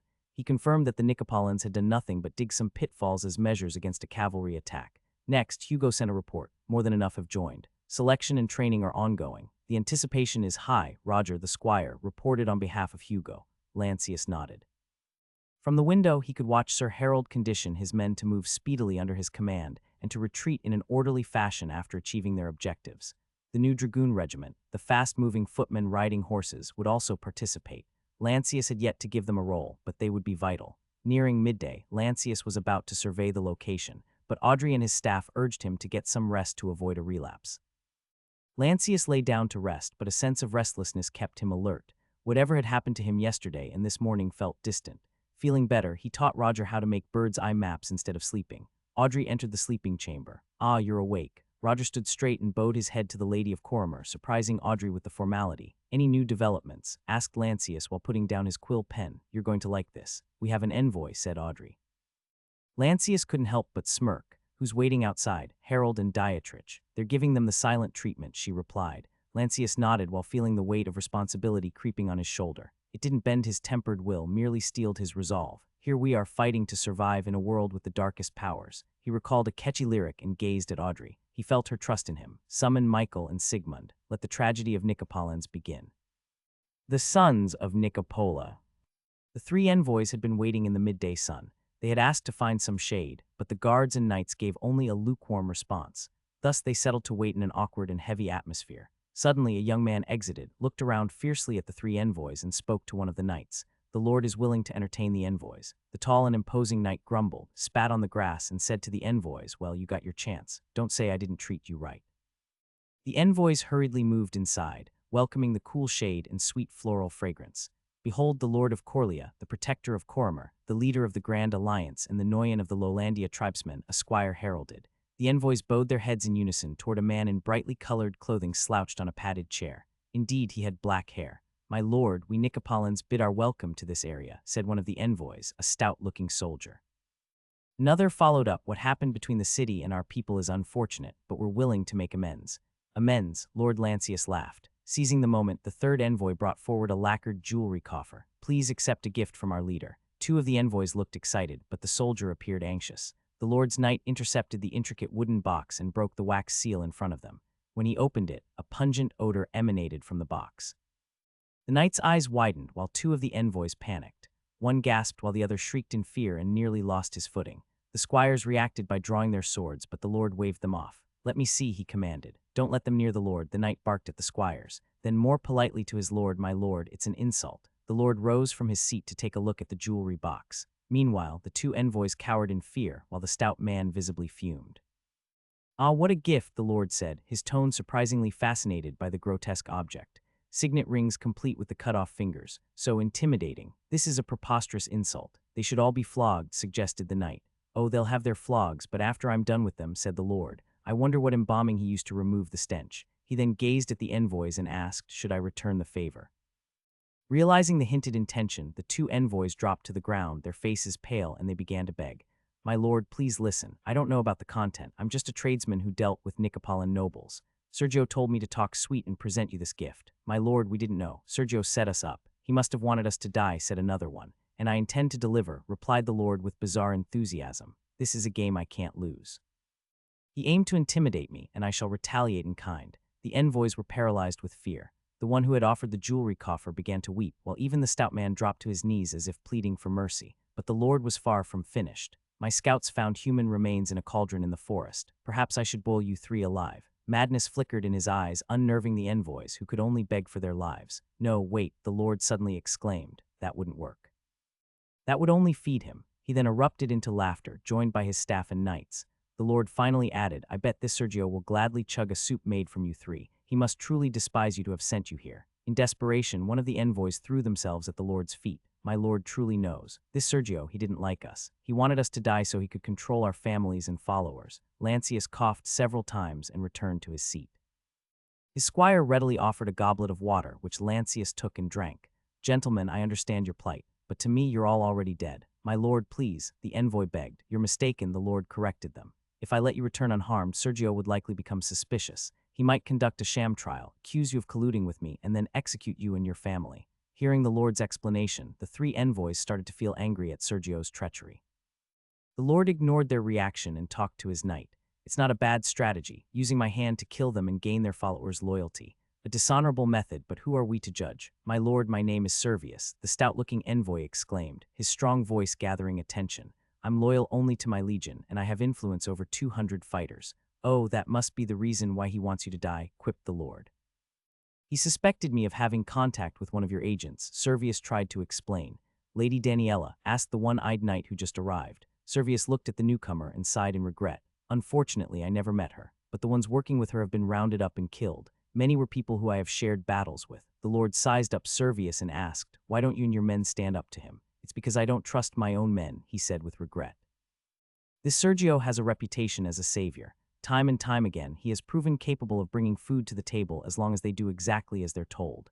This is why your agent's plan failed. Somebody must have talked." Servius' explanation made both envoys cower. Sergio the Tarracan man was a figure they both feared and revered. The Lord let out a sigh. "I lost interest. Guards, take them out." The envoys panicked and were about to beg, but the knight stood tall, threatening them. "My lord, how about their escorts?" The Lord rolled his eyes and replied grimly, "Let them watch." The knights and squires drew their swords, leaving the envoys with no choice but to accept their fate. The squires then tied them and covered their heads before sending them outside. Nicopolan Camp. People flocked to the east side of the camp where they could watch from a distance how the three envoys were paraded on top of carts. They were subsequently tied and flogged mercilessly until they all fainted. Despite pleas from multiple people, Sergio refused to send help, saying, "This is what the enemy wants. They must have a force ready to ambush us. While it pains me to see my trusted fellow Nicopolans being treated like this, we must endure." As the crowd grew larger and more restless, he rallied them. "Sons of Nicopola, hear me out. This lord of Coria is an evil man. I offered him gifts worthy of high nobles, and yet he tortured our cherished envoys. What kind of lord harms a messenger? He is brutal, no doubt, and any attempt to resolve this amicably would be futile. But now is not the time to act. To move now would be to fall into their trap." The situation put heavy pressure on the group that wanted to resolve the issue peacefully. Now, they had no counter-argument against Sergio's insistence on offering battle. Meanwhile, the three victims of Sergio's power play were kicked off the cart and left to fend for themselves. Only afterward did their escorts finally muster the courage to help them. The rest of the Nicopolans also rushed to their rescue. Sergio had enough crossbow bolts, long pikes, and heavy armor to execute a fairly recent strategy, the pike and shot. It would be something that a Lowlandian like Lord Lancius would never expect. He planned to bait the Corlean cavalry and spring a trap, annihilating them in one go. This was why they didn't evacuate to the wooded area and stayed in the plains despite the disadvantage and the opponent's large cavalry presence. This seemingly massive tactical mistake from the Nicopolan side was in reality a trap, the same one that had worked against the knights of southern Nicopolis and the Umberland cavalry, and now the Nicopolans under Sergio had become experts at it. Zarvia. With battered bodies, the envoys were brought back to the Nicopolan camp to a hero's welcome. Sergio met them, pressuring them not to divulge his gift to Lancius, lest their beloved family members suffer a horrible death. Afterward, the three were led to their respective tents to receive treatment. Servius lay face down on a bed of hay. His clothes were torn and stained brown with dried blood, as was his skin. His cousin ground medicinal herbs into a paste, while his son provided him with wine to dull the pain. Even without a whip, using just a straight wooden stick, the flogging had been painful and hard on the body. He couldn't even sit and simply tried to shake off the pain from his back. After applying a thin layer of medicinal paste as an ointment, there was little else they could do but let the patient rest. Servius fell asleep only to awaken during sundown. He drew a deep breath and smelled a strong iron scent inside his tent. His family was boiling their rations of watery gruel. Despite his claims about how heroic the trio had been, Sergio refused to give his family more unless they participated in the night watch. They were bitter about Sergio but felt powerless against him. Worse, they knew that Sergio had planted spies to watch them. Hearing his family talk about Sergio, Servius recalled the events of that midday. He remembered sitting on the cart, his hands and legs tied, under a cloudy sky. Amid the creaking of cart wheels over uneven terrain and the sporadic neighing of horses, he'd had an unexpected conversation. Unbeknownst to most, Lord Lancius, in disguise, rode beside Servius' cart as the envoys were escorted to the field where they would be flogged. Lancius' words still echoed in Servius' ears. "Do you know why I ordered this?" Servius recalled that he'd wanted to spit, but fear had made him shake his head. "It's to save you from Sergio." The words prompted Servius to do a double take. "Why did Sergio send you with that box of fingers?" "I think it's because he fears you. He needs you to die." Servius could only exhale bitterly. "You hesitated. You fear him." "I do not." Servius shook his head. "I fear for my family and my men, then endure the pain." "It's ironic, but this is the only way to keep you alive otherwise. This Terracan man will become suspicious and kill you outright." "Why are you doing this?" Servius asked. "Do you want to save your family?" Lord Lancius replied, dodging the question. Jumping to conclusions, Servius warned, "You want me to assassinate Sergio? That's impossible. After your agent's failure, it's difficult to even get close to him. He's surrounded at all times." However, the Lord seemed to have another idea. "How many did you say are under your influence?" 200, but if I make my move, another 300 will join, along with possibly 500 unarmed people." "That'll do," said Lord Lancius, surprising Servius. "I can't rush at Sergio, not even in the middle of your attack. He'll place me far away and put his men in my path. You don't have to. Instead of fighting, run to the woods. Run. Spread the word that you have a backup plan in the woods if Sergio fails in the war." "But that still requires victory," Servius warned. "At least a decisive win to break the morale of Sergio's men. A rout won't happen if he's still alive. Then I shall defeat him," declared Lord Lancius. Even Servius was astounded by the man's conviction and couldn't help but warn him, "How can you beat him? He has the numbers and the supplies. Don't be fooled by the location of the camp. It's well fortified. The men are well armed and equipped against cavalry attack. It's true that he has greater numbers and probably better fighters, also equipped to handle cavalry attack. However, that will amount to nothing, just a tragedy waiting to happen." The calmness stemming from sheer conviction moved Servius, who had long sought to split ways with Sergio and his diabolical rise to power. "What will you do with the people under me if you win this?" "Nothing, but grant them the freedom to find a job and feed their families. My lord, we're not farmers." "Then your men shall fight for me, food in exchange for bravery in battle. This is Lowlandia. You won't find easy living here." Servius heaved a long sigh but nodded his head.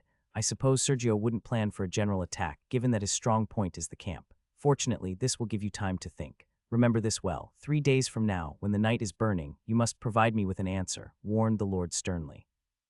"Fail to do so, and all your men and their families will not survive this war." Testing the waters. Coria Castle.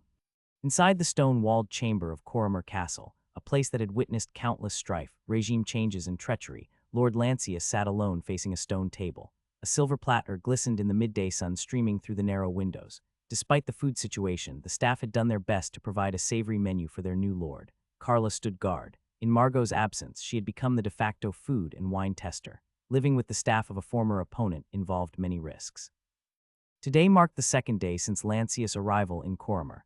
Yesterday, he had met with envoys, which had resulted in a public flogging. He disliked the punishment but understood its necessity. His opponent, Sergio, was cunning and adept at scheming.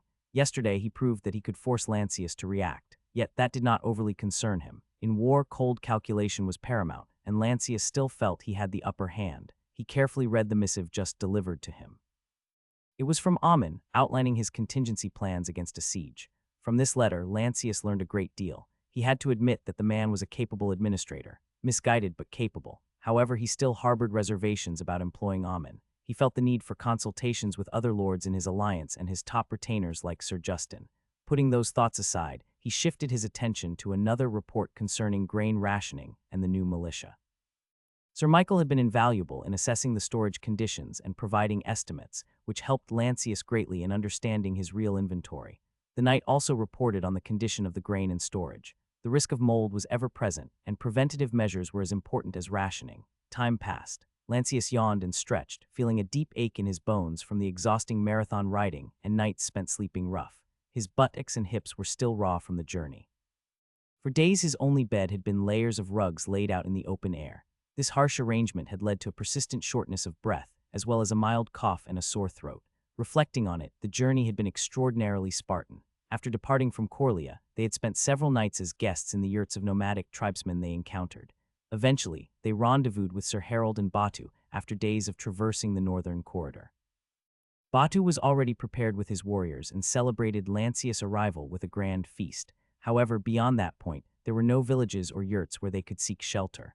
Often this meant sleeping wherever they could find a water source, following 8 to 10-hour rides with frequent horse changes. The journey was excruciating. The only thing that gave Lancius solace was Audrey's resilience.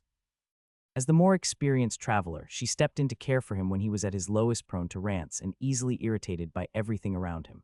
Lancius glanced at Carla. "Tell me, do you still feel pain from riding?" "Just a bit, my lord," replied the squire. "Ah, you're a tough one," Lancius complimented. "Not at all, my lord. The baroness is even tougher. She resumed sword training this morning." Lancius shook his head in disbelief.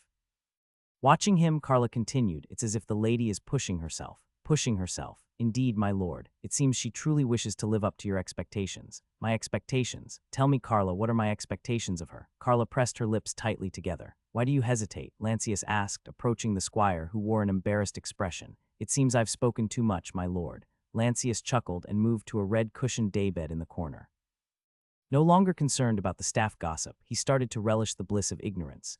He had barely taken a deep breath when the door burst open. Audrey entered, gulping from a water skin, clad in training armor she had found in the castle armory. "My lady," Carla greeted. Audrey waved her off and turned to Lancius. "I heard you've changed the plan." "Yes, I have a better understanding of the Nicopolitan mindset. Our initial assumptions won't work," he explained, gesturing for her to sit beside him.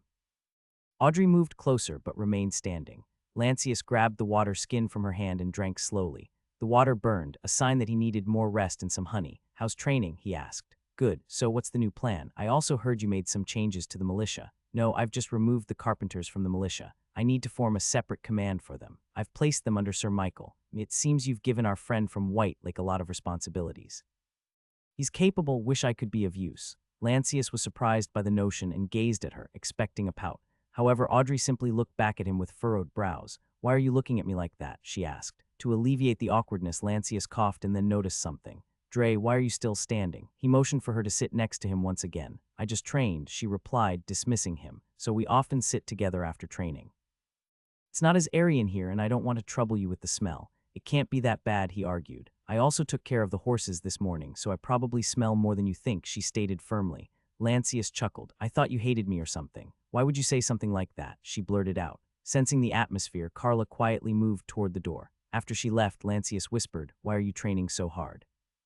Audrey hesitated before saying, "I'm revisiting my training from my master." "I think she hid something in it." "You mean she secretly trained you in magic?" She shrugged. "I'm not sure, but some of her training methods are odd." "Like what?" "Like this one." She sat on the ground, crossed her legs, and closed her eyes. "I know what that is," Lancius said, recognizing the meditation sitting pose. Audrey opened one eye. "Really?" He nodded. "Does it have a name?"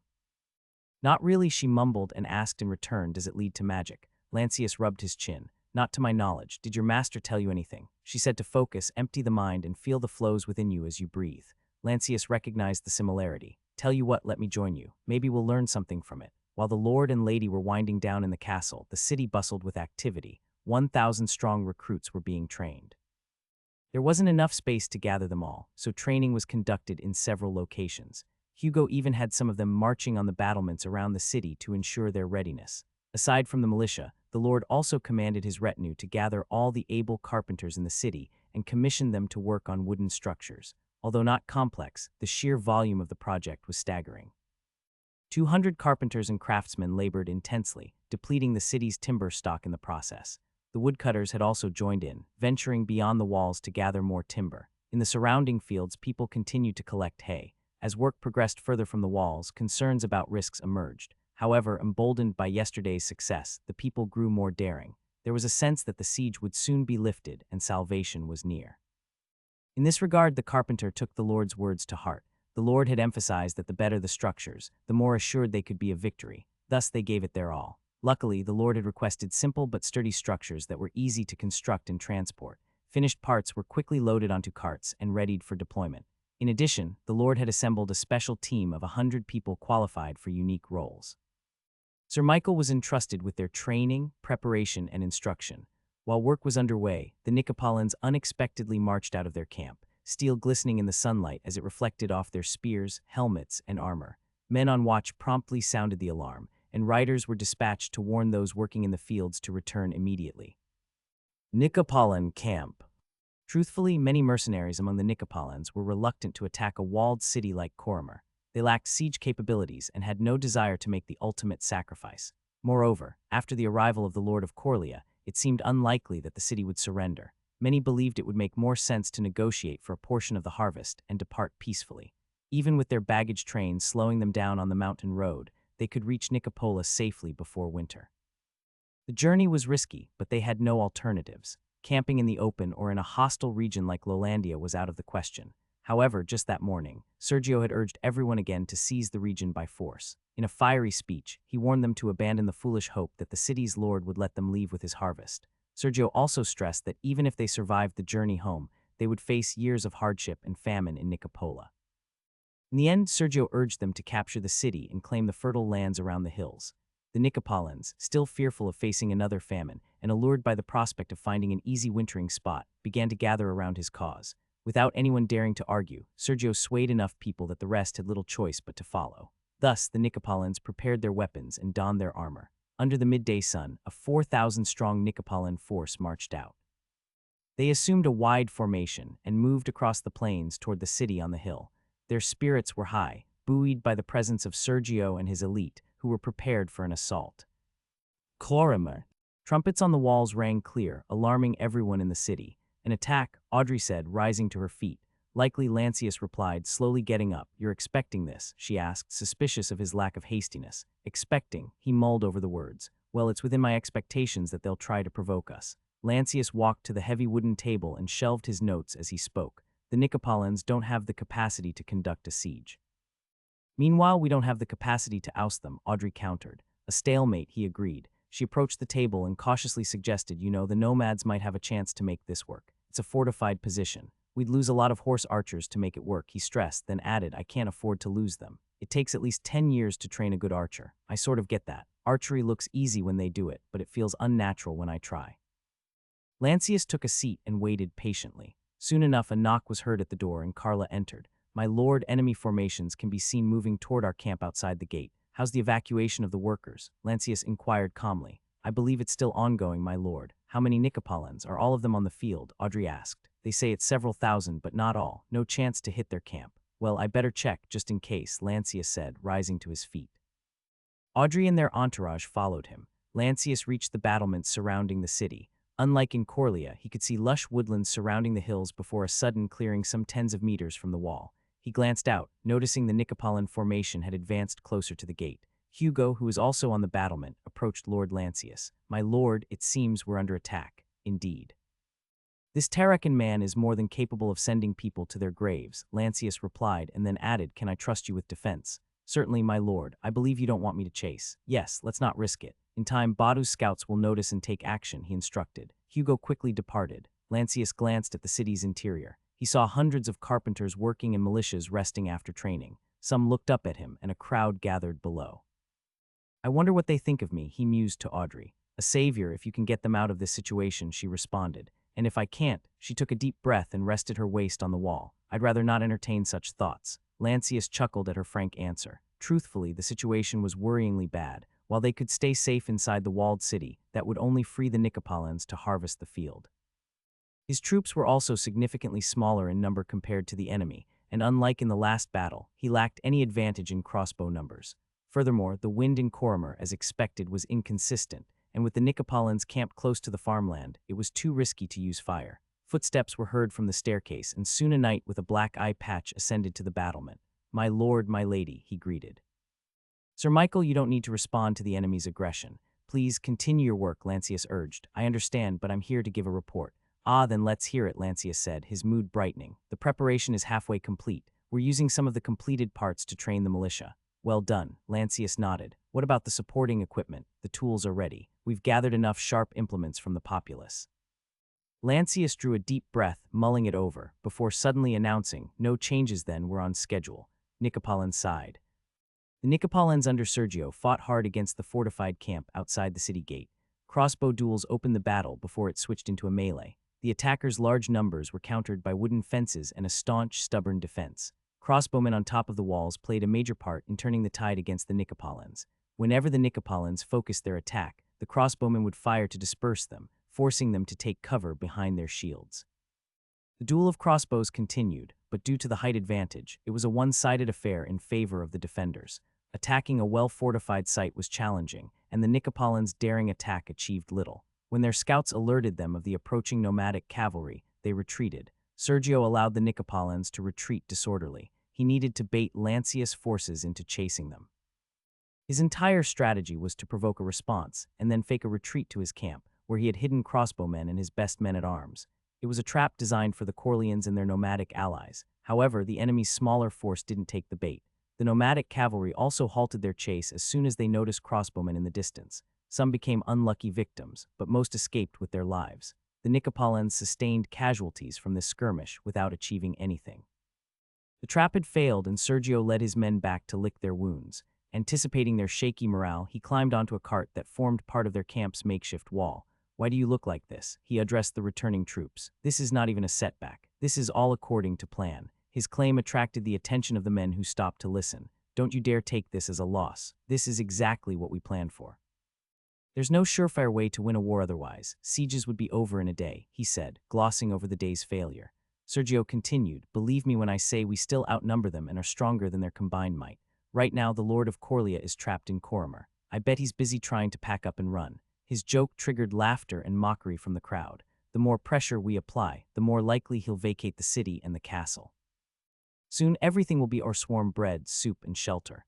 Now do you have the courage to endure?" His men nodded and cheered. "I ask again, do you have the courage to endure? There will be more challenges tomorrow and the day after," he warned them. His men roared in agreement. With just a single speech, Sergio effectively pacified his men. They would rest that night and try again to provoke the enemy the next day, better prepared for the challenge ahead. Sergio returned to his tent feeling genuinely excited about the challenge.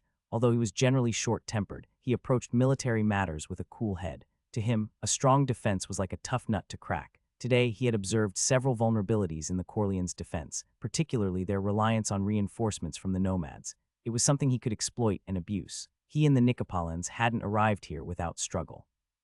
They had experienced their own battles and challenges and had cracked tough defenses. That was why so many of these 8,000 people were loyal to him. Sergio had seen enough of how the new lord operated his defenses, enough to identify the nomadic cavalry as Lord Lancius' sole crutch, and tomorrow he would cripple them. Veiled in flames. The guardsmen rotated shifts as the night watch ended. Dawn had arrived, and the golden light breaking through the darkness marked the third day since Lord Lancius had set foot in the fields of Coria. The lord refused to sleep in the castle and chose instead to spend the night in a humble cabin just outside the gates. He wanted to keep his troops' morale high and reassure the people of Coria that they were not completely under siege. Inside the cabin, the lord and lady sat on a carpet on the floor, meditating. Despite not gaining anything from the experience, they felt it was worth another try. After half an hour, they decided it was enough for the day. Lancius munched on the breakfast Carla had brought them. After Carla had left, he asked, "So did you feel anything?" Audrey looked at her palm and shook her head. "I feel nothing has changed." "Should I feel anything?" Lancius chuckled. "You tell me. I've never been acquainted with a mage." "No, wait, technically we know Hannah," she shrugged, "but she hardly ever reveals anything about magic." "Well, at least we're not tiring ourselves out," he quipped. She found it funny and later commented, "I guess I really do need a mentor." Lancius whispered, "Are you thinking of accepting Sir Morton's advice?" "Only if you feel that's the best course of action," Audrey replied. Lancius nodded. "Let's discuss this when we have the time. Right now, we're stuck here." Audrey nodded in agreement. "But you should probably continue to do it," he suggested. She furrowed her brows and asked, "Why? Is it beneficial?" "Well, I read somewhere that it builds mental strength." "Mental strength," she mused. "Does it make me smarter?" "Wiser," he corrected her. "I'll do it, but only if you accompany me," she said, flashing a grin. Lancius chuckled, acknowledging that meditation was easier said than done. The two finished breakfast and went out to inspect the fences. The captains and lieutenants recounted the details of the battles. Even without their explanations, Lancius knew they had been hard fought. There were numerous wounded and even some fatalities. In the absence of Caleb, Sir Michael was the one who kept records of the fallen and the wounded on their side. It was always necessary to record and compensate for bravery and sacrifice. Lancius visited his men's camp and was pleasantly surprised by their wholehearted welcome with big grins and jokes. Despite all the hardships and losses they had endured, the men remained optimistic. Somehow, his troops had mastered mechanisms to cope with the violent nature of their business. He was so impressed that he readily agreed when Audrey suggested ordering a keg of pale beer to be brought from the castle's supply as a reward. The camp came alive with loud cheering. Lancius then continued with his schedule for the day. He was inspecting militia training with objects made by the carpenters when the trumpets rang again. The men readily donned their armor and prepared their weapons. Meanwhile, Lancius and Audrey headed to the battlements, followed by their entourage. There he met Hugo, who had been observing the situation. "My lord," Hugo greeted. "How many?" Lancius asked. "Almost the same, probably half of their numbers, some 3,000 to 4,000. There was concern in his voice. Lancius shared the same concern and asked, "Do you need to take the levied men? I'll take more of Coromer's guards for today. They're better trained." Lancius nodded. Both understood that deploying the militia in high-risk battles would only result in senseless casualties. They would only consider such a move when their main combatants were at risk of exhaustion. The rate of casualties and wounded was a significant concern for Lancius. Setting aside morale, he knew that his small force could not win a battle of attrition unless he retreated behind the city walls. However, doing so would cost him his strategic foothold and limit his ability to execute his plans. Under no circumstances could Lancius afford to have his gate blocked. "Look, they're coming," said Audrey from his side. Lancius squinted his eyes and saw the formations marching their way. "If there isn't anything, I bid my leave," said Hugo. "I'll send for Sir Harold, Dietrich, and their men to assist you," Lancius promised. "Gratitude, my lord." The deputy left to assume command for the upcoming battle. Carla took a step forward and whispered, "My lord, are you sure about sending Sir Harold and Dietrich?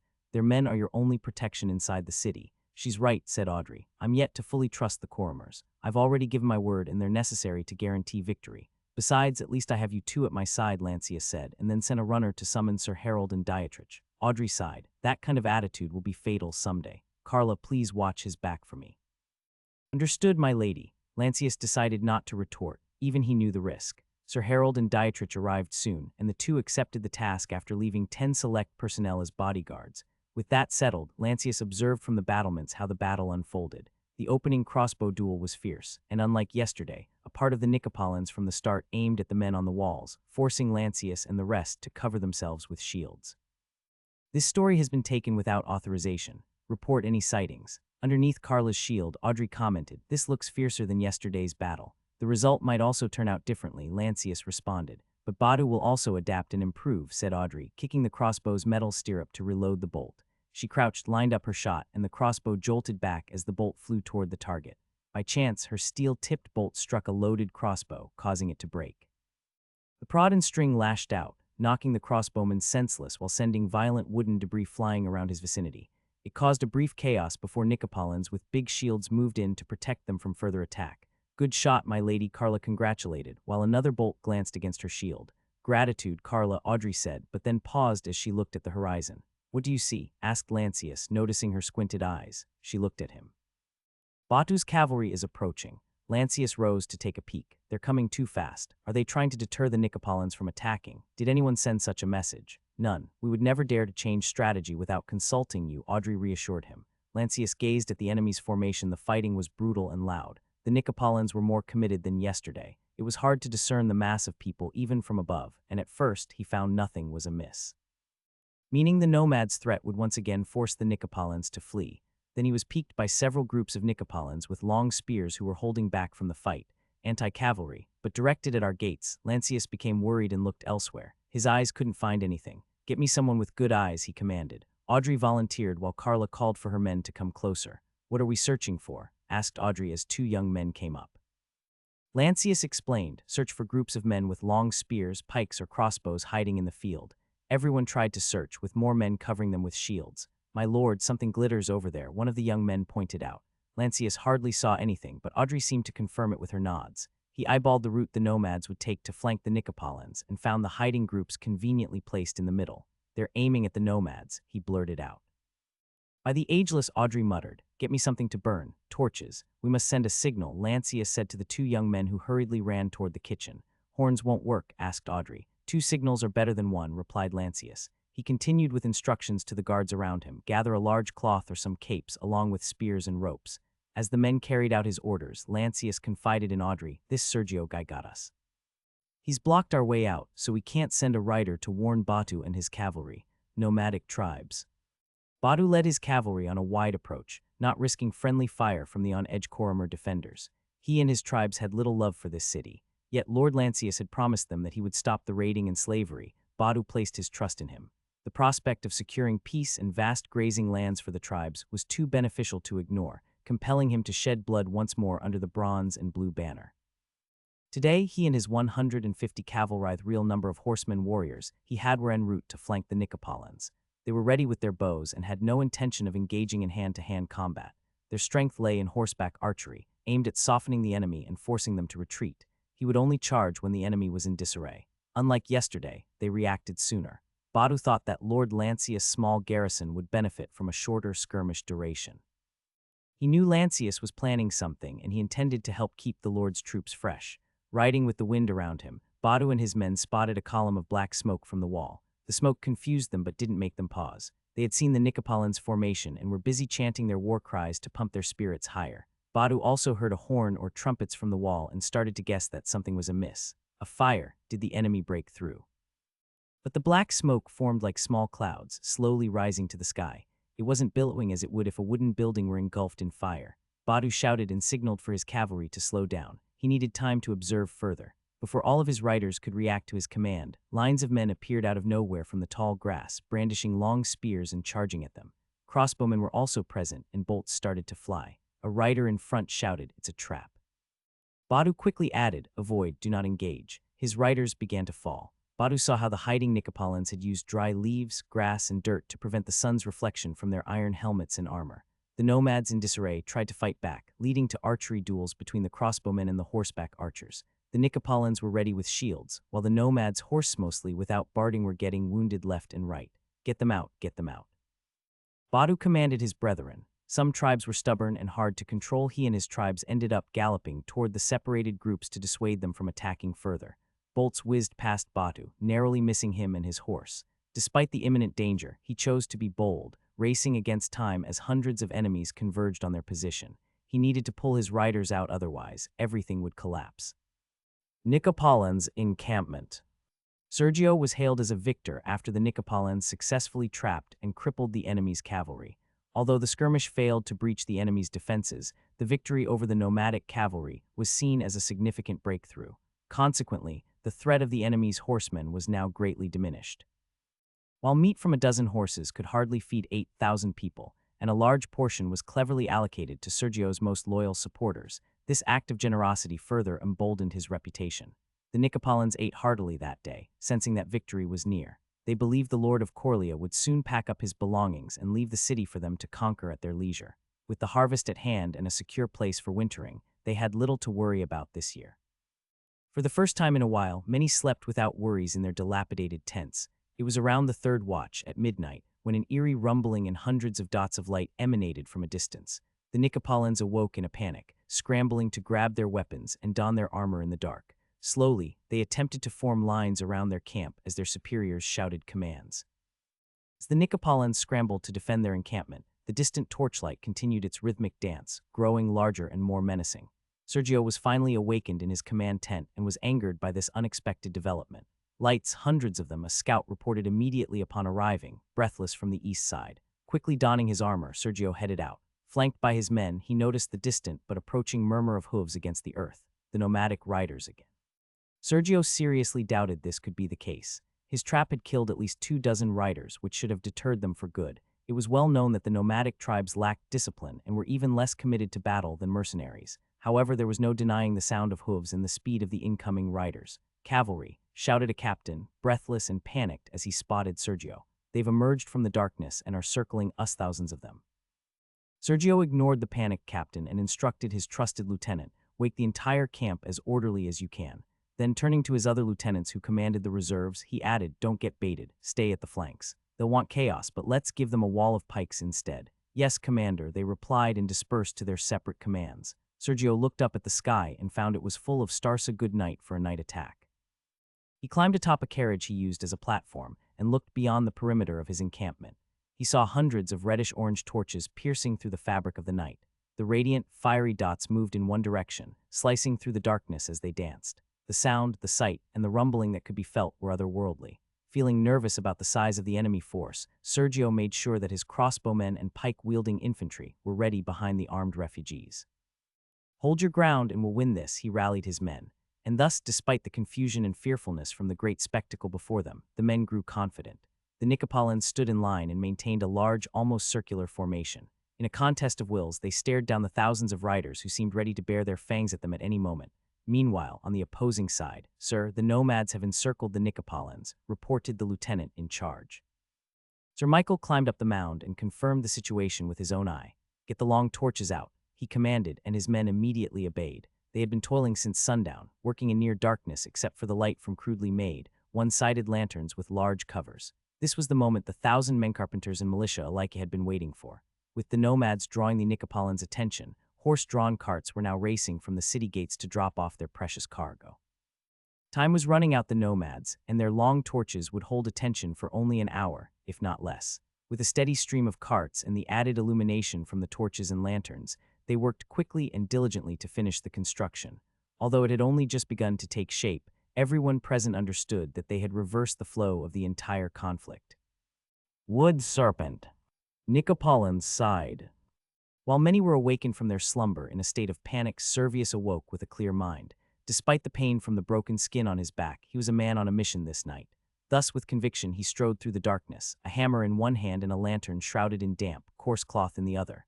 The words from Lord Lancius echoed in his mind. "On the third day, remember to give your reply if you agree to my plan. How should I do it?"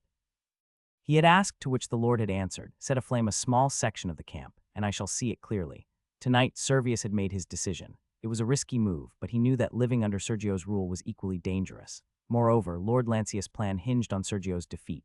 This meant that, aside from setting a fire tonight, Servius wasn't taking on a big risk. His role was simply to lead as many people as possible into the forest once Sergio was overthrown.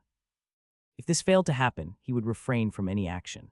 Stealing his heart once more, Servius walked with firm footsteps toward a specific place amidst the sea of tents. Approaching from the blind side, he saw a guard standing not far from a tent, observing the thousands of riders circling their encampment. He waited, observed, and found no one else in their vicinity. Setting down his lantern, he crouched toward the lone guard, who was entirely focused on the events outside the camp. The fiery spectacle and the thundering hooves were the last things on the guard's mind, as Servius' hammer slammed into the back of his neck, breaking the spine. The guard had no chance and fell dead. Servius wiped the blood on the dried grass and searched for the keys but found none. So he entered the tent and faced the captured lady. Lady Daniela stared at him from inside the cage and said, "I don't recognize you. There's not enough time." "I promised Lord Lancius to go along with his plan, and I intend to free you so he may be more compelled to honor his part of the deal," Servius explained. Daniela rose up. "Do you have the key? Sergio must have kept it himself. I searched the guard, but he didn't have them." "Then how do you plan to?" Daniela began, but Servius produced a pair of chisels and a smaller artisan hammer. "It was hard to get these," he said, offering the smaller tools to Daniela, who grabbed them eagerly. "Let me know if someone appears behind me," Servius instructed as he hammered the chisel against the area around the lock. "Leave that to me," Daniela replied, working from the opposite side. They attacked the sturdy wooden frame, chipping away little by little. Wood chips flew in every direction, some even got into their eyes, but they persisted. After a while, the frame began to crack, and they redoubled their efforts. Even the cage designed to hold a beastman couldn't withstand two desperate humans with iron chisels and hammers. The lock frame finally gave way, proving weaker than the reinforced frame on the opposite end that secured the heavy wrought iron bolt. Servius stepped aside as Daniela pushed the cage door open. It crashed to the ground with a satisfying thud. Without hesitation, Daniela rushed outside, pulling Servius along as they made their way to the darker, more concealed side behind the tent. "Gratitude for getting me out," said Daniela weakly. "What's next?" "It's best if we split up here," Servius replied, drenched in sweat. "Understood. May I learn your name?" she asked. "No, lest you get captured and tortured." "Then we part here," said Daniela, preparing to leave. "Be safe," Servius pointing in one direction. "The castle is over there, but the camp's weakest link is on the opposite side. Move quietly without a lantern, and they shouldn't notice you.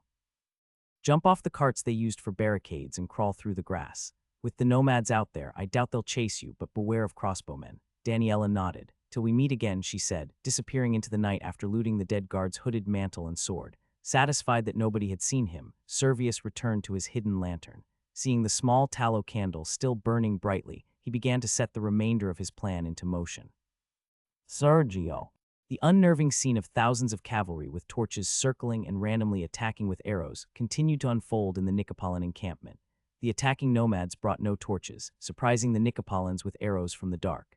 This sneaky attack forced Sergio to instruct his men to be on guard at all times. Just when things seemed manageable, cries of fire erupted from the inner part of the encampment. Fire, fire, his men screamed to warn the rest. Many panicked, thinking the nomads had made a breakthrough. Stay where you are, Sergio shouted back. From atop a cart, he could see that only some tents were alight, not his precious supplies in the middle section of the camp, which was guarded by a separate command. Returning to his men and lieutenants, he commanded, "Let them burn a few tents, I can replace them and make them better. Hold your ground. They want us to scatter. Let's not give them that satisfaction." His lieutenants ran to every section, relaying Sergio's orders. They were to keep their ground and let the non-combatants handle the firefighting. The Nicopolins held on despite the fire and the incessant attacks from the nomads. After an hour, the nomads' torches began to fade, and with them, their aggressive maneuvers. The tribal horsemen started to stray further and further away from the encampment. For a while, many Nicopolins feared a more severe attack was imminent. However, after several final volleys of arrows emerged from the darkness, all went quiet. Only then did Sergio rush a portion of his men to douse the fire. Another half-hour passed, and it became clear they had survived the night. The Nicopolins rejoiced as they were certain that the 1,000 nomads had disengaged. Sergio remained cautious, but his men were convinced they had won this battle of wits. They thought not even the Black Lord of Coria was invincible. Many believed their defenses were so strong that the nomads couldn't find a weakness to exploit.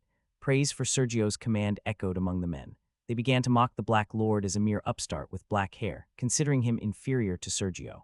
However, as the golden sun broke the darkness after dawn, the Nicopolins, with dreary and reddened eyes, began to realize they had been outplayed. Battle of Coria. It was easier to defend than to attack a fortified position, a fact well understood by both Lancius and Sergio. Initially, both sides had chosen to wait. The difference was that Sergio could afford to wait indefinitely. He had access to water and nearly ripe farmland within his reach. The only factor that nudged him to engage in a minor skirmish was to bait Lancius into a decisive battle that would favor the Nicopolins. Knowing this, Lancius did the unthinkable. Like Julius Caesar in the siege of Alesia, he understood that results were everything. Thus, he took an unconventional approach, believing that adhering to conventional strategy would only squander opportunities for victory. Armed with this mindset, and recognizing that the harvest, not the enemy's encampment, was the most crucial aspect of the campaign, Lancius decided to seize it. Consistent with the strategy from the art of war when opponents are at ease, tire them when resting, incite them to move. Lancius refrained from attacking Sergio's well-fortified camp. Instead, he brought a wall to their objective, forcing the Nicopolins to take action. The long wooden wall, stretching from the castle to the river, protected a significant swath of Coria's farmland from the Nicopolins. Just like the famed Sunamata castle from Lancius' world, his wall was also built overnight using pre-constructed sections. As soon as the construction began to take its shape, it presented a dilemma to the Nicopolins. Attacking the wall meant incurring heavy casualties, but failing to do so would allow its completion, permanently denying them access to the farmland and its harvest. Upon learning about the wall, Sergio was initially in disbelief, convinced it was merely an illusion. The idea that such an extensive wall, stretching from the city to the river, could be completed overnight was hard to fathom. It was simply an impossible feat of construction. However, he quickly grasped the urgency of the situation. He divided his troops into 3 groups. The largest, comprising 5,000 men, would assault the incomplete wall. A detachment of 1,000 would protect the main army's flank. The remaining troops would guard their camp against potential raids. He also formed a sappers group to start digging near the river, where the ground was softer, in case a siege was needed. Sergio even considered relocating his camp next to the river to minimize the risk of raids from multiple directions. Understanding the stakes, Sergio allowed his men full rations for breakfast. Within an hour, the Nicopolins marched out, shields, spears, and crossbows at the ready, confident that their 5,000-strong force could breach the hastily constructed and incomplete wooden wall. Lancius. The Lord had been present at the construction site since dawn. He knew his presence would boost morale and prevent a mass rout should the half-finished wall come under attack. As the morning sun rose higher, both sides reached a critical juncture. Soon, they would learn if 1,000 hastily trained militia, led by 300 veterans, could withstand an assault by several thousand men. At the moment, they were stockpiling spare spears and swords. They expected the battle to be hard. Unusually for Lancius, he had no crossbow superiority. Coria had little stockpile of crossbows or bolts. While Hugo and later Lancius had brought a fair amount, they had expended much of it in previous skirmishes. Hugo and Michael had tried to push for more production, but it ran slower than expected due to a myriad of problems. From atop the newly erected wooden tower, Lancius kept an eye out for signals from his scouts. Noting some activity, he acted on his instinct. Turning to Sir Harold, he commanded, "Stop the militia from their work. Let them some respite and bring in fresher men." Harold nodded and relayed the order. A man clearly couldn't fight after working all night, so Lancius had ordered them to work in shifts. Now, the only ones still laboring were the seasoned carpenters who had pledged an oath to continue working until the site was overrun. Meanwhile, the rest of the carpenters were busy constructing another wall structure at a natural choke point to their rear. While Lancius continued to observe the enemy camp, Hugo arrived with his men. He climbed the tower and greeted Lancius, "My lord. Hugo, I hope you and your men slept well, because today I really need you all to put up a good fight." Hugo nodded and took a moment to gaze around the site. Though the tower was only 2 stories high, it provided a good vantage point over the surrounding area, which had been farmland until the previous night. From their vantage point, it was evident that the wooden walls were not made of thick, sturdy logs typical of a proper palisade. Instead, they were assembled from timber, wooden planks, and various materials sourced from the town. These components were affixed to frames mounted on carts, forming a uniform, wall-like structure on one side. Corimer's ample supply of carts made this strategy feasible. However, the extensive area to be covered meant there weren't enough carts to create a continuous line. Consequently, they were strategically spaced at even intervals. Each cart was buried until half its wheels were deep in the ground, providing anchor points and foundations for these makeshift walls. "What do you think will the center wall withstand an assault?" Lancius asked. "The training indicates it will," Hugo replied with conviction. As they were discussing, another man climbed the tower. "Pardon my intrusion, my lord, Sir Michael. Do you bring reports for us?" Lancius asked with anticipation. "Yes, the preparations are complete," said the knight with an eye patch, "including the gravedigger's work. Indeed, my lord, they managed to do it." Lancius sighed in relief as Hugo and Michael exchanged a firm handclasp. The two had grown into close comrades. "As planned then," Lord Lancius said with newfound strength. "Hugo will lead the defense at the center. I will hold the reserves. Meanwhile, our left and right flanks will be led by the baroness and Sir Harold." Turning specifically to Hugo, he added, "I don't need to instruct you, but rally your men. Let them know that everyone must fight or Corimer won't stand a chance." Hugo bowed his head slightly. "I shall relay your message and push them hard, my lord." Having finished giving his orders, Lancius and Michael descended from the tower, leaving Hugo and his staff to use it for coordinating their troops. Below, Lancius met up with his staff, as well as Lady Audrey and Sir Harold. He then instructed them, "Whatever happens in the center, stay true to your role. Do not, I repeat, do not worry about us in the center." His firm voice struck a chord, their faces turning solemn. "My lord, I shall take my leave," replied Sir Harold, preparing to leave. "Good hunting," said Lancius. "Victory will be ours," said the tall knight confidently, and then he headed toward the right side near the river. Lancius didn't need to rally his top retinues. Even before they had set out from Coria, he had promised them a piece of farmland in Corimer as a prize for this campaign. Audrey, already in her armor, looked at Lancius dearly. "I know I'll be safe. Sir Michael, Sigmund, and the squires will be with me," Lancius reassured her. "Sometimes I feel like I don't need to speak with you anymore." Lancius broke into a smile. "Please don't, I love to hear your voice." Audrey couldn't resist smiling. She took a step closer and whispered, "Don't exhaust yourself. Remember, this is not a fight worth dying for. We still have Coria." Lancius nodded. "I shall take that advice to heart." Audrey took a deep breath. "I'll take command on the left side then. See you after this is over." As they parted ways, Lancius and his remaining staff headed toward a tent in the middle of a farm. They were careful not to destroy the tall yellowing crops, walking on a pathway. "My lord, a question if you will," said Michael. "What is it, Sir Michael? Why don't you use ditches for this battle?" Lancius could understand the origin of the knight's curiosity. "Digging deep ditches requires a lot of work and time. I doubt the Nicopolins would let us finish. But more importantly, there's the river," Lancius explained. "I fear they could easily dig a canal, connect it, and flood our trenches." Trumpets rang out, cutting their conversation short. "The enemy has made their move," Michael observed. Lancius let out a bitter sigh. He had hoped that Sergio and his Nicopolins would hesitate for several hours, if not half a day. Unfortunately, his opponent was far more competent than he would have liked, too competent for their own good. Lancius turned to the men who were following him. He scanned the faces of the squires and men-at-arms until he found the one he was looking for. "Sigmund," he called. The Skald stepped forward. "Is it time, my lord?" Nicopolin sighed. The 6,000 Nicopolins marched toward the newly erected wall and stopped just short of the farmland. To advance further would mean destroying the crops they had waited so long to harvest. For people who had endured years of famine, the thought of trampling a field ready for harvest was unthinkable. Many began to question whether this was the right course of action. Before their leader could urge them on, several riders emerged from the wooden wall direction, bearing a flag of truce. The lead rider, clad in polished armor, shouted in a clear voice, "Hail, O people of Nicopola!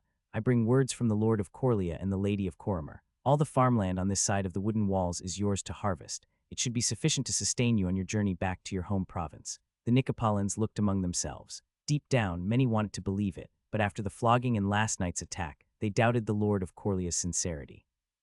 Sergio observed his men with contentment. He was sure that speeches like this wouldn't sway them. He had done his preparation to steal their conviction. The rider rode closer, his shield held tightly to his body. Do not waste this offer. Stand down and let us settle this amicably. Otherwise, there will be bloodshed you cannot win. The Lord of Coria has never been defeated in battle. Remove him from my sight, Sergio ordered after noticing the subtle whispers, shaking heads, and confused looks among his ranks.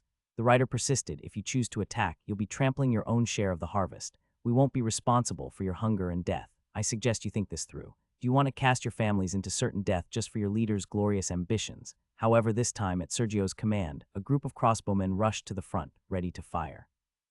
Nicopolins, is this your answer? The rider bravely stared at them, still waiting for a response, but eventually gave up. He concluded with a cold threat, so be it. You have made your choice. Your deaths are no longer our concern. He and his escort then retreated toward their wooden walls. With that, the Battle of Coria had begun.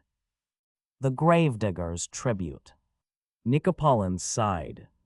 The 5,000 Nicopolins marched across the farmland, trampling crops that were almost ready for harvest. Then they slowly approached the wooden wall, shields at the ready. As anticipated, crossbowmen from both sides opened the battle by exchanging volleys. However, the Nicopolins found themselves at a disadvantage, shielded only by their own shields as opposed to the sturdy wall protecting their opponents. After some time, many Nicopolins pleaded with their commanders to give the order to attack. Sensing that the moment was right, Sergio issued the command to attack. Almost immediately, Nicopolin forces attacked along the entire length of the wall. Scouts had informed them that the wall was not particularly tall, eliminating the need for ladders. Instead, they brought stacks of wood or crates to serve as makeshift climbing aids. Although they resembled a disorganized swarm of ants, Sergio had strategically positioned his strongest contingent on his left side, near the river, targeting what he believed to be the enemy's weakest point. He ensured that, from above, the distribution of his troops would appear similar in number, effectively masking the significant differences in their fighting prowess. As an added diversion, Sergio concentrated a large number of his less skilled troops to launch an assault on the center. What they lacked in skill, they made up for in numbers, hoping to overwhelm the enemy. Now, Sergio waited patiently with his reserves, his eyes level as he searched for any weakness in Lancius' defense. He considered 3 potential outcomes. First, the walls nearest to the river could give way under the assault of his elite troops. Second, the center line might buckle under the sporadic but intense attacks from thousands of men. Third, the 1,000 men he had left behind might successfully trap another flanking attack from the nomads.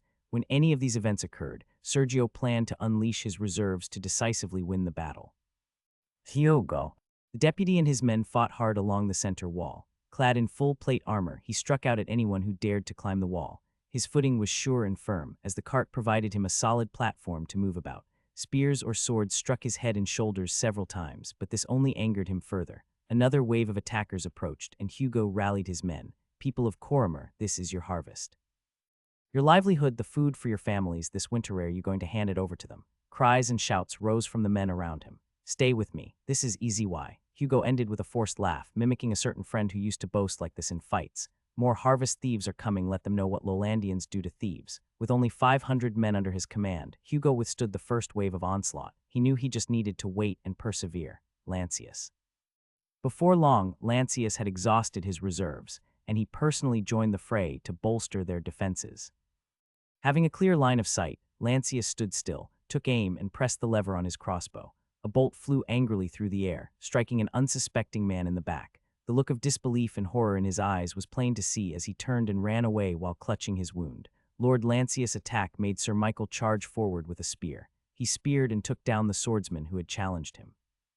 Sigmund at his side lunged and swiftly dispatched another who had hesitated, with 2 strikes from his sword.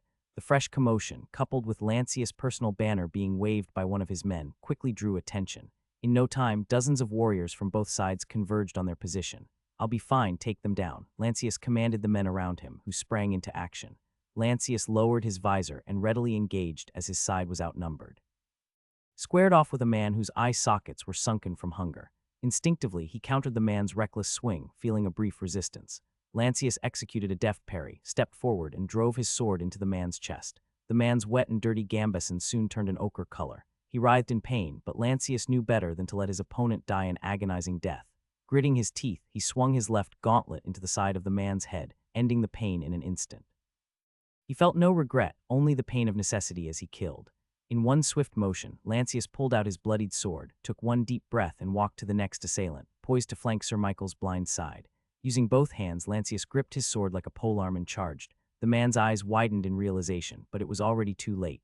Despite the man's futile attempt to block with his arm, Lancius' thrust found its mark, sliding into the man's chest near the armpit. The man groaned as the sharp point of the blade punctured his body. Within a few breaths, he began choking on his blood. Sir Michael came from the side and struck the man's head with both hands using the pommel of his sword, granting him a quick death. "Focus on the fight," yelled Lancius to reassure him. In front of them, Roger fought as if he were dancing, parrying and countering with smooth, non-wasteful movements against multiple opponents. His armor, a plunder from the previous war, was bathed in red as he felled another man with a slash to the face. The man fell in complete agony, losing his nose and the soft tissues around it. The squire wanted to deliver a coup de grace, but more men were approaching him with spears and bardages. Roger fell back, while Sir Michael and Sigmund readied their stances to protect their lord. Fortunately, the Corimers returned to the fight, invigorated by the sight of their lord in combat. They soon clashed and regained the upper hand. Hugo must have noticed them, as crossbow bolts began raining down on the section in front of the wall. Soon, the Nicopolins who had climbed were all but slain to the last man. It was unfortunate that in such an uneven battle, they couldn't afford to take hostages. "My lord," called Sir Michael, excitement in his voice. "Their gambesons are soaking wet. Our plan is working." Lifting his visor, Lancius noticed the wet mud stains all over the slain men's clothing and boots. "So the gravediggers have done it," he remarked gratefully. Humble as they were, the 100-strong gravediggers had proven their craft and worth. Sir Michael proceeded to rally the Corimers around them, while Lancius retreated to the rear. On the way, he flicked his sword to shed the excess blood. His heart felt numb, but his mind was briefly filled with silent prayers for the fallen. Memories from the Battle of Coria and of Sir Callahan surfaced in his mind. There was no guilt, only the heavy weight of responsibility for the men under his command. Lancius knew he wasn't fighting for himself. He was fighting for the people of Coria, and the entirety of Lowlandia. Only by securing victory here could Lancius move forward with his grand alliance, to usher in peace and stability throughout Lowlandia. It was a future they had fought so hard for, a future where all Lowlandians, including him and Audrey, could live in peace. Nicopolins sighed. The Nicopolin left wing launched their assault on the far side near the river. Comprised of select groups of mercenaries, they fought hard to scale the walls, using logs and crates to aid them. However, the muddy ground proved more difficult than they had anticipated. Contrary to Sergio's prediction that this would be the weakest point, they found it staunchly defended by knights in full plate armor, a healthy number of men at arms, and plenty of levied troops. The rain of crossbow bolts was also fierce, pinning them down whenever it was unleashed. They fought in waves, attempting to breach multiple defense points simultaneously, but the muddy terrain hindered their progress and made everything slippery. Still, they proved their worth by rallying on their captain and redoubling their efforts. Like torrential rains, the best of Nicopolin mercenaries stormed the walls, chipping the defenses little by little. Sergio noticed his assault was beginning to bear fruit. Several sections of the wall were overrun, and things were going better than he had expected. He almost committed his reserves to attack when progress suddenly slowed. Initially, he hardly noticed, but then the advance ground to a halt. Gone were the energetic attempts to scale the wall. In their place were men, exhausted and caked in dirt and mud, failing to climb after encountering strong resistance at the top. "Get the scouts, why haven't I been briefed?" Sergio yelled to his staff. Pulled by one of the staff, the scouts hastily reported, "Some of the farms appear to be muddy. We suspect it's leakage from the river since the farms haven't been maintained." Growing suspicious, Sergio decided to head to the front lines. As he drew closer, the air was thick with tension. Cries of command, words of encouragement, and the screams of men fighting with all their might filled the air. His bodyguard helped him wade through the thousands of men waiting for their turn to climb. Suddenly, Sergio felt the ground soften beneath his feet. He stopped in his tracks, and his men quickly raised their shields around him. Kneeling, he scooped up a handful of mud and realized it wasn't normal. He glanced at the yellowing crops around him. They showed no signs of long-term water submersion, which would have caused them to wither. Squeezing the mud, Sergio realized it wasn't totally soaked, meaning it was recent. No. He muttered under his breath, recognizing that his adversaries had likely altered the irrigation canals the night before. When the Nicopolins refused to back down, the enemy must have breached the canals connected to the river. With the help of the existing irrigation system and the river's powerful current, the field on the Nicopolin side was effectively flooded. Sergio saw his men struggling to trudge through the clayey mud, slipping and being hindered by it, clinging to their limbs and armor. Worse, once they slipped and fell, their gambesons made of linen would absorb a lot of water and weigh them down considerably, further taxing their strength and stamina. Frustration boiling over, Sergio wanted to scream, but he held back, aware his lieutenants were watching. Pushing aside his shaken emotions, he motioned for his lieutenants to approach. He saw their young, eager faces and commanded, "Commit more groups. We can't let the attack falter. Send them in, send all we got." His young, brave Nicopolitan lieutenants puffed out their chests and saluted, ready to obey. Meanwhile, Sergio's hands trembled. A pang of guilt and regret pierced Sergio as he sent them into the fray, but he knew he had no other option. If he didn't secure victory today, another opportunity might never come, and rallying this mass of people again would be near impossible. Under the command of the young lieutenants, the assault boldly resumed. Ingenuity suddenly struck the Nicopolitans. Some began cutting the abundant crop stalks around them and throwing them into the mud to create better footing. The dried stalks absorbed water, and their coarse fibers acted like a fine, woven organic net. Seeing this, more troops followed suit, and the lieutenants ordered everyone to do the same. "What are they doing?" Sergio asked in awe as the assault regained momentum and fighting erupted again along the wall. Knowing this was the moment he had been waiting for, Sergio ran toward the rear of the formation to reach his reserves. "Sergio, have you found the enemy's weakness?" his captain inquired. Soon, Sergio promised. "Now ready your men. We either ride the wind of victory or die trying." His captain, an old comrade who was fiercely loyal, grinned. Facing his men, he shouted, "Men ready to march." "On my order." The horn blower played an excited tone repeated twice. Soon, another 1,000 battle-hardened Nicopolitans marched toward the battlefield, trying to keep the scales in their favor. Lancius. Last night, a group of gravediggers and farmers was sent to alter the irrigation on the farmland opposite the walls that were being constructed. The job normally required many men and several days of work, but the gravediggers, with their sharpened tools, managed to complete it in just one night.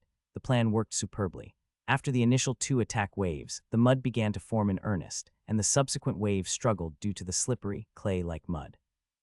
As the Nicopolitans slipped and fell, the layers of linen in their gambeson or padded jacket greedily took on water and doubled in weight, making it especially exhausting just to move around in it. Just like Agincourt, Lancius muttered as he observed from a recently secured section of the wall.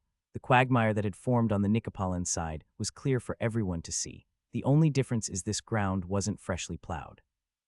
By flooding the area, he had not only stalled the enemy's attack, but also trapped Sergio into either fully committing or retreating with significant loss. "My lord, the runners from every section report that they withstood the attack," Sigmund reported. Sir Michael chuckled, satisfied with how the battle had progressed. "I hope our enemy will fall back. There's still remaining farmland for them to harvest," Lancius said to his staff. "I believe that's the wish of many, my lord," said Sir Michael. Lancius was about to leave the wall to tour its length when Roger called out, "My lord, the Nicopolitans. They're doing something. They're fixing the mud." "Fixing the mud?" Lancius was stunned. "Is that even possible?" he asked, then looked to where Roger was pointing his hand. After a brief observation, Lancius drew a heavy breath and shook his head. Many Coromers interpreted this as a bad omen, and their faces were immediately painted with concern and worry. Noticing them, Lancius spoke, "Men, don't be so disheartened. In war, nothing ever goes as planned. There are always variations, which is why we make plans in the first place." He then added, "Even this is within my expectations." His words emboldened his men, especially the Coromer people, who looked at him with reverence. "My lord, please lead us to victory. My lord, please save Coromer City." The soldiers' voices cracked with desperation, each man thinking of home and family. Taking a rare moment, Lancius gestured for them to quiet down. He removed his helmet, looked at them with his deep brown eyes, and declared, "If you swear an oath of loyalty to my house, I promise you a victory that neither you nor your grandchildren will ever forget." The reddened reap. The battle had raged for an hour when the Nicopolitan vanguard finally breached the Coromer wall defense. In an attack that exceeded expectations, the young Nicopolitans demonstrated a fierceness and tenacity shaped by surviving numerous life and death conflicts that arose from recent famines. While the Coromer men displayed their stubbornness, hardened from countless wars in strife-ridden Lowlandia, they were outnumbered. Lord Lancius' wooden walls, built atop half-buried carts, served as a formidable equalizer. His strategy of using irrigation channels to flood the area in front of the wall was a masterstroke, however. It wasn't enough. Now, the 3 wooden platforms that the Coromer side had used as crossbowman platforms were being captured. They failed to contain multiple breaches in their defense, and soon more than a third of the center wall section was overrun. Watching this intensely, the Lord of Coria finally gave the order. "Blow the horn." Deep, resonating trumpet blasts filled the air, echoing repeatedly. Horn blowers atop the city walls amplified the command, ensuring all nearby heard the directive. In the thick of battle, Hugo recognized the dreaded signal, a call to retreat. His lieutenant and fellow men at arms, faces obscured by visors, glanced his way, filled with question and anticipation. Lifting his visor, Hugo shouted, "Halt, halt." The troops instinctively tightened their formation, brandishing their weapons defensively. "Remember your training," Hugo commanded. Methodically, they began to step back, pulling in any stragglers to form a solid spear line. To the Nicopolitans, it looked as if they were observing a hedgehog rolling into a protective ball. Impressed by the Lowlandians' discipline, they opted not to fight and instead took the chance to catch their breath. With the immediate threat gone, they fully realized their exhaustion. Their limbs felt heavy, burdened by the weight of their soaked clothes and gambesons. Some turned to scavenge from fallen comrades and enemies for knives, helmets, dry boots, or waterskins, while many others tended to their wounded if only to be present in their dying moments. The rising sun intensified their thirst. Many considered drinking from the muddy puddles, regretting leaving their waterskins behind during the ascent. However, the lull was short-lived. Once the young Nicopolitan lieutenants caught their breath, they started to give commands to form a line. Enforcers armed with wooden clubs began making their rounds to ensure compliance. The thousands who had scaled the wall and were not tasked with dismantling it slowly formed into a line formation. Once the Nicopolitans assumed their line formation, their vast numerical advantage over the defenders became evident. For the Coria side, despite their impressively orderly retreat, the situation looked dire. They had lost their makeshift wooden walls, their most significant defensive asset in today's battle. On the other hand, for the hundreds of mercenaries who had survived the siege of Coria, this initial victory felt like they had broken their curse. It seemed that the reputation of the once feared Black Lord was finally waning. Lancius saw Hugo approaching and gestured for his men to make way. Everybody in the center was converging on his banner. "My lord," Hugo greeted him with an open helmet. He was drenched in sweat and his armor had new dents and was stained in various places. "How's things on your end?" Lancius asked. "I apologize that the center line failed." His voice held bitter regret. "Nonsense. You and your men fought courageously. Lift your chin. I expect nothing less than a proud face. Now tell me about your men. Did you manage to disengage safely?" With renewed confidence, Hugo reported, "We managed to form a wall of spears. No desertion." "Excellent," praised Lancius without sounding excited. "How about on the other sector?" It was Hugo's turn to ask. Lancius gazed at his captain Sigmund, who reported to Hugo, "The left and right wings are holding. They're outnumbered, but able to form a defense independent from our center." Hugo could only nod and silently praised the other two commanders. He then gazed at his lord. "My lord, I understand that you have prepared for this eventuality." Everyone could see the bundles of cloth and rope scattered about, previously used to pack shields and spears. Drinking water and temporary medical aid were also present. "But is this truly sufficient? Shouldn't we consider evacuating?" Hugo murmured, fearing that the left and right wings could become ensnared. "I've called upon Badu and his riders," Lord Lancius replied, alluding to a contingency plan they'd discussed. Hugo's worry deepened. A mere 100 cavalry wouldn't be able to mount an effective counter inside farmland, and he doubted Lancius would sacrifice his crops. Before he could voice his thoughts, yells from the opposite side indicated that the opponent had made their move. Coria-born Walter. With 50 years under his belt, 30 of which were spent in multiple battles, Walter and the other townsfolk believed they had seen it all. But watching the Lord lead a battle and personally fight alongside common men was nothing short of spectacular. The Lord had dispatched his knights and men-at-arms to reinforce other sections of the walls, leaving himself without a regiment of knights for protection. Beside him stood just a lone knight, 2 squires, a bannerman, and several fighters. Yet this did not convey vulnerability. Instead, it fostered a deep sense of camaraderie and inspired all who saw. Here was a lord willing to shoulder the same risks as the commoners fighting beside him, a leader who stood his ground even when the odds turned against him. Lord Lancius demonstrated his mettle by plunging into the heat of the battle, leading his small group against the Nicopolitan vanguard at various points along the walls. Naturally, wherever his banner went, the Coria men flocked to it, rallying around their leader. Like the other people of Coria, Walter had never expected outsiders to bleed for them. They were accustomed to being treated as mere commodities by conquerors, to be used and discarded at a whim. Thus, witnessing Lord Lancius and his entire retinue, including the baroness, take an active role in the city's defense was nothing short of a revelation. Many had expected the new lord to loot the treasury and flee.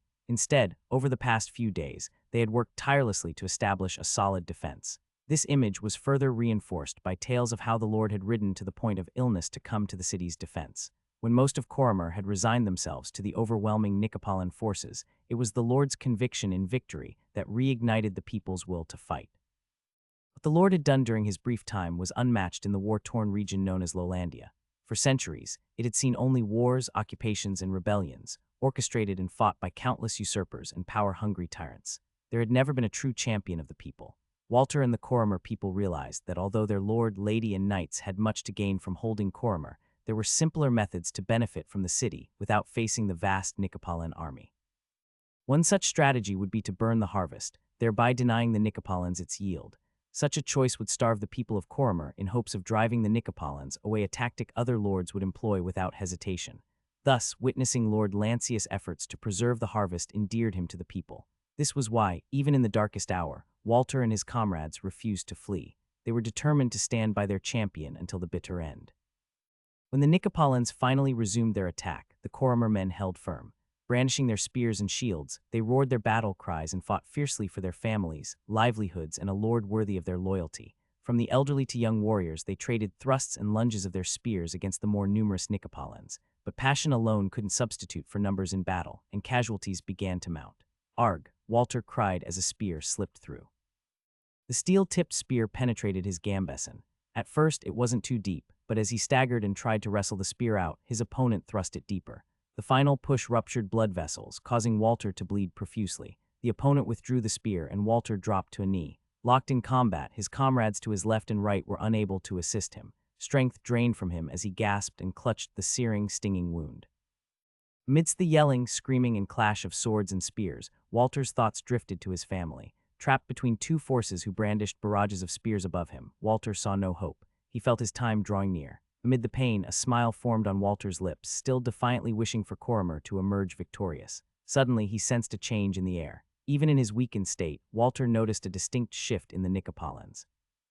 Their formation began to crumble, their spear thrusts lacked weight and ferocity, and their shouts became sporadic and confused. The tide was turning. With a laugh and a deep breath, Walter mustered what strength remained. He reclaimed his spear, discarded his shield, and gripped the weapon with both hands. He found strength in his legs and with a great roar, lunged at the enemy one final time. The Nicopolitan vanguard. The young Nicopolitan lieutenant watched in shock as his friend collapsed in front of him, his thigh pierced by a low thrust. Like him, his friend was just months away from turning 20, but now he would be forever 19 as his face turned pale from blood loss. Meanwhile, the perpetrator died with a satisfied expression. What kind of monster is able to inspire a man to this degree? But the lieutenant had little time for contemplation, as another volley of ranged attacks rained down on their position. He shielded himself, fortunate to be spared, but another beside him fell, an arrow protruding from his shoulder. Recognizing the long, slender shaft, he realized it wasn't a bolt. "Arrows, it's the nomadic bowmen," he shouted, trying to warn his men. Many hadn't carried their shields or had lost them, leaving them vulnerable to ranged attacks. And unlike crossbowmen who reloaded slowly, bowmen could release a rapid succession of arrows. Panic spread among his ranks. "They have nomadic archers." One cried, echoing the sentiments of others as they began to see whether they were allowed to retreat. "Lieutenant, the men can't withstand this anymore," his enforcer shouted after enduring a relentless volley of arrows. Before the lieutenant could respond, he felt a sharp impact on his mouth, knocking him backward. Blood poured from his mouth, his front teeth were missing, and an arrow was lodged deep in his throat. He could only gurgle in pain, his body writhing in agony, much to his men's horror. His closest men and the enforcer tried to assist, but a rout had begun, and they were in no condition to care for anyone but themselves. The two friends were left lying side by side, neither having reached the age of 20 under the sun. As the Coramer side began their counter-push, the Nicopolitan vanguard hastily retreated to the wall while scavenging for shields or even helmets as protection. Lancius. While the first part of his strategy failed to deter the opponent, the second phase successfully divided the Nicopolitans. Using the wall as if it were a river, Lancius lured a segment of the Nicopolitans across, only to mete out heavy punishment once they had ventured far enough into his chosen locale. The Coramer men, with their phalanx-like formation, successfully kept the Nicopolitans' advance in check, while the newly arrived archers began their volleys with recurved bows. Lancius had transformed the Nicopolitans' numerical superiority into a weakness to be exploited by his archers. Here, the opponents had nowhere to run, and their retreat was blocked by walls. While Batu had just over 100 horse archers remaining, nearly all his tribesmen were proficient with bows. As a result, he could field 200 archers on foot. Their sure footing made them even more accurate and deadly. Facing such a densely packed enemy formation, even the younger, less skilled archers found it easy to land damaging shots. Batu personally positioned himself among the Coramer formation, targeting and eliminating the opposing group leaders and commanders, instilling fear in the heart of the Nicopolitan vanguard. Eventually, the Nicopolitan vanguard reached their breaking point. Their formation shattered, and they sprinted towards the wall. The wall, which they had fervently attacked, again became their obstacle to escape. In their panicked frenzy, they scrambled to climb over it. With the chain of command crumbled, many were either too exhausted to fight or paralyzed by fear of the nomadic archers. Lord Lancius ordered his troops to pursue. While he didn't relish the slaughter, he had no other way to secure victory. Without hesitation, he commanded his men to inflict maximum damage upon the enemy. The fighting reignited near the wall, with Nicopolins perishing in large numbers to the relentless archery volleys they couldn't counteract. In addition to Batu and his nomadic archers, Lancius accepted reinforcements from the city. Youths capable of wielding arms rushed to assist, having observed the battle from the city walls. To them, the fighters weren't faceless grunts, but kinfathers, brothers, cousins, nephews, and uncles. Lancius directed these newcomers to retrieve as many arrows and bolts as possible. He readied his crossbow once again, helping to maintain pressure on the beleaguered Nicopolins as they desperately tried to escape. The multiple screams and deaths from ranged attacks killed the Nicopolin vanguard's morale. Meanwhile, the Coramer regained their momentum. The Nicopolins managed to form a shield wall, but they were quickly challenged by Hugo and his veteran men-at-arms. Badu downed another foe with his archery, while Lancius' bolt struck into an unfortunate man's gut. Still, the Nicopolins were a hardy people. Some of the fresher soldiers, having just scaled the wall and yet to engage in combat, rallied to lead a charge towards where the Lord's banner flew. "Shit, I put too much pressure," Lancius admitted to himself, realizing that cornering the enemy like this would drive them to fight desperately in a life-or-death scenario.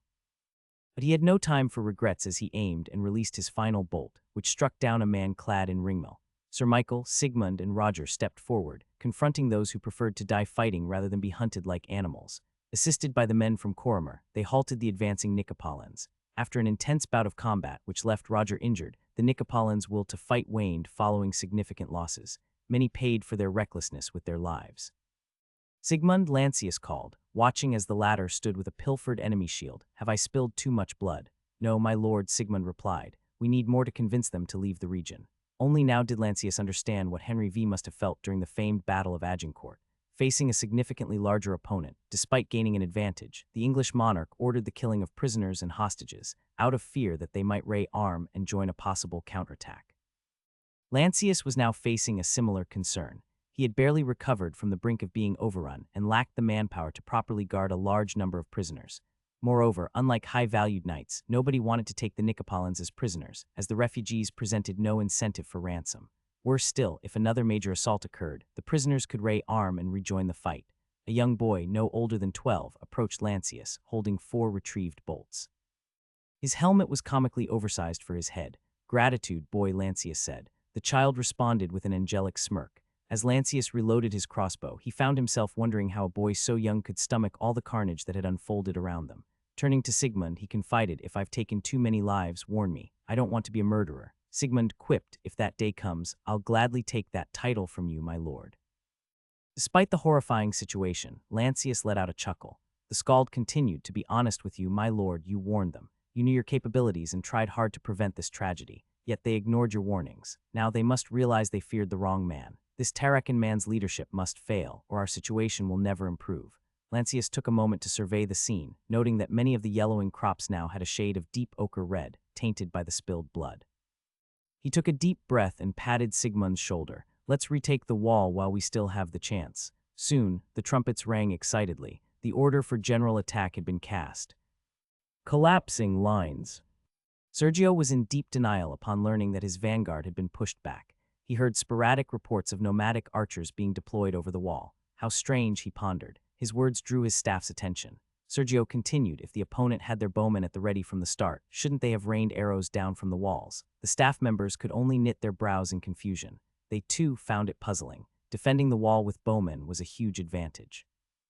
A lapse of judgment from the opponent's leader, one ventured. Sergio nodded. There was another reason, but he refused to acknowledge it. "This is nothing but a desperate move," he asserted. "Our opponent panicked after we drove them from the wall and called for any reinforcements they could get. It just so happens that the nomads answered his call." His staff nodded in agreement, their earlier confusion vanishing. "Do not be deceived. Commit the next wave." "We need to send more men before they push us back from the wall," Sergio ordered. His orders were swiftly relayed, and the Nicopolins continued to muster column after column to the wall, oblivious to the worsening situation. However, the men weren't blind. When they saw their terrified comrades retreat, shouting to warn them of the dire situation, they understood that things were not as their commanders had portrayed. Peeking over the wall, the sight of their comrades being slaughtered was evident. No one wanted to jump into a hopeless situation, and soon the stream of people halted. Thus, the ones on top hesitated. They jumped down and refused to obey commands. Before long, the columns stopped in their tracks, and everything bogged down on the Nicopolitan side of the wall. In contrast, more and more survivors successfully climbed back, many bearing scars and wounds from battle. The survivors, having discarded their drenched gambesons, wore only their tunics. When confronted by the enforcers, a heated shouting match ensued. In a surge of rage, the survivors charged and maimed their enforcers. They had enough and only wanted to return to camp. They knew they had been beaten and had set their priorities right. On their way back, almost everybody inquired about the situation. The survivors explained and tried to persuade everyone they met. Some offered weapons, while others joined the retreat. One commander attempted to stop them, but they shouted that they had paid their dues in blood. Realizing it could turn into a fight, the commander and his guards backed down. When Sergio heard of this, he ordered his men to downplay the event, fearing it would exacerbate the situation. "I'll deal with them later. For now, focus on restoring order," he insisted. "But Sergio, we've sent the youths and they returned bloodied. Now the rest are frightened, they won't listen," one staff argued. "Then find those who will." Sergio snapped. "The right wing is fresh and separate from the rest," someone suggested. "Pull them," Sergio consented. "Now that we know the nomads are behind the wall, we don't need 1,000 to cover our right flank." The staff member quickly left to mobilize the right wing. Sergio continued, "Do whatever it takes to get the men to climb that wall and attack. If we fail, we'll lose everything. Do you want your families to be cooked as meals?" he threatened, causing discomfort among his staff. "We burned the deal. We trampled the crops meant for us. If we don't win, how will we feed 8,000 men through winter?" Sergio practically held his explanation to his staff. "Those men, the same men you commanded, will eat our hearts out. So get out there and make them climb. Better them dying than us." Afterward, his staff and inner circle ran with renewed spirits to act on his command. Sergio himself approached the front line again and pushed the column into attacking, even to the point of brandishing his sword to make them obey. Despite the stream of deserters, the men, fearing Sergio, pushed their comrades in the front to make the climb. But the progress was slow. The arrival of the men with long pikes and crossbowmen from the right wing changed all this. Sergio deftly took command of these elite troops and formed them behind his other column. "Climb or I'll make you bleed myself. If you don't fight, then you or your family don't deserve to eat." With that chilling cry, the attack finally resumed. Lancius. The lull in the opponent's attack allowed Coria to regain control of the center wall.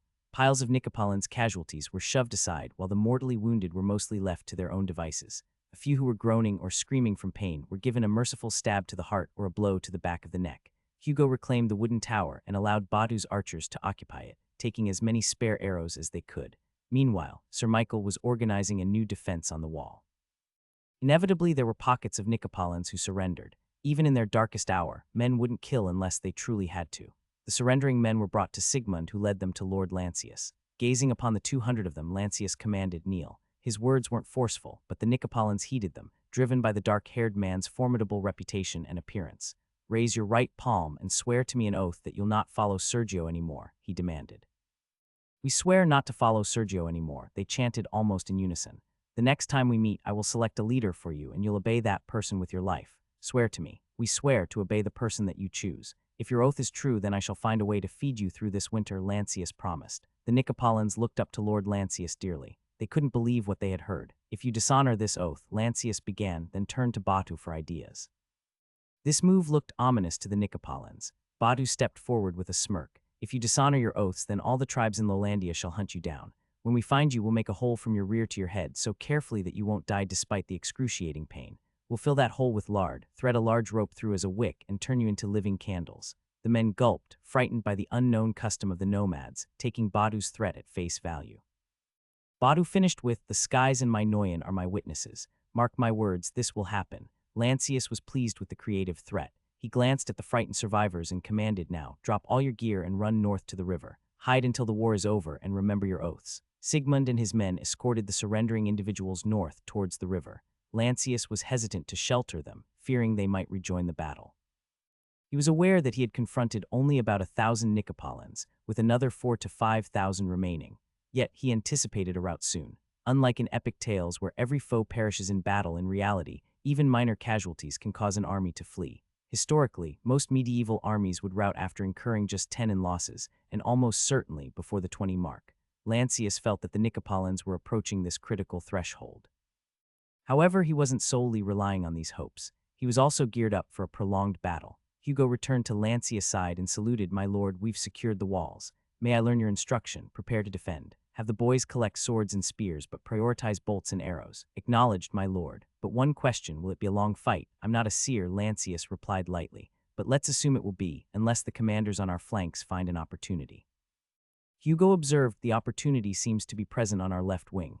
Lancius looked to the far left, the baroness's side. Indeed, when I secured the tower, I saw that the Nicopolins had withdrawn their long pike wielders and crossbowmen from their right flank. Hearing that, Badu spat to the side. Those cunning bastards, he cursed. The men Hugo mentioned had cost Badu dearly in yesterday's battle. My condolences to your brethren, said Lancius. Batu bowed his head a little in respect. Lancius looked back at Hugo. If our opponent is pulling their right flank, then the baroness might have a chance. Roger suddenly stood up. My lord, I should still be able to deliver a message to the baroness. I admire your courage, but you have more than just a broken finger, said Lancius. Distinct whistling sounds echoed from the tower, alerting everyone. Badu's bowmen had loosed their arrows, and in return, bolts came flying from beyond the wall.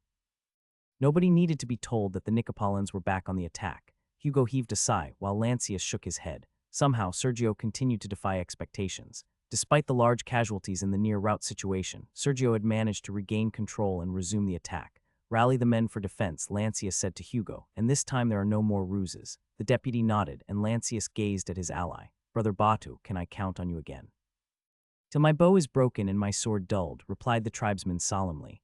Lancius was pleased and offered a customary drink that one of his squires carried. He shared the ale with Batu, Hugo, and the rest of the crew. It wasn't much, but the situation made it sweeter. Hugo and Badu departed for their respective posts, and before long, fights erupted atop the wall. Assisted by Roger, Lancius donned his gorget, gauntlet, and helmet. Armed with a sturdy spear Roger found earlier, the Lord of Coria strode to the wall, fighting side by side with his men. Nicopolins side.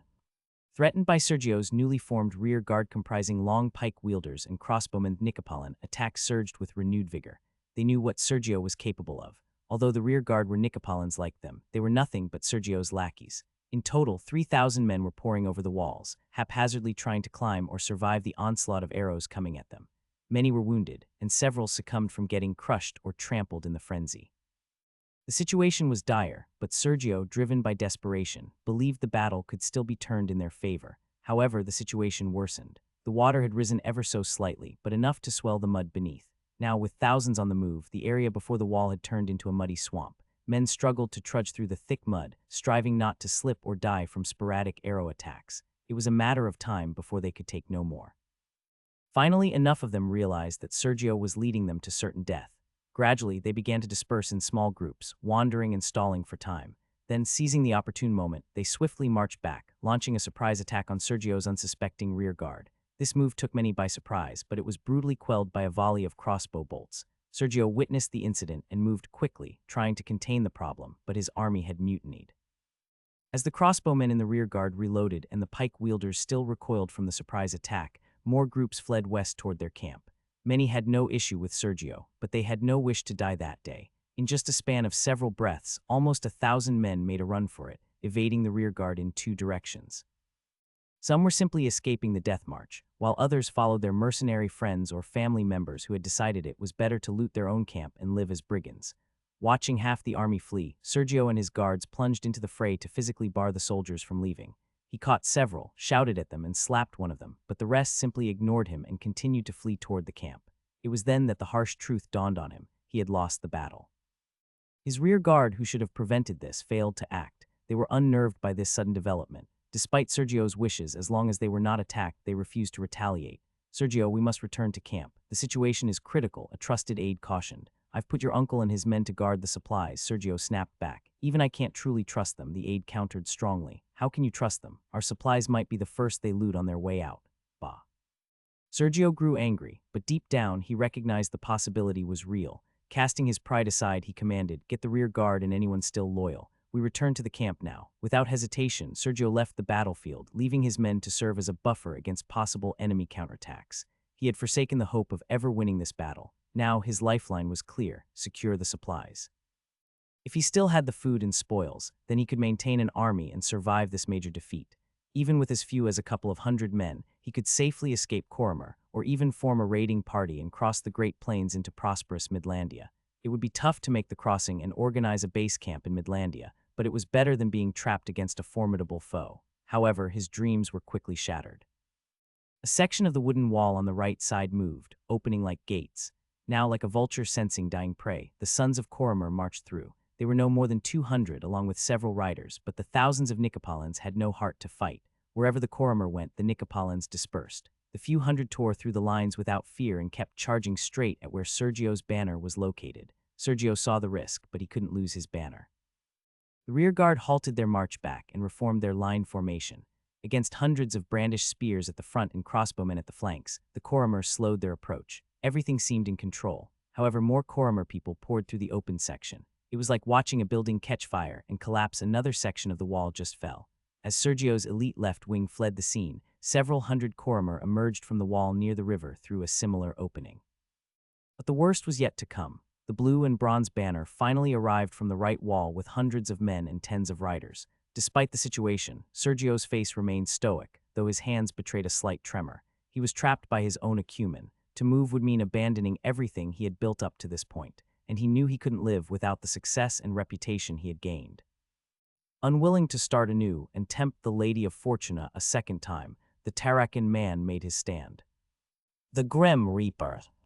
A trumpet sounded in the distance, blaring low notes in quick succession. Lady Audrey and her Coromir men halted their approach. They had been facing Sergio's rear guard, who outnumbered them nearly 5-1. Audrey dismounted and joined the men-at-arms on foot. Dietrich, bring all the men-at-arms to me and reform the line, she instructed. But my lady, the signal was to halt, Dietrich said, puzzled. It doesn't mean we shouldn't reposition and prepare for an assault.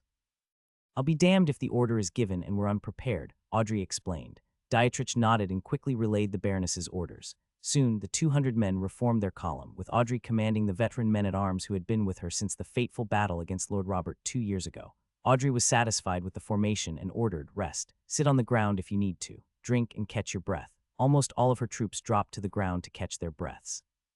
By this point, there were no more stragglers in the field. Aside from Sergio's rear guard, the rest of the Nicopolins had retreated to their camp. The heat of the day had caused everyone to sweat profusely, but the men were eager. Unlike their counterparts at other sections of the wall, these 200 were still relatively fresh. From the start, the Nicopolins dared not to go against Audrey's position, as they were relatively close to the city wall and benefited from the protection of the crossbowmen above. The Lord's banner is approaching from behind, one aide reported.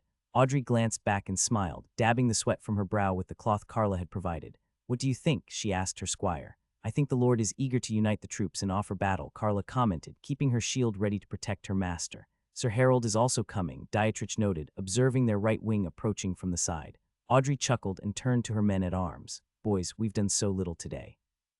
Will you be content to let them take all the glory? The men chuckled at the verbal provocation. The lady's style of command was simple, direct, and down to earth. Her troops saw her as the Knight Baroness, always there among them and treating them with respect. After receiving her benevolence for almost 2 years, the men-at-arms at her side would readily follow her anywhere. Now, the 200 Coromir under her command were also thinking the same. They were captivated by the Baroness, imposing black armor, sureness of action, and confidence in the field of battle. Wherever the ladies went, her troops followed with unswerving determination. Lancius, did they heed the command? Asked Lancius as they trudged through the muddy field. Sigmund, walking in front of Lancius, glanced back and nodded. Yes, my lord, my lady's column has halted. Good, Lancius commented. He didn't want Audrey's column to interfere with the Nicopolin rout, in case she applied too much pressure for the Nicopolins to potentially regroup and mount a defense. Never interrupt when the enemy is making a mistake. Lancius recalled one of the maxims in the art of war. His aim was to provoke the enemy into a rout, not give them a reason to unite and fight. Before Lancius' column could catch up with Audrey's, something unexpected occurred. The 1,000 men from Sergio's rearguard charged toward Audrey's column. By the ageless, muttered Sigmund, and the sentiment was echoed by many nearby. Get Badu's riders out and make haste, Lancius roared, setting a hard pace as he ran. Hugo and his column let out war cries, quickening their march. The 300 Coromir and 100 Corlean men-at-arms charged forward, striding across the battlefield. Behind them, Badu and his brethren had retrieved their horses and now raced toward the front line.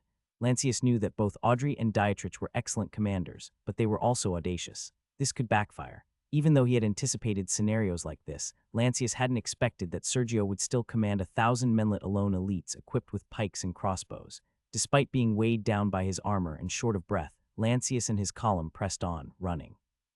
Sir Harold's column was approaching from the right when he saw the attack unfold on the Baroness column. Though his men were fewer in number and low on stamina due to fatigues and injuries, he knew he had to rally them.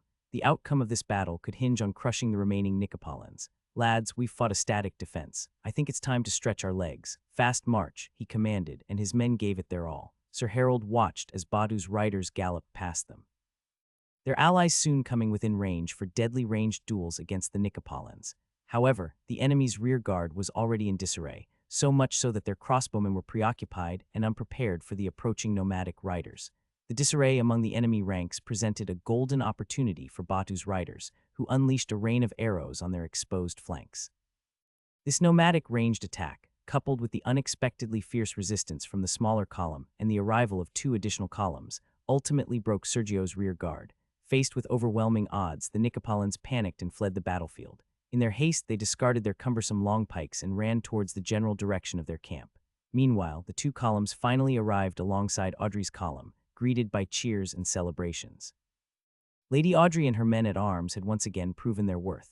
Their bannermen proudly waved the baroness' newly made banner, which depicted a charging black horse over a white shield. Just like the Lord's blue and bronze, the lady's black horse banner also claimed victory the first time it was carried through the battlefield. A blessed banner, Sir Harold murmured, catching his breath. Now his column was in the process of regrouping, as many had lagged behind due to exhaustion from the sprint.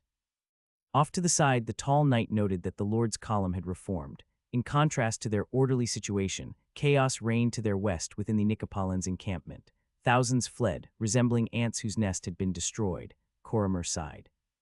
Lancius drank from the waterskin provided by Roger. Within the confines of his helmet, which was both hot and damp, the heat lingered stubbornly even with the visor up.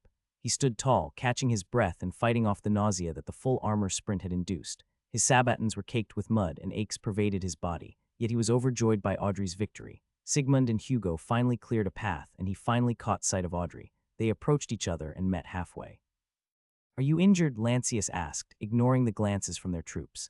Lancius noticed new dents on her gauntlet and thigh plate, but chose not to mention them. He didn't know what she had done to overcome the enemy, but he knew that it was effective. Results are results. The study of her tactics would come later at a more appropriate time. For now, he grabbed her wrist and raised it high, shouting, "Behold the Baroness of Coria." Their troops erupted in cheers and whistles.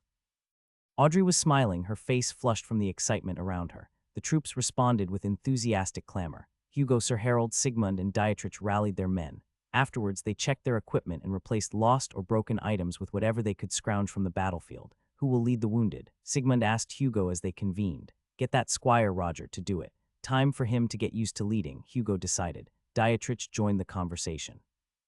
"Deputy, sir," he greeted, his cheek and left ear bandaged and bloodied. "What happened to you?" Hugo asked. Dietrich touched his bandaged cheek and winced. "Direct hit to the helmet. Nearly cost me an eye." Hugo breathed a sigh of relief. "You're one lucky bastard." Sigmund chimed in. "It's fortunate that we have these confiscated armors, otherwise many of us would be goners." The staff nodded. Compared to the Nicopolins, the men from Coria had the advantage of better armor. "How did you win the fight?" Sir Harold inquired. "Praise the lady," Dietrich began. "She had gathered the men-at-arms before the fight. When they charged at us, she ordered us to form a solid wedge much like cavalry and execute a concentrated charge. The Nicopolins relied too much on their long pikes, which became cumbersome once we closed in." "That's impressive," Harold praised. "So they broke from just that?" Hugo asked. Dietrich exhaled deeply. "I saw it in their eyes. These Nicopolins were not in for a decisive fight. Our counterattack shocked them, especially since we aimed at their standard bearer. Before we realized it, they began to break and flee." The staff nodded at his explanation. Dietrich continued. "The challenging part was surviving their initial volley of crossbow fire, which took down many." The sound of hooves interrupted their conversation. The cavalry, led by Sir Michael, had arrived. The one-eyed knight had been tasked with retrieving horses from the city stables. Now the lord, the lady, and the knights could mount up and prepare for their final move. While Lancius and his men were preparing to march, Badu and his riders were decimating the fleeing 1,000. It was a vendetta against the column that had trapped them the day before. With their arrows and blades, they claimed justice for their slain kin. The Nicopolin elite were not even fighting, they were running away as fast as they could. It was a gruesome fight, and many were eventually captured.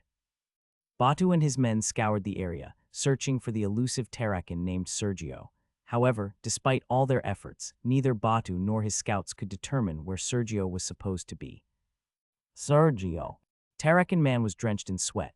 He had run from the battle like a coward, a fact that deeply humbled his ego. When he reached the camp, it was in an uproar. Many were waiting for him, seeking his guidance and comfort. Sergio could only assure them that he had a plan up his sleeve. In truth, he had no plan to save them. With the loss of his rear guard, there was no hope to defend this camp. Sergio had dispatched his most loyal men to secure the food supplies, hoping that not much had been lost. His only aim now was to collect his valuables and await the return of his men so they could make their escape from this cursed place.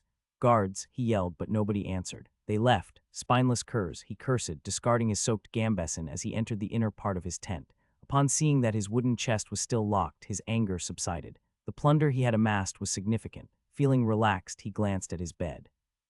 The clean sheets over the hay mattress and the lingering fragrance from burnt incense made him want to rest. He even considered taking a quick bath, the large bucket already filled with clean water. Sergio was tempted, thinking his thousands of followers would likely defend the camp long enough for him to escape if an attack came. "Who knows when I'll be able to enjoy proper baths again," he muttered, not caring about the grim fate awaiting his followers. "How about never?" came the answer from behind. Sergio was shocked and was about to turn around, but something snared his neck, and all he could do was grab the strong, thin cord that tightened like a noose around his neck. He was gasping for breath when a kick came from behind, forcing him to kneel on the carpet. He wanted to ask, to curse, to plead, but could only gasp for air and helplessly cough. Daniela. Due to certain circumstances, Daniela ended up as the one who strangled Sergio, forcing him to his knees.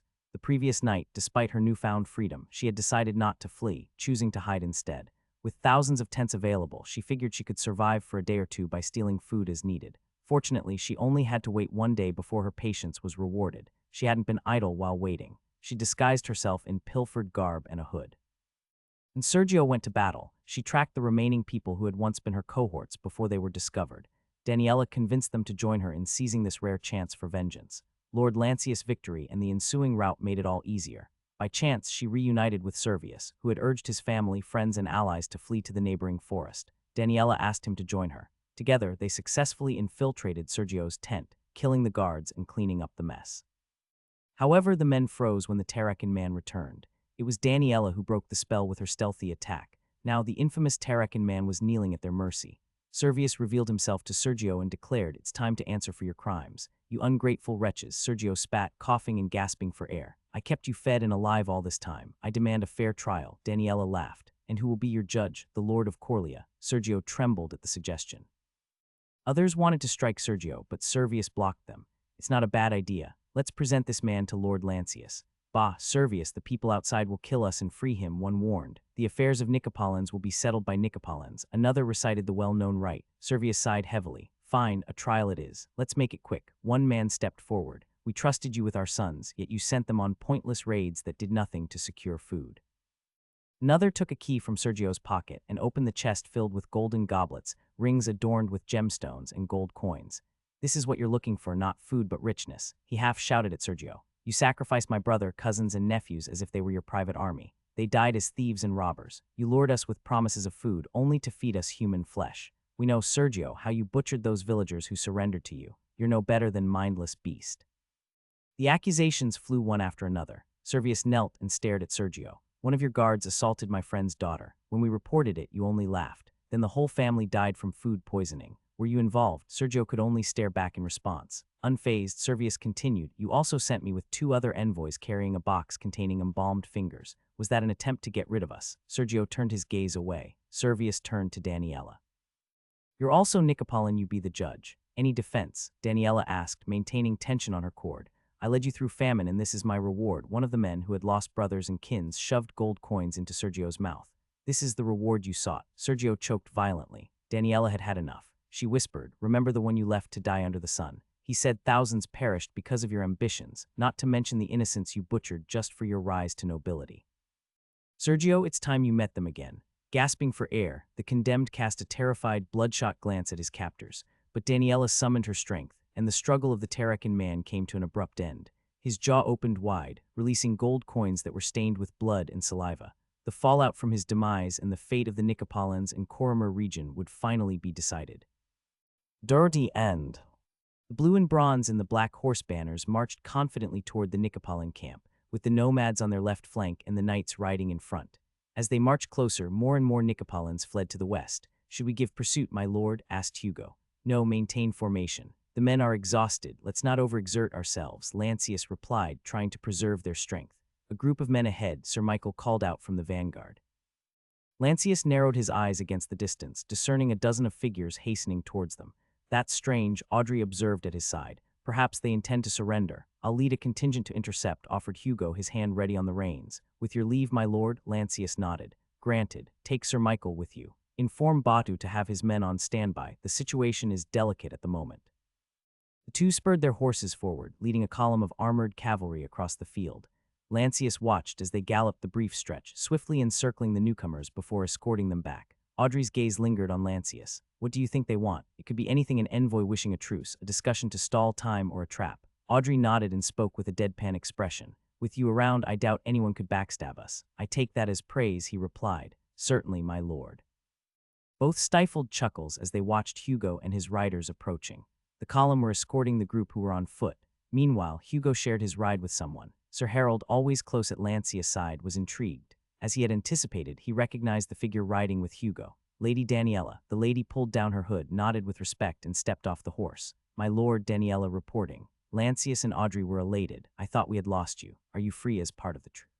Asked the lord. Another person stepped forward. My lord, my lady, I apologize for interrupting, Servius interjected. Sir Harold glanced at Lord Lancius, who nodded to allow the interruption. Envoy, we meet again. I upheld my part of the bargain, Servius asserted. And I will uphold mine, Lancius replied. My lord, I was the one who freed Lady Daniela. However, she earned her merit on her own. Merit? Lancius questioned. Servius took a deep breath. She convinced us to help her take down Sergio, and we succeeded. Murmurs spread among the troops. The members of Lancius' staff looked hungry for answers, but knew better than to interrupt. Is Sergio dead? Lancius inquired directly. Servius looked at Daniela, whom he felt was the right person to claim the honor. In turn, Daniela replied, by my own hand. Lancius took a deep breath and glanced at Audrey. The battle is finally over, she said gratefully. Smiles and expressions of relief blossomed around them. The news spread quickly, lifting the spirits of the entire army. My lord, said Servius with a hint of trouble. Speak, Lancius commanded. My allies have moved to the forest as you instructed. However, Sergio's followers. They threaten to burn the supplies if my lord doesn't agree to let them flee with the supplies. Lancius shook his head. This madness must end. Servius, send someone you trust. Tell your men to remain in the forest and arm themselves. Be wary of troublemakers. Yes, my lord. Servius bowed low and went to send a pair of messengers. Sir Michael, Deputy Hugo. The two commanders approached their lord. You called for us, my lord. Let's move forward. Be wary of crossbowmen. I wish to see just how mad they can be. Under Lancius' command, the hundreds of troops and cavalry resumed their march to the Nicopolitan encampment. The Nicopolitans were clearly panicked, but the flow of those fleeing had ebbed.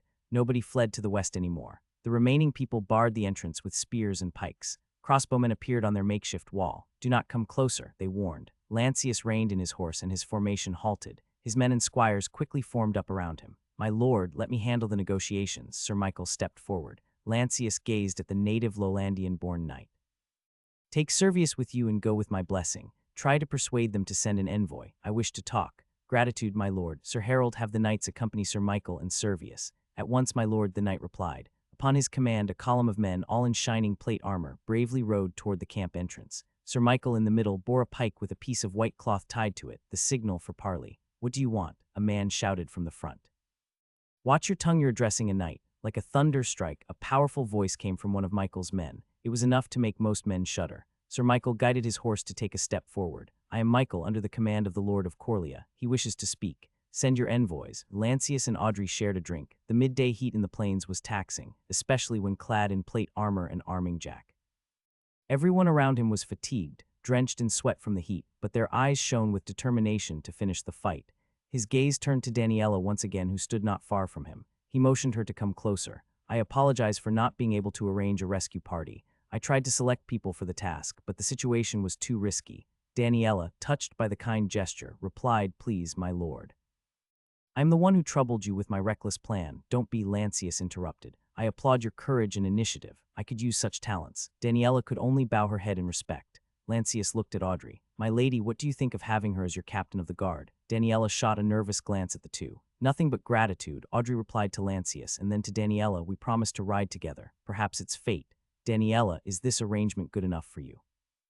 Lancius asked. My lord, my lady, to be trusted in such a position is an honor. However, I fear there will be those who question my loyalty. Audrey looked at her and said, You fought the Nicopolitans for us. Nobody will dare to question where your loyalty stands. Her trust caused Daniela to break into a genuine smile. I, Daniela, will be forever loyal to your ladyship and lordship. Once an outcast daughter of a noble, forced to live as a mercenary, Daniela finally found a place to call home.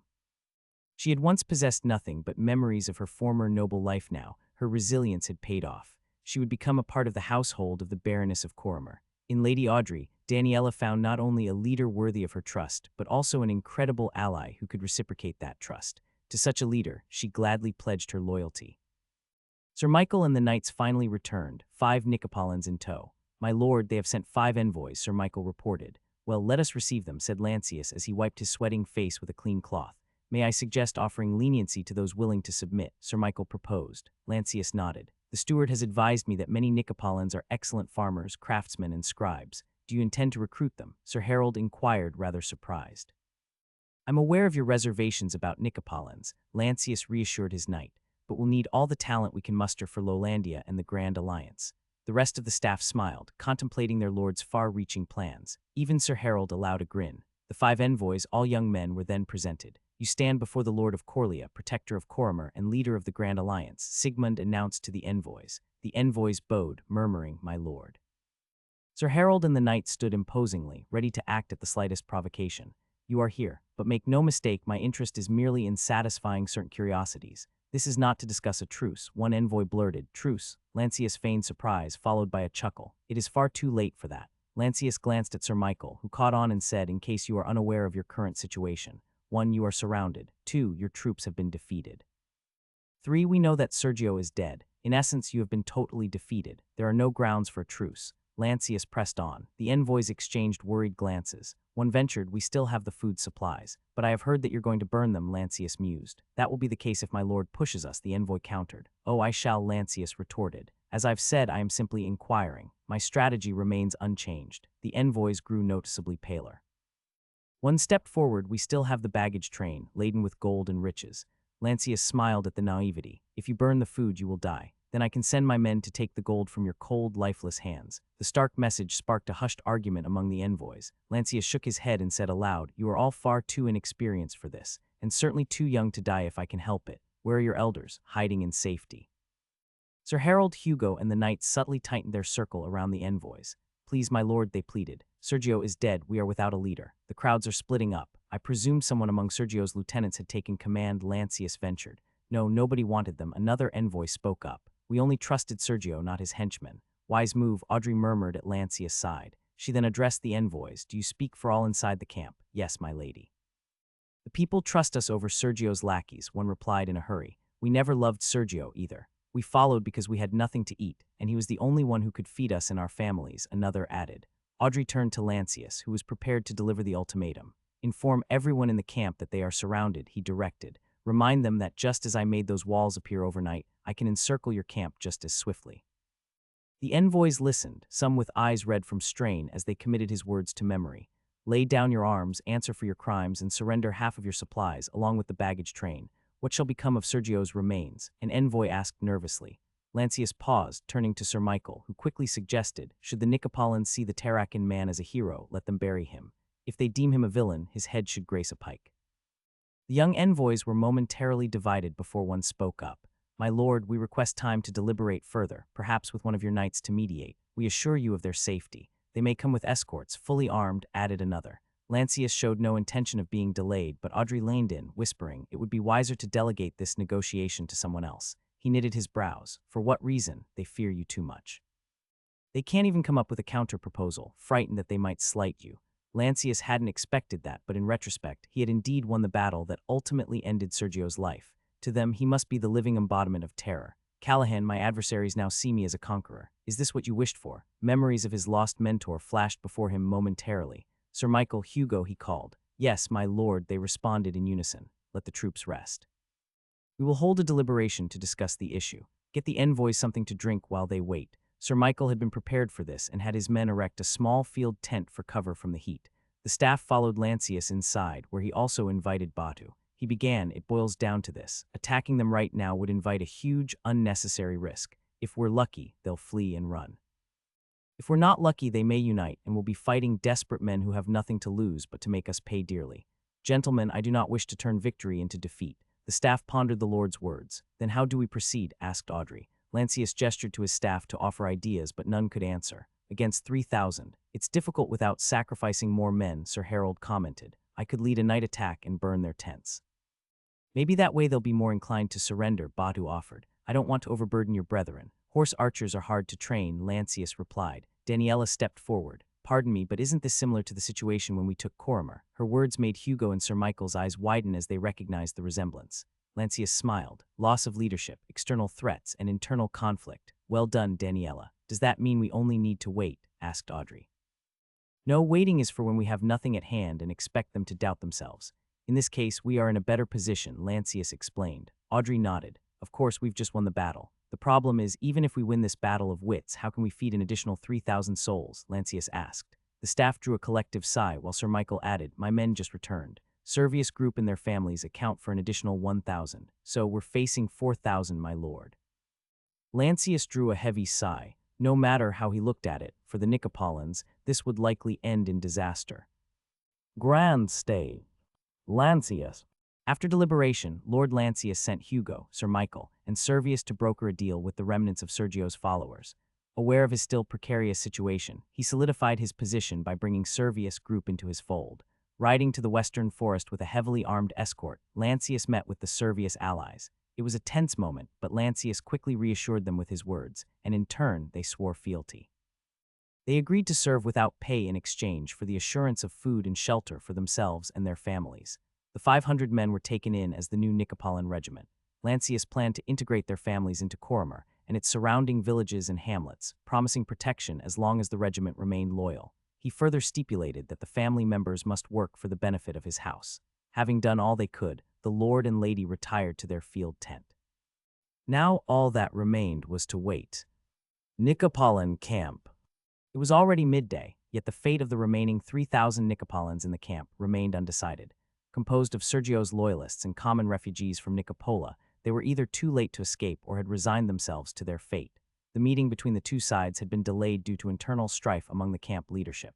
Tensions were running high, and despite this, Sir Michael still refused to promise them food or shelter, even if they swore fealty to Lord Lancius. It's out of the question, he declared. This morning you were given an offer, and you destroyed the crops my lord has graciously provided. You must own up to your mistakes. The new camp representative, taken aback, then asked timidly, Can you at least guarantee our safe departure from Coria and a share of our own supplies? Only to those who could ransom themselves, Sir Michael responded. His answer seized the Nicopolitans' attention, but don't even think to take it from the baggage train. It belongs to the war victor. For those who couldn't ransom themselves, then you must answer for your crimes, the knight explained. Can you guarantee safe passage to those who can pay? The new camp representative asked again, to the mockery of the crowd who felt betrayed. Clearly, only the top-ranking loyalists who had been given a share of the loot by Sergio could afford the ransom. Sir Michael decided to play hard. My lord commands both heavy and light cavalry that could hunt you down at his whim. And let's not overlook the nomadic horsemen under his command, who excel at hunting on the plains. So tell me now, what guarantee do you seek? The answer embarrassed the new representative, but Sir Michael wasn't done with his sarcasm. Shall we have the horsemen to slaughter their horses to give you that guarantee that we won't give chase? He highlighted the absurdity of their demand. Before anyone could retort, the knight pressed on. The tribesmen would slaughter you for less than this foolishness. Heed my words, forget about ransom. The only action you can take is to trust Lord Lancius' judgment, and be certain Thish has never broken his word. Whispers spread among the Nicopolitans. Even his adversaries could not deny that the Black Lord had always been true to his words. Seizing the moment, Sir Michael stood with the poise of a seasoned orator and addressed the crowd. What transpired this morning should be clear for all to see. Make no mistake, the Lord of Coria doesn't make bluffs, makes guarantees.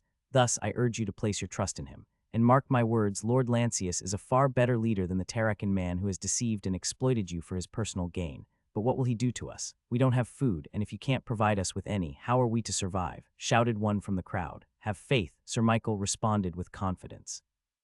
My lord has confided in me that he has a way, should you prove loyal and resilient enough to endure hardship. The response invigorated the crowd. Like the most insidious of poisons, hope had taken hold of their minds and souls. There is still time before winter. Now, are you with us, or do you still follow Sergio? Asked Sir Michael. Sir Michael's speech acted as a catalyst, prompting the common Nicopolitans to turn against Sergio's loyalists.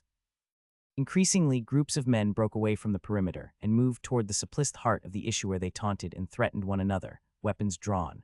Witnessing the near inevitable end, Sergio's loyalists knew better than to prolong the situation.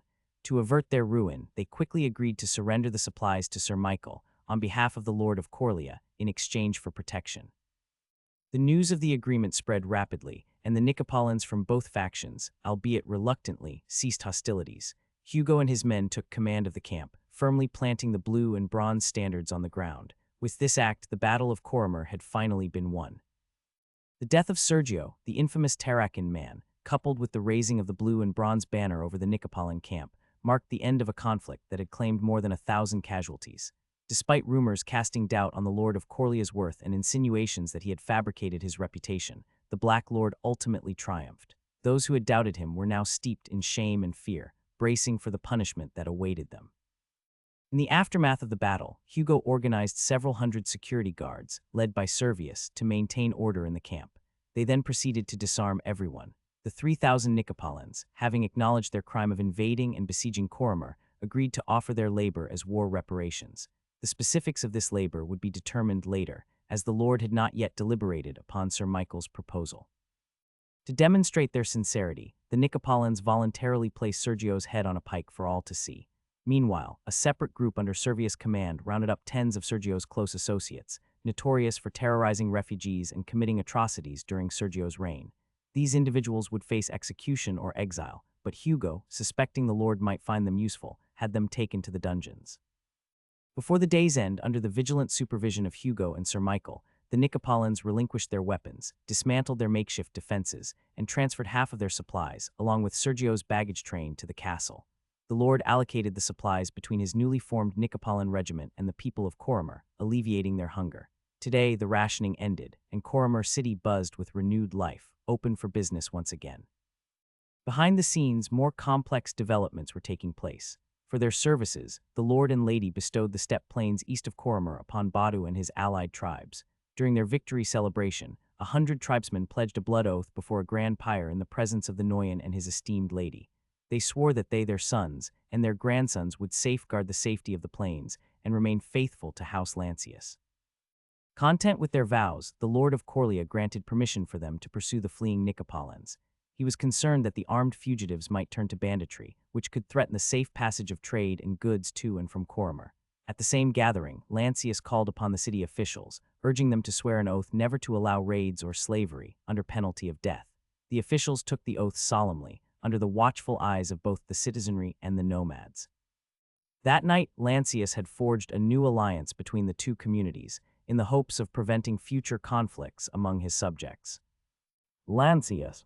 The next day atop the gatehouse, the Lord of Coria sat cross-legged on a fine carpet, sheltered from the sun by an overhead field tent. His eyes were focused on the point where the nomadic landscape gave way to the fertile lands surrounding the hill of Corrimer and its adjacent river. Lancius was enjoying this private moment with his wife. There were no guests, only Carla, Sigmund, and the castle musicians, who played their strings and flutes, evoking a rhythmic sense of calmness. As was customary, the ensemble included no drums, but rather the soft jingle of the smallest tambourine. Large percussion instruments were uncommon in the era, yet the mood remained decidedly upbeat. To freely pick a place to take my lunch, and to have musicians follow and play as I dinethize is absurd. Lancius mulled over where life had taken him, sipping a mild brew of herbal leaves to soothe his persistent sore throat. The brew was bitter, yet the honey-glazed, golden-baked snacks, no larger than a coin, offered a sweet balance. It felt almost decadent in a region just recovering from famine, but his staff assured him that enjoying such delights was only fitting for a lord of his stature. Lancius looked at his wife. The baroness was gazing at the farmland below. The people of Corrimer had been working hard to rejuvenate the neglected fields. Some of the fields damaged by the battle might yet be salvaged with tender care. The good news was that, despite all the wars, it appeared they were in for a good harvest this year. The mood in the city was uplifting. The siege had been lifted, and normalcy returned. The Coria market buzzed with life as trade resumed. From the poorest to the richest, everyone was busy preparing for the upcoming harvest. Servants gracefully arrived with silver plates set on silver trays. Carla and another member of the staff checked the food for trouble and poison before it was served. All the while, the musicians maintained their harmonious melodies. Lancius surveyed the feast before him. Spice-skewered lamb, freshly baked flatbread, a medley of olives and seasonal vegetables, rich cheese and fish grilled to perfection. The staff had outdone themselves, preparing a meal so lavish and complete it surpassed any they had enjoyed for days. A victory, a city that supports our rule, loyal staff working diligently, and a loving wife by my side. What more could I ask for? He concealed his smile, cautious not to disturb his wife, who was still enraptured by the sweeping view before them. Perhaps it's because Coria is hers. There's a deeper attachment, something she never had with Coria. Lancius couldn't help but be amused until he noticed the bruises marring her lower arm. Despite her assurances, Audrey had sustained more than mere bruises. There was swelling on one of her limbs from the battle as well. He had heard reports of the baroness fighting like a hungry lioness, leading her men like a pride of lions against the Nicopolitan elite rearguard. While worried, Lancius also felt an overriding sense of pride in her accomplishments. Audrey was no longer just an adept rider, but had proven herself a capable field commander in her own right. He found the combination of baroness and field commander to be fearsome, exactly what he had wanted, a growing power at his side. Pleased, Lancius breathed in the scent of autumn. A chill in the air signaled the coming of the harvest, and the landscape was teeming with life. Birds chirped, foxes were sighted, and even moles were spotted. More than winning, what Lancius truly cherished was the return of peace to the land. With Coria secured, its resources, talent, and manpower under his command, and the Grand Alliance at his back, suddenly many doors of opportunity swung open before him. Now, he could explore realms and enact policies previously beyond his wildest dreams. Even solving how to feed the 4,000 Nicopolitans seemed possible if he played his cards correctly. As if echoing his thoughts, Sigmund and the musicians reached a crescendo in their performance, the harp strings resonating with vibrant anticipation, the flute sounding a jubilant herald. It was as if they were celebrating Lancius' ascent to the grand stage. Accolade. The music, the field tent, and the high position of the gatehouse shielded Lancius from witnessing the grim aftermath of yesterday's battle. He knew his staff tried hard to protect him from the unsightly procession of the Nicopolitans, who were collecting and transporting their dead to be buried in mass graves just outside the fertile grounds. However, being put on a pedestal did not mean he could stop reflecting on the situation. The flight of crows overhead on their way to the feast reminded Lancius that death was always near.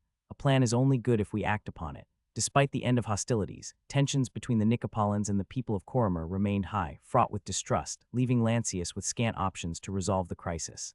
Similar to their limited food production capabilities, the city and its surrounding community could, at best, host 1,000 for wintering. That was his hope, at least. He would face significant trouble if social conflict arose, therefore. He planned to keep a close eye on reports of dissidents and crimes. Fortunately, the other groups, the nomadic tribes, were less demanding. Content with the grazing grounds east of Coria, they only wished to take the captured men and a portion of the loot as their prize. Lancius agreed, but on one condition: the captives would not be treated as slaves.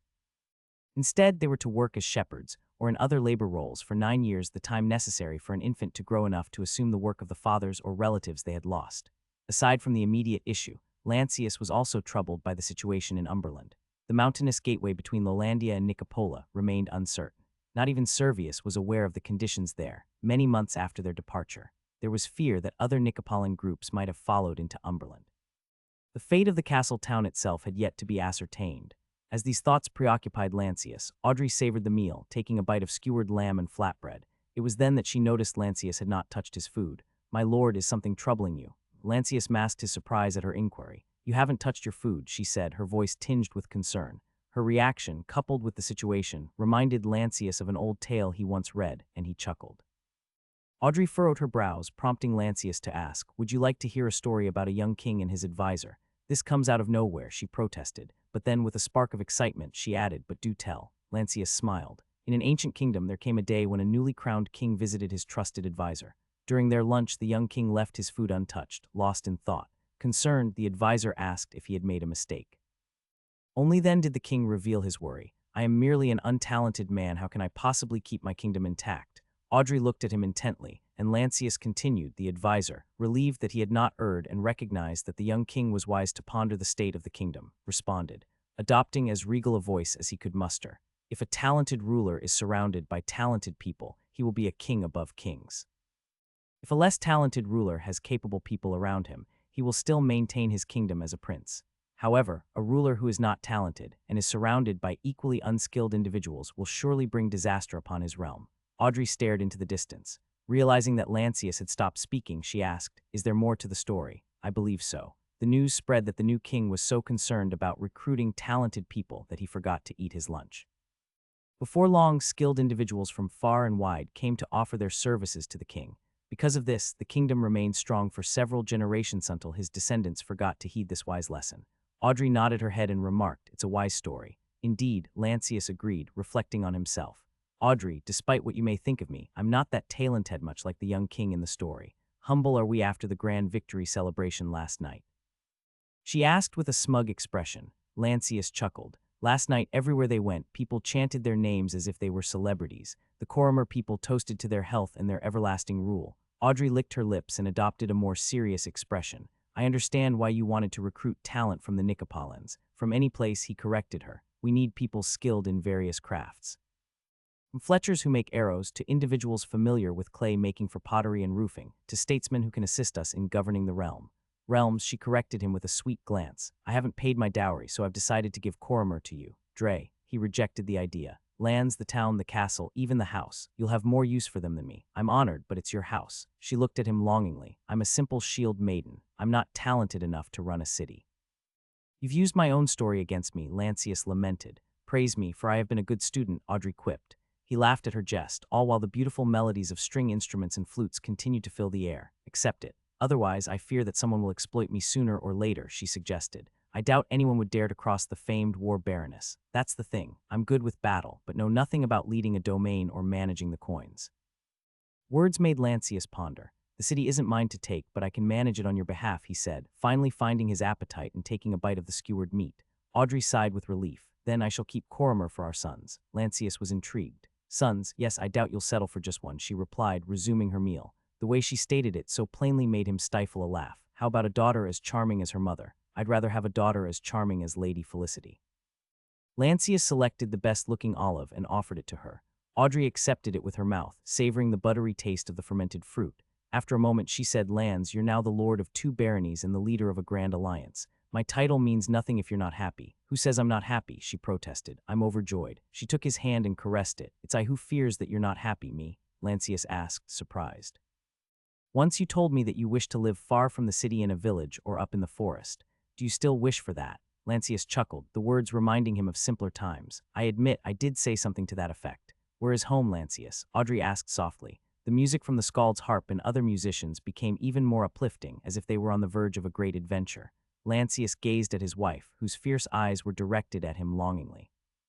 This is home, he assured her. Wherever you are, I'm home, Coria Castle. It was the second watch when Lancius heard knocking at the door. Audrey was the first to get up, blade in hand. My lord, my lady, I apologize, but Roger is in critical condition, explained Carla from the other side of the door.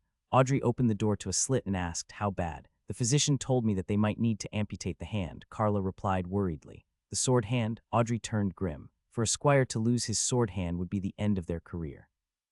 Lancius appeared behind Audrey and asked, I'm guessing the physician asked for our permission. Indeed, my lord. They're waiting at the castle's infirmary. Guide us there. No need to wake anyone else, Lancius instructed. Roger lay on the sickbed, sedated but mumbling and groaning in pain. His skin was pale, his fever unrelenting, and some spots on his right hand were turning black. Upon seeing Lancius, the physician blurted out, My lord, we mustn't tarry. The man's life is in peril. But it's the sword hand, Carla protested on behalf of her friend. Better the hand than his life, replied the tired physician. Give us some room, said Lancius, and they obliged. He inspected the hand himself and was taken aback by the severity of the infection. Gangrene has set in. The broken finger from the battle had led to a nasty infection. Have you got the poppy milk? Lancius asked. Before the physician could answer, Audrey interjected, Wait, leave us. Lancius looked at her, puzzled. Carla, the physician, and his aide left the chamber. What are you doing? Lancius asked in a hushed tone, watching as Audrey carefully inspected the hand. She then held her palm just above it, not touching but seemingly hovering with purpose. Recite the verse Hannah used to chant, she urged. Lancius realized her intent. I don't remember, and we don't have time. The flesh is rotting, he needs immediate treatment. I know this sickness. Trust me, we have time. Just recite something from your language. It's Roger's best shot. Lancius racked his brain and recalled the only prayer he could remember. Our Father, who art in heaven, hallowed be thy name. Audrey blinked in surprise as Lancius uttered the unfamiliar language. She tried her hardest to recite the tongue-twisting words. However, despite her best efforts, even after half an hour, there were no changes to the hand. She exhaled deeply, and Lancius comforted her. You've done your best. No remorse, she said before calling back the physician, who returned with the town's best barber. The barber brought his sharpest tool and performed the amputation cleanly and with ease. They were fortunate that only the little and the ring fingers needed to be removed. Hearing this, everyone breathed a sigh of relief. With 2 fingers and a thumb remaining, Roger might still be able to wield a sword, though his grip wouldn't be as strong. There are ways of using a strap connected to the wrist to improve grip strength, Lancius reassured Carla and Audrey. keen to avoid causing a commotion as more castle staff curiously peeked in, eager to be near their lord and lady. Lancius and Audrey decided to retire to their bedchamber. I feel foolish, Audrey admitted. For a baroness to care deeply for her squire is praiseworthy, Lancius replied. She sighed. I'm just a fake one. Hush, Lancius said, drawing her close. I won't allow anyone to belittle my wife. She looked up at him. Not even myself, especially not yourself. Audrey managed a small pout. I'll heed my lord's words then. He continued to embrace her. He'll be all right. He's receiving the best care available in Coria. Just like the last time with the spear wound, he'll return stronger. I'll train him harder. He's been too careless and reckless, she resolved. Satisfied with her response, Lancius gently suggested they rest, mindful of the long night and the important day awaiting their two houses tomorrow. Coria. On the third day following their victory, the Lord and Lady of Coria held a knighting ceremony. For many in their retinue, this honor had been a long time coming. Hugo, attired in fine white linen and a red robe symbolizing purity and readiness to shed blood for their realm, knelt in the great hall before Lord Lancius. The assembled staff watched solemnly. Initially, Lord Lancius had suggested that Lady Audrey, the one who held the baroness, patent to knight Hugo, since he had not yet received his. However, Hugo had personally requested Lord Lancius, declaring, "Pat be damned. I want the man who led us to victory to knight me." This sentiment resonated with the staff, bringing an additional challenge to Lancius, who scrambled to memorize the lines since this morning. Despite being officially registered as a knight of the Mercantile Empire, Lancius had never been formally knighted. While not required to memorize the lines, he feared botching this important event. Carla was now reading the list of Hugo's achievements, detailing the battles he had fought under the blue and bronze banners. Once the embellished records were complete, Hugo solemnly made his vow of honor, loyalty, and bravery. Afterward, Lancius took the sword offered to him on a silver tray. The ceremonial sword was heavier than the usual arming sword, intricately etched and decorated. He gently tapped the flat side of the sword on Hugo's right shoulder, then on the left. Rise, Sir Hugo, may you serve the house with loyalty and honor. Following Hugo, Daniela was also knighted. Unlike Hugo, she had personally requested Lady Audrey to confer the title. The event also celebrated Sigmund and Dietrich, who received their formal titles as captains. Roger, still recovering in the infirmary, and Carla were formally titled as squires to the Lord and Lady. In addition, rewards and prizes were given to Sir Harold, Sir Michael, and Servius for their large contributions in battle. This week would mark Sir Michael's last in Coria. With the campaign concluded and their pockets filled with coins, his riders longed to return to White Lake. For them, the last few weeks had been a grand adventure. They had started as a relief force for Coria, but ended up taking Coria and fighting against thousands of Nicopolins. Their victory would bring back honor and prestige to White Lake and Lord Robert. The knighting ceremony also established a clear distinction between House Lancius and House Audrey. In House Lancius, Sir Justin and Sir Hugo served as marshal and deputy, respectively. In contrast, similar positions were intentionally left vacant in House Audrey. Instead, for overseeing security in the troops, House Audrey relied on the role of captain of the guard, held by Dame Daniela, assisted by Captain Dietrich as the master of the horse, responsible for the cavalry.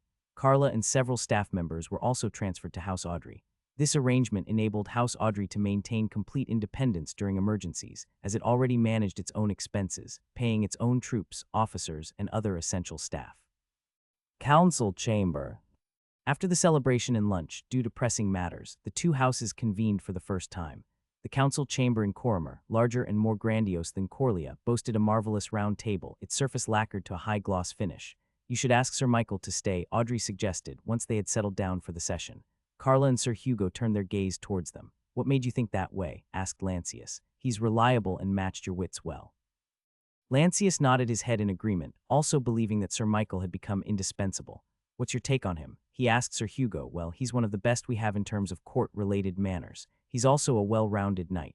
I count myself as his friend, Sir Hugo stated. You said it yourself, you lack talent. There's no need to wait for Nicopolin talents to prove themselves, Audrey urged. But he's Lord Robert's vassal, Lancius pointed out. Suddenly, a distinct sound from outside interrupted their discussion, drawing everyone's attention. Weapons clashing, the deputy observed, quickly rising and heading for the door, with Carla following close behind. Outside, Sigmund was sprinting alongside the guardsmen. We have sightings of intruders. Intruder. Coria. People were still celebrating the accolade ceremony when several armed men barged into the castle, quickly breaching security and clashing with the guards. The skirmish reached the courtyard. The lord and lady watched the scene unfold from above. They were barred from descending, as Carla had blocked the stairs, following Sir Hugo's orders. 20 men, they said. I only see 4, Audrey observed, loading a crossbow. We're not sure, my lady, but the intruder reportedly has defeated at least a dozen guardsmen, Carla replied. Now the fighting was intense near a small iron fence that separated the garden from the rest of the castle complex. The lead attacker skillfully used his broadsword to loosen the metal hinges, almost like using a crowbar. Noticing what the attacker was trying to do, the guardsmen quickly rallied. They pushed against the heavy iron fence, attempting to trap him. However, the attacker, displaying remarkable strength, managed to hold back the fence with just his left hand. In an extraordinary feat, the attacker forcefully pushed the iron gate, causing it and the guards leaning against it to topple over. Watching from above, Lancius was astonished by the display of superhuman strength. Carla behind them gulped while Audrey remained sharp, possibly feeling challenged by the extraordinary display before her. By chance, the attacker looked up and noticed Lancius and Audrey at the window. "Fuck, you two are really wed," the man roared with laughter, effortlessly deflecting an incoming attack. Lancius' eyes widened in recognition. Audrey sighed and put away her crossbow. "Get them to stop, he's one of us," she instructed a confused Carla. "But my lady," Carla began, only to be cut off by Lord Lancius shouting, "Ansai, you bastard, what are you doing here?" Ansai's laughter echoed through the air as he tackled the nearest guard. The other guards, unnerved by his overwhelming strength, opted to maintain a safe distance. "My lord Sterling, your squire is here," another voice called from below. "Sterling?" Lancius' tone was full of doubt. "Why is he here too?" he asked, turning to Carla and Audrey, who appeared equally bewildered. "Why are you hiding your face?" Audrey asked. "I beg your pardon, my lady, the helmet's jammed." Sterling replied while trying hard to remove the headpiece. "Just stay there, we're coming down," Lancius shouted at them. Led by Audrey, they descended the stairs. Meanwhile, the guards, upon recognizing the names, widened the distance between themselves and the intruder. While they might not have remembered Ansai, Sterling was certainly a familiar figure to the Corleans. As the lord and lady appeared, Ansai removed his helmet with a flourish. "Archibald, at your service." Audrey called out, "It's really you, Ansai," as she stood beside Lancius and Carla, with the rest of the castle guards surrounding them. Ansai smiled. "Are you a consort or a lady now?" "The innkeeper in Coria gave me quite the tale," he chuckled. "From Coria," Lancius was piqued. "And put down your sword, you're scaring everyone." "Apology, my lord. Just some morning practice," Ansai replied, tossing his sword and helmet aside. 2 young men behind him caught them. "They're my squire and servant," Ansai boasted. "And guess who I found in Cascason?" The man with the stuck helmet stepped forward. "The visor's jammed, but my lord, I assure you I have no part in this." Ansai couldn't help but laugh. Lancius sighed, well aware that this was typical of Ansai's antics. "Sterling, good to see you walking again." "Gratitude for your lordship's mercy in sending me to a healer," Sterling said. Suddenly, thundering footsteps echoed from the entrance. "There they are." Sir Hugo shouted as he arrived with Dietrich and the rest of the men at arms stationed in the city. "Slowpoke," Ansai called out, catching Hugo by surprise. "Bastard, it's you," Hugo exclaimed, immediately recognizing Ansai. "I heard about your knighting, so I came to see for myself," Ansai declared as he charged toward Hugo. The two clashed in a wrestling bout, but Ansai effortlessly tossed Hugo into the garden, stunning the onlookers. Dietrich rushed to aid a visibly shaken Hugo. "Something's off with him," Lancius remarked to Audrey. "His strength is almost like that of a mage knight," she agreed. "Traveling with him, I still can't figure out if he's a man or some fell beast in disguise," Sterling added, his voice muffled by the jammed helmet. "Not even a fell beast is that strong," Audrey remarked. Lancius shook his head. "Just what happened in the capital?" he wondered aloud. "Oi, Ansai, let's talk over snacks and drinks." And then to Carla, "Could you arrange that?" "At once, my lord," Carla responded, though her expression showed disapproval. "It's okay. He might look tough, but even he is wary of Hannah," Lancius reassured. "Hannah, that cursed mage is here." Ansai suddenly crouched, scanning the area cautiously. Audrey chuckled at Ansai's reaction. Feeling the need to move the discussion, Lancius urged, "Come, let's talk inside. Otherwise, we'll draw more attention." Council chamber. Lord and lady dismissed the destruction caused by Ansai as a security test. The guardsmen who had been bested voiced little complaint, especially after receiving compensation for their injuries. Many who knew Ansai were thrilled by his return. With the matter settled, the lord and lady proceeded to the council chamber. Lancius was still dressed in his celebration attire from the accolade ceremony, while Audrey wore her black gambeson over her robe, her sword resting neatly on the wooden bench beside her. Ansai, comfortably still in his armor, joined them at the round table. Hugo, having fortunately landed on soft ground, suffered no injuries except to his pride. Now the recently knighted man sat beside Ansai, with Carla standing behind him. Sterling had been sent to the blacksmith, accompanied by Dietrich, to have his jammed helmet removed, a casualty of his scuffle with one of the guardsmen. "So, how's the capital?" Lancius initiated the conversation. "It's glorious. I had sword bouts almost every day. Lots of tournaments, both formal and informal," Ansai chuckled. He then glanced around, seeming to recall something. "You okay, Sir Slowpoke?" Never felt better, Hugo replied with a load of sarcasm. Ansai chuckled again. I said I'm sorry, I thought you'd be heavier. Your strength is uncanny. Did you eat a fell beast's heart or something? Hugo complained. Ah, never tried that. Though I almost fought one, Ansai replied, casually munching on a fruit. How did you manage to send me flying? Ansai chuckled. I didn't go to the capital just to run errands. I'm also on a quest to strengthen myself. And as you know, there are ways to gain strength, either naturally or unnaturally. Ansai's cryptic answer was met with a grumble from Hugo. So how's Lord Art's mission? Asked Lancius, trying to put the conversation on track. Through Ansai's occasionally incoherent ramblings, Lancius understood that the mission to the capital had been successful. Lord Art's bid to reclaim Arvina was sanctioned, and Bangreave's bid for Lancius Baron title had also been approved. He then silently expressed his gratitude to the men and women who had made this possible. The diplomatic gymnastics must be crazy. Lancius couldn't fathom the favors owed and the bribes necessary to achieve all this. However, not everything was cause for celebration. On our journey, we found the towns and villages in Alandia lifeless. Bandits are on the prowl, and the local lords seem to be losing their grip, Ansai reported. Lancius listened intently. Even armed convoys are being ambushed. Bah, I couldn't find a moment's peace there, Ansai added somberly. The villagers I had saved on my first trip had turned into brigands by the time I returned from the capital. They blamed the bad harvest, but that didn't explain why they killed a nobleman's wife, so I had no choice. Lancius poured ale into his cup. Drink up, he offered gently. Ansai gulped it down. So the situation in Alandia was already bad before the Nicopolins even showed up. Sadly, there was little they could do to help. Despite Lancius' newfound prestige and power, he was just a minor player in a backwater province. So you got knighted? Audrey interjected with a lighter question, casually munching on a morsel of bread, ham, and lettuce. Ansai showed a smug expression before answering. I won the jousting tournament, and Lord Art knighted me afterward. Ha, good for you. Audrey smiled, genuinely happy for a fellow Arvenian's success despite her centurion origins. Hugo raised his cup to honor Ansai, who nodded respectfully. So has Lord Art returned to Midlandia? Lancius inquired. Yes, he's sorting things out in Midlandia. Oh, and their marriage got approved, so I'll be heading back to Coria to fetch Lady Felicity. Just you and the squires? Asked Lancius. Now, in about 2 weeks, officials from the capital will arrive in Coria. The entourage and escort for Lady Felicity will be part of the officials' convoy, Ansai elaborated. Lancius leaned back in his sturdy wooden chair. So my baronial pact is finally coming. A word of caution, though, Ansai added. Lord Art mentioned that, given the circumstances in the Imperium and your recent victories, they might want you to intervene in the Alandia-Nicopola conflict.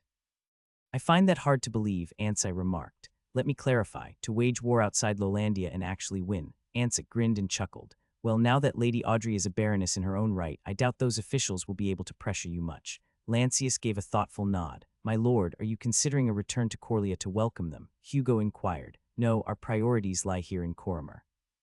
We need to figure out how to sustain 4,000 people through the winter, Lancius said, more to himself than to his staff.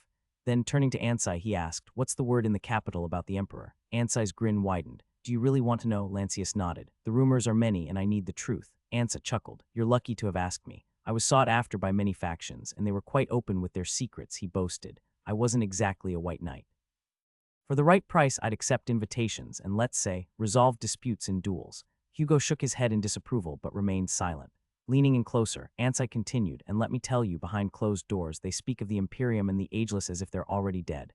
Lancius silently drank his ale, offering no response. From what I've gathered, it's likely that the Ageless one is dead. Yet, the ministers and the imperial bureaucracy continue to maintain a facade. Meanwhile, the nobles, like vultures, are busy carving up the Imperium, making alliances, countering, and impeding their rivals. It's as if they expect the Imperium to fall any time soon. How utterly foolish of them, Lancius finally commented. The end of the Imperium isn't going to be pretty or clean. We'll have a succession crisis followed by strife before the strongest can claim as the successor. Lancius' dire outlook prompted Audrey and Hugo to take a sip of their drinks. After a brief pause, Hugo ventured, what do you think of Lord Art's chances of reclaiming Arvina? Ansai looked squarely at Hugo. Even with Midlandia's backing, Lord Art admitted it's a long shot, but it's a blood feud and you know how these things go. Lancius exhaled deeply. Sometimes I wonder when things will start to improve for us. Will it take 10 years, or perhaps 20? 20. I'll probably be dead by then, Ansai lamented half-jokingly. Audrey chuckled at his remark. Unexpectedly, Hugo retorted, please, die alone. I still plan to raise my kids and keep them away from unscrupulous men like you. Hugo's coarse joke managed to draw laughter from the rest of the council members. The laughter was a welcome reprieve, as their nerves had been strained by the dark tidings from the capital. From Ansai, Lancius learned about the situation outside of Lolandia. Unfortunately, Ansai had no information about his family from Belandia, mentioning he hadn't met Lord Bengrieve despite traveling to Kaskassan. When asked how he met Sterling, Ansai explained that their meeting was coincidental, as few were traveling to Lolandia, making it likely for people like them to encounter each other. Despite Hugo's insistence on putting Ansai in the dungeon, Lancius gave them accommodation in a guest house, entrusting Sir Harold and his men with security. Dame Daniela returned to the castle as soon as she heard about the security breach. However, Lady Audrey instructed her to return to her task. Lord Lancius wanted her to ensure that the newly formed Nicopolitan army had a functional administration and was well motivated to march. Priority was given to repairing the carts, as the Lord wanted them in good shape for transportation. Given the limited number of draft horses, only well-functioning carts that wouldn't overburden the animals were allowed. As for the Nicopolitan men, a fitness selection reduced their size from 3,000 to 2,000. Those who didn't make the cut, along with the civilians who couldn't be integrated into Coria, were designated as camp followers. Servius' contingent of 500 remained an independent regiment, acting as military police in case the much larger army became involved in a mutiny. Thus, there are currently two distinct Nicopolitan groups, Servius, Nicopolitan Regiment, and the larger Nicopolitan Army. The castle's study chamber was occupied only by the Lord and Lady. Nicopola, Elandia, Tiberia, Lancius mumbled, standing and observing the map on the table, still thinking about them. Audrey asked from a chair overlooking the window. "I don't want to, but I can't help it," he lamented. With the agility of a big cat, Audrey moved up behind him and gently encircled her arms around his waist, leaning in to whisper in his ear, "You better focus on things we can handle, but they're all interconnected. Without Elandia, that's a problem for the people in the capital. We're not the Lord and Lady of Elandia." Lancius caressed her hands and nodded. "Good point."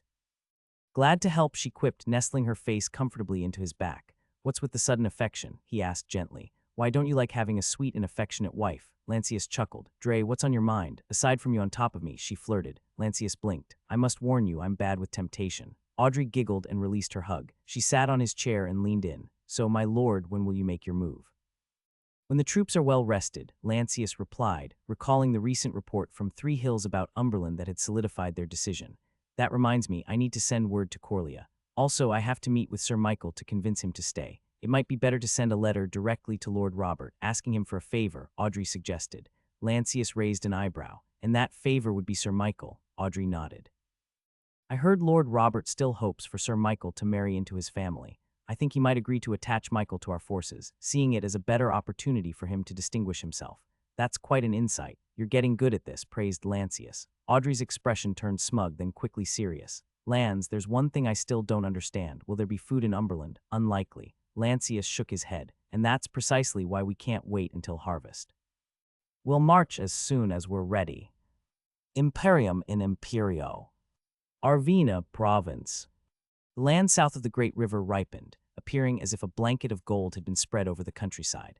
The fall of 4425 had arrived, and it should have been the merriest time of the year. However, for the Arvenians under Lord Gottfried's control, there was only preparation for war. Men from Belandia were among the thousands of Arvenians recruited for the upcoming campaign. They were encamped near the Arvina-Tiberia border, and tensions were running high. While the Arvenians were reluctant participants in this conflict, they felt pressured to demonstrate their loyalty. Worse yet, rumors circulated that the emperor was dying. These whispers were embellished with claims of Lord Gottfried attempting to rescue the dying emperor from the clutches of evil ministers. However, the Arvenians weren't buying it. Although they were shocked by the news that the ageless was dying, the memory of how Gottfried had killed the previous Lord of Arvina and his family remained fresh in their minds. There seemed to be no good reason for Lord Gottfried's actions, other than to seize Arvina for himself. Thus the Arvenians generally viewed their new overlord with distrust. Hans, a young lad in a gambeson, entered the tent in a hurry. "Mark, did you hear? Another marching order has been issued." "So soon?" Mark groaned. They had just made themselves comfortable. "It's possible that they're not going to wait for the harvest," Darren, the butcher's son, commented. Hans and Mark sighed as the three of them began to pack their belongings. Mark and Darren hailed from Belandia, while Hans was from a neighboring village. The three were levied troops, lightly armed with spears, helmets, and thick clothes serving as gambesons. A muscular man with a graying mustache peeked from outside and asked, "You lads heard of the marching order?" "Connor," Mark exclaimed excitedly. "Indeed, we just heard it. What's the news on your side?" "I'm on an errand," he explained, offering a lump of waxed parchment to Darren, his son. The trio was ecstatic. Darren quickly went outside to their fireplace to cook the red meat while they still had the chance. Hans followed and nudged Darren playfully. "It's a good thing your dad's a well-known butcher, eh?" Darren could only respond with a proud grin. Connor entered the tent before replying to Mark. Yeah, the news isn't good. They're moving us away from the villages and marches. I guess they're not going to use us to help with the harvest. You think they're going to send us into war? Mark asked. Connor's response was only to exhale sharply. He took his wineskin and offered wine. Don't mind if I do. Mark gratefully took a sip of the spiced wine. The paleness in his cheeks from sleeping rough turned into a healthy red. The two talked briefly about the situation and what news Connor had about Belandia. It's a good thing that your mother and sister aren't in the village anymore. Life is hard with all the food and grain quotas. Mark sighed, knowing that, as vegetable farmers, they had limited means to fulfill such quotas. Darren and Hans returned with sizzling meat on a skillet. Eat well, Connor said with a grin. The three used their knives and devoured the steak. Mark noticed Connor looking at Darren with worry. Don't you worry. When the time comes, we will protect Darren. I swear I've eaten this piece of good meat.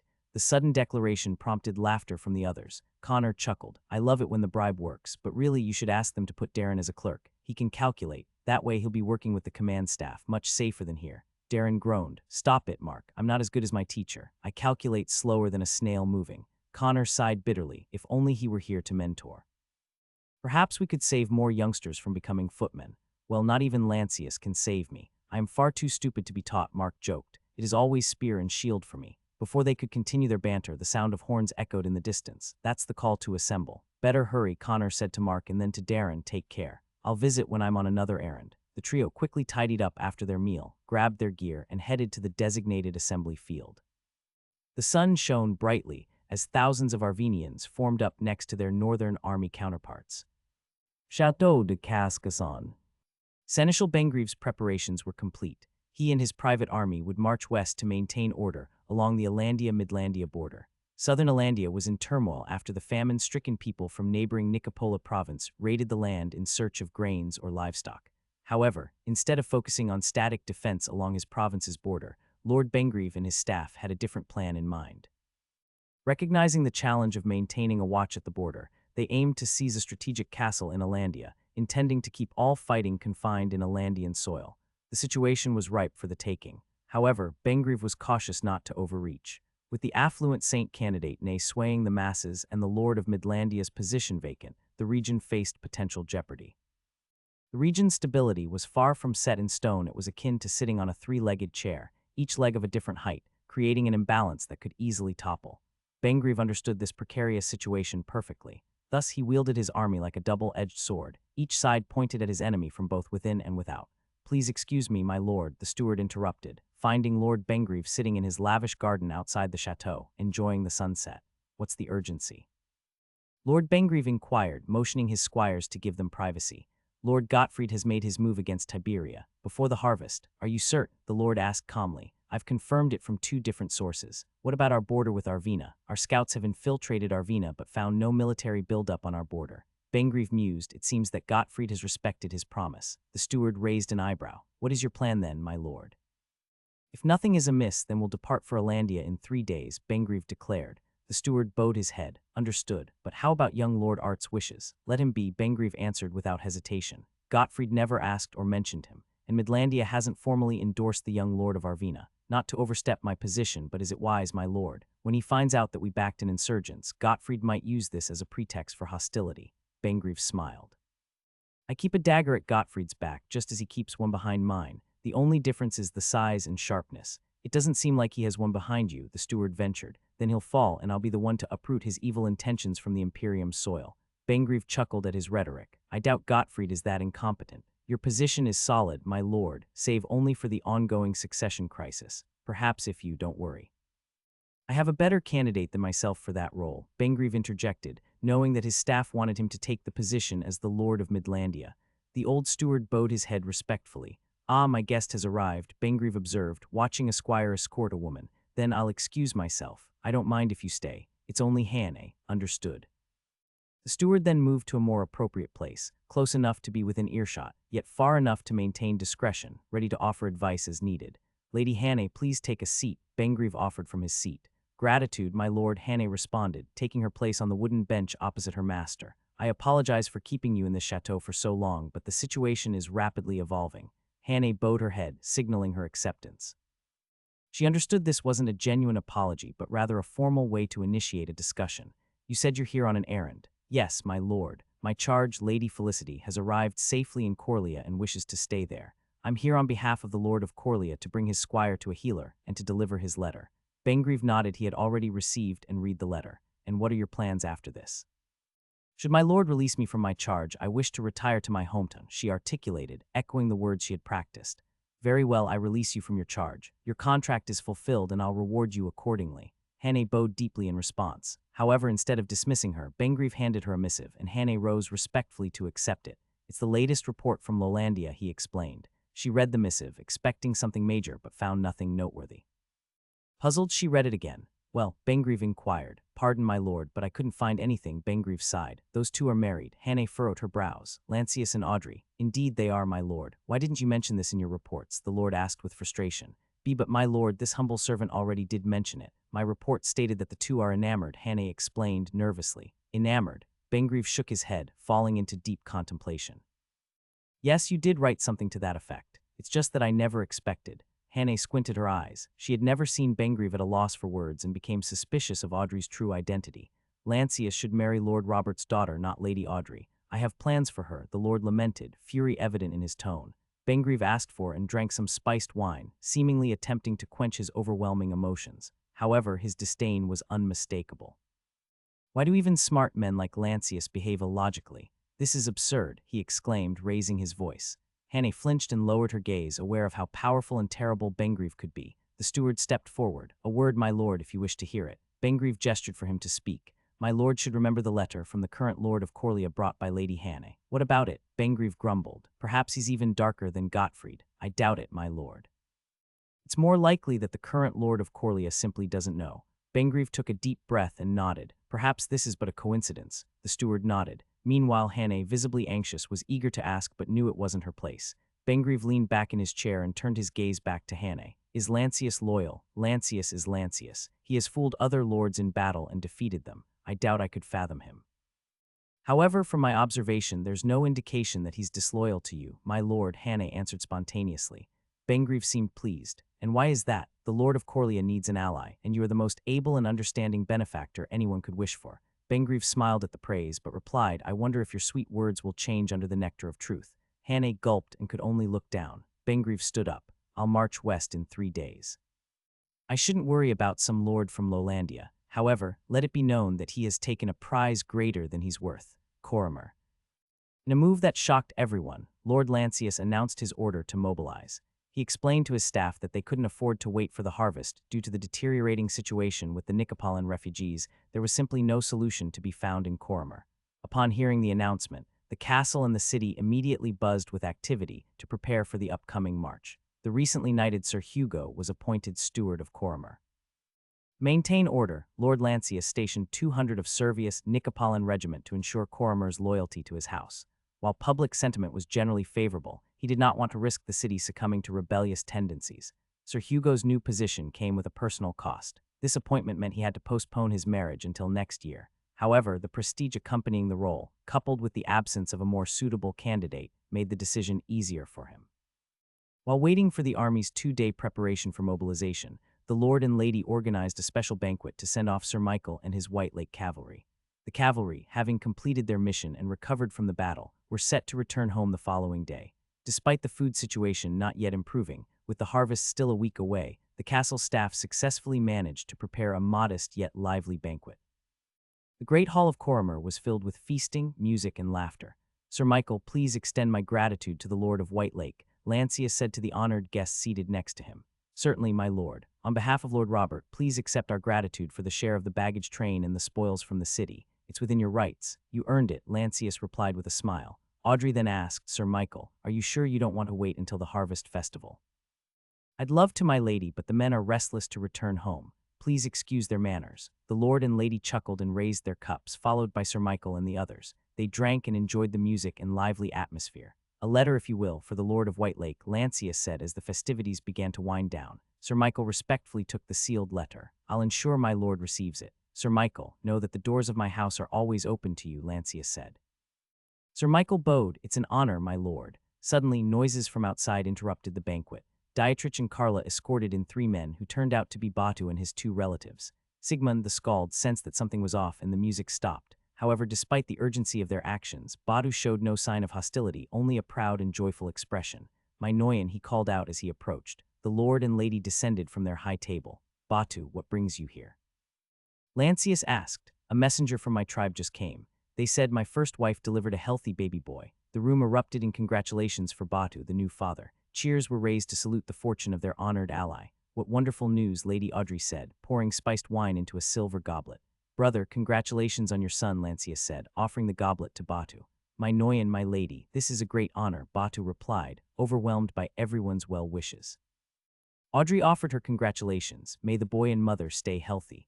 Caught up in the moment, Badu raised his goblet and took a hearty gulp. His action met with cheers from the crowd. "I hope for the Noyan's blessing," Badu declared, addressing the room. "I plan to name him Lancius." Upon hearing this, Lancius let out a chuckle and the crowd erupted in cheers, proud of the name Badu had chosen. "May he rule the plains as an honorable warrior," someone called out, eliciting nods and smiles from the others. "I feel unworthy," Lancius admitted, but the lady pulled his arm and whispered, "It's a good name. You should feel honored." "I do," Lancius reassured her with a smile. "Noyan, may the boy inherit some of your battle skills," Batu insisted. Lancius exhaled and the crowd fell silent. "May Lancius, son of Batu, only know peace and never need to use his skills in warfare." Hearing this, the crowd and Batu rejoiced. Sir Hugo, Sir Michael, Dietrich, Sigmund, and Carla all took turns to congratulate the new father. Sterling, who had resumed his position at Lord Lancius' side, returned from the castle's cellar with extra spiced wine and ale to refill everyone's cups and goblets. It was truly a day to celebrate. The lord and lady, along with their staff and allies, were savoring their brief respite, uncertain of when they would meet again. Soon, they would embark on their campaign to the west, not knowing what fate awaited them there. Champion of the Imperium. Coria. Who would have thought that the fearless intruder was the current knight champion of the Imperium, and that such a highly esteemed champion was on friendly terms with the lord and lady? People were abuzz with this newfound revelation, their respect for the lord and lady reaching an all-time high despite the order to mobilize. Wherever the Arvenian knight and his squires went, people flocked to catch a glimpse of the current knight champion. The title meant that Sir Archibald was the strongest knight in the Imperium, be it on mount or on foot. Had it not been for the tight schedule, Lancius would have thrown a party to celebrate his friend's victory. His friendship with Ansai harkened back to his previous world, where he had formed strong bonds with fearless, sometimes reckless, but unyielding players. He saw a similar spirit in Ansai and felt he could trust his back to someone like him. Since their arrival, his two squires had tirelessly spread the account of their master's victory in all the places they visited in the city. Ansai himself frequented the best taverns in the city, with a heavy escort from Sir Justin and his best men-at-arms, lending more credence to the squires' stories. While it was hard to fathom whether the squire's story was true or heavily embellished, the crowd enjoyed a good story and treated the champion like a celebrity. Moreover, the tens of guardsmen who had fought Sir Ansai were all too happy to embellish the story further, recounting Sir Ansai's superhuman strength and unrivaled martial prowess in their fights. The minstrels spun the story into an even greater one in their ballads. For all who were fortunate to be involved, the greater the story, the better the drink, the better the tips. Spontaneous parties were held wherever he visited, and there were countless invitations for supper, lunch, and dinner, even hastily made proposals to marry their daughters to him. Sir Ansai was pleased to be treated like a celebrity. He hadn't expected his new title as champion to be held in such high regard so far away from the capital. Little did he know that above all else, the Lowlandians respected strength. However, as abruptly as he had arrived, Sir Ansai decided to ride alongside the White Lake contingent as far as Coria. The next day at first light, Sir Michael and his White Lake cavalry assembled outside the city gates. The lord and lady were there to bid them farewell. Again, stealing the limelight was Sir Ansai and his two squires, with people from the city flocking to send him off. "You know, my only regret is probably not accompanying Lancius during his search for you. But at that time I had lost so many friends, and the thought of confirming another loss was just unbearable," Sir Ansai confided to Lady Audrey as they walked to his horse. "If that's an apology, then consider it accepted," Audrey replied casually. Although they weren't exactly friends, they had met on several occasions during their service to the previous Lord of Arvina and had briefly fought together, with her as Lancius cavalry commander and him as the deputy. "It's the least we can do for your assistance," Lancius replied, patting the knight's shoulder. "I didn't expect the knight champion of the Imperium would ride to Coria only to ask for permission to take Lady Felicity home. Also, our gratitude for bringing Sterling safely back to us." Ansai laughed. The warm welcome, the parties, and the heavy purse certainly made this extra trip worthwhile. "Coria is surely a fine city," Lancius responded with a smile. Please ensure Lady Felicity's safety for me and extend my best wishes to Lord Art. Consider it done. Sir Michael approached with his squires. My lord, my lady, they greeted. Sir Michael, please take care of Sir Archibald for me, Lancius requested. The two knights exchanged slight head bows. Ansai spoke first, I better say it now. No hard feelings. I believe we've met in battle before. It's common for knights to cross paths in battles. No hard feelings, Sir Archibald. In fact, I feel much safer knowing the knight champion of the Imperium is willing to ride with us. Ansai laughed at the compliment. Please call me Ansai. My squires and I will trouble you until we reach Coria. The honor is all mine. Lancius watched the two and commented, seeing former opponents trading friendly banter like this, perhaps the Grand Alliance isn't so far-fetched after all. The Grand Alliance is a brilliant idea, my lord. I shall use all my talents to make it happen, Sir Michael declared with Sir Ansai grinning beside him. Lady Audrey, pleased with the declaration, said, Safe travels, you two. Drink plenty, watch out for the sun, and take care of your horses. The knights and their squires bowed to the lady of the city. May fortune always follow you, my lady, my lord. I await good news from your western campaign, Sir Michael said, before motioning for his squire to bring his steed. When will you leave for your campaign? Sir Ansai asked Lady Audrey. Audrey looked at Lancius, who replied, If preparations are complete tomorrow after breakfast. Why ask? Interested in joining us, Audrey quipped. Ansai chuckled. Tempting, but I'm responsible for a noble wedding. The three chuckled. 3 years ago, they were merely unnamed commoners now. Their reputations had grown immensely. Lancius was known as the Black Lord, a reputation so frightening it could stop a crying toddler. Audrey had become the Baroness of Coria with rumors of her possessing the fell beast's eyes, and Ansai was celebrated as the current knight champion of the Imperium. Their rise to power was unprecedented, but fate was a fickle mistress and might easily take it all away. Tomorrow, Lancius and Audrey would embark on a dangerous campaign to the west, while Ansai was destined to fight an uphill battle in the upcoming Arvenian War. The Elven year 4425 was yet to end, but Lancius was facing his third armed conflict of the year. From summer through fall, his small troops had engaged in the battles of Coria and Coria, and now they were preparing for the campaign to the west. Spirited as they might be, the continuous wars were beginning to take their toll on everyone. Lancius himself quietly harbored doubts about his own health, yet he knew there was no choice but to personally lead this complex campaign. With Audrey on his side, he drew a deep breath, watching Ansai and the White Lake riders sally south into the Great Plains of Lowlandia. Nevertheless, those from Coria who joined the march were highly motivated. Just as he had done with the Corleans, the Lord selected only those who could ride horses and use crossbows. The chosen 200 were reformed into a new dragoon company. Excluding the nomadic tribes, the Lord and Lady had arrived in Coria with only a handful of heavy cavalry. Now, they commanded almost 3,000 men, along with another 1,000 camp followers. Before leaving, Lord Lancius summoned Sir Hugo to the castle's battlements. My lord, Sir Hugo greeted as he arrived. Sir Hugo, please join me for a walk. They strolled along the battlements, overlooking the golden swathes of ripened land soon to be harvested. It'll be a good harvest, the lord commented. I shall do my utmost to assist the populace with their harvest, Sir Hugo replied. That is wise, Lancius praised. We need all the grain we can get. Beware of pests and locusts. I shall keep a watchful eye. Their walk brought them to another side of the castle, overlooking the vast plains of Lowlandia stretching into the distance. The lord stopped and gazed at his knight. Sir Hugo, our past had its complications, but I believe we've moved beyond that. My lord, I am part of your house. Your victory and grandeur are all I wish for, the knight replied earnestly. Pleased, Lancius presented a letter to Sir Hugo. Tonight, read this and think it over. It outlines 2 paths for you to choose from. Remember, there's no right or wrong, both are equally wise. Sir Hugo accepted the letter. Gratitude for your trust, I will consider it carefully. After their discussion, they returned to the gatehouse and descended the spiral stone staircase. Below, the staff had awaited. My lord, please return safely. I shall await your instructions, Sir Hugo said. Gratitude for your concern. Please keep me informed of any developments, then until we meet again. Lord Lancius then joined the lady and their staff in a parade through the city, where the people of Coria gathered to wish them a swift victory and a safe journey home. The parade, though brief, was memorable, with the townsfolk offering drinks and wrapped gifts as snacks for the journey. Soon, they reached the city gate, where the army awaited their arrival. For this campaign, Lord Lancius commanded 20 knights led by Sir Harold, 30 light cavalry, led by Dame Daniela and Dietrich, 30 nomadic horse archers and scouts, led by one of Badu's sworn brother, 150 dragoons from Coria, equipped like men-at-arms, and with crossbows 200 dragoons from Coria, similarly equipped 300 Nicopolitan regiment on foot, led by Servius 2,000 Nicopolitan army, on foot 1,000 Nicopolitan camp followers. As instructed, the Nicopolitan army and camp followers utilized the carts confiscated from the war, loading them with as many tents, tools, and weapons as they could find.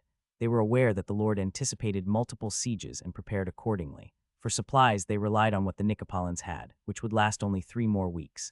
Even with additional provisions from the city's granary, they could sustain no longer than a month. The only saving grace was the freshly smoked fish. Coria boasted thriving freshwater fishing in their river, and the previous lord had popularized smoked fish as a delicacy. Thus the army's morale was quite high, as they could enjoy good meals during the early days of their march. The lord rode toward the center of the formation and gave a small speech. Fellow Arvenians, Corlians, people of Coria and Nicopolins, from now on you are members of House Lancius. Once again I promise to treat you as fairly as possible, given your seniority and past merits toward the house. Everyone felt pumped by the lord's address. The lord continued, since you are now members of my house, remember this well. No one is born or raised a hero, but everyone can walk the path of a hero. I'm sure you know the stories of the heroes of old. Yes, they're unrealistic. Yes, they're what the old women tell their children. However, the idea is pure and true. And victory tends to follow whoever is pure and true. Now, even the staff was piqued by the speech. Remember the way of the hero of old. Be cunning but honest toward the innocent. Be strong but compassionate toward the weak. Be powerful but respectful toward the law. Men, display this on your march and people will see you as heroes. Display this consistently and perhaps will redeem the blood we've spilled on this soil, so the ancients will grant us another victory and protect us from hunger. As it ended, the lord and lady, flanked by the knights and riders, led the march southwest. Thousands of people with hundreds of horse-drawn carts followed in high spirits. What did you speak with Sir Hugo about? Audrey asked as they rode slowly, careful not to burden the footmen. Well, if he's going to be our right hand along with Sir Justin, then he needs to navigate power and temptation, Lancius replied, ensuring they were not within earshot of anyone. Audrey squinted her eyes. Lance, that's too cryptic, Lancius chuckled. I told him if he could resist temptation, he should seek advice from Ammon and learn from him. Her eyes widened. Are you sure that's a good idea? Your cousin is a smart man. It'll be a waste not to have someone learn from him. But Hugo is rather ambitious, she revealed her worry. This is why I gave him 2 paths. One is the loyal path, where he does not need to meet with Ammon. This path is also no less wise or smart. I call this the see nothing bad, hear nothing bad path, Audrey pondered. So one path involves not meeting cousin at all, while the other requires learning from him but at the risk of compromising his loyalty. Why push him into such a situation? Lancius broke into a smile. I need to know his tendencies when in power. The wise warn that power tends to corrupt, and absolute power corrupts absolutely. The baroness of Coria nodded deeply before quipping. Am I in danger then? Lancius furrowed his brows. Why? Because you're the most powerful person I know right now, and you said you're bad with temptations. Audrey grinned as she said it. Lancius chuckled and retorted in a whisper, I'll have you tonight, but we'll be intense, she protested. No excuses. Audrey shook her head, feigning trouble, but nodded in agreement. This led to a light-hearted banter that eased their tension on the slow march southwest. Meanwhile, miles away from the main army, Dietrich was leading a forward scout team, establishing a surveillance net spanning almost half a day's journey. Behind him, Dame Daniela led a reactionary force. Acting as the senior commander in the Lord's army, Sir Harold kept watchful eyes on the surroundings. He was concerned about remnants of the Nicopolins who might attempt to raid their baggage train. Although it was a slim chance, given that many feared the famed Black Lord and cowered at the sight of the blue and bronze banner, Sir Harold took no risks. As a commander, his experience as a traveling knight proved to be invaluable. Well-versed in travel logistics, Sir Harold was adept at planning by utilizing available information and limited resources. Furthermore, during his brief tenure under Lord Lancius and Batu, Sir Harold had learned to be meticulous and paid great attention to detail. He learned to utilize the scouts to their fullest abilities and to prepare an adequate reactionary force as a countermeasure. Sir Harold was also constantly on the lookout for safer routes and better places to camp each day. His experience shaped him into the type of commander whom opponents would find hard to catch off guard. Together with Dame Daniela, Dietrich, and Sterling, they worked tirelessly to safeguard the main army from potential ambushes and unpleasant surprises. And soon, they would encounter their first surprise on the march. 3 Hills visits. 3 Hills. The Lord of 3 Hills, Jorge, had summoned a war council to discuss the situation in Umberland. They had sent multiple armed parties to assess the situation. Jorge and his staff had personally little interest in the mountainous region, but now their survival depended on it. If Umberland remained at the mercy of the Nicopolins, then thousands more armed refugees from Nicopola could arrive, with deadly consequences for 3 Hills City. Our scouting group found Nicopolins camped in Ardea village, the steward reported. That's close to our land. Do we know their number? The Lord asked. The scouts believed it's almost 1,000. Jorge drew a deep breath. Harvest is near, this could jeopardize everything, an old knight who was loyal to House Jorge lamented. Sir Arius stepped forward. I'll lead my contingent and the Crimson Knights to deter them from the village." The fame of the Crimson Knights might be enough to prevent the villagers from fleeing, but can we actually win the fight? The old knight pondered. Jorge gazed at Sir Morton, who replied, "If you wish, I could send a small contingent of Black Knights to accompany Sir Arius." He nodded and walked to the large glass window. After observing the bustling cities below, he turned to his staff, asking with a hint of worry, "Do these Nicopolins really eat human flesh?" The staff had no definitive answer. Sir Arius, feeling the need to change the subject, asked the steward, "What about the Lord of Coria and Corimar? Any new report?" The steward hesitated for a moment. "We've received another report following the initial one, though I have my doubts about its accuracy. I'm waiting for further verification." "What does the report say?" Jorge pressed. "It indicates that the Lord of Coria is advancing with a sizable army." This revelation caught everyone off guard. They had only recently heard of Lord Lancius' conquest of Corimar, a feat presumed to have involved a fierce battle against 8,000 Nicopolins, with Lancius commanding merely 1,000. His triumph in such a scenario seemed nothing short of miraculous. "Could you repeat that?" Jorge asked, needing reaffirmation.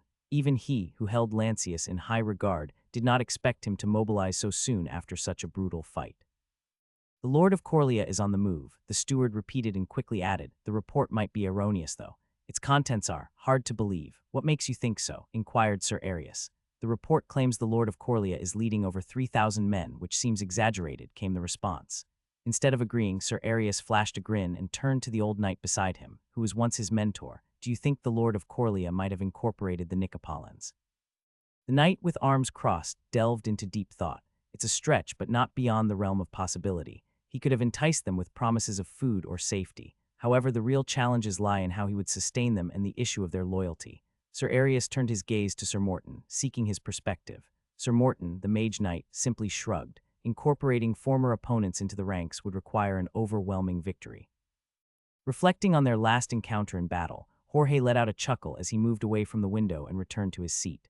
"That's precisely why he's the undisputed leader of this grand alliance," he mused thoughtfully. The steward implored, "My lord, please, let's wait for confirmation." Their discussion was abruptly cut short by the distinct sound of knocking. The door opened to reveal a weathered but unassuming figure, recognized as the head of their scouts. "My lord, we've encountered the advance party of the Lord of Coria. They assured us there's no cause for alarm. The Lord of Coria plans to pass near Three Hills City to purchase winter gear," he reported. He then added, "He'll be accompanied by a sizable army and intends to encamp within a day's travel from the city to avoid causing any commotion. Still, we'll keep a vigilant eye on their movements." Jorge barely concealed his amusement, shaking his head in disbelief. "He must be reading our minds," he commented, noting Lancius' apparent anticipation of their doubts. Sir Arius and Morton were equally impressed by Lord Lancius' move. The unassuming man discreetly took his leave, being unprivy to the ongoing discussion. Once he had departed, Jorge turned to his staff and inquired, "What should we do now? Clearly, we must adhere to the etiquette befitting nobility. Let's extend an invitation and host a grand banquet in his honor," Sir Arius proposed. "Any objections?" Jorge asked, turning his gaze towards the steward, the old knight, and Sir Morton. The three other staff members voiced no objections. "What about Ardea village?" the steward reminded the council. "I'll go, but Sir Morton should stay," Sir Arius said. "Although I admire the Lord of Coria, he's dangerous, and I want our mage knight close to my lord at all times." Sir Morton gave a nod of acknowledgement as Lord Jorge inhaled deeply. "What difference does it make? If the rumors hold any truth, that man took Corimar in merely a staring contest. And now, he's triumphed over 8,000 with a mere 1,000, also swelling his ranks to 3,000. What chance do we stand if he sets his sights on conquering us?" His staff did not share Lord Jorge's nihilistic view, yet they shared his nervousness about the prospect of facing the Lord of Coria again. Consensus was clear. He was far too formidable an adversary for direct combat. If one wished to challenge him, one would need to employ intrigue and uncover his weaknesses, and such strategies would undoubtedly require close proximity and time. If he could achieve so much with just a few hundred men, now commanding 3,000, just imagine what he can achieve, Sir Arius observed thoughtfully. In that case, it would be prudent to divert his focus to Umberland, the old knight wisely suggested. Meanwhile, the steward chose to withhold his opinion. Three Hills, Lord Jorge. 5 days had passed since they sent a messenger inviting Lord Lancius to the city. Sir Arius and his Crimson Knights had departed for Ardea village to counter the escalating Nicopolin activities. Today, the Lord of Three Hills attended the small council meeting. The steward had swayed him into believing that Lord Lancius' army would only spell trouble for his domain. Even if harvest is as good as last year, we can only expect a marginal surplus. "There won't be enough to feed thousands," the steward stated. Jorge leaned back in his chair. I know that our granary is almost empty because of the last war, but there must be something we could do. My lord, the city has only a little to spare, the steward replied. They knew that the lord wished to be supportive of Lord Lancius' cause. Yet a sense of distrust lingered among them towards their supposed alliance leader, particularly regarding his abilities beyond the battlefield. What about trade? The old knight tried to give counsel. With Sir Arius' absence, he was the only one who could, aside from the steward. Sir Morton, though in attendance, seldom participated. After the fallout from the siege of Coria, I doubt South Hill will be willing to assist us. Now it depends on their merchants and whether they had enough harvest. Jorge gazed thoughtfully at his steward. The news of a significant Nicopolitan presence within Lord Lancius' army had spread, sparking widespread fears that the approaching forces would either seek supplies or demand to purchase grain at low prices, both prospects equally worrisome. Furthermore, with the harvest yet to begin, they anticipated that Lord Lancius' army might camp near the city, exerting pressure to meet their demands. Like it or not, Jorge found these fears justified. Although he had grown to like and trust Lancius, his priorities lay with his domain. A famine could severely strain his rule, potentially even inciting dissent among his ranks. This concern was rooted in his past experiences after all. It was precisely such circumstances that led to his loss of Coria and South Hill. The haunting thought lingered in his mind that a similar fate might unravel his control over his last domain. That very same day, an envoy accompanied by a squire from the Lord of Coria arrived in Three Hills, bearing unexpected news. Lady Daniela, Lord Jorge exclaimed, his surprise evident as he caught sight of her standing beneath the grand chandelier in the guest hall.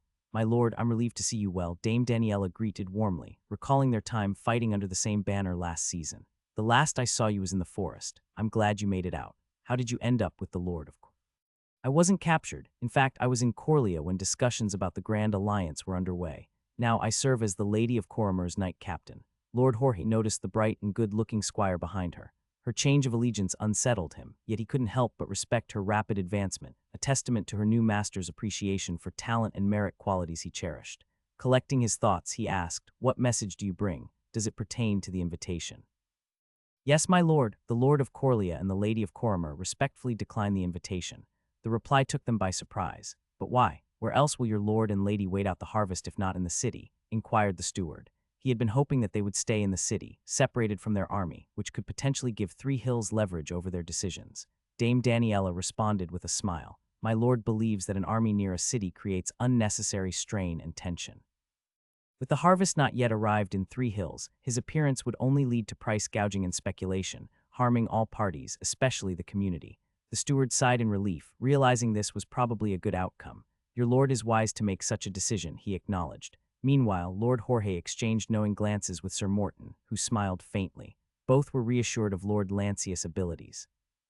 "Pardon me," the old knight interjected, "you haven't answered. Where will your lord and lady stay before the harvest?" "My lord, lady, and the army aren't stopping," Dame Daniela revealed, causing a stir. She added, "They're heading south as we speak. I'm here to gather winter gear, spiced wine, and crossbow bolts." "South, to South Hill," Lord Jorge interjected. "Yes, my lord. They have unfinished business with the Lord of South Hill." This left Lord Jorge and his staff dumbfounded.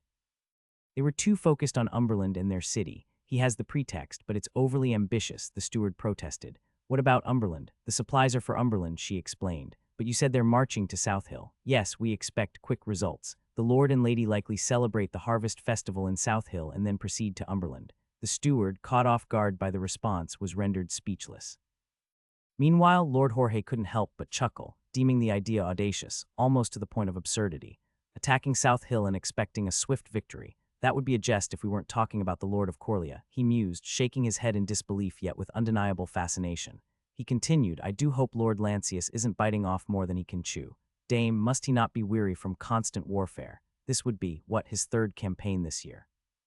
And now he's already plotting a fourth. It's difficult to say," she responded thoughtfully. The Lord of Coria's victories, though hard-fought, only resulted in a small number of casualties. The Lord of Three Hills nodded thoughtfully. "And what of his plan for South Hill?" "Regrettably, I am not privy to that information. The Lord of Coria is known for keeping his strategies close to the chest." "I see." Jorge nodded, acknowledging the careful nature of his ally.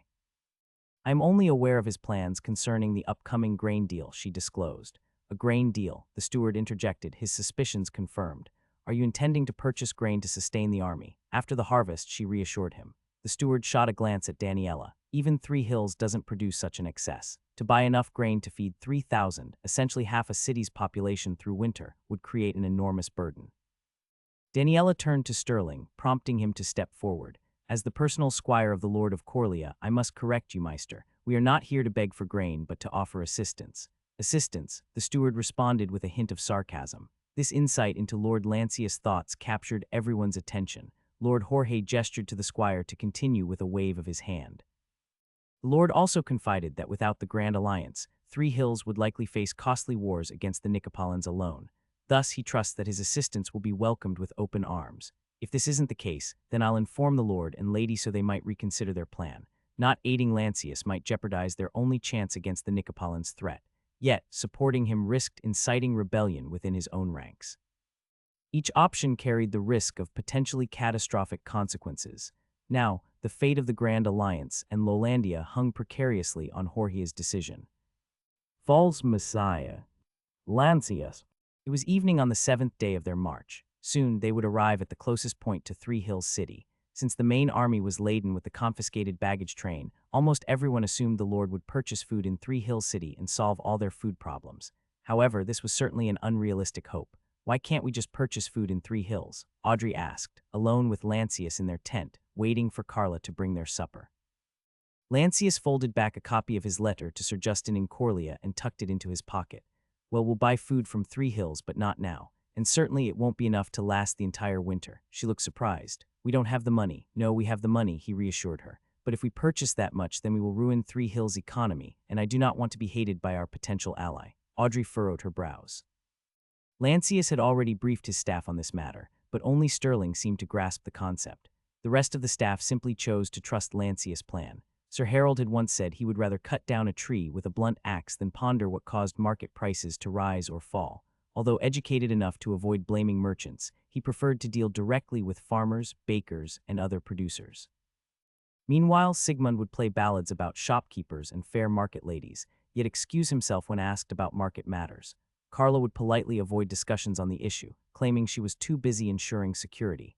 Aside from Sterling, perhaps only Dame Daniela could comprehend the issue, but she was busy managing the Nicopolin contingent and the camp followers. Thus, Lancius was glad that Audrey was genuinely trying to understand. She'll be a good baroness.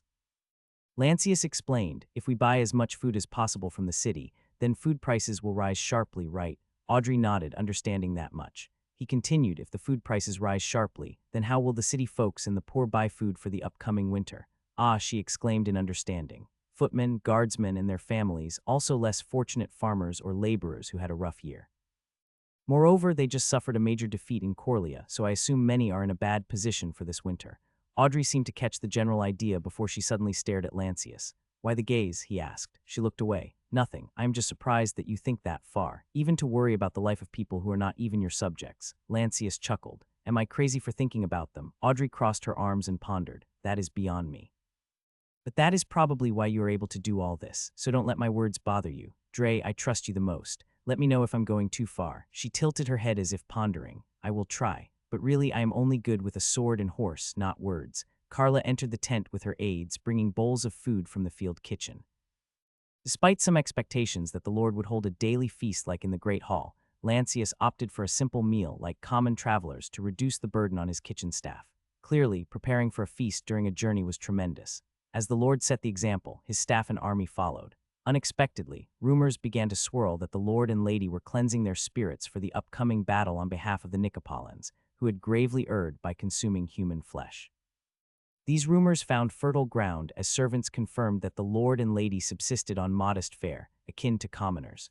Consequently, many began to see them in a different light.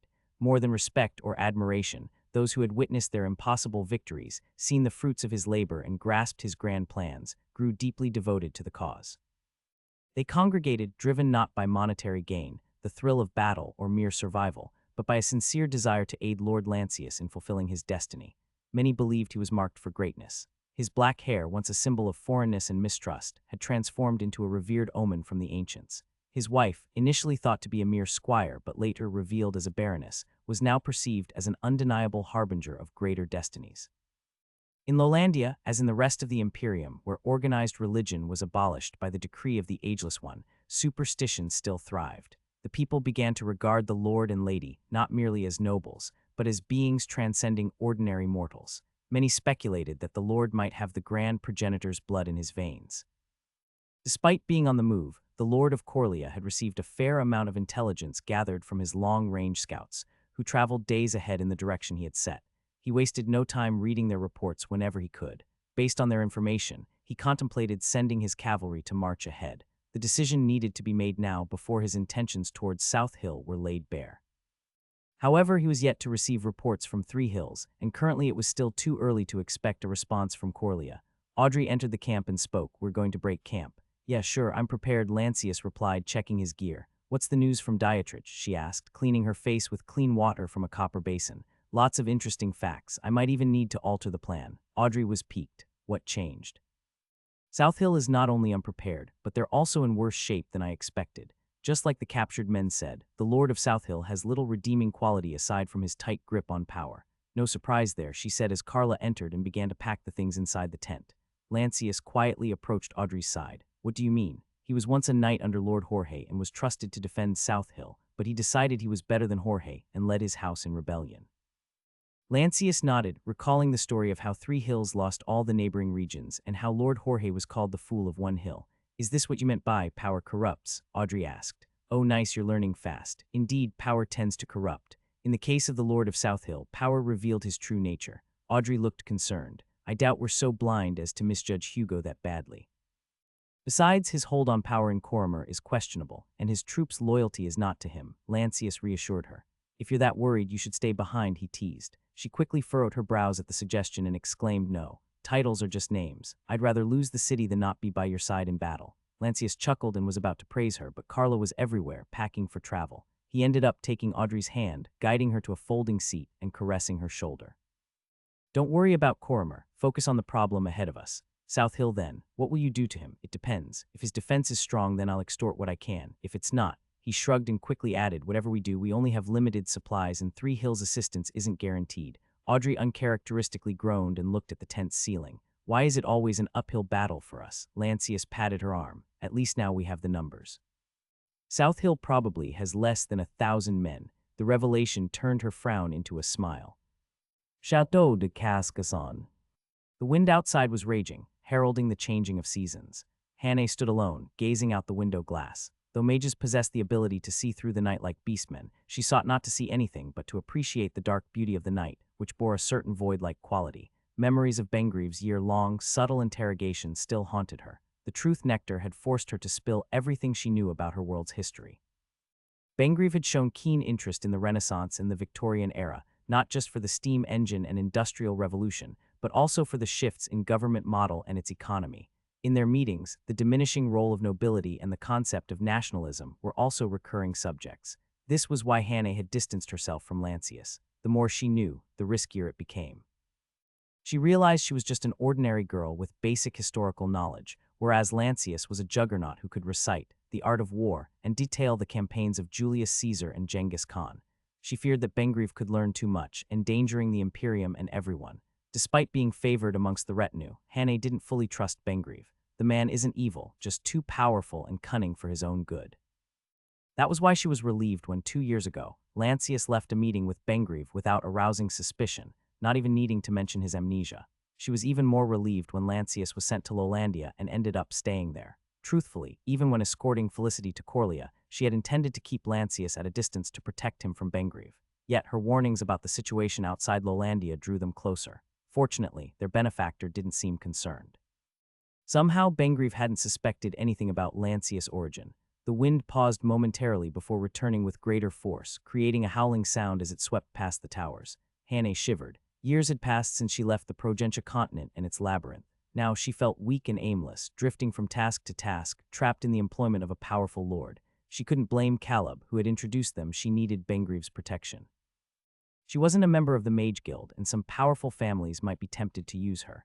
It was ironic that she felt safer in a continent filled with monsters than in one filled with humans. Should I sail east again and settle there? She asked her reflection in the glass window. Hannah had the means to live comfortably, but beyond the labyrinth, there was little else to do there. The region was dotted with small city-states along the coastlines, subsisting more on traditional fishing than trading. Without skills in apothecary, crafting, or baking, starting a business seemed out of reach. This had been her dilemma before meeting Tia, the little girl now sleeping peacefully in her bed. Tia was intelligent and could assist her significantly in various tasks. A thought struck Hannah to ask Tia to leave everything behind and sail east. In a few years, Tia would complete her education. Hannah resolved to propose the idea after her graduation. She would neither force nor manipulate Tia. If they were to leave for Progentia, it would be by the girl's own decision. In doing so, Hannah once again tied her fate to someone else's choice, just as she had done before. First to her savior and mentor, then to Felicity and Caleb, and now to a little girl. The evening before the Lord's departure, Bengrieve summoned Hannah to a private dinner with just them and a squire. They enjoyed a meal together, a change from their previous encounters, with Bengrieve treating her more amicably.